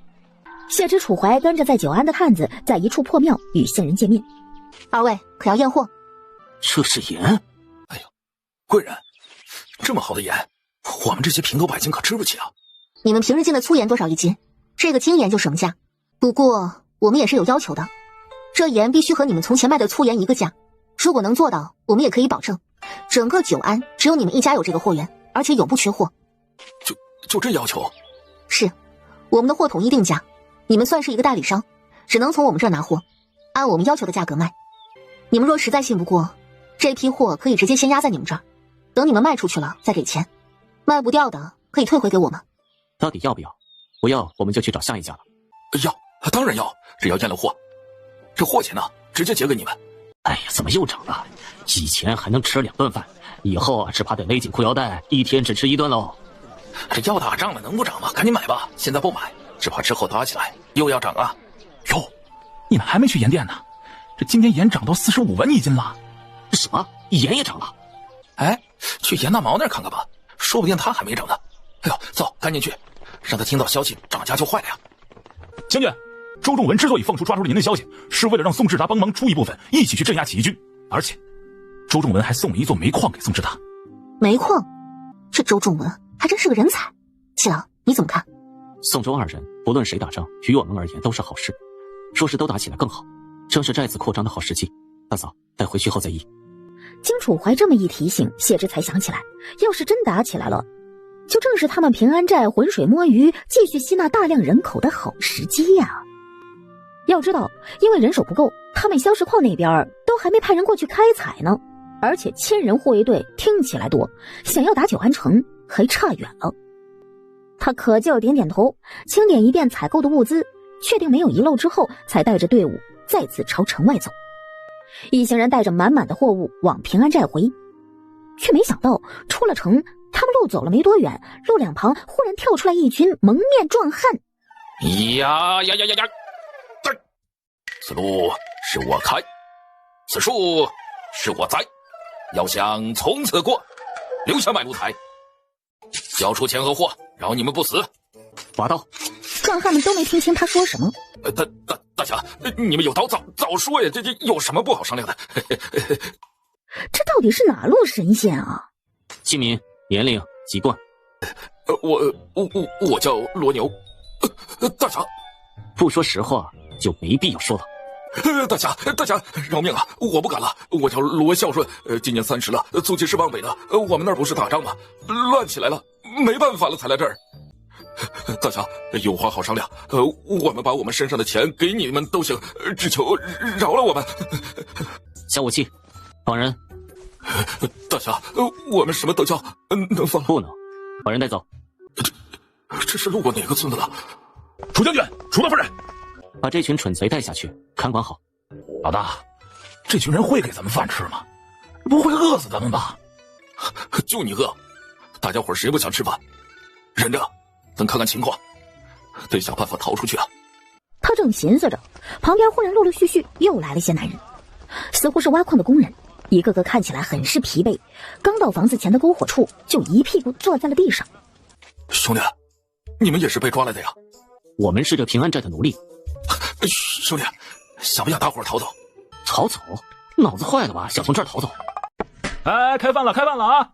守卫跟这群从煤矿抓回来的矿工们比较熟，刚抬过来的饭便先给了他们。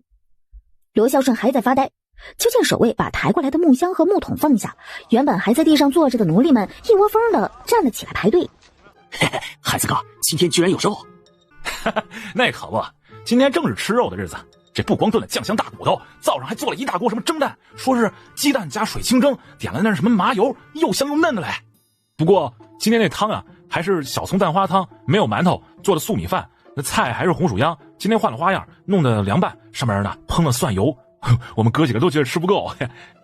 这他娘的是奴隶能吃的饭？他们当初在最有钱的地主家干长工都没这待遇啊！只见先前跟他们搭话的那个奴隶排在了最前面，领了一个超大号的碗，一勺素米饭，一勺菜，一勺蒸蛋，2块酱香排骨，一勺排骨汤汁浇到米饭上，最后拿个碗又打一碗小葱蛋花汤，才算结束。令他们没想到的是，没过一会儿，有护卫兵抬着另外几大锅饭朝他们走来了。罗孝顺他们下意识直起了身子，可还有点不敢相信，他们也能吃上这么好的饭。哎，吃饭了啊，排好队。这一下他们二话不说，蹭蹭蹭的起身排队，格外的有组织有纪律。哎呀，别吵吵，让人听见了谁都别买了。这抢啥抢哦？都说了以后还有。大毛啊，你是真够义气啊！这么好的盐，居然还卖25文一斤。知道就行，动静还不都小点，嘴巴也都严实点啊！要是走漏了风声，你们就去买45文一斤的粗盐吧。哼！百姓们忙不迭的点头。卖这盐的人简直就是做慈善呢，谁要是敢透露风声，别说严大毛了，他们第一个不乐意。这群新来的壮丁最后都被楚怀挑进了护卫队里，若不是商队不停地往回带钱和粮，寨子早就撑不住了。溶洞里的水位已经越来越低，寨子里都已经开始琢磨打井的事儿了。谢之知道，如果再不下雨，他们就可以考虑加快速度发展，然后轰了九安城的大门。所以他加紧时间在推进寨子里的工业发展速度。蒸馏器做出来后，他便让工人们蒸馏了一批高度数的酒出来。酒一出来，那香味儿熏醉了蒸馏房的工人们，他们都快忍不住要尝上一口了。这一批不能给你们喝，你们加紧把第二批酒和酒精都蒸馏出来，到时候给你们尝尝。工人们以为这刚做出来的酒也是要拿去做什么高科技，连忙应下。可谢之一转身，拿着酒壶就找楚怀去了。知道楚怀也是爱饮酒的，他当然得捡着他给了。谢之到了门口，见屋内没有点灯，不知楚怀是睡下了还是训兵没回来，犹豫了一下，正打算找个人去问问时，一转身就看见了少年逆着星月而归，驻足在了自己身后。大嫂，回来这么晚，累不累？看看大嫂给你带了什么？我带了酒杯来。七郎，这是咱们寨子自己做的美酒，我打算叫醉千年，可好？楚怀轻饮一口，点头应。好酒，当得起大嫂取的好名字。谢之弯了弯唇，他取这个名字也算是纪念自己这个千年之后的来客吧，只不过注定是无人能懂了。而后又看向天上的明月，他曾感慨，虽然时过千年，他也与领主大人见过同一片土地上的月光。有风起，槐树树叶簌簌，煮沸了风声。谢之忽然想爬到更高处去，看更高的风景。那歪脖子老树爬起来根本没什么难度，平日里就有孩子爱爬，他也忍不住兴起，将酒一饮而尽，抱着树干就往上爬。腰上忽然传来脱力，他一下就爬上去了，就见少年站在树下，抬起头看着他。谢之招了招手，七郎，你也上来啊！我在下面护着你。他仰起头就看着他逆着月光对着他，面容轮廓亮得像是流水中的月亮。若是换个角度，许就看不见了。闻言撅了撅嘴，只好作罢。高处的风景的确更好，月亮、星光、山林、篝火一一映入眼帘。他能看到远处有房子里烛光亮着，一家人依偎在一起说笑。谢之收回了视线，又低头看着始终看着自己的少年。他读初中时，父母意外出了车祸，双双离世。自此以后，亲戚想要争夺父母遗产的嘴脸让他知道，这世上再也没有像爸爸妈妈一样能永远无私去爱他的人了。他学着强大内心，练就稳定的情绪，维持自己对这世界的热爱。因此，哪怕只身一人，他也从不孤独。唯有此刻，他感觉自己从楚家被剥离出来，竟有了独在异乡为异客之感。哪怕就连眼前的少年，他信任自己，支持自己，他们那跨越千年截然不同的成长、阅历、环境，也终究永远不会真正明白他。七郎，你怎么永远都那么相信我呀？你是小孩吗？大人说什么你就信什么？大嫂，我不是小孩了，你醉了。你才醉了。谢之看着他的眼睛，静静的，两人彼此看着彼此，好一会儿，谁也没开口。如果我说我来自1000年以后，你还信吗？人常说时间过得很快，一眨眼就从指缝无声无息地溜走了。白驹过隙，朝如青丝暮成雪，枯骨依稀美人面。可这一刻，时间对谢之而言，分明又过得很慢，简直精确到年、月、日、小时、分、秒，每一秒都慢得仿佛能眨许多次眼睛，听见许多风声，看见楚怀眼中许多复杂情绪，简直片刻都无法跨越，绝无半点含糊的认真。他问的语气像是认真，又像是漫不经心的。问完之后的等待，对他而言却简直是一种煎熬。连四周的环境似乎都淡去了，他只剩下心脏的感知。咚咚作响，忽快忽慢，跳了一下又一下。哪怕楚怀只是用了2秒，一次眨眼的频率，就回答他：相信。你怎么什么都信啊？我说我是月亮上来的，你也信吗？相信。他都忍不住想捏捏他的脸了。他们家七郎啊，怎么这么可爱？那我要是说我是仙子呢？仙子什么时候回月宫？我不是仙子，记住了，我叫谢芝。好，芝芝。我没有喝醉。没有喝醉。七郎，该休息了。他松开他的手，摇摇晃晃往家回。楚怀不紧不慢跟在他身后，看着他回到屋里，还在原地站了许久。他信的。他回答慢了，只是在想，若是芝芝来自1000年后，那他是不是就能光明正大的喜欢他了？大嫂，怎么喝得这么醉？快，先喝些水压一压，不然明早起来就要头疼了。谢芝彻底喝醉了，就很听话，沈柔怎么照顾他，他就怎么受安排。等一番收拾之后，他就躺在床上沉沉睡去了。再睡醒时，正对上楚香菱忽闪忽闪的圆眼。只见小姑娘似乎打算给他一个大大的熊抱。香菱，你干嘛？大嫂，我就是想抱抱你。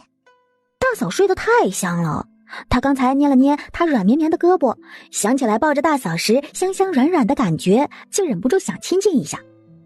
谢芝伸了个懒腰，抱了她一下，才起身穿外衣。起来的功夫，她脑海里断断续续闪过一些昨晚的片段。她应该没对七郎说什么乱七八糟的话吧？大嫂，我带纸人在火药里分别加了小石子和碎瓷片，发现效果更好了。好厉害啊，香菱！这些办法都是提升火药威力的办法，她还没教，就被这小丫头自己摸索出来了。没想到楚香菱居然还在做武器上有天赋。楚香菱被夸，心里乐开了花了。她就喜欢听大嫂夸自己。谢芝也正好准备好好升级一下寨子里的武器了。自从罗孝顺那群人讲了望北那边的战况后，他就深刻意识到加强武器迫在眉睫。而且近日不断有战报被探子传回来，那周仲文是觉得楚怀残废成那样，在这乱世中恐怕早就死了。但现在外面以为楚家人全死了是好事儿，更方便他们隐藏下落。完了完了，喝酒误事，我怎么连这事都说了？先生，谢芝点点头。所以他简单讲解演示了一下，就让学生们清场，自己动手做了。而后他就一直关注着2个女学生，把2人的脸都看红了，头低得更低了。大嫂，你今后还要去给女学上课，我准备过2日就去铜矿山，大嫂可要同去？好啊，不过等我这2天把学生们的课本先编写出来。好。大嫂，这就是咱们寨子里如今鼓励女子参加各种劳动的方针，你好好读通透了再去教其他女子。他抄写的这本单纯鼓励女子加入生产劳动中来，只是开胃菜而已，也是为了先培养一批有先进意识的女子出来，为今后的妇女解放工作打基础。四弟妹，我早与你说过，女子能顶半边天。你看我们平安寨里，男人下地干活，女人也要下地干活，矿工里也有女人，灶房上也有男人，我们整个寨子的强大和女子密不可分。他们也在为我们平安寨奋斗，他们的功劳不该被抹去。寨子里如今正是需要培养专职的妇女工作干部的时候，你看你能不能胜任？如果你觉得不行，那就等我这一趟回来再授课。这本书严格来说不算厚，苏念拿在手里却觉得很有分量。大嫂，你放心交给我吧，我看得懂。你要实在不放心，也可以来教第1堂课。你不去教第1堂课，我先去看看。寨子里如今人人都羡慕技术工的待遇，所以这女子学堂一开设，就有不少姑娘们抢着报名。张芝儿也不例外。老爷，现在寨子里看管的也不严了，咱们就走吧。哪怕不去朝廷告状，去别处谋生，也比在这儿种地强啊。老张，你选上了，恭喜啊！以后你就是你们26队的队长了。张福天刚来那会儿，因为怕楚家记恨，压根就没敢去报名。现在见楚家压根不搭理他们，就有这么个机会，才赶紧报名的。寨子里会识字的人还是太少了，他识字可不就占了优势。只不过他心里还没底，怕自己选不上，所以也没抱太大希望。现在突然听说自己选上了，张福天猛地一下又站了起来，腰都发出了嘎巴一声。哎呀，老张，你这没事吧？是真的，我选上队长了。这还能有假？给，我把队长木牌都给你带过来了。哎呀，不过经过前头那个队长，现在上面管得更严了，要是再查出来借身份谋私的事儿，可就要严惩了呀。当然不能犯错误，这是楚将军对我老张的信赖。听他这么说，来人挠了挠头，想说选队长不是楚将军选的，是许二当家安排的干部选的，可觉得说这话不过多此一举，便压了回去。我就知道我老张到底是个人才。当年我可是靠着自己考中进士的。寨子里的人不都说有才能的人才能是不会被埋没的？彩云，以后别再提什么离不离开的事了。其实张福天心里主意也满打满算着呢。现在外面到处都在打仗，那么乱，谁管他们呢？而且如今儿子又跟着楚怀当兵，万一以后干出点事业来，他们张家不就又翻身了？从前他看不上自己这儿子，觉得他太老实了，现在倒觉得老实也不错，不比那些混账纨绔强多了。老爷，那你和明光现在都赚不少工分，要不我和芝儿就先不下地干活了吧？行，你们俩女人能干啥？在家里啥也不干就行。张芝儿闻言先是松一口气，可旋即又煎熬了。自己若是离开不干活也就算了，不会让谢之薇看笑话，自己现在留下来又什么都比不过他，不是叫他看笑话吗？芝儿，女子学堂里的学生轻松，又能学得不少，以后出来了能当教书先生，教书先生的工分肯定也不一样。哥，你别说了，我去。张芝儿答应下来就跑去报名，果然因为识字儿也被直接选上了。只是他没想到上课第一天居然是谢之薇来授课的。站在教室门口时，他迎面正撞上谢之，两相对视，他又忍不住拿自己跟他比较了。如今的谢之不知道是不是吃得好养得好的缘故，皮肤白里透红，脸颊像是粉嫩嫩的水蜜桃似的，那一双眼睛也说不出的清澈水亮，状态看起来比在京都的时候还要好。原本他虽不是什么倾国倾城的大美人儿，可也算得上是美人胚子，如今身上更是别有韵味，似乎随身携带一方独立的温和甜润气候，不是如桃花般灼灼夺目的大美人儿，而是桂香浮动化作绕指柔的美人儿。张芝儿这些日子种地累得不轻，感觉从前让自己引以为傲的纤纤玉指都变得粗糙了，长了茧子，这会儿他都有些想转头离开了。要是大郎哥哥还在，更瞧不上如今的自己了吧。他咬了咬牙，找了个位置坐下了。看到人都到齐了，谢之看向一双双女子的眼睛，这些眼睛或明亮或浑浊，但此刻一个个都看着他，套着对未来生活的期待。谢之忽然有些明白为什么说学生是花骨朵了，把他们全部交出来，可不就像种花一样吗？他也很期待这第一批女学生今后会开出什么样的花。从今天开始，咱们平安寨女子学堂就正式开学了。在这里，咱们除了读书识字，还要学习技术，也就是今后凭借我们女子自己也可以安身立命的本事。这和姑娘们想象的有些不太一样。谢之转身，在一块寨子里特制的黑色石板上，用石灰石和石膏做的粉笔在上面写下“女子能顶半边天”。这就是我们要学的第一堂课。别的姑娘们不识字儿，还没反应过来，张芝儿就先反应过来了。她匪夷所思地看着谢之，谢之薇是疯了吗？教这是什么东西啊？她就不怕传出去被骂吗？书上教的分明是女子要学会三从四德，女人天生不如男子，男子才是天，女子就该在家辅佐男子，相夫教子。女子怎么配称作天呢？还敢说是半边天，简直是大逆不道了。女子能顶半边天，男子可为，女子亦可为。身为女子，更应与女子互助。若要比较，不只与女子比较，更要与男子比较。都是人，人能干的，我们女子也能干；人能学的，我们女子也能学。男女并驾，如日东升，事无难事，有志竟成。一双双眼睛从求知到迷茫，从迷茫到震撼，从震撼到振奋。这就是我教你们的第一堂课。我们平安寨里所有的工位，男子可以报名，女子也可以，同工同酬，一视同仁。只要你有心，你就尽管去力争上游。谁敢来骂，只管来告诉我，由我站出来替你们骂回去。楚将军也会站出来，站在我们身后。楚大夫人，您今天说的都是真的吗？我们女人也能做木匠，您可别诓我。我打小就想跟我爹学木工，可我爹说这不是给女人学的，只肯教我哥哥，不教我。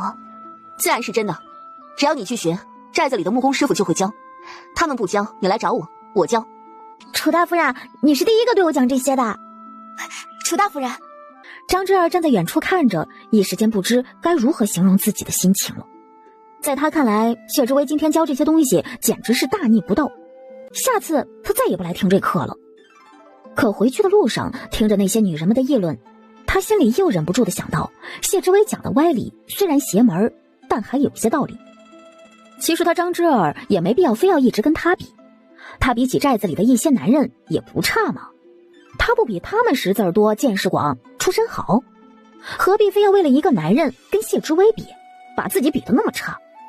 张之儿努力去回想曾经记忆里楚家大郎的模样，那的确是个很温柔的俊朗男子，但他其实也不过就见过他2-3面而已，值得他这么讨厌谢之薇吗？猛然发现自己居然被谢之薇教的那些谬论给带偏了，都开始胡思乱想了。但他又想到下一堂课他还要去，要看看谢之薇教这些女人乱七八糟的东西目的到底是什么，居心何在。这什么女人能顶半边天呢？我看你是得疯病了。女人还能比得上男人？别学那些有用没用的，学的心比天高命比草贱，以后哪有婆家要你啊？小心嫁不出去。明天别去了。哎呀，楚大夫人也是的，有这功夫不教男人们学，多教出几个男工，反而去教一群女人，真是浪费时间。招收女工不就是抢男工机会吗？要是多收几个男工，你弟说不定就有机会选上了。给一群女人学，可不就是浪费时间和机会吗？就是，楚大夫人平常那么聪明，这次不知道怎么想的。一道又一道声音像滚滚浪潮，轻而易举破灭微弱的火苗。原本还想据理力争的女子们沉默了。明天不准去了，老老实实的去种地去。哼，要是再去，老子打断你的腿。楚将军，楚大夫人是学堂的先生，先生愿意教哪个学生就教哪个嘛。楚怀虽在这儿，可那不断责骂女儿的一家人却也不怕。在他们心里，楚将军虽年少，却从来都是稳妥靠谱，给他们撑起一片天的存在，并无什么凌厉威严。楚将军呐，我说的也没错呀，这女人能有啥能耐，还跟男人并驾？你说他说这话我不该教训，免得以后心都飞天上去了，哪个婆家还敢要他呀？是啊，楚将军，我们也是为了他好。女人有什么能耐？依你的意思，女子永远比不过男子。楚将军，这大家伙都知道啊，又不是俺一个人说的。楚大夫人和寨子里的男人比如何？老头又是一愣，这下支支吾吾答不上来了。楚大夫人，那的确是令人敬仰的女子。那楚大夫人，那和别的女子她不一样啊。楚大夫人开设女子学堂，就是为了教出和她一样的女子。如今寨子里特批名额招女学生，但今后留下能做女工的女子与男工要求一样，并无特殊。怎么，你们自认为女子不如男子，还怕竞选时比不过他们？寨子里的女神，今后不需能不能嫁人来证明自己。今后寨子不仅会招女工，亦会招娘子军。你若有志，亦可来参军，建功立业。这娘子军的消息一冒出来，原本已经安静下来的周围寨民们立刻又沸腾起来了。那女子泪眼婆娑间也忍不住深深震撼，看着楚怀的背影，终于明白了楚大夫人说的是真的。他和楚将军都站在他们身后啊！谁若有楚大夫人的本事，想只教学男子，就出来另设课堂，本将军躬身请师。若没有那个本事，还敢非议楚大夫人，按平安寨新律处罚。过了许久，楚怀晦暗难明的眸色才渐渐恢复往日的黑沉，高窜的心火像被关进笼子的野兽，还在横冲直撞。听到那些人异议他的那一刻，他脑海里嗡的一声，像有一根弦忽地断了。克制不住理智，想直接拔刀，真是所有人都闭嘴，不可再非议他一个字。若非卓君先开口拉回了他的理智，他许会用直接责罚这些人，之后再用武力镇压，让全寨以军令形式服从。他曾经自诩理智，可也许从父兄被奸佞坑死在沙场上的那一刻起，他就早已不是什么理智之人了。还能徐徐问那老翁话，不过是想到了若是直接镇压，许会适得其反，让这些人更加抗拒芝芝的新策略。卓君，属下在。这几日若有非议我长嫂之人，便抓住出头鸟，不必客气，以儆效尤。是，将军，咱们真要收娘子军吗？平安寨如今兵力短缺，我观寨子里一些妇人气力不比男子小，可选一批娘子军备战。卓君心里还是觉得女人就应该受保护，怎能上阵杀敌？瞧你那点力气，连桶水都挑不动，不知道的还以为老娘苛刻你了。旁边的男人体型瘦长，活像个木柴似的，看着都叫人觉得没啥力气。是，楚将军。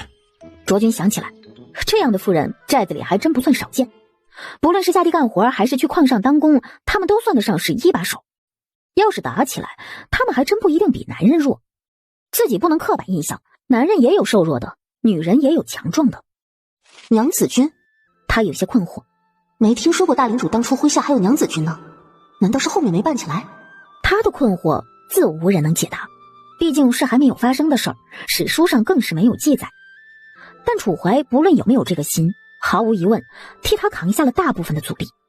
于是他只能先按下困惑，又带了一节课后就把教学先交给了苏念，自己准备起了去成河镇铜矿之事。卓哥，要我说，咱们跟着楚将军干真是明智之举。北仓军现在随时都有可能踏平京城，到时候那些上层的达官显贵们还会管咱们这些普通人，真到那时候再接家里人过来就晚了。平安寨是个好地方，虽然这平安寨也有主事之人，但这里所有人齐心协力建造寨子，所有人的身份之间有上下级的关系，但没有严格的等级之分，再不会出现王孙贵族视人命为草芥之事。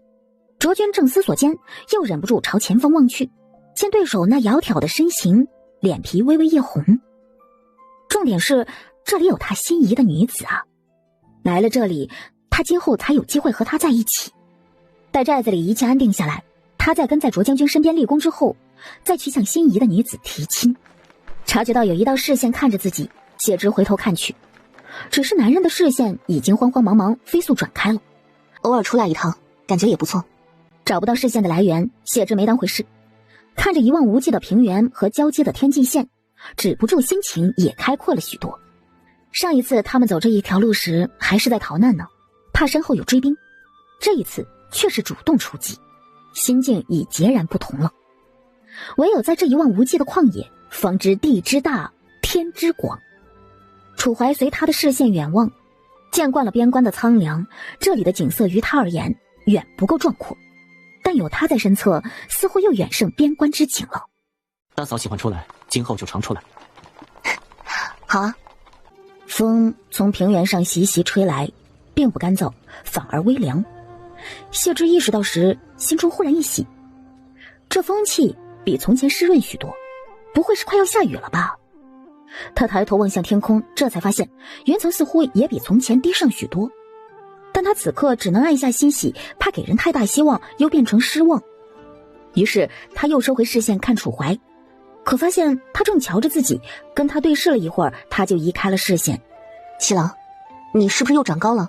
他知道他这个年纪正是长身高的时候，如今吃喝又好，可还是觉得每过几天再看他，都感觉他抽枝拔节，长了许多。就连身上的少年感也在渐渐褪去，线条逐渐硬朗明晰，多出了几分说不出的男人味儿。也许以后会和长兄一样。谢之没想到他忽然冒出来这么一句，心里咯噔一下。他对楚家大郎可没有任何概念，根本不知道对方身高多少，容貌如何，只知道是所有人心里的白月光。说不定以后你比你大哥还要高呢，你可得多吃点好的才能长高。楚怀见他坦然回答，似乎没有什么顾忌，心中微喜之后又说不出的复杂。芝芝心里果然没有大哥，大哥当初那一封封寄回去的信，难怪没有回音了。他只是被谢家推出来的一枚棋子，嫁入他们楚家，实属无奈。他一会儿叹惋，一会儿又隐秘的欢喜，心情复杂，百般滋味，像一颗被翻炒的栗子，浑身炽热难熬，内里又运出已经关藏不住的甜味来。七郎，你真打算招娘子军？那我们这次回去就招些合适的人，既然要办，就要办得大一点。是要办得大些，也好响应大嫂号召，为天下女子谋福。一开始他的确是为了响应大嫂，也为了堵住那些人的嘴，可这几日他细思之后，觉得办娘子军既能协助军队，又能提高女子地位，利大于弊，自然可为之。女子大多数体力到底不如男子，但比男子心细，可以多培养他们做后勤兵，尽量发挥每种兵种的优势。楚怀在侧听着他的分析，微微点头，时不时提出建议。卓君想找个机会过去说话都没有，这一来他是个闷声干事的人，本就不善言语，二来谢之说的这些寨子里的管理和技术上的事儿，他根本就插不上话呀。到现在他才发现他和楚大夫人几乎是没什么共同话题可言的，还没有跟队伍里的三当家说的话多呢。于是他只能默默在远处关注着他，以防他有危险，那时他便能第一个冲上去。卓君这趟跟倒是跟出来了，但只能黯然跟在他们身后，赶了7天的路后，他们终于再次到了成河镇。他们到成河镇外时，就重新伪装成了商队。成河镇外已经没有难民了。宋志达那日看到疯魔了的难民，才终于想起来，这些人可是会造反的。他哪还敢留着这些心腹大患，自是派人将难民全部驱赶了出去。从成河镇继续往北走些，才是宋志达手里的铜矿矿山和朝廷的铸币司。但他们的队伍还没走多久时，楚怀忽然一抬手，队伍瞬间停了下来。这么一停下来，谢之耳边嘈杂的马蹄声和车轱辘碾压地面的声音静响，他才听到前方不远处传来的兵刃碰撞声。楚将军，让我吴老三去看看。人数不超300，让所有人备战，一起去。哎，好嘞。吴老三心中暗叹，楚将军不愧是上过战场的，这都听得出来，就立刻去吩咐。反正他听着前头就是乒乒乓乓的一片，哪里听得出人数？但如果真的不超300，他们这500个老六冲过去弄他们，还不是分分钟的事儿？楚将军，是西戎军。先杀敌军，后看情况拿其余人。几个领队很快应声。一行人刚摸到地方，前方厮杀正激烈的2拨人就注意到了他们。西戎军还好说，很快便能辨认出这不是自己的人。另一群人身手明显不敌这些铁骑，被打得连连后退，接连有人倒下，已经到了生死存亡的关头。大哥，咱们的人来了。被他喊作大哥之人面上也是下意识一松，可很快他就看清了，这刚来的一群人根本不是他们的援兵，脸色不由僵硬难看起来。这时候他身边其余人也看出刚来的人不是他们的人，他们虽然一个个身穿便衣，却骑着马，手里有刀，如此精良的装备，难道是西戎军的援军来了？忍不住在心中暗呼，天要亡我呀！弟兄们，跟这群西戎人拼了，能杀一个是一个，黄泉路上也踩着他们垫背，杀光这群禽狗！众人气得火冒三丈，恨不得跟这群人同归于尽，可奈何实力有限，眼看着新来的这群人更是毫不犹豫直接冲过来要加入战局，他们脸色一片灰暗。但哪成想，这群人刚冲过来，拎刀就朝西戎人砍。好好好啊，弟兄们，咱们的救兵来了，还不打？原本这2拨人人数几乎对半，实力却差了不少，其中最大的差别就是差在装备上。他们虽有马，却比不过西戎人的战马；虽有刀，却比不过西戎人的战刀。虽一个个身手不错，可又不及敌军战术，这才导致只能被压着打。可刚来的这一群人，骑的虽不是战马，手里的武器却居然比西戎军的武器还要精良。难道他们是碰上朝廷精英了？这边西戎人面色终于变了，他们根本看不起陈国人，所以方才这群人哪怕是近500人冲过来，他们也压根没看在眼里。他们一路踏平陈国西南而来，入中原如入无人之境，见人就杀，见村屠村。陈国的士兵见了他们，也只能像丧家之犬一般逃窜。他们面对的敌人几乎从无还手之力，又怎么可能忌惮？还未反应过来，少年直接在马背上飞旋，一脚正踹在他的胸口。他胸口一阵剧烈的闷痛，不受控制从马背上摔落。等一抬头，对上的就是铁骑慌乱从高空踏下的马蹄。方才还嚣张不已高高在上的西戎军头领惨叫一声，猛喷出一口血。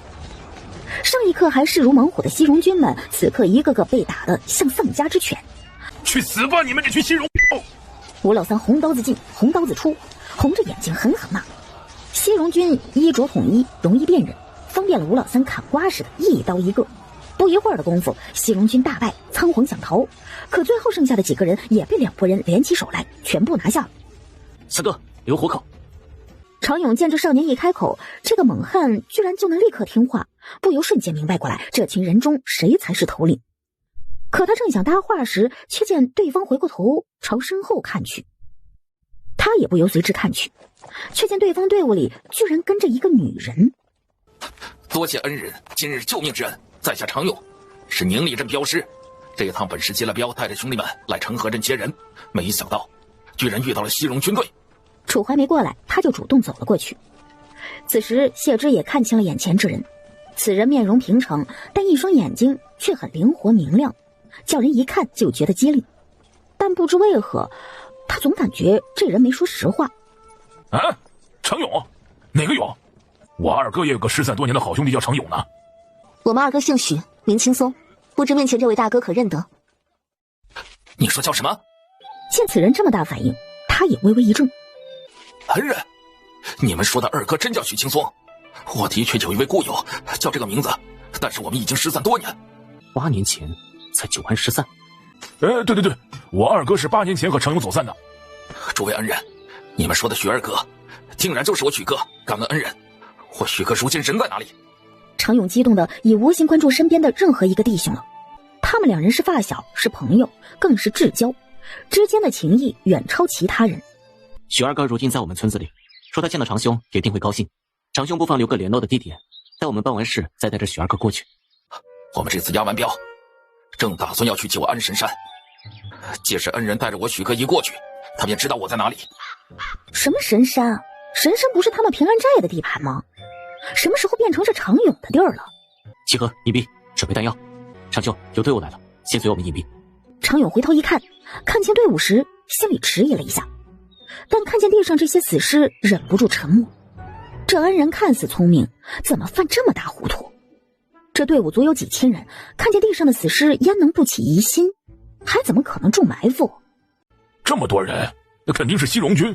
准备好弹药，看我们一会儿不炸死他们。恩人，不用埋伏，不用埋伏，这些是我们的人。诸位恩人，我常某也是被逼无奈啊，北望乡绅们不做人呐，强占我们的土地，压榨的当地民不聊生，只能起义。他适才的确不想透露这些，说的好听是起义，说的难听就是造反。我去，不是兄弟，你这不够意思呀，早说呀！你要是再晚一会儿说，我们弹药打过去，那一炸你们就得死好几个呀！常勇听他这么一说，心中不由一惊，什么武器能这么厉害呀？一个下去就死几个人？是常某的不是了，方北如今打得厉害，我便带着手下的这些兄弟们到了成河，原本是打算抢富商孙家的，可谁知孙家早就不知道被哪位大侠洗劫一空，只好退而求其次的去了宋志达手底下的铜矿和铸币司。接下来长兄打算带着手底下这群人去九安神山驻扎。神山是避世的好去处，我不求带着这些兄弟们干什么大事业，我只想带着他们拿着钱以后过安生的日子。此时在旁边听着的谢之轻掐着自己的手心，避免自己在这个严肃的时刻不小心笑出声来。他忍不住看着楚怀的神情，少年若有所感，微微侧目对他翘了一下唇角。想必是你们神山是去不了的。此话怎讲？难道神山如今也正遭战乱？不是啊哥，神山是我们的平安寨的山头啊，那许二哥就是我们平安寨的二当家的呀。你这要是过去跟我们抢山头，那不是自家人打自家人吗？沉默虽迟但到，只不过这次人换成了常勇。既然长兄如此坦诚，我们也不瞒着了。我们这一趟也是冲着成河铜矿和铸币司来的，你们的人该不会把那儿搜刮干净了吧？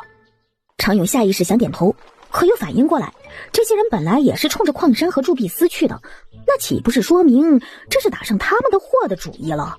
恩人说笑了，偌大一座铜矿山，我们怎么能搜刮得干净呢？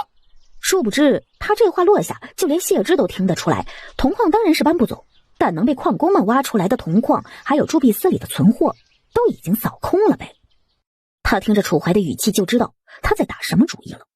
既然这位大哥与我们许二哥是故乡，又打算去神山，何不同我们一起先去神山，待到神山之后再另做打算。你要是进了平安寨，按照平安寨的规矩，这不得上交啊。格局打开，这哪是他们要去的铜矿被人抢空了，他们跑了个空，这分明是别人帮他们抢了货，还准备帮忙送到他们家里去。他语气说不出的亲切温柔，好像真是为着常勇着想似的。神峰东边二峰山脚下还空闲着，长兄随我同去，可先行在东峰驻扎。通知弟兄们继续往神山走。恩人，其实有件事我还没跟您说，我手底下的兄弟们不止这4000人，还有6000，已经在去九安的半路上了。咱们赶路得快些，我怕咱们过去的时候他们已经到了，让大水冲了龙王庙啊！我的个娘啊！常兄弟，你的意思是你的手底下整整有1万人？常勇看见他这吃惊的表情，心里越发惭愧了。自己带着的人数可不是小数目，这哪是去分地盘，分明就是去抢地盘去了。可他没看到平安寨众人眼底莫名的光亮。1万人，谢之感觉他们这一趟的目标不久突然就明晰了吗？什么铜矿哪有这1万人指啊？重点是这次依旧能打包带走。只有6000的青壮，剩下的都是弟兄们的家眷。长兄不必着急，我现在就差人百里加急，先赶回神山，通知许二哥准备给诸位接风洗尘。如此甚好。对了，还未问恩人们的名讳。在下姓楚，单名一个妻字，长兄称呼在下楚妻即可。这位是我们平安寨3当家吴老三，这位是谢姑娘。楚弟，如今虽然边关还没传来军情，但我猜西南恐怕已经破了。今天我们碰见的已经是第2队西戎军，他们的大军说不定马上就要打到成河镇了。若是再找不到落脚点，我们也实在不知该往哪里去了。常勇示弱说着，却在偷偷观察楚怀的神色，所以这会儿是想着法子怎么让这群人答应他们今后都留在神山。一山不容二虎，哪怕自己跟许哥关系好，看他们这平安寨也不小的样子，也不可能拱手就把地盘让一半给他们。只可惜单从楚怀面容上，他压根看不出对方有什么情绪。这楚姓小友虽年少却早熟，叫人觉得不可捉摸。看连那3当家的都听他的，常勇很快便摸清了这群人的主心骨了。长兄不必忧虑，船到桥头自然直。怪不得你们路上带了位谢姑娘，原来是带了位神厨啊！感觉自己窥见了真相。我们带谢姑娘不是为此，她的本领你不知道。不是为这，那还能为啥呀？等你到了就知道了。大嫂，怎么了秦郎？我看这楚妻和谢姑娘郎才女貌的，倒是般配。你怎可胡说？行，我胡说八道，你和谢姑娘才般配，行了吧？你别胡说了，我配不上谢姑娘。这人真是，说他不行他急，说他行了还急。队伍加急赶路，终于巍峨的神山山脉已经近在前方了。常勇还未反应过来，山脚下猝然传来轰的一声巨响。饶是他胆大，听到这平日惊雷的一声，也惊疑不定地看着前方。怎么回事？深山地洞！与此同时，谢之和楚怀及平安寨众人直接变了面色。有人进攻平安寨！平安寨士兵听令，准备迎敌。1队原地待命，准备进攻。如军带2队去探军情，3队4队组装弹药。刘石头照应后方。随着他一声声令下，只见只500人的队伍竟然有序地分成4队，每个人都没有一丝拖泥带水，每个队伍像是被尺分割了一般，整齐划一朝着自己的任务点跑去。而常勇身后的队伍早就乱了。仗着他的胆大和人多，平日里他们抢妇人是够了，可一旦碰上正规军，手底下这群人的弊端就暴露出来了。两相对比之下，常勇不由羞愧。传令下去，所有人原地待命。再仔细检查一遍投石车，备好火引。常勇看得更是惊奇了。他路上就发现这平安寨队伍里的人极听着谢姑娘的，可没想到都要打仗的时候了，他们居然也听啊！将军，外敌似是朝廷之人，看规模有5000人，他们追逐外来人到寨外，大当家、2当家已经带人迎敌，但外来人人数众多，应是长兄那6000人寨中一时不便进攻。刘石头照应后方，其余人随我绕后进攻。听到是自己来的那些人引来了敌人，常勇如何不惭愧？楚妻，我带1000精锐随你们前去。他带着4000人不上前救人，让人家500人上去救，算怎么回事啊？关键那还是他们的人。没想到啊，那些望北的逆贼们居然已经到了本将军的地盘。来得正好，省得本将军跑过去好找。这边徐老二早已收到了楚怀送回来的消息了，就等着接应人。侦察兵刚送来消息，他就准备出来迎接自己好兄弟的人马。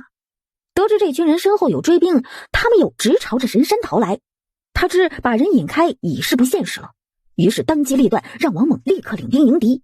整个平安寨得益于平日的训练，也迅速进入迎战状态。几颗炮弹震慑下，周仲文带领的军队步伐的确停滞了一会儿。将军，细看这贼人，似乎只有1000人左右，但他们有如此精实武器，假以时日，在咱们久安地盘上，那还了得呀！倒是看他们现在似乎想要护着这群流民，不敢大肆攻击。咱们现在追上流民，让他们顶在前面，看这群贼人还怎么打。按军师说的，追！没错，这群人现在只有1000人左右，可要是让他们接纳了这刚来的逆贼们，岂不是就有7、8千人了？又有这样的武器，来日必定是久安的心腹大患呢。平安寨里众人目标混乱，很快就发现了周仲文把这群起义军当成了挡在前排的肉盾。若是他们此时再炸陶罐过去，毫无疑问会不分敌友的炸死一片。这群卑鄙小人，这气死老子了！老二，实在不行我们带刀上去砍吧。哎，现在将军未归来，岂不可一时意气？深山易守难攻，我们且先迎敌，竭力护起义军性命，待之后退入峡谷，只要有弹药在手，他们便进不来。老二，你说的有理，只不过你好兄弟常勇的人，只怕咱们是没法保全住了呀。王猛个糙汉知道这群人是徐老二至交部下，早把这群人当成了自己人，他是不忍死这么多自己人。大哥，还几个嗓门大的喊话，叫起义军往山上逃。王猛还没想明白这是为啥，就已经一声好嘞，立刻下令。等回过头来才发现这办法绝了。周仲文见这群人果然是为了保这群起义军，心里更是庆幸，这群人哪怕现在还不是一伙的，以后也绝对会是一伙的，假以时日，绝对会成为九安地盘上的一个毒瘤。军师，还好有你，有这群贱民挡在前面，看这群老鼠还怎么打！哼！起义军的兄弟们，先往山上逃，官兵不敢上山。兄弟们，快往山上跑啊！他们听到这声音，瞬间不再执着于朝着平安寨护卫兵们跑，而是撒丫子就往神山山上跑去。因是逃命，这群人跑得比兔子都快。顷刻间，官兵们前面的肉盾就已经没了。不准跑！弓箭手放箭，给我射死这群贱民！官兵中的弓箭队瞬间集合，对着起义军的背影就拉开了弓弦。轰的一声巨响，飞弹再次落在了官兵们脚下，直接将两个在马背上的弓箭手掀翻了，受惊的马匹发出嘶鸣，乱窜起来。奶奶的，后面哪来的人？一声声巨响响彻山林，火光闪烁，硝烟四起，群鸟争飞。只是须臾，局势顿逆，士兵们哪还有心思去射起义军，慌忙逃窜，比刚才的起义军还要狼狈。何止是他们目瞪口呆，恐惧于这种武器，就连跟在楚怀身后的常勇都看傻了眼了。原来这平安寨的秘密武器真有如此神威呀！到现在他猛然松一口气，还好当时没有继续瞒着平安寨这些人，要不然他们把自己的人当成西戎军，得炸死多少人呢？撤，快撤！楚将军回来了。大哥，现在可以上了。兄弟们，给我上！你们这群蠢猪还不放箭，射死他！护不住本将军，你们回去也得死！周仲文嘶吼着，他身边跟着逃窜的士兵总算回过神来，意识到若是护不住主将，自己回去也是死路一条，只能回头迎击。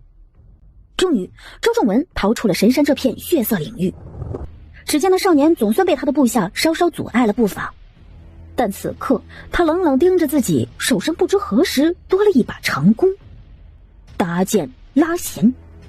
明明他离他距离很远，远超寻常人的射程，可不知为何周仲文有一种预感，对方一定会射准。周仲文虽反应及时，可却还是躲避未及，只觉肩上一阵剧痛传来，他惨叫一声，被箭的惯性带得跌下了马背。可生死关头，肾上腺素急剧分泌之下，居然也硬挺过来，急急忙忙再次爬上马。挡住那人，快挡住！也就在他逃出来的这一刻，只听又是轰隆一声，就感觉脸上忽然一凉，紧接着大片大片的雨滴从天幕上落下，一滴两滴三滴，地上点点的雨痕连成了片，腥润的气味随着呼起的狂风而起，怪风阵阵，飞沙走石，瓢泼大雨从天而降。只见雨幕之中那一座座山峦模糊不清，只有隐隐约约的墨色轮廓，却更像吃人的巨兽潜伏在大地上，等待着时机。这哪是什么躲在暗处的老鼠，分明就是吃人的猛兽啊！下雨了，下雨了！此刻除了这一句话，他们什么都不会说，有兴奋，有激动，也有哽咽、痛哭。谢之也早已停下脚步，他的眼睛都被雨水冲刷的迷蒙了，却站在原地，任由雨水落在身上，感受着身边所有人的喜悦。漫天大雨之中，他看见有一人骑马归来，遥遥的只朝他而来，而他若有所感，迈开脚步穿过雨幕，朝来人跑去。下雨了，是了。薛之明知道他知道，可还是忍不住说了一句。明明他有很多人可以一起分享这份喜悦，但现在只想第一个跟他分享。下雨了，支持。谢之的身子还在僵硬，没有反应过来，心尖却蓦地一颤，朦朦胧胧，酥酥痒痒，像是有种子在萌芽，终年藏在泥土里。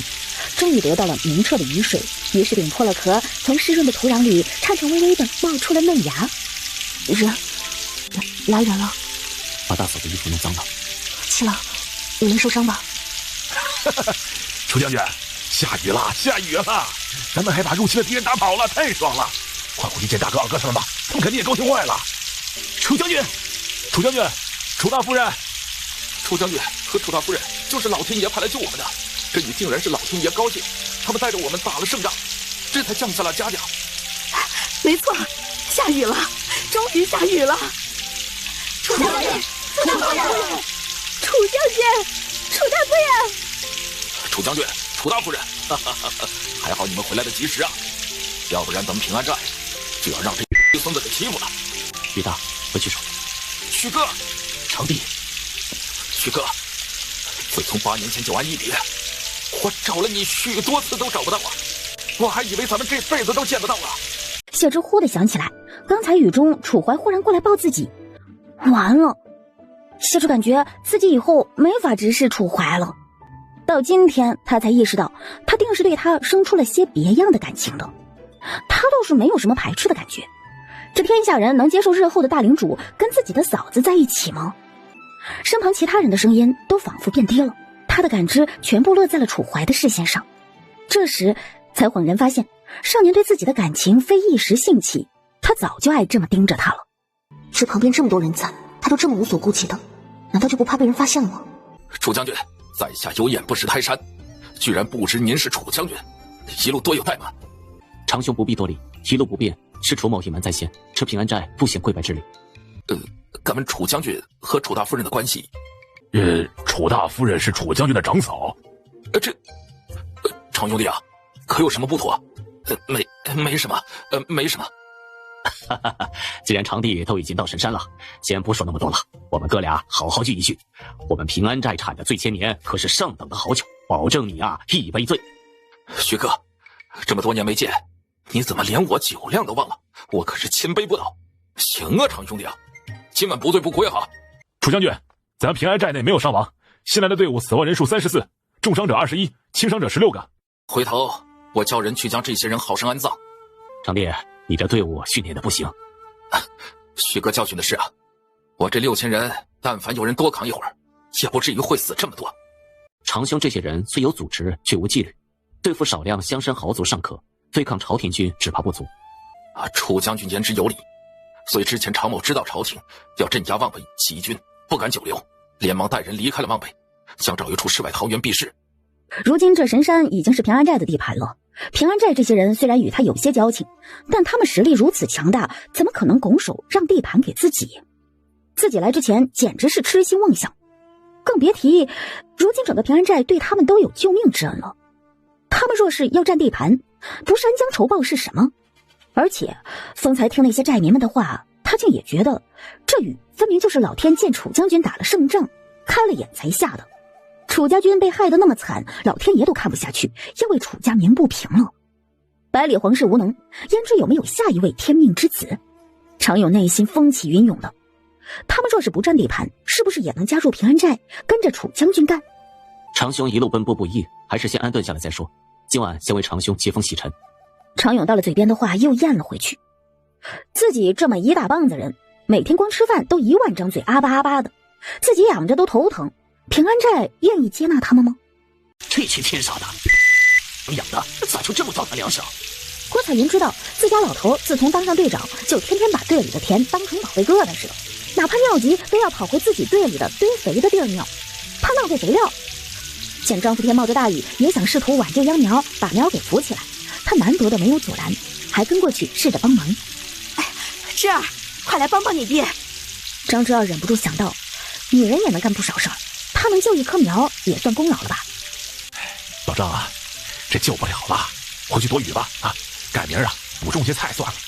张福天手里沾着泥，扶着苗，心疼的不行，可也没办法，看了自己的田许久，才忍不住骂骂咧咧的带着妻女回去了。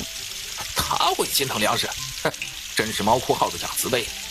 你不知道啊，当年他当官的时候，被朝廷派去了赈灾，为了多要赈灾银，故意拦水不放，害得那当地一整个镇子和周边村落的庄稼全部都旱死了。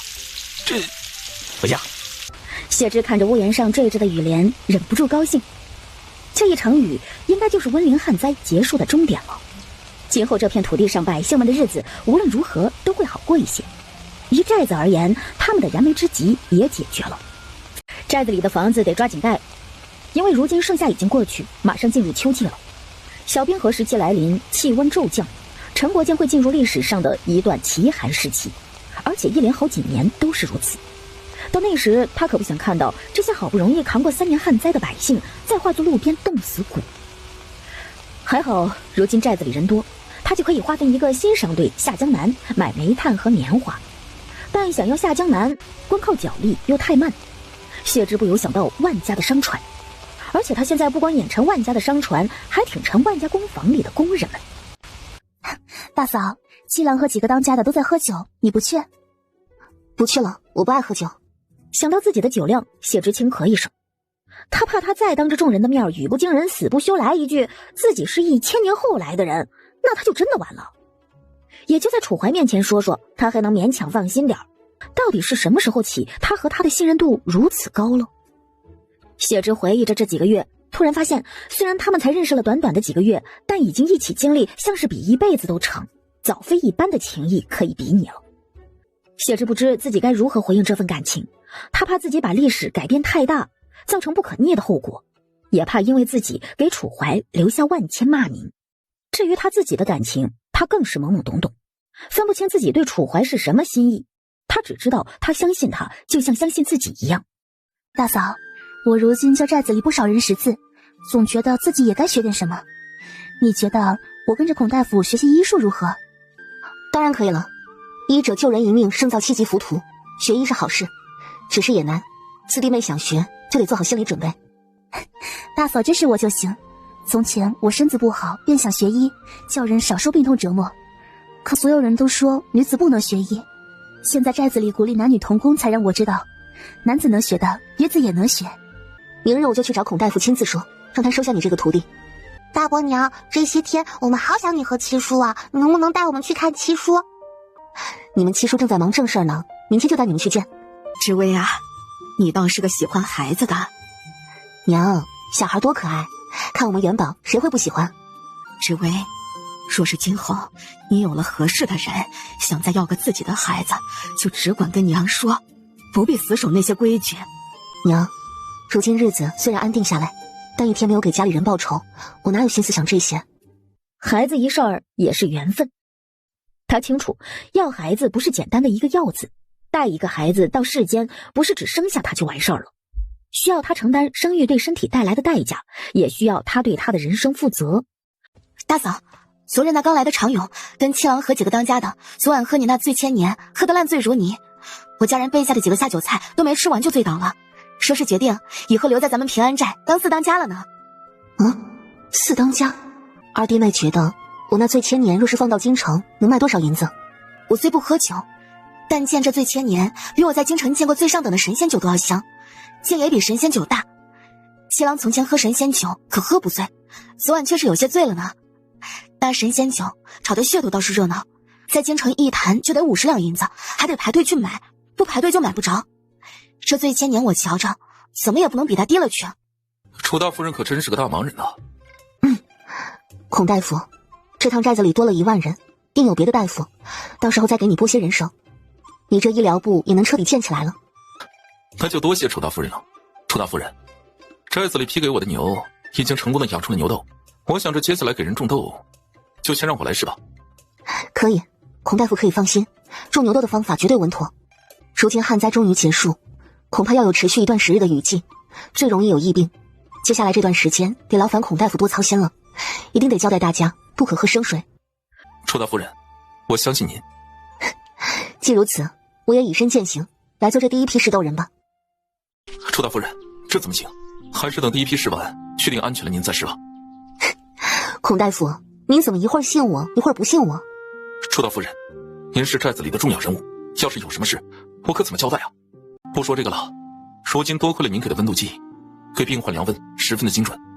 楚大夫人功在千秋，绝不可以身犯险。若是您出了什么事，孔某罪该万死啊！若是他本就是历史上的一环，难道这些功劳还不足以让他留名吗？所以他现在应该是早就改变了很多环节，也就是说，历史是可以改变的。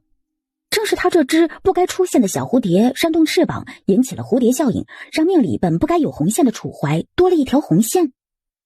如此也好，孔大夫放心，这种斗法在海外一些国家早已被验证有效。让楚大夫人亲自来施药，别说他了，寨子里任何一个人都不可能答应的。要是他真这么干了，别说楚将军会削他了，他自己也会扯自己2个嘴巴子吧。大嫂，楚大夫人，您做的最前年可太够劲了，亏我之前还自诩谦卑不倒，以为是楚将军和几位哥哥酒量不佳呢。四当家，好喝你就多喝点，别的不说，这酒还是给你管够的。哎呀，这多喝还是算了，要不是楚将军叫人提前熬了解酒汤，我今早怕是都醒不过来喽。楚将军，楚大夫人，你们这平安寨搞的是真好啊！老大，有理，咋的？昨晚你小子没喝也起这么早？嘿嘿，喝的不多，这好不容易下雨了，我激动的差点一晚上没睡着。今早本来起来解个手，在寨子里逛了一圈，哪还睡得着啊？嘿嘿。四当家，今晚你好好逛一逛寨子，就把合适的兵都挑出来，明天就得重新整编队伍，好好训一训他们，免得再像昨日一样没有纪律。楚将军，你说的对，这些人是该好好让您训训，别明天了，下午我就把人手给您挑出来。有理，走，还不去办？大嫂，去哪儿？我去看看老杨和牛木匠他们。昨天才回来，大嫂今天好好休息就行，不必这么赶。看你崔四当家，我哪里还坐得住啊？我那是看那小子看大嫂的目光没安好心，崔四当家带他离开。没安好心？难道你小子就安好心了？他静静看着楚怀了会儿，想把对方看心虚，孰料少年被他这么看着，反倒欢喜起来了，直勾勾看着他。还要下雨，大嫂可以好好歇2天，我已差人去买一批伞来。不行，一天天的，他帮他就算了，还得照顾他这眼神被人给瞧出来，他容易吗？芝芝好像察觉他的心意了，那他是怎么想的呢？他得给他些时间反应。他怎么这般不知遮掩？如今正值他建立威望的好时机，难道这份感情暴露对他而言好吗？因为自己改变历史，美名流传千古的大领主有了一段为人诟病的不伦之恋，又或者直接改变了楚怀当大领主的轨迹。他必须得想想办法，让他回到正轨上去。楚大夫人呐，您和楚将军一回来就下雨了，真是你们带回来的福雨啊！哎呦，可不是嘛，楚大夫人，您快来检查检查我们车床的成果吧。你说的几种我们都做出来了。哎，不是，牛木匠啊，咱得讲究个先来后到啊。是我先来楚大夫人旁边的。好了好了，这几天我多来攻防，把一切都安排好。而且你们放心，人手的问题我都会解决。楚大夫人呐，楚将军叫人送了一大堆铜矿原石和青铜器具，铜板铸材来。咱们这是打算自己铸币？不是要铸币，是要造一种新武器。新武器？老杨，这新武器的任务格外艰巨，非一时一刻能造出来的。接下来你都得投身新武器的制作之中，而且我得安排一些其他工人来同你分工，你们每个人只负责其中一部分工序。楚大夫人放心，这点觉悟我还是有的。牛木匠也得参与到其中来。啊？楚大夫人，可是我不会铸青铜啊。不让你铸青铜，还是造木头，而且得和车床工坊一起并重。青铜炮又不是一时半刻能造出来的，写着就把视线看到了最快捷能做出来又最省钱的几种武器上。做不出来火炮之前，迫击炮就是最好的选择。只要是材质坚硬紧密的木材，都可以用来做木炮。比起金属炮，木炮的使用寿命极短，大概几发子弹就会报废。但是它材料便宜，易于快速大批量制造，是队伍想要快速拥有大量火器的临时应急装备。坐拥几座山头，他们如今最不缺的就是木材了。接下来举全寨工人之力造炮。哎呦喂，哎呀，疼死我了！哎呦，就不能轻点吗？大人，大人，查清楚了，深山那一窝匪徒正是楚家楚西带的人呐。谁？大人，正是咱们牢房里让人假冒的那个楚怀呀！哎，他们在神山造反，拉了一群人弄了个什么平安寨，现在公开以楚将军的名号号召难民投奔，闹得现在九安城里也沸沸扬扬的，不少百姓都说这场雨是楚将军带来的，说他就是什么天命之子。胡说八道！什么楚七？楚七已经死了，现在的就是个打着他名号造反的人而已。我早就打听了，哼！楚七从京城流放时脊骨断裂，四肢筋脉尽断，这样的人活着都难，怎么可能是那天那人？可他怎敢承认那是楚怀？若是楚怀，宋志达立刻就会知道自己忽悠他了。而且在自己的地盘上出现了这么大个祸害，那他的九安还能太平吗？他现在倒是立刻想去望北了，只是走不了了。大人说的不错，但咱们现在得给朝廷交代呀，给太子交代。你赶紧给我想想怎么交代。大人呐，您如今剿匪受伤，这不能为朝廷分忧，也是无可奈何之事呀。咱们只需对朝廷如实禀报，令将那贼人有戾气之事禀明，哪怕朝廷责罚，也不能让大人带伤上阵。何况有夏雨喜报在前，想必朝廷也不会重罚大人。可宋大人可就不同了，如今那平安寨冒着楚七的名头为非作歹，他焉能坐视不理呀？所以以属下看，大人对外只要宣称有伤在身，无法出兵，其余的就都是宋大人的事了。军师言之有理，还不快快去办？既然下雨了，旱灾也就结束了，那些贱民们没理由再来要老子的赈灾银了。去，叫他们停了粥棚，还喝粥，粮价这么贵，他们倒是知道享受。这剩下的粮倒腾一手，趁着价还高，赶紧出手。大人放心，虽然旱灾已经结束了，但朝廷应该还会拨一次赈灾银，到时候他们不是还能捞一大笔？中原终于结束旱灾，是大喜报，比其他消息更率先传回了陈国都城燕京。中原的旱灾终于停了，好事啊！那些难民们不再往咱们这儿跑了吧？我现在一出城看到那些乞丐，我就害怕。哎呀，是啊，总算是停了呀，可算是有件好消息了。你们听说了没有啊？谢家小姐的婚事又黄了。虽说这谢二小姐才是谢府血脉，可有那么个姐姐在前，这亲事不黄才怪了。中原终于传来喜报，咱们也能庆贺庆贺了。官员跟旁边同僚举杯笑道。皇上卧病在床已经有一段时日了，宫中进了宴会，官员们家中有喜事儿也不敢操办，早就憋坏了，加上战事在前，一个个压力都大。要知道，从前的燕京城里可是3日一小宴，5日一大宴。中原旱灾结束，我看这赈灾银也不用再拨了，之前拨的够多了，够他们撑过这一季的。这接下来银子还是得用在军费上才是。可不是嘛，这3年给他们拨了多少钱了，居然还敢造反，简直是狼心狗肺，不把天甲看在眼里。刘大人言之有理，如今边关战事告急，这银子的确要拨给军队，传勾令下去，中原那边的赈灾银子可以停了。太子殿下，姜王殿下遣人从江南给您献来了宝贝。哦，房叔送来的宝贝，拿上来看看。不愧是王叔送来的宝贝啊，的确是稀世珍宝。这姜王送的东西真是好啊，但是这些东西对于他而言也不过是九牛一毛罢了。占着江南，这老匹夫不知道敛了多少财了，还敢每年跟朝廷哭穷，谎报税钱，一个个都想造反，杀了一个楚家还有姜王府。殿下才是天命正统，真龙天子，那些想造反的逆贼，老天爷迟早会降下惩罚。见太子面色稍缓，太监继续说：殿下，谢小姐来了，在后殿候着呢。殿下，您终于来了。自从皇帝病后，他东宫里那些女人每一个都碰不得，谢家的女儿这时候主动勾搭他，便顺水推舟了这件事。殿下，玉容早就仰慕于您，这辈子终于跟了您，绝不会再跟别的男人。他在暗示自己婚事之事。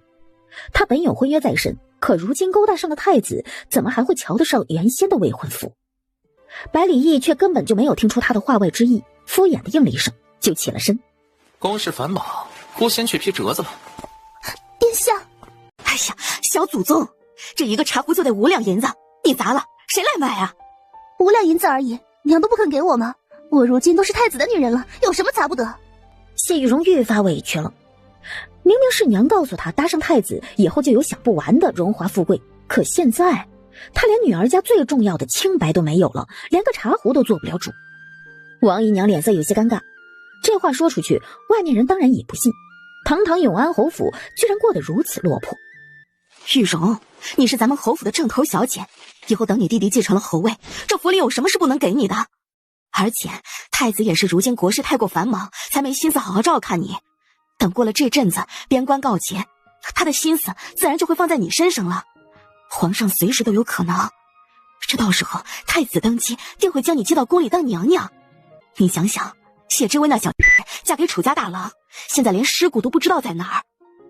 当初那个人真嫁进楚家时，他还好是羡慕了一番。现在想想，幸好自己没有抢了这门亲事，要不然被流放的人岂不是变成了自己？一个小洞而已，也配跟我比？我才是永安侯府的正头千金，哪怕是个庶女，那也比那个从外面农户人家抱回来的谢之薇高贵得多。我们玉荣啊，是天上的云，他谢之薇就是地上的烂泥，这云泥之别怎么比得了？哎呀，侯爷怎么又喝醉了？高兴。侯爷今日赢钱了？不是，比赢钱的钱还多。我搭上了郑大人侄子的朋友，以后朝廷要加大往北疆送去的军费。此人是管军备的，早就不知道捞了多少银子，外面田产都不知道置办多少了。侯爷，我就知道你是个有大造化的。此人管着军备，主要负责养马的饲料和铁矿那边的炼铁。马吃的东西用不了那么金贵，给些便宜草料就行，但给朝廷报那得多报10倍。还有那铁，多造点精铁也是铁，铸铁也是铁，谁会真过来计较？就算真被发现查下来，咱们也是只赚了1-2成而已，上面顶着的大人物拖着呢。可这1-2成，咱们一个月少说也能收1000两银子。妾身就知道侯爷有大本事，真能来计较的恐怕也是死人了。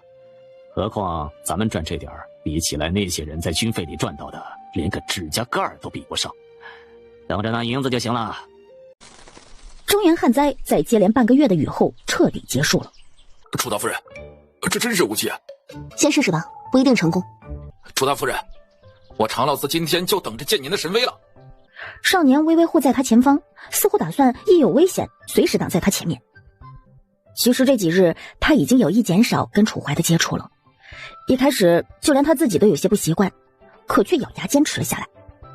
他不想因为自己让他背负骂名，而且他更不知他的心意是否是一时兴起。他不知道楚怀有没有感受到他的冷落，但毫无疑问，直到现在有危险时，他还是会坚定不移挡在他身前的。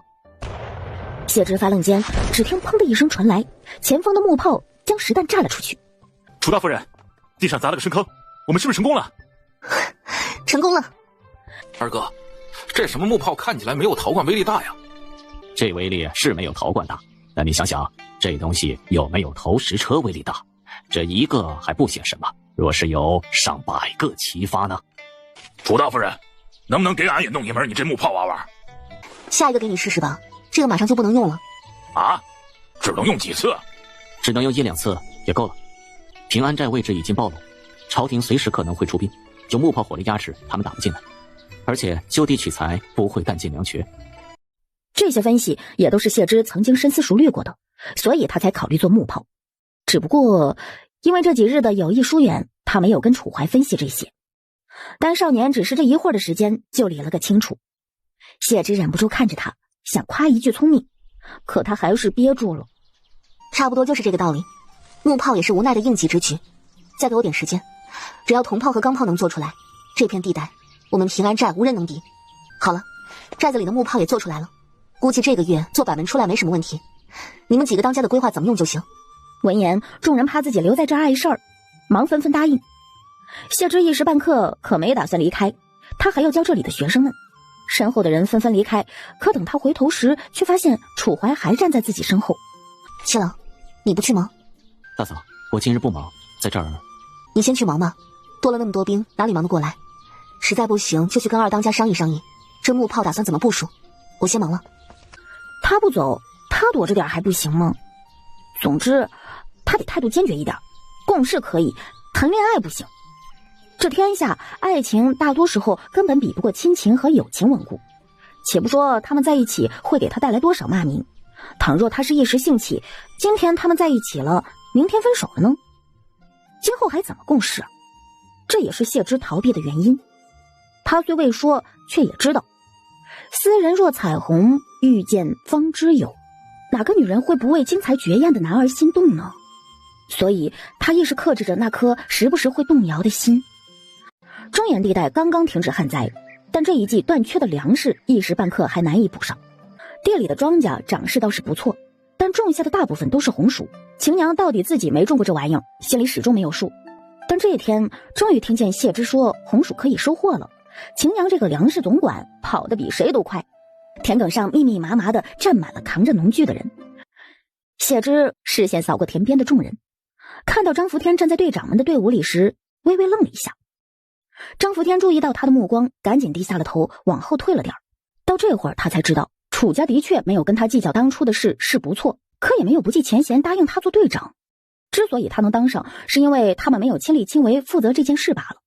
那自己这队长位子还能保住吗？张福天心里一片慌乱，但谢之没有多看他。看完众人后，所有人都齐刷刷注视着他。他一铲进红薯秧下的土壤中，想铲下面的土的时候，发现有些吃力，于是他又加大了一把力道，双手猛地一发力，霎时间整铲的泥土飞到了旁边。与此同时，两截奶生生的橙红色在地上翻滚扑腾起来。叫人拿水来，洗干净你尝尝。楚大夫人，俺不怕脏，俺先尝尝。甜。楚大夫人，让我来，让我来。这红薯居然能种出这么多来？是啊，当初就插一根藤下去都没用种子，我还想着这怎么种出的粮食，没想到一根藤而已，长出了那么多能吃的红薯藤就算了，还能长出这么多粮。何止啊，用了楚大夫人教的方法，粟米和高粱穗子也比从前大，看样子也是丰收。来年也不怕饿肚子了。一亩地产了5担红薯，寨民们欢天喜地奔走相告丰收的好消息。楚大夫人，这寨子里的红薯也是您叫人种的？我听香菱说你打算报名工房学堂，想学哪一种？大嫂，小常兄弟，你要是打算现在就去工房学堂，我刚好也要过去，正好同行。好啊，在下乐意至极，多谢楚大夫人了。看见两人打算离开，楚怀鸦羽般的眼睫颤了颤，一双墨眸里的星光暗淡下来，垂下眸来时，整个人就像一只委屈的小动物。谢之只多看了一眼，就狠不下心了。算了，常小兄弟，我还有些话要和楚将军说，你先过去吧，我一会儿就到。跟我来吧。谢之忍着才没回头，他怕自己一回头就忍不住心软了。这是他一手拯救的人啊，如今更是他在这个世界最亲近的人，他对他而言是特殊的，和别人不一样的。七郎，你是不是？是。你知道我在问什么吗？就回答。知道，大嫂。芝芝，谁让你这么喊呢？七郎，你对我心中难道就没有半分敬意可言了吗？我是你大嫂。芝芝当初是真心嫁给我大哥的吗？谢之下意识就想摇头，他压根都不认识楚家大郎，嫁给楚家大郎的是谢之薇，又不是他怎么可能对其有什么真心呢？无论是否真心，我都是你大嫂，这件事你别再想了。那芝芝以后是否会改嫁？遇到合适的人，也许会。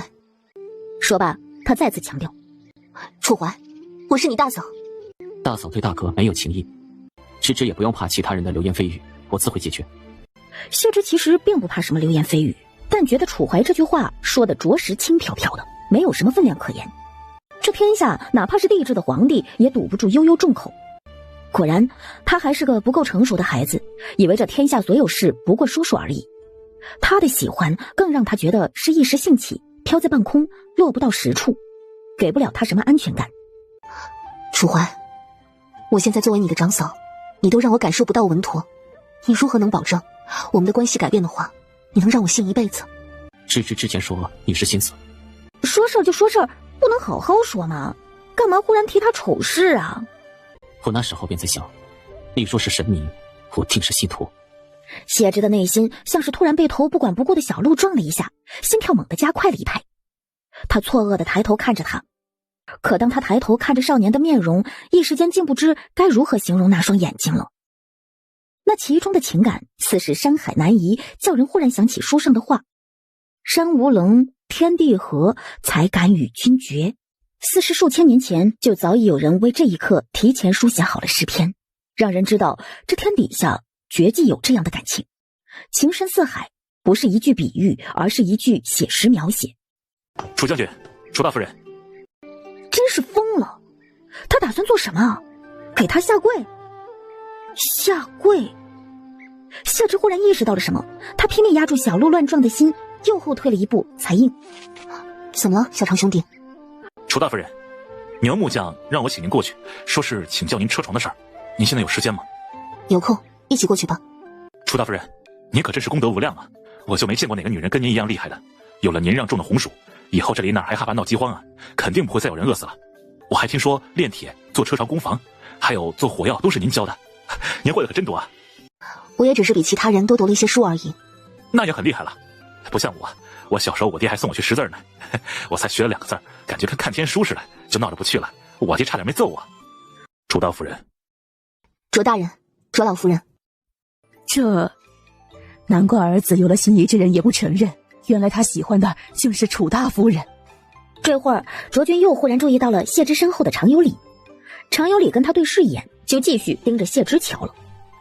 卓君心里莫名升起些警惕，从前楚大夫人身后也跟着不少人，但他倒没觉得什么，眼前这个小子看楚大夫人的眼神儿却膜拜又狂热，让他看了有些不太喜欢。这是他作为男人的第6感。儿啊，你的眼光是真不错，楚大夫人是个好女人，只是咱家配不上啊。你要想配得上楚大夫人，就跟着楚将军好好干，立足了军功，到时候娘就是求也上门帮你去求娶。娘，我一定好好立功。卓君目露感动，使劲点头。卓老夫人原本也是觉得自家恐怕是配不上楚家的，可自己大儿子的亲事迟迟没有着落，她早就为了此事操碎了心了。这好不容易看到希望，哪怕渺茫，她也想为儿子的终身争取一把。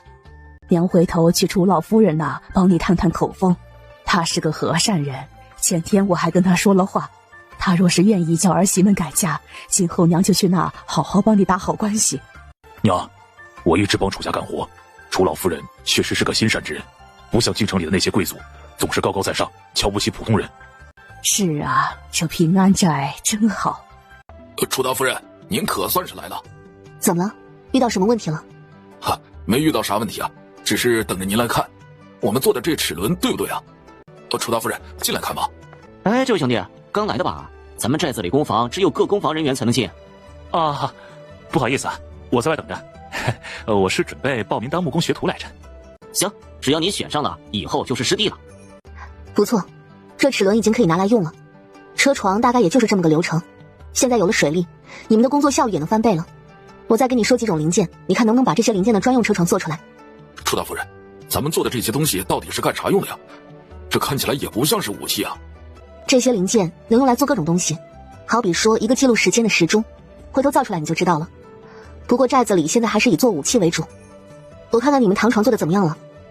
自从用了水力之后，这工坊里面干活快了不止一点半点，估摸着再有半个月就能做出来一架钢管专用的糖床。这糖床倒是用来做武器的，回头做出来了，好好给你放个假休息休息，再给你奖励工分。休息？我不休息。楚大夫人，不说半个月了，我保证10天就带人把糖床做出来。楚大夫人，您出来了。常有礼看见他，就赶紧跑到他身边。俺决定了，就报木工。好呀，不过我可不给你开后门，你还得正常参加考试。当然不能开后门啊，楚大夫人，我得靠自己的本事考进来。商队这一趟去的江南，跑了1个多月才回来。我们加快脚步，每到一个地方就大肆宣传咱们的玻璃，趁着消息还没传出去，就赶紧赶往其他地方。这一来二去的，在每个地方都把玻璃卖出了高价，当然卖的也都是当地的大富人。正好，这次我帮你准备了一样利器。利器？楚大夫人，你又出什么宝贝了？谢之不急，转过身，见就只有常有礼在自己身后，就请他帮忙去拿一坛子醉千年来。常有礼化作飞毛腿，不一会儿的功夫就把酒带了回来。楚大夫人啊，这么好的酒是我们寨子自己做的啊？对，今后寨子里的酒供你取用，可当做礼物送给贵客。楚大夫人，你这力气还真能让我们今后事半功倍啊。倒是还真有一桩生意得需要你们去谈。楚大夫人有什么需要就说吧，我们王家定会竭尽全力去办的。他刚才刚一回来就听说了寨子里跟朝廷军交手了，而且还打赢了。这说明什么？说明楚将军是真准备干大事了。而今后他们王家人就是功臣。我想买万家的商船。买商船好啊，这样下江南不到1个月就能来回了。你们先休息会儿，晚上再来谈吧。正好到时候也让你们品一品醉千年。楚大夫人，您可真是大忙人，还是得注意些身子，不能累着了。多谢小长兄弟了，我先去忙了。楚大夫人可真忙呀。如今万家还不知道我们身份，但一旦我们过去买商船，他们便不可能不探究。不过他们就算探究，我们也不用慌，只要保证自身安全就可以。好，楚大夫人，那我们明日就过去。我也去吧。楚大夫人，那楚将军是不是也要去啊？原来在这些人眼里，自己和楚怀早已形影不离了吗？曾经他将楚怀当作弟弟，当作极有默契的同伴，可现在他已经不知该如何看待对方了。这次一定要跟他分开一下，让两人都冷静下来，更好去处理他们的关系。这一趟就我跟你们去。估计是楚将军最近训兵太忙吧，听说这次足足选了5000个兵的。我瞧着楚大夫人和楚将军之间都像是发生了什么，咱们也管不了这事儿。不过如今咱们平安寨的人进城不安全，还是得让楚将军知道一下。如今咱们平安寨的人去久安不安全，万一出什么事儿，楚大夫人有危险，咱们王家真是罪过大了。行，媳妇儿，我听你的。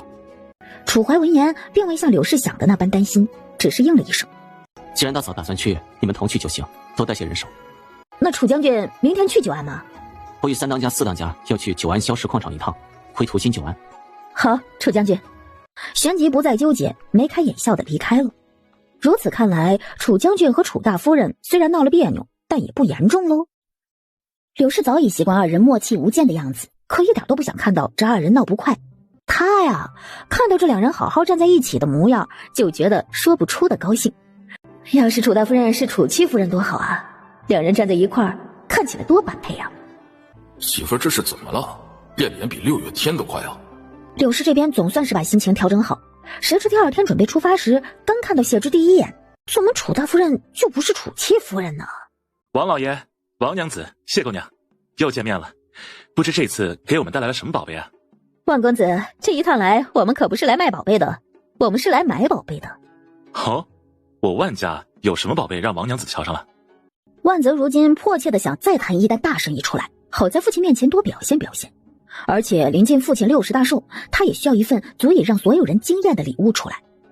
上一次琉璃盏，他本是心动了的，可那会儿更需要讨好拍卖琉璃盏的贵人，所以便只能先遗憾放弃。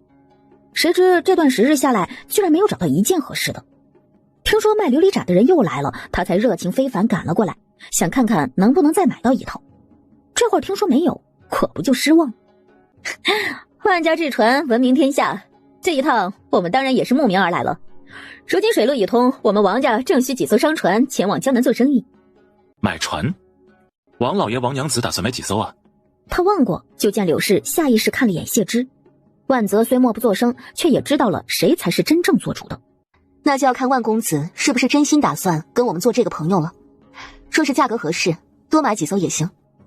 万某当然是真心跟贵客们做朋友的，只要贵客们要的多，价格都好商量。老狐狸，那就好。我们也是真心实意想跟万公子做朋友的。此次过来，为表诚意，还真是费了不少功夫，才给万公子带了一件宝贝。哦，什么宝贝？万泽这会儿却对宝贝没那么感兴趣了，他只想知道这群人到底要买多少船，自己能不能凭着这一单生意，好好在整个万家长辈面前长长脸。万泽一看，愈发失去兴趣。常有礼像是看出了万泽的不以为然，特意把酒抱到了万泽的面前。这位万公子，您可闻好了啊？怎么样，万公子，我们够不够诚心跟您做朋友？谢姑娘，你们这酒可真是难得一见的美酒啊，不知是何地所产？这个嘛，叫醉千年，是我们祖上传下来的独家酒方酿制。因为酿造过程极其不易，1年也产不了几坛，材料又格外昂贵，所以概不外售。当地人出了500两银子一坛，我们也不曾卖过。这也是为了跟万公子交朋友，才特意带了一坛来。既是如此美酒，万某倒是不舍得喝了。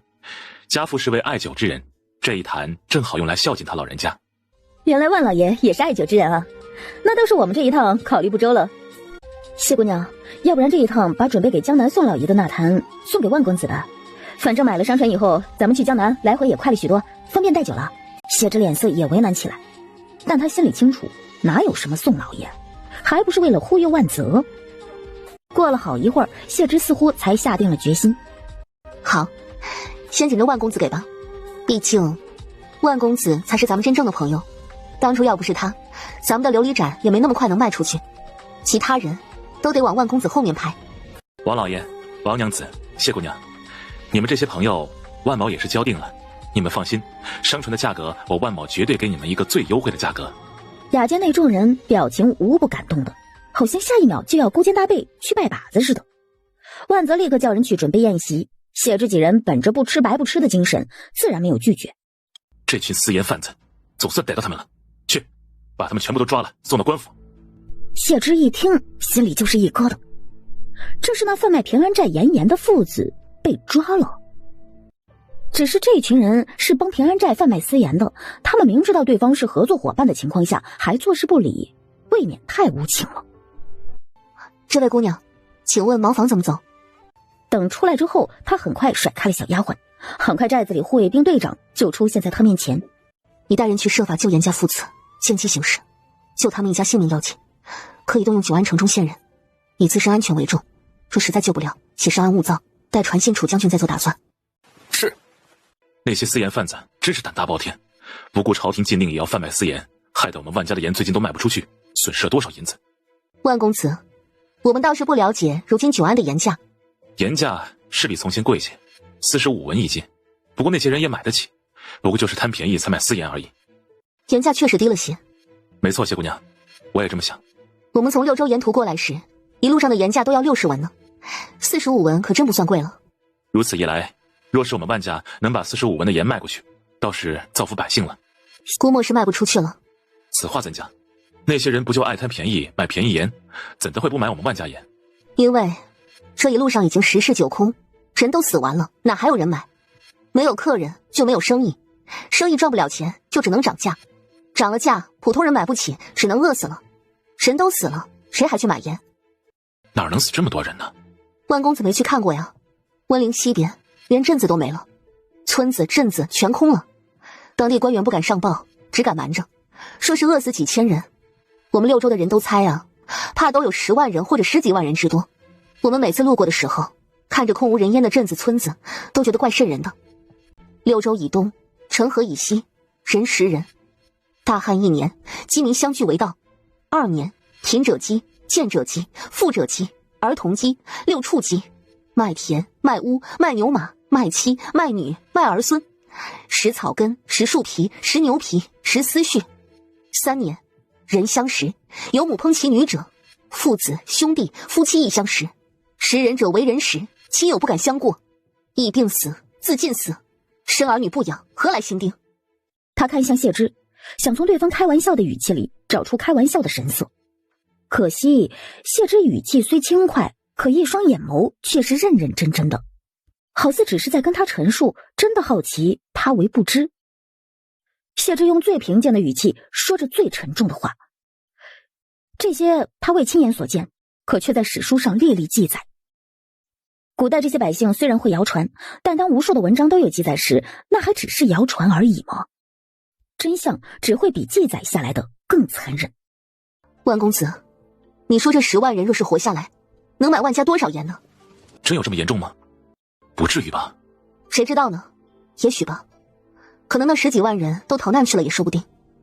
反正我是觉得万家的盐卖得不算贵。万泽回过神来，没好意思搭话，他隐约能感觉得出来，谢之是在讽刺自己。可人是笑脸说着话的，他怎好直接翻脸？何况这会儿他还处于震惊之中。城河以西，灾情真闹那么严重？他忍不住又一次看向谢之，可谢之就安安静静地坐在那儿，无喜也无悲。他越是这般，万泽越是感到心慌。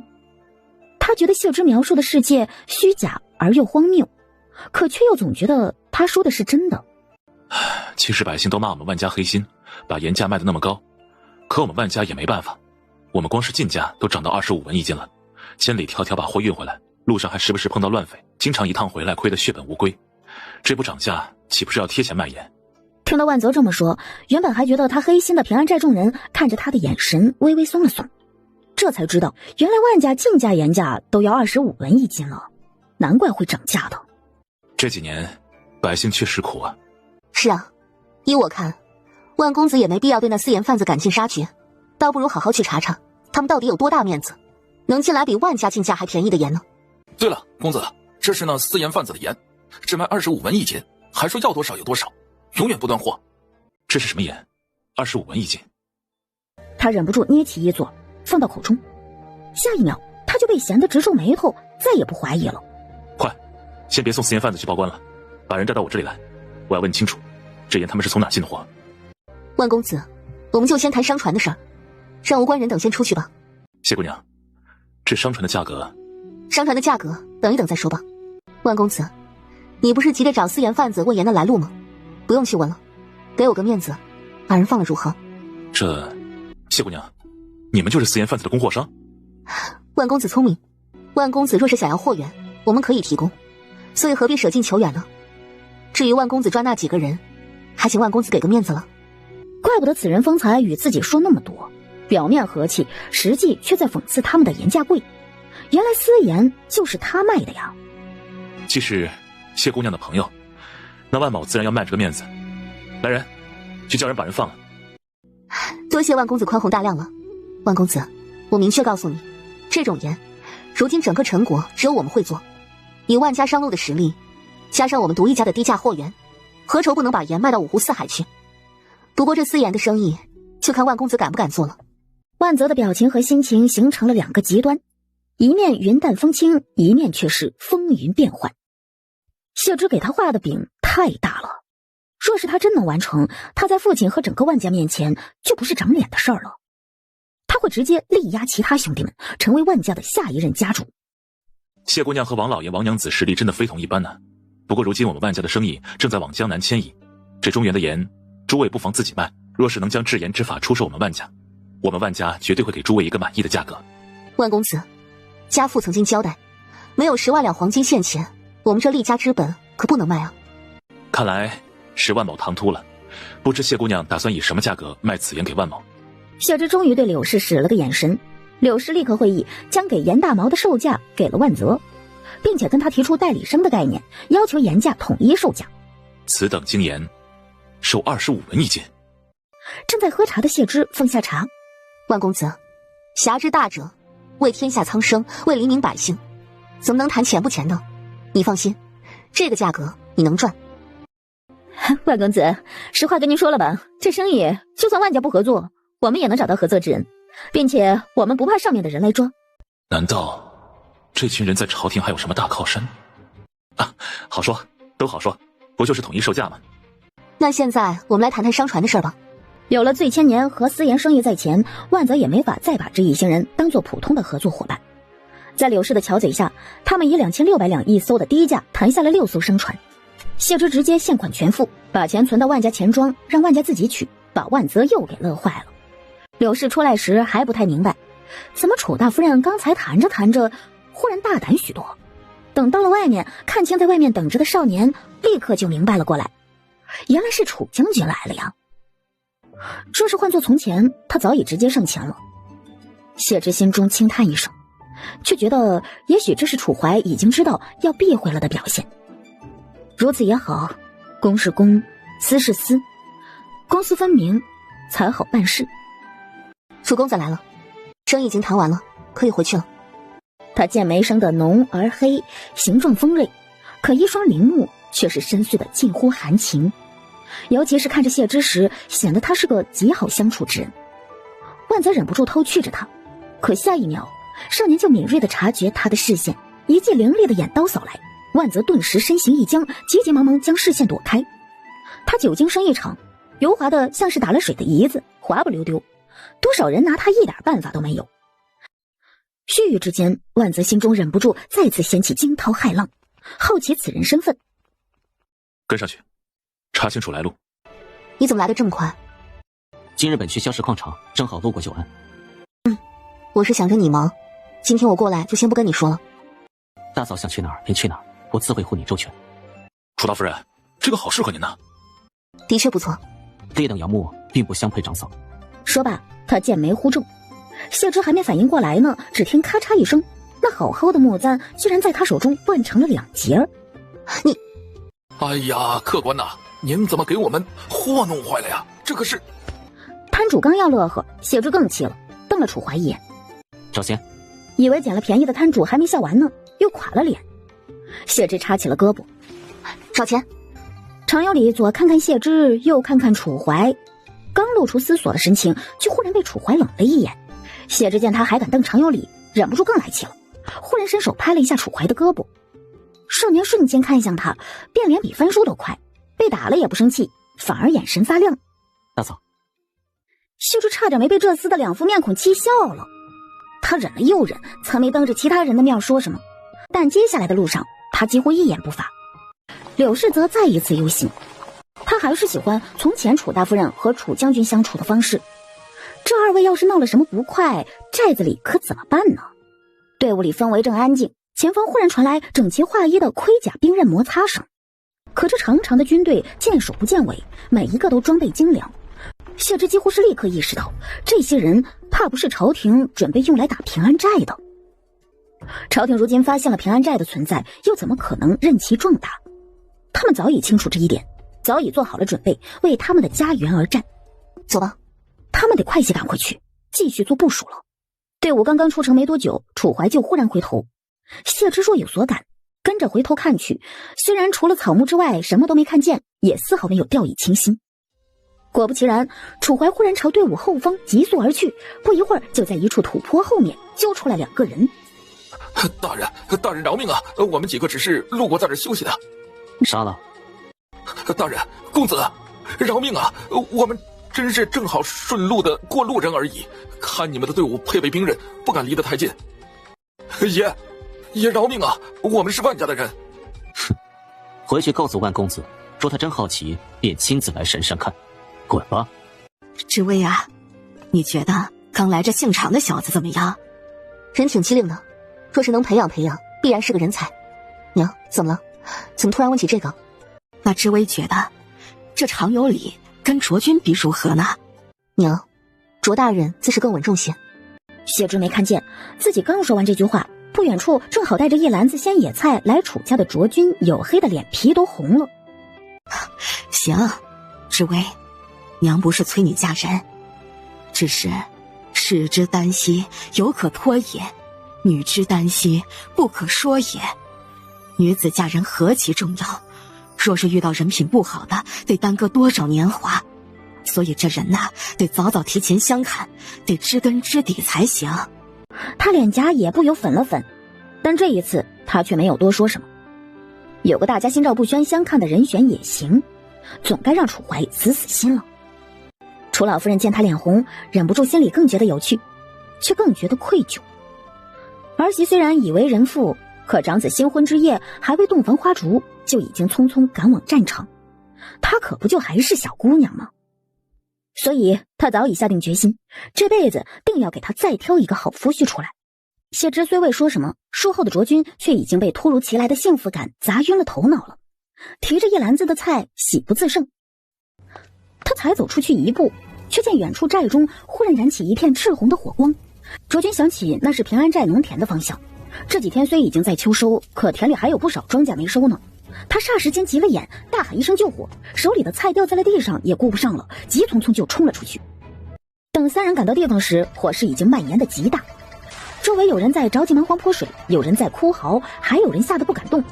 护卫兵虽然已经及时赶来救火，可火势太大，他们也拿已经烧着的田地没办法，只能拼了命的挖防火线。你怎么在这儿？攻防那边可有起火？楚大夫人，楚将军已经命人启用了攻防的防火线，现在杨师傅带领着大部分人守在攻防检查。通知所有人多挖防火线，能少损失一点就少损失一点，但是命要紧，已经烧着的田救不了就不救了。楚大夫人，楚将军已经带人在挖了。天爷啊，怎么就起了火？这是寨子里多少人辛辛苦苦种出来的粮啊！经历过饥荒，这里的任何一个人都无比的牢记那饿肚子的滋味。他们比任何人都将粮食看作命根子。娘，你在这等我，我去帮忙。谢芝没看到楚怀的身影，也来不及找他，就急忙加入了抢挖防火线的步伐。直到一处火苗噌地窜到眼前，他被人猛然拽了一把，才终于回过神来。那人抓住他的头发就狠狠揉了一下。多谢。大嫂，保护好自己。楚将军，您受伤了？无碍，小伤而已。什么小伤？让我看看伤势。等他看清那手心时，才发现那手心不知被什么磨破出一道极深的伤口，伤口内的肉都暴露在空气之中。他不由想起刚才他似乎就是用这只手帮自己头发灭火的，忍不住心疼。你是傻子吗？手受伤了还直接用手帮我灭火？你先别去挖防火带了，我带其他人去，你在这吩咐其他人办事就行。因为着急，他的语气不由自主凶巴巴的。可楚怀丝毫没有因为这个语气不悦，反而应了一声后，还极轻微的勾了下唇角，还似不经意的看了眼卓君，才又回归正色，看向已经被防火带隔开的火势。火已经被防火带隔开了，汹涌的火势终于得到了遏制，可无数的粮食却还是在熊熊大火中化成了一片黑灰。他娘的，怎么起的火？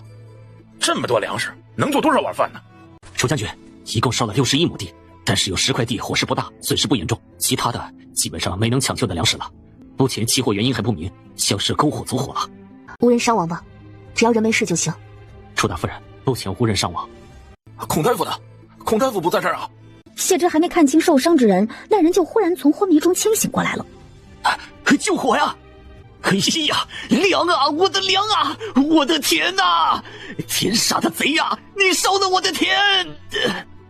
临近丰收的几天，马上收割，就要轮到自己队伍里的40亩田地上的庄稼了。张福天可以说是白天看晚上看，日夜都巡视着他们队的田，看着秸秆上一穗穗饱满的庄稼，他恨不得自己现在就上去收割。别说，他还真是了，只不过才干了1个时辰，就累得满头大汗，腰都直不起来，才被郭氏和女儿给劝回去。那田是你娘子还是你娃哦？做做样子得了。都来了寨子这么久了，你怎么还是这么没觉悟？你忘了咱们差点饿死在半路了？这段日子，他把寨子里教的种植法子和自己从前学习的相结合，事事亲力亲为，甚至别的队长不干的除草、施肥这种小活他都要亲自干，这才把自己这40亩田种得比其他队伍的都好。这种亲手养成的满足感，他嘴上不说，其他队伍问的时候，他脸上的骄傲得意却藏不住。秘方？能有啥秘方啊？都是寨子里教的法子，我就是操的心多了点儿。现在这块田就是我婆娘，就是我娃，谁都别想欺负他去。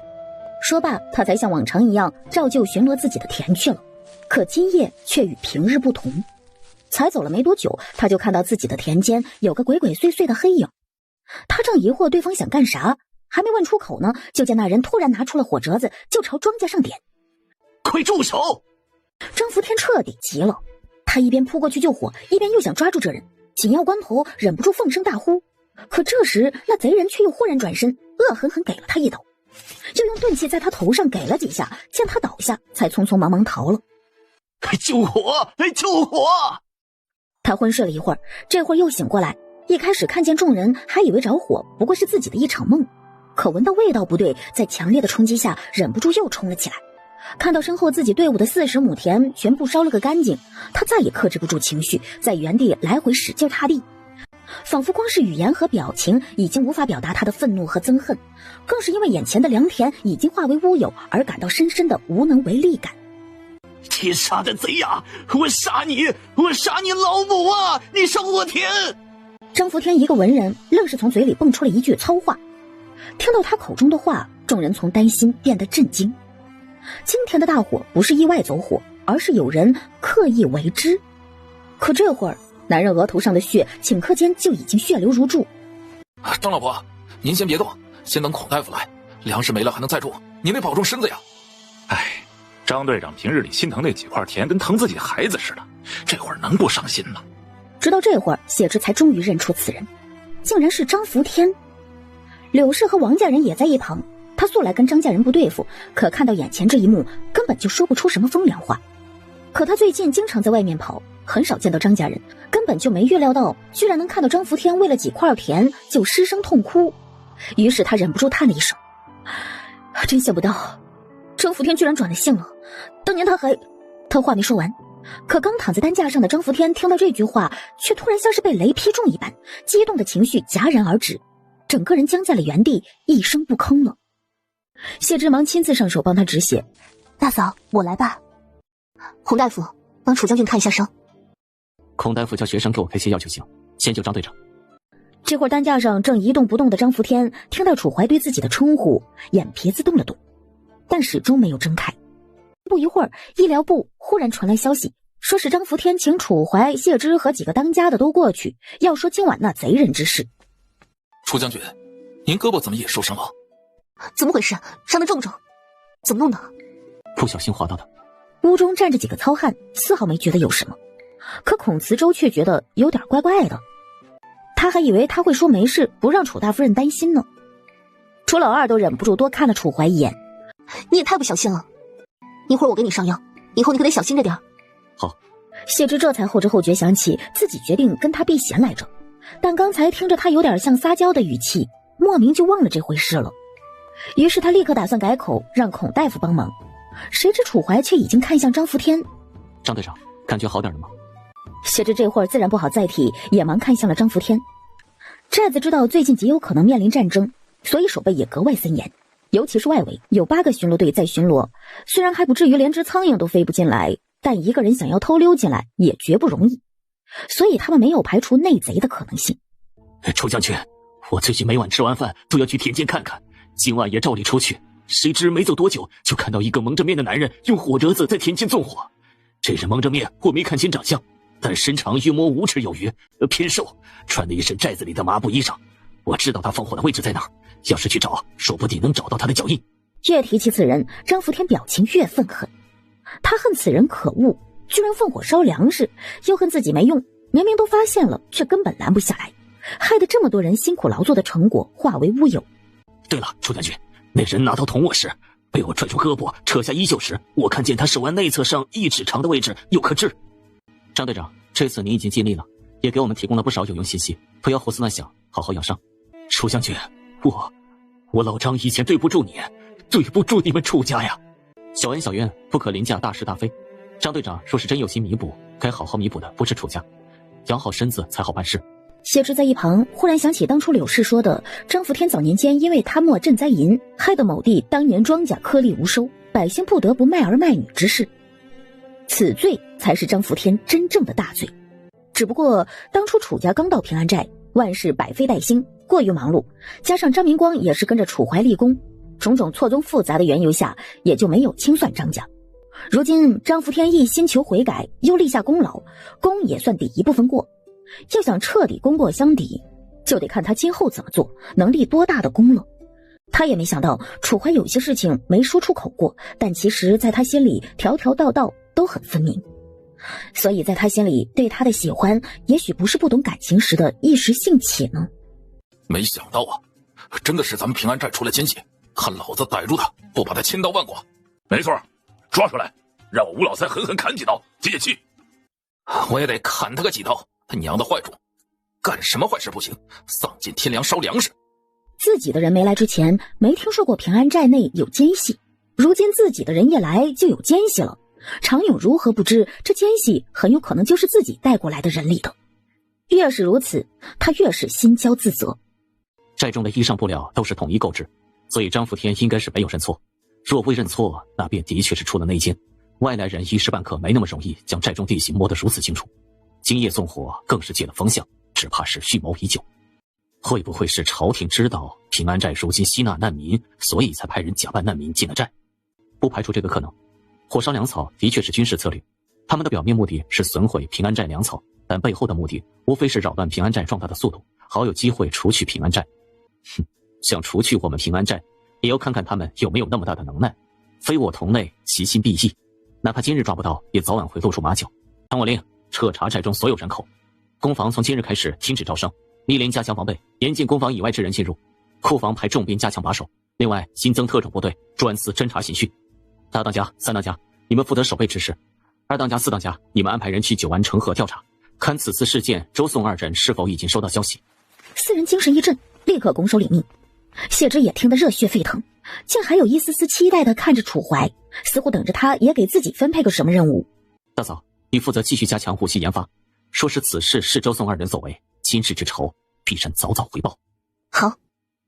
等会议散了，他走到外面才忽然想起来，自己负责的不就是自己之前负责的任务吗？也不知他跟着几个当家的激动个什么劲儿。楚大夫人，这是孔大夫让我给楚将军送的药。七郎，你自己上药吧，大嫂先回去休息了。可他似乎用不惯左手，右手上伤口又那么深，动一下他就停一下，剑眉紧紧拧着。他的脚步还没迈出去，就已经停了下来了。我来吧。算了，就这一次，下不为例。楚怀乖乖任由他拉着胳膊上药，待他上完了，自觉地将手心的伤口也递到他面前。那伤口深可见肉，谢之看一眼就觉得疼，忙替他上药包扎。等全部都弄好了，他才松了一口气。你呀，之后可得小心点，知道吗？别再伤着了。知道了。这才乖吗？大嫂先去休息，我再去调查一下贼人出现之地。楚大人。楚大夫人。楚大人，你捡这些烂菜叶做什么？卓君刚才忙完回来，才想起自己给楚家带的那篮子鲜菜来，于是赶了回来，却没想到那些菜早就被刚才慌忙到到处乱窜的人给踩得不像样了。可经历过灾荒地带，卓君也早已养成了心疼粮食的习惯，便想着这样的菜虽然不能送给楚家人吃了，带回去洗洗还是能让自己吃2顿的。我看这些还能吃，不想浪费了。是不能浪费食物。我来，楚大夫人，我来就行。这下卓君的脸彻底烧熟了。卓大人，这段日子在寨子里住着还习惯吗？习惯的，楚大夫人，寨子里的日子呀，比京城都要舒坦得多。只是训练辛苦了些，不过想到有朝一日我能练成他那样的身手，我就觉得不辛苦了。我这左手刀练得不久，不像楚将军，无论左手右手都使得出神入化，面对敌人时毫无破绽。谢之听到他夸楚怀，心道：那是，楚怀是谁啊？未来的大领主，武功自是没话说的。楚将军左手使剑也能出神入化？我双手都敌不过楚将军一只左手。左手使剑都能打得别人2只手都打不过的人，能不擅长用左手吗？可楚怀风采在他面前，分明是连点药都上不好的模样。感觉被骗的谢之深深吐出一口气。那卓大人就继续努力，最好有朝一日能超过七郎。天色不早了，卓大人，我先回去休息了。这目标着实有些太遥不可及。半晌，他拎着个菜篮子，心情纠结。原来楚大夫人对自己期望这么高，不过如今他连追上楚将军都难，更别说超过楚将军了。大火之后，整个平安寨心情都有些沉重。知道是出了内奸，几乎所有人都恨得咬牙切齿，恨不得立刻能将内奸给抓出来。寨子里这2日唯一的喜事就是工坊把谢之要的没良心炮造出来了。之所以叫没良心炮，原因是一炮弹下去，哪怕打不中人，冲击波也能把离得近的震得七窍流血，将人震死。哎呦，楚大夫人，您快来看看，我这做的能行不？哎呀，为了以防万一，这次我们先做了2个出来，到底能不能用，还得试一下。谢之点头回应。然而几乎是他话音刚落下，外头就忽然传来一声破空的急促号叫声。他们都经过培训，这是寨子遇到外敌才会响起的警示号叫声。楚大夫人，楚将军请您带人部署兵器，把没良心炮也带上。敌人不是别人，正是成河镇的宋志达，恐怕不出半个时辰就会彻底抵达平安寨外。5万兵力。是啊，楚大夫人，整整5万大军正朝咱们平安寨而来。害怕吗？不怕，谁敢打俺们平安寨，让俺们的好日子过不下去，谁就是俺们的头号敌人。不怕就对了。昨夜寨中刚起火，今天宋志达就带人进攻，看来这内奸极有可能就是宋志达的人，当然也可能是周仲文怕宋志达知道被骗，大动肝火，主动送了消息过去。大嫂，我也让人把所有的木炮都拉了过来，还要2架还未经试用的没良心炮，除此之外，陶罐炸药也备了200罐。大嫂，所有炮兵也都在这儿了，随时配合大嫂。随他的视线看去，谢之看到等候已久的炮兵们，他们一个个早已严阵以待，迫切地保卫自己的家园。谢之迟疑了一下，还是对楚怀说明自己想先试射没良心炮。大嫂安排。不一会儿，地上的没良心炮就买好了。准备点火时，谢之还是说：散开点。不论是攻防工人还是炮兵，早已知道任何热武器都有扎自己人的风险，他们早已经过严格的培训，更知道这一天也早已等着他们了。为了家园而战，为了家人而战，哪怕真牺牲在战场上，他们也绝不是无谓的牺牲。他们的家人也会得到绝对的保障。炮兵们严肃面色，根据谢之说的步骤一步步操作后，终于点燃了引线。谢之早已尝试过木炮的他们已经适应了开木炮，这会儿虽然对上铁皮桶，但还不免有些把它当作和木炮有些类似的武器。直到引线被点燃，一声惊天动地的巨大爆响在前方约莫150米左右的地方响起，这音量远远超过平安寨之前所掌握的任何一种武器的声响。我的个娘哎，吓死我了，差点以为见到我太奶了。哎呀，程勇人也麻了，他向来胆子大，可刚才也被吓了一大跳。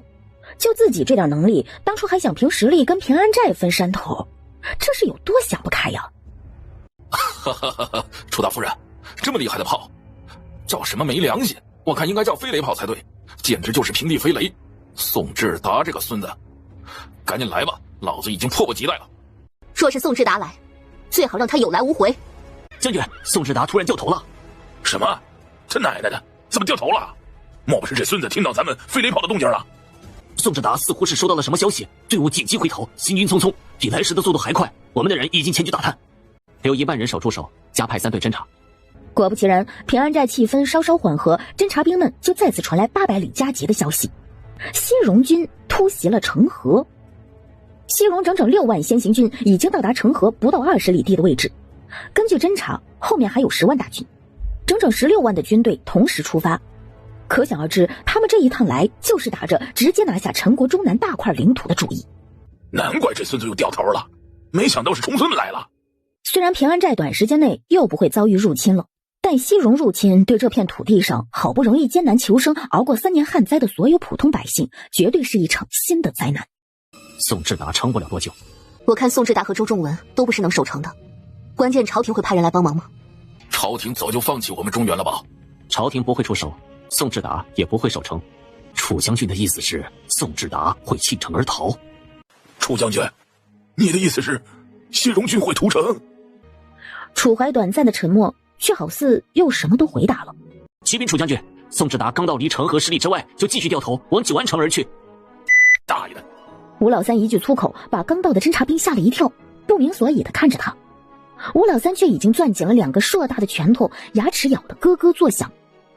城河镇还有整整3万的普通百姓啊！老子要将宋志达千刀万剐！楚将军，这些西戎军历来对我们陈国百姓残暴无情，绝不会放过城中的普通百姓的。要不然，咱们想办法过去救人，能救多少算多少吧。四当家，不妨再大胆一些，要救人就全救。楚将军，3当家的仇也是我们兄弟几个所有人的仇，兄弟的仇也不可不报。楚将军真乃豪杰，我吴老三跟着楚将军混，此生值了。老三，楚将军都把你当兄弟了，你还下跪？一会儿楚将军反倒不高兴了。我这不是太高兴了吗？今天下已乱，乱世一日不止，天下百姓一日处于水火之中，救人一时，终究不能救人一世。唯有朱兄与楚某亲手创建太平盛世，方可诛乱世之妖魔精佞，除吃人之鬼怪豪族，使天下承平，海晏和清。此路道阻且艰，但楚某意已决。朱兄若有去意，楚某绝不阻拦。楚将军，我们几个都一起走到今天这一步了，你还说什么见外话？我们兄弟几个早就决定唯你是从。再说了，咱们得打呀，怎么不打？别人都打到家门口了，咱们难道还要当缩头乌龟？那再说了，就算当缩头乌龟，人家也能把咱们砸死啊！楚将军，你就说怎么打吧，吴老三这辈子都跟定你了。常勇左看看右看看，最后看向了徐老二，这才发现徐老二唇角居然有笑，分明是对眼前这一幕早有预料的模样。是啊，楚将军，你说这话太见外了，兄弟几个早就打算跟着你干了，打就完了。将军有救世之心，徐某绝无去意，愿一路为将军披荆斩棘，开拓太平之路。七郎，大嫂也支持你，现在不抱大腿更等何时？谢之甚至已经开始琢磨起了他们到底什么时候能把青铜大炮给搓出来。他们目前掌握的2种炮都不适合用来攻城，只有真正的火炮才善攻城。可以说青铜大炮一做出来，别说拿下城河，拿下九安也不是事儿啊。到时候西戎军就该从笑哈哈变成哭唧唧了。好，既然诸位心意已定，来日太平定下，楚某定不忘诸位功劳。如今成河形势已迫在眉睫，楚某不多废话。宋志达如今已弃城而逃，西戎兵临成河城下，随时都有可能攻城屠城，救援刻不容缓。我们平安寨如今兵力有限，但火力坚劲，赶过去并无绝对胜算。但半个月前，我收到曾经楚家军副将来信，世人都说我7万楚家军当初全军覆没，其实不然，还有2万当初在副将带领下逃出升天，如今已经往平安寨而来，说我们抢先拿下成河，驻守城池，等来楚家军支援，便有胜算挡得住西戎大军入侵。听到他们居然有援军，众人不由精神一振。虽然只有2万人，那可全是兵啊，而且还是身经百战的楚家军，可比他们在这儿才训练几个月的强多了。他们整合兵力，若是能整合出3万人，再保证他们不缺弹药和粮草，似乎真有把握能守得住成河镇，而不是光把人都给救出来了。若是如此，那成河镇今后是不是就算他们的地盘了？反正是朝廷主动不要的呀。直到这一刻，众人才意识到危机也就意味着时机。如今宋志达弃城而逃，城中的百姓肯定恨透了朝廷，这也是他们入住的最佳时机。谢尔之的小心思也转个不停。当初他从孙家偷出来的粮，如今陆陆续续才在寨子里放出来1/3。如今若是能跟着去成河镇，可不就是放出来的好时机了？只是现在西戎军随时可能入城，我们必须在最快的时间内整顿兵力，赶到成河。这也不是那么简单的事，谁知道西戎军会不会下一刻就发动攻势呢？一旦他们入城，平安寨的军队再赶过去就晚了。楚将军，我倒有一计。如今谁都知道中原旱灾刚刚结束，又下了雨，正是容易起疫病的时候。若是现在成河镇内发生疫病，西戎军绝不敢轻易进城。二当家，孔大夫那边的牛痘疫苗传来好消息了。楚大夫人，前几日寨子里救助了一家感染天花的难民，一家4口，1人并发，其余3人接种了牛痘，与他同吃同住，均未发病。几个接种过牛痘疫苗的大夫也和天花病人直接接触，未被传染。若是此时成河镇传言有天花肆虐，西戎军绝对不会轻易进城。二当家，你可真是聪明。还得亏楚大夫人研制了天花特效药，我徐老二才会想到这一招。此事速速加急去办，可带人假扮天花患者。但愿这消息及时送到，给我们多争取一些时间。既然没良心炮试用通过，那我现在就让攻防全员集结造炮，争取连夜再赶这2家出来。普气一事劳烦大嫂了。几位当家的，大当家和4当家留守寨子，以防外敌突袭；2当家、3当家随我立刻带兵前往成河。如今攻防里已经掌握了成熟的制木炮、铁皮桶炮工艺，他们及时供应就行。我留在这里，不如跟你过去。他可是想办法找机会用空间送军粮的，哪能留下来？既如此，大嫂与我同行。几位当家的可还有什么意见？楚怀见状，又立刻书信一封给已经在赶来的路上的楚家军副将。谢之想到未来的大领主即将向着自己的第1块领地前行，就热血沸腾。可想到楚怀要上战场，面对几万大军，一双美眸中的热血渐渐冷却。历史上的任何一粒尘埃，放在当时的任何一个人身上，都是一座座沉重的大山。哪怕历史已经注定结果，可他们接下来要走的路也绝非一帆风顺。身旁出现了一个身影，谢之侧目，竟是楚怀。怕吗，大嫂？难道七郎怕？我会保护好大嫂，哪怕战斗至生命的最后一刻，哪怕以我的生命为代价，我楚怀发誓定会护好你。走吧。他曾疑惑过很多次，明明他已经改变了很多历史，可历史上记载的许多事还在如期发生。到底是他改变了历史，还是他本就是历史中的一员？可不论是哪一次思索，都让他渐渐想明白一件事，哪怕是改变历史，亦或是他本就是历史中的一员，因为早早殒命，所以不为人知，化作历史中的一粒尘埃，他也不会停下同平安寨、同楚怀前行的脚步。峡谷外，许青松和吴老三已经带着所有要前往成河的军队等着他们了。站在外面一侧的是军队，站在里面一侧的是平安寨所有来相送的寨民，气氛肃穆。两人的视线掠过所有人的面庞和眼睛，这一双双眼睛或有紧张，或有担忧，或有激动，可不变的是他们的忠诚。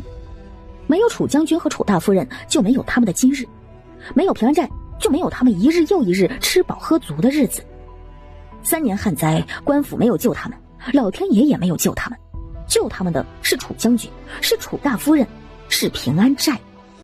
此一战，为救成河的百姓而战，为所有人能过上平安寨的日子而战，为楚将军而战，为楚大夫人而战，更为他们自己封侯拜将而战。楚家人站在人群里，看到全寨子的人那一双双平凡却坚定的眼睛，这一刻不由被周围的氛围侵袭心头，同所有人感同身受。七郎，知微，娘，我与七郎定会平安归来，您且等候佳音。尽管已经面临过一次又一次家中儿郎要上战场的离别，楚老夫人还是忍不住红了眼。可她没有掉眼泪，只是使劲忍着。七郎，不要失了你爹和兄长们的威名，狠狠将那些西戎人赶出去。他生了7个儿子，除了早亡的6郎，其余5个全死在战场。没有谁比他更担心楚怀这一趟会回不来。可自己儿子是去迎敌的，是去保护天下黎民百姓，这一刻他绝不露怯，这是他们楚家人应该做的。这天下有恨，可亦有情，有邪亦有正。楚家绝不会因私仇置天下大义与黎民苍生于不顾的。娘，等儿子归来，出发。走，老儿媳妇，你跟秦娘去赶制军粮干粮。香莲，你还去工坊看能不能再新做几种厉害兵器。如今打起仗来，寨子里用的矿更不能断。娘，我已经跟着学了几种。过几日将元宝交给寨子里面的大嫂子们照顾，伙同商队出去买矿。娘，打仗就需要军医，我现在虽然只学了点皮毛，但已经会抓药包扎伤口，到时候七龙和大嫂若是需要，我就跟着医疗部一起过去。祖母，我和妹妹跟着娘一起帮忙做干粮，我俩也有力气嘞。我们擅长绣活，来帮忙纳鞋底、缝军服。我的腿脚虽然不好，但是能坐着搓马鞭，一天就能搓几条。整个平安寨里，几乎所有留下的人家都和楚家一样，竭尽自己所能的为了军队备战。他们操心上战场的任何一个士兵，如同操心自己的孩子。他们一个个人虽留在平安寨，可一颗颗心早已随着秋末初冬的凉风，跟着士兵们往成河通去了。北风萧萧，孤鸟难归。宋志达以剿灭乱匪的名义，带着5万大军浩浩荡荡离城，只留下5000人驻守。他出城那日，成河镇百姓还在纷纷叫好。这宋守备啊，总算干点实事了。我还以为他就是个缩头乌龟，根本不敢打呢。是啊，听说这窝刘匪离咱们成河可不远，我出一趟城都怕。如今这世道恁不太平，官府终于作为了呀。我怎么听说那乱匪是什么楚将军，还不断收纳难民呢？胡说的吧，楚七将军不是已经死了？我看这人定是打着他的名号冒充的，说不定把人骗过去也跟九安那边一样当苦力的。这年头外面多乱呐，还是待在城里老老实实，哪儿也不去安全。众人深有同感，旱灾3年，外面早就乱了透了，也就待在镇子里还安全一点。要是出去在荒郊野外被偷被抢还是小事，就怕被人拖走活吃了。天还没彻底黑，成河镇的百姓们就早早各回各家，拴好大门还不够，还要多加几道门栓，仿佛如此就能保证绝对安全。可今夜注定是个令人惊恐的不眠之夜。不知何时，不知何方，镇子中忽然响起阵阵犬吠，凶狠异常，此起彼伏，一个又一个正在睡梦之中的人被惊醒。只见一束束火把正在街道上飞奔，蓦地一道沉闷的鼓声穿透夜空，直直沉重击打在人的耳骨膜上。漆黑的夜色张牙舞爪地吞没万物，就连如巨龙般盘卧的城墙都全部被吞入黑暗腹中。唯有传递烽火军情的烽火台燃起了熊熊大火，成了黑夜之中唯一的光。他们宁愿此刻看到的是令人心悸恐慌的无尽黑夜，也不愿看到敌军袭城的烽火。白日里还祥和安宁的街道，夜晚化作了血色炼狱。西城军已经在城门口了，不能出去啊！出去就是死啊！城外几万大军，想死的老子就把你们扔下去。没法出城了，这下完了，全完了。守备大人收到军情，很快就会赶回来支援我们。谁敢趁乱作恶，本官现在就先斩立决。没错，守备大人才刚出发不到1天，很快就能赶回来。西戎大军来势凶猛，压根就没有给他们喘息的时间，就直接发动了攻势。若不是成河镇城池易守难攻，光凭这5000兵力，恐怕不出2-3个时辰，敌人就能破城而入了。重要的是，现在成河镇内的人都抱着一股决心，只要撑到2日，绝对能等来援军。所以这些士兵们哪怕是咬牙苦守，也有一股信念在支撑着他们。城墙上黑烟冉冉升起，守城的士兵撑了1天1夜，睁大布满红丝的眼，缓缓吐出一口浊气。回头看去，才发现城墙下不少百姓已经累得就地睡着了。他眼中有些羡慕，可根本不敢睡。城外的攻势一刻不停，他身旁已经不知道倒下了多少人了。他不知道下一个会不会轮到自己，但他不想死，只要他们坚持下去，明天，最晚明天，一定能等来援军，等来活下去的机会的。回炮！守将连想死的心都有了。守备大人肯定已经快到了，咱们一定能撑到援军来。士兵们正互相鼓舞着，城楼下却忽然连滚带爬跑来一人。大人，城中出现了瘟疫，今早大夫们发现了5个天花病患。天花？完了！大旱之后必有大疫，瘟疫真的来了！闭嘴！他也没想到，福无双至，祸不单行。在这个边临城下的节骨眼儿，城内居然会闹天花，这是老天爷要让他们死啊！现在有了天花，哪怕守备大人回来，还会救他们吗？看着城楼下即将组装完成的回炮，守将眼里终于闪过一阵绝望。把天花病人和其家眷们先隔绝起来。一时间人心尽散，场面又像是回到了前一晚的人间炼狱。守将身心俱疲，只得又分出人手将闹事之人强行关押。可镇子内闹天花的消息还是不胫而走，传播飞快。直到敌人的炮台彻底搭建好，成河镇也没能等来他们期盼已久的援军。绝望的气息在成河镇城楼上蔓延。楼上的听着，你们的宋守卫听到我们到来的消息，已经吓得逃到九安去了。现在开城门投降，我们西戎神威大将军饶你们不死。再不开城门，等我们打进去，所有人都得死。守备大人没回来支援，往九安去了。守备大人这是弃城了，那咱们怎么办呀？如果守备大人弃城了，根本不会回来支援他们，那他们在这儿苦苦支撑着，便显得何其滑稽可笑啊！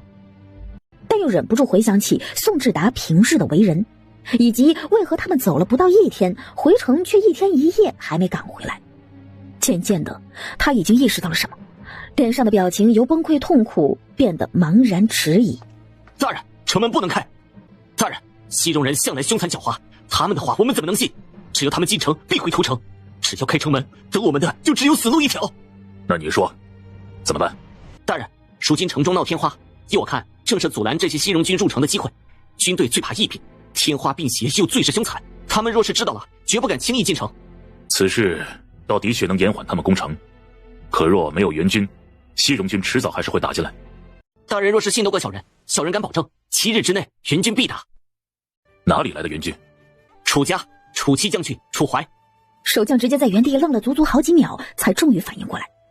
平安寨的楚七将军是真？他当然知道，宋志达这一趟出去，说是剿匪，其实是要去除去打着楚七将军名号造反的乱匪。大人信不过小人，还信不过楚七将军吗？真的只要7日？若7日楚七将军未到，小人愿先奉上自己的性命。小人手中更有楚七将军亲笔信。此话一出，守将慌乱不安许久的心神终于找到了主心骨，吃下了定心丸。我这边下令，绝不开城门。下一秒又被扯了下胳膊。兄弟，能不能让我也见识见识楚将军笔墨？不开城门的指令下达，士兵们只能压下心中慌乱，继续苦守。可看着外面已经搭建好的回炮，他们一个个比谁都怕。虽然身为军人，可他们也是人，怎么会不怕死？1个时辰过去，喊完话的西戎将军见城楼上迟迟没有回应，更没有开城门的意思，彻底恼羞成怒。然而他刚要下令启用回炮，城楼上忽然扔下来了一大堆衣裳。这些卑贱的陈国人，这是干什么？脑子被吓傻了？扔点黄金下来，我们也不会放过他们的。等进了城，看不把他们全杀光！你们这些西戎人，有胆子就打进来吧！城中现在正在闹天花，反正都得死，要死大家一起死。天花？成河现在在闹瘟疫？不可能，内线根本就没传消息，这一定是狡猾的陈国剑肘们的谎言。将军，依我看，他们就是在拖延时间，还在抱着不切实际的幻想，觉得宋志达那龟儿子会带兵回来支援。西戎将军点了头，然而却还是面色忌惮。毕竟天花可不是小事儿，若是在军队里蔓延开来，绝对会给军队带来巨大的损失。将军，这瘟疫之事不容小觑呀，咱们还是谨慎起见，倒不如先等先人传消息出来，看这瘟疫到底是真是假。咱们呢，也不差这1-2天呐。若是假，打进去就把这些戏弄将军的贱民全部都给杀了；若是真的，咱们留着一部分人看守，剩下的人直接去打九安，亦或是那神山的平安寨，这样收获反而更大呀。等咱们10万援军到达，再拿下九安，回头再打陈河，恐怕他们早就吓得自己开城门了。西戎将军听了军师的分析，脸上虽还有对这突然冒出来的瘟疫有愤恨，可思索之后还是点头。就按军师说的办。1天时间，成河镇内又一下多了20多个天花患者。深夜，一个身影鬼鬼祟祟，偷偷放飞了一只信鸽出去。信鸽很快飞到城外，西戎将军见信上说成河镇内已真有天花，不由一脸晦气。现在是让他打进去，他也不想打，但他为了泄愤，很快又有了新主意。看好他们，绝不允许一个人出声，用回炮投火势上去，能杀多少杀多少。要是能引起成河镇大火才好，把这些瘟疫全烧死。第2日，刚适应了1日停火的士兵们便惊恐地发现，西戎人用上了那可怕的武器，开始往城内投掷燃烧着火油的巨大火石。守将明白，这是西戎人信了天花，不敢打进来，只好在这儿泄愤。可他也毫无办法，只能祈求着楚七将军真的能来救他们，最好带着几万大军。1天、2天、3天，时间一点点流逝，他心中也愈发煎熬，有时候充满希望，有时候又阵阵绝望。比起他，城中不知真相还等着宋志达回来的士兵和百姓们却是彻底绝望了。宋志达果然继承了，我们没有援军，只能等死了。朝廷都放弃我们了，为何还不开门投降？这投降了，说不定还能活呢。你们是有多蠢，会信西戎人？他们当初打一个城屠一个城，投降的他们也都是全部杀干净了，都忘了是吧？那你说没有援军，咱们能撑多久？还有那天花，指不定明天得病的就是你我呀。怎么想都是死路一条，难道他们就真的没有一条活路吗？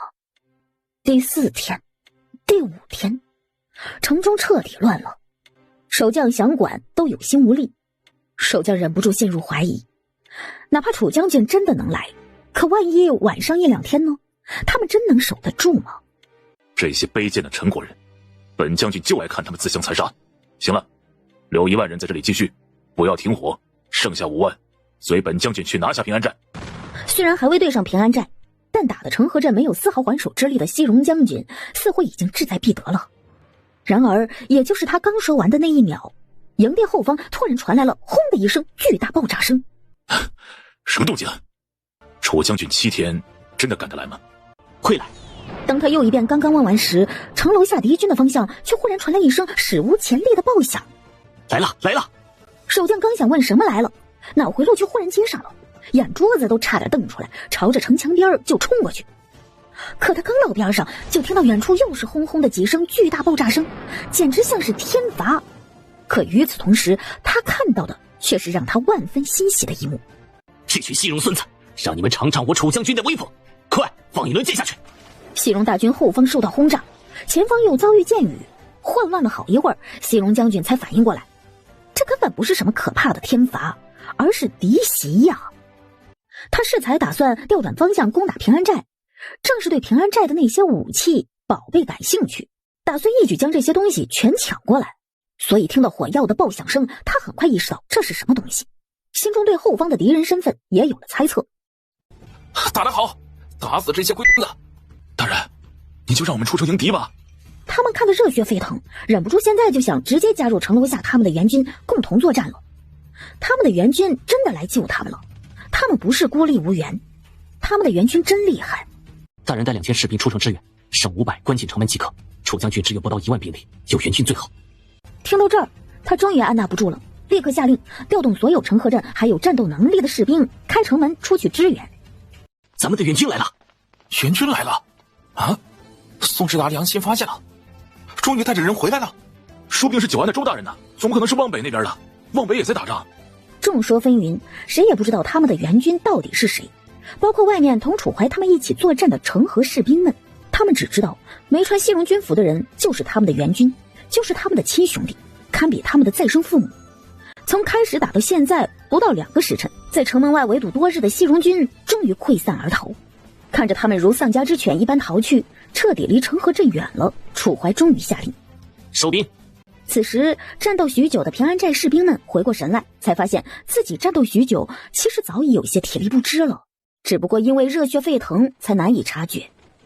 平安寨士兵的各队队长迅速传达命令，他们收队之后便全部朝着楚怀归来，最后齐刷刷停在了他身后。这一下，原本还跟他们四散在各处的成河士兵们身形就格外的显眼了。他们面面相觑了一会儿，正想说什么呢，就见带领他们苦争多日，已经在他们之中有极高威望的将领飞驰一般朝着援军将领奔去。刚到跟前，他就扑通一声跪下，双手抱拳：末将参见楚将军，多谢楚将军驰援。楚将军？听到这个称呼，成河士兵们都傻了眼。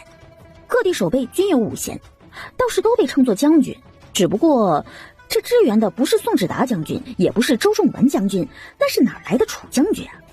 不过在陈国被人耳熟能详的楚将军倒也是有，虽不止一个，却只有1家楚将军府。起来吧，进城再说。速开城门，迎楚齐将军进城。听到楚齐将军，士兵们终于反应过来，自己的猜测是真的。眼前的楚将军居然真是之前镇守北疆的楚家将军，也正是楚家如今还唯一活着的楚戚将军楚怀。霎时间他们就沸腾了。是楚将军，是镇守北疆的楚将军，是楚将军来救我们了。他们还以为这是一场没有结果的等待，根本不会有援军来救他们，他们等着的不过是早一天死还是晚一天死罢了。现在一切都不同了。楚将军！就连城中的百姓们也听到了这样的呼声。年长一些的终于被唤醒尘封多年的记忆，昔年昔日楚老将军携带大军将敌人赶出他们家园的画面油然重新被染上了色彩。随着军队入城，队伍最首的那个骑在马背上的悬疑少年容貌与他们记忆中年轻的楚老将军渐渐重叠。随着高大的墨色骏马马蹄彻底踏入城中，众人也终于看清了，这不是楚老将军，他身形肃穆，又不失少年的翩然潇洒，端正而又漂亮，让人赏心悦目至极。此刻没人记得楚家是什么罪臣，眼前的少年是什么戴罪之身，所有人都只记得这是他们的楚将军。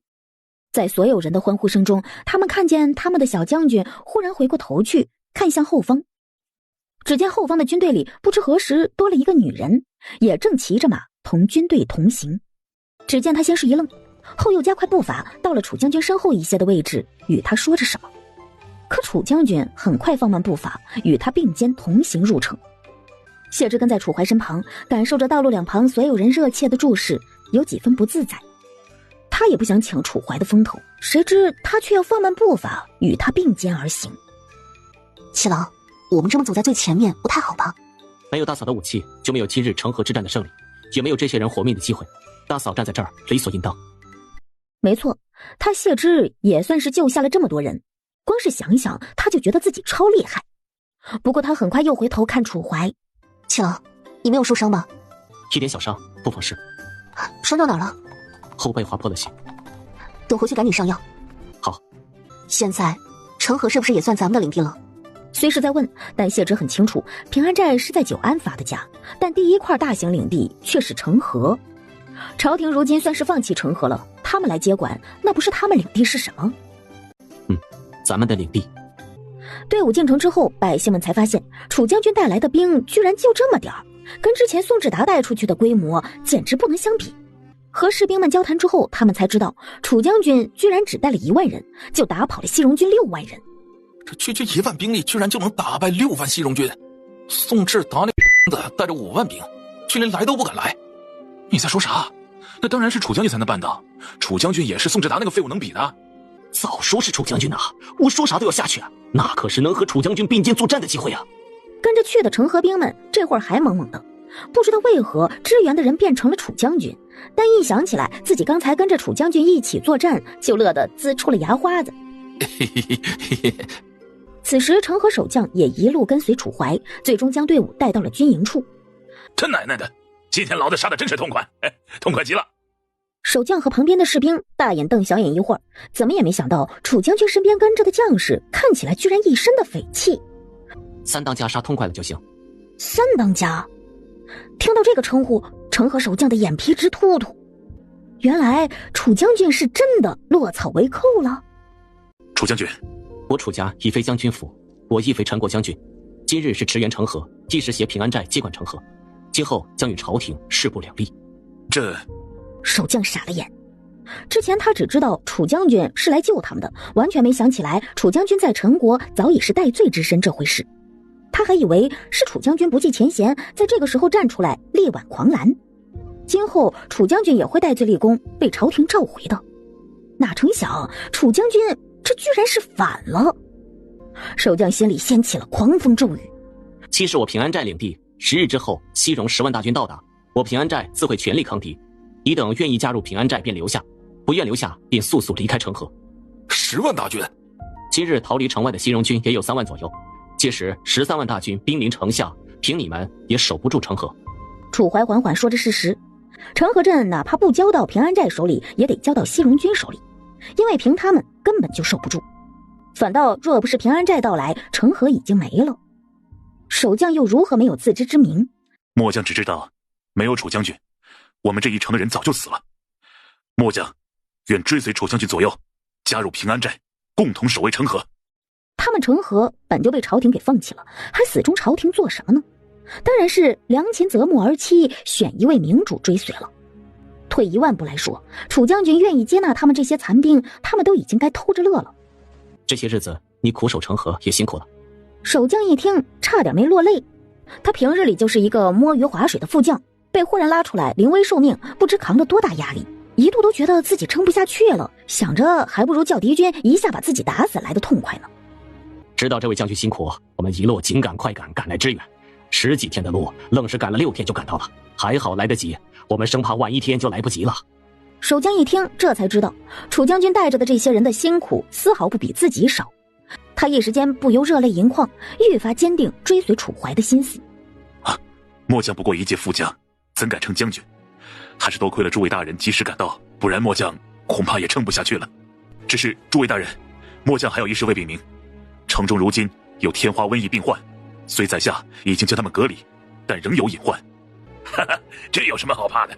你们那天花呀，本来就是我们为了拖延西戎军编造出来的，而且有我们楚大夫人在，天花算得了什么呀？楚大夫人，这位是楚将军的长嫂，亦是我们平安寨能当家做主的主子，她早已研制出天花之症和疟疾的良药。城中无论有没有天花，大人都不必再担忧，有了良药，天花不成气候。七郎，先找军医来给你看看伤势。什么？楚将军受伤了？一时间2当家3当家的和守将全部挤到了楚怀身边，满眼担忧，又立刻叫人去请军医。楚怀看着齐刷刷围到自己身边的3个大老爷们儿，身形一僵，视线投向谢之。不严重，不必担忧，小伤也就是被刀刮了一点皮而已，并不严重。他只是想着看能不能跟大嫂能单独相处一会儿而已，没想到吴老三却担心的不行，自己冲出去，没一会儿把几个军医和药童全揪来了。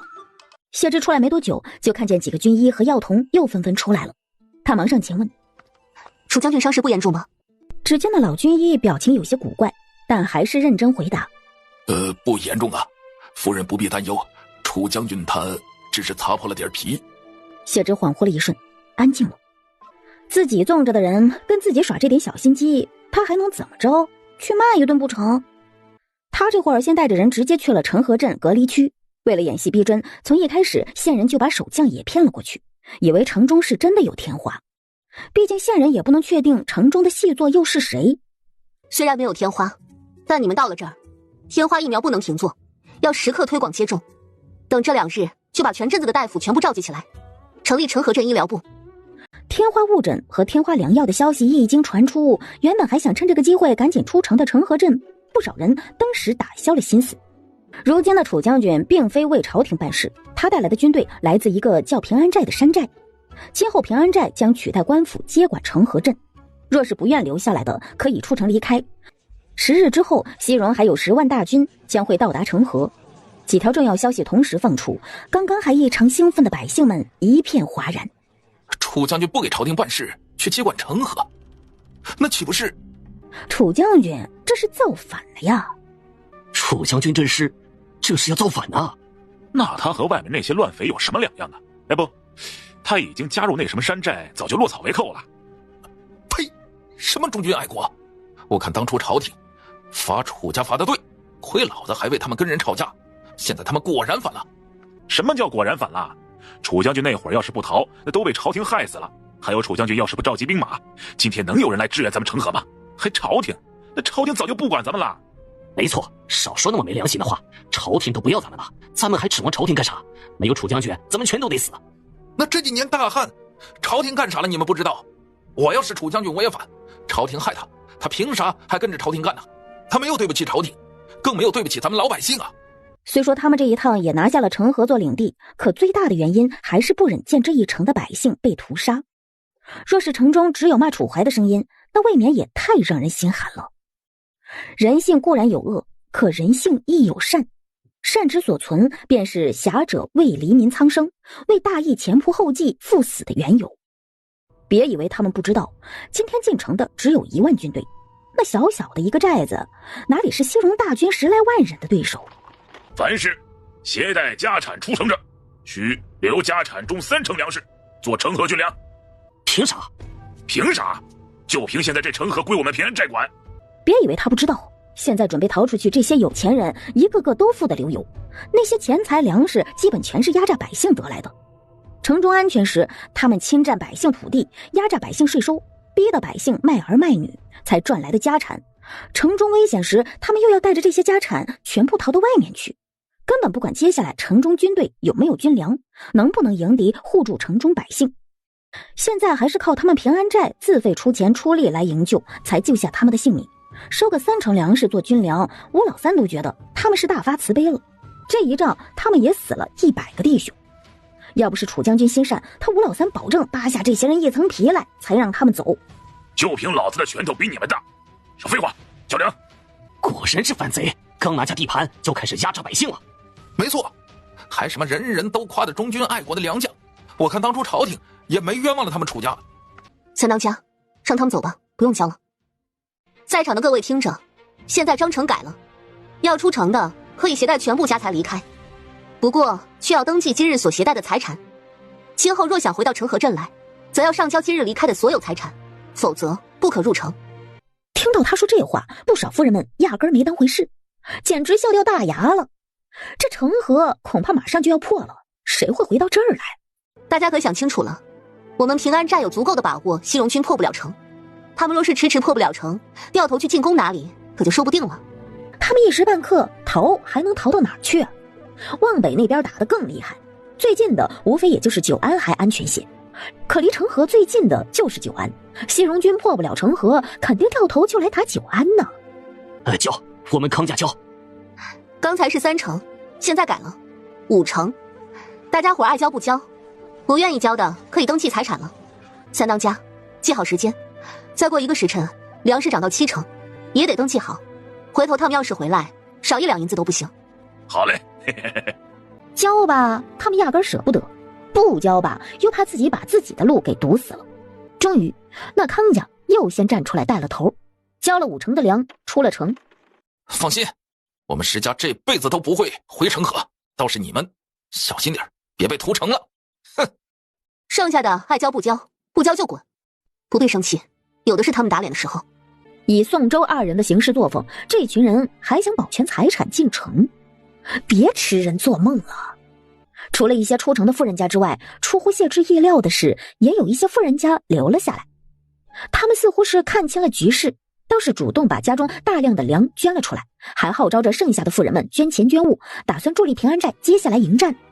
楚大夫人，城中最大的药铺库房里囤积了大量的硫磺，听说军队收购愿意全部捐献，还有几户商户愿意再捐5万斤军粮。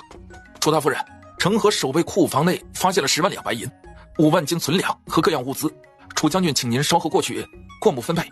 启禀楚大夫人，镇子上的各行各业工人已经全部召集军营外，足有600余人等候您的召见。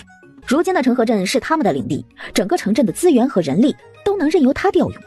虽然战况紧迫，但谢之还是一下感觉到了坐拥一座城暴富的感觉，爽！除了财富之外，与之而来的是至高无上的权力感。但谢之清楚，能力越大，责任越大。身处高位，每一个决策会影响的都是底下千千万万人的人生。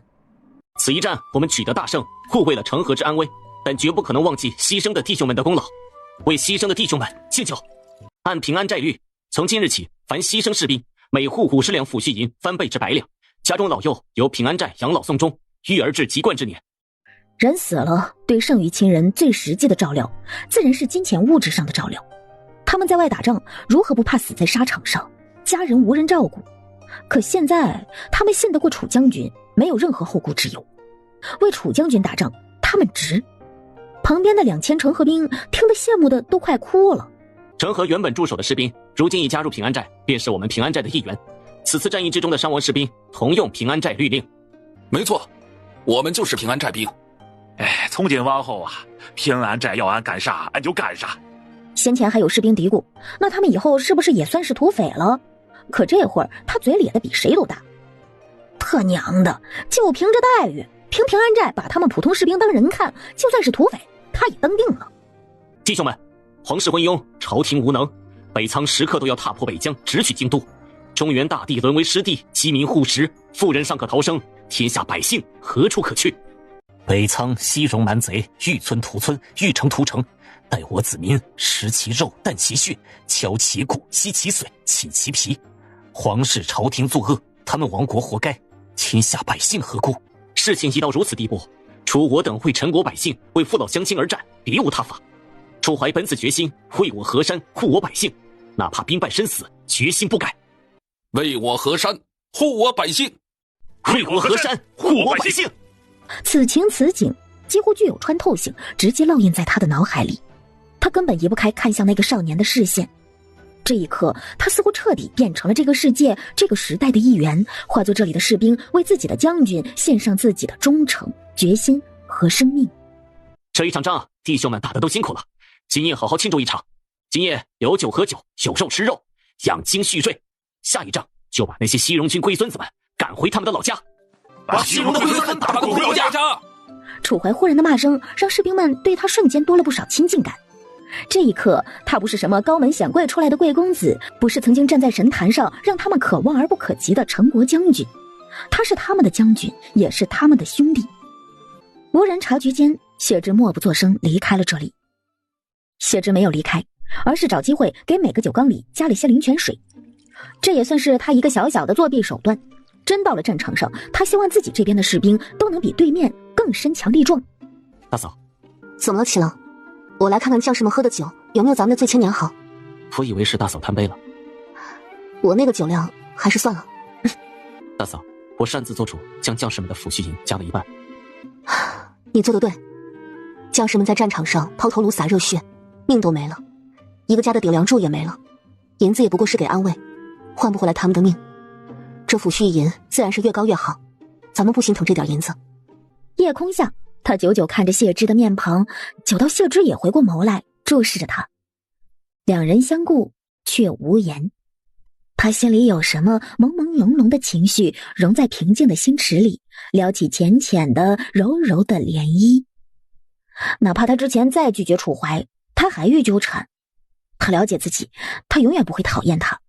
祁郎，明日要忙的事就多了，早些休息。谢之说罢就离开了。等他走了好一会儿，都以为楚怀也已经离开了时，忽然若有所感，回过头来，见他一回头，那双黑眸立刻亮了一下，唇角露出笑容，就像那么纯粹喜欢着一个人、爱着一个人的小狗。你只要看他一眼，他便能立刻亮起眼睛，露出傻笑；你只要冷落他，他浑身上下都写着难过。那全部的喜欢和难过全表现在脸上了，一点点都藏不住。那爱意定然如此真诚，如此热烈，纯粹的堪比赤金，不掺杂一粒沙子，没有人能够拒绝。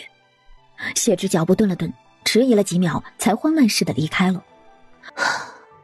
该拿他怎么办？他叹了口气，不知所措，便早眠早醒，又将自己抛入忙碌的公务。成河的弹药一旦用光，他们就没有了火力优势，人手缺乏的劣势就会无限放大。届时，若是那2万援军又没能及时到达，他们仍然面临可能会被破城屠城的风险。哪怕知道结果他们会赢，他依旧怕行差踏错，也怕历史已然更改。所以成河镇的火药制造至关重要。但消食就是个问题了。成河没有什么消食矿，各个药堂里的存货也寥寥无几。简单来说，消食的主要成分就是硝酸盐，而发酵成熟的粪堆之中含有大量细菌和离子，能把含氮分子转化为硝酸盐。只要创造出合适的发酵粪堆，它们就能制取硝酸盐，也就是制取炸药所需的硝了。青楼女子们的尿液尤为重要，楚将军一定要重视，得单独收集起来。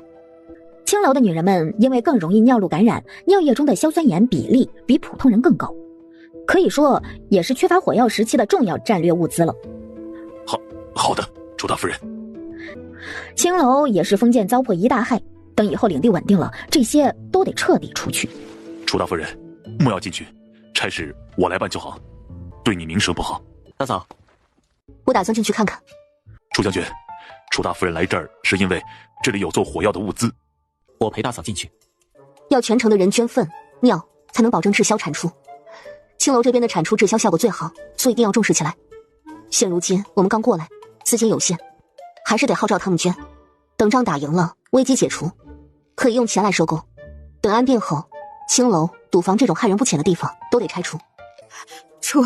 楚将军，这位姑娘，敢问有何吩咐啊？这位妈妈，如今成河镇战事逼近，全城百姓都在积极备战，准备接下来应对西戎大军，可为保卫成河，人人有责。今日我来，是动员楼里的姑娘们，也为守卫成河做一份贡献。希望他们能每日捐粪尿出来，供工坊制造武器。啥？军营需要楼中姑娘们的粪尿制造武器，来对付敌人，来日赶走西戎大军，自有诸位一份功劳在。届时平安寨也会嘉奖大家。这姑娘只要要，我们这管够给您，您就放1万个心吧。咱们这玩意儿本来也是要倒掉的。他是真想不明白，尿能做啥武器呀？将军、姑娘，你们放心，这事儿我保准办好。近日城中禁娱乐，以免败坏备战风气。青楼暂时不允营业。是，姑娘说的是。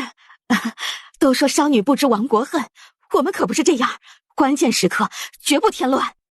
当然，他还不知道，这只是个开始。从今日开始，他们这青楼永远别想开了。等大战胜利，成河作为平安寨的领地，将会施行平安寨的律法，青楼将会彻底关停。届时当然也会有配套的策略出来，帮扶青楼女子另谋生路，另寻婚配。其实约束他们婚配的根本就不是什么大山一般的世俗流言，而是那张薄薄的卖身契呀。谢之准备离开时，又看到了先前在窗户那儿看到的那张小脸。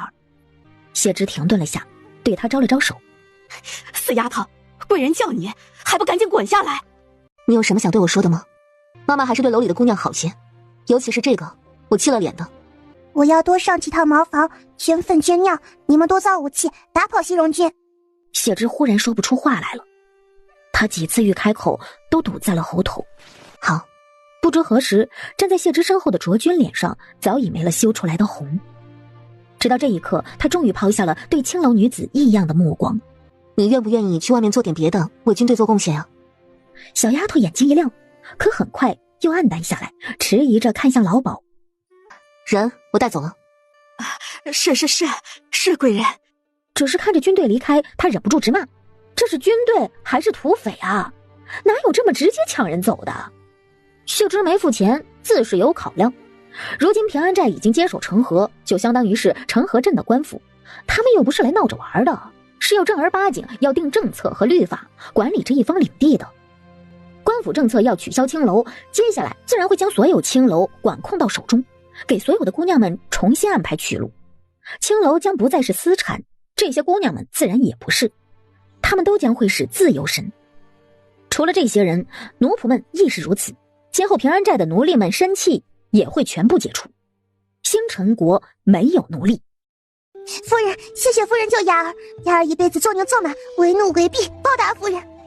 你这辈子还长，不需要这么早就做决定。我有手有脚的，也不需要丫鬟来伺候。平安寨更没有什么主子和仆人。你若是想为军队出一份力，就去医疗部或者军备部做义工，那里管吃管住。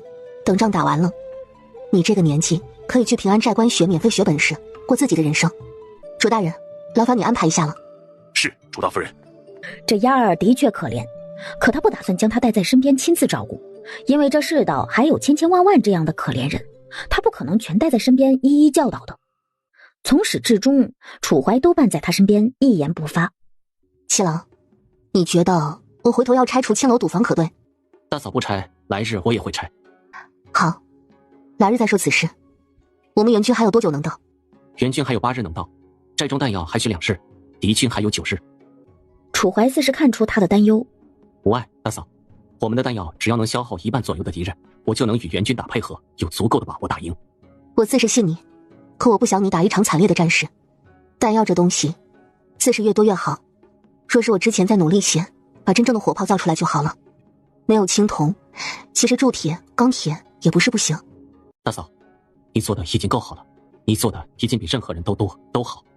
没有你，我也没有把握能打赢昨日那一仗，更没有迎战西戎大军的底气。说你还自责，那我该干什么？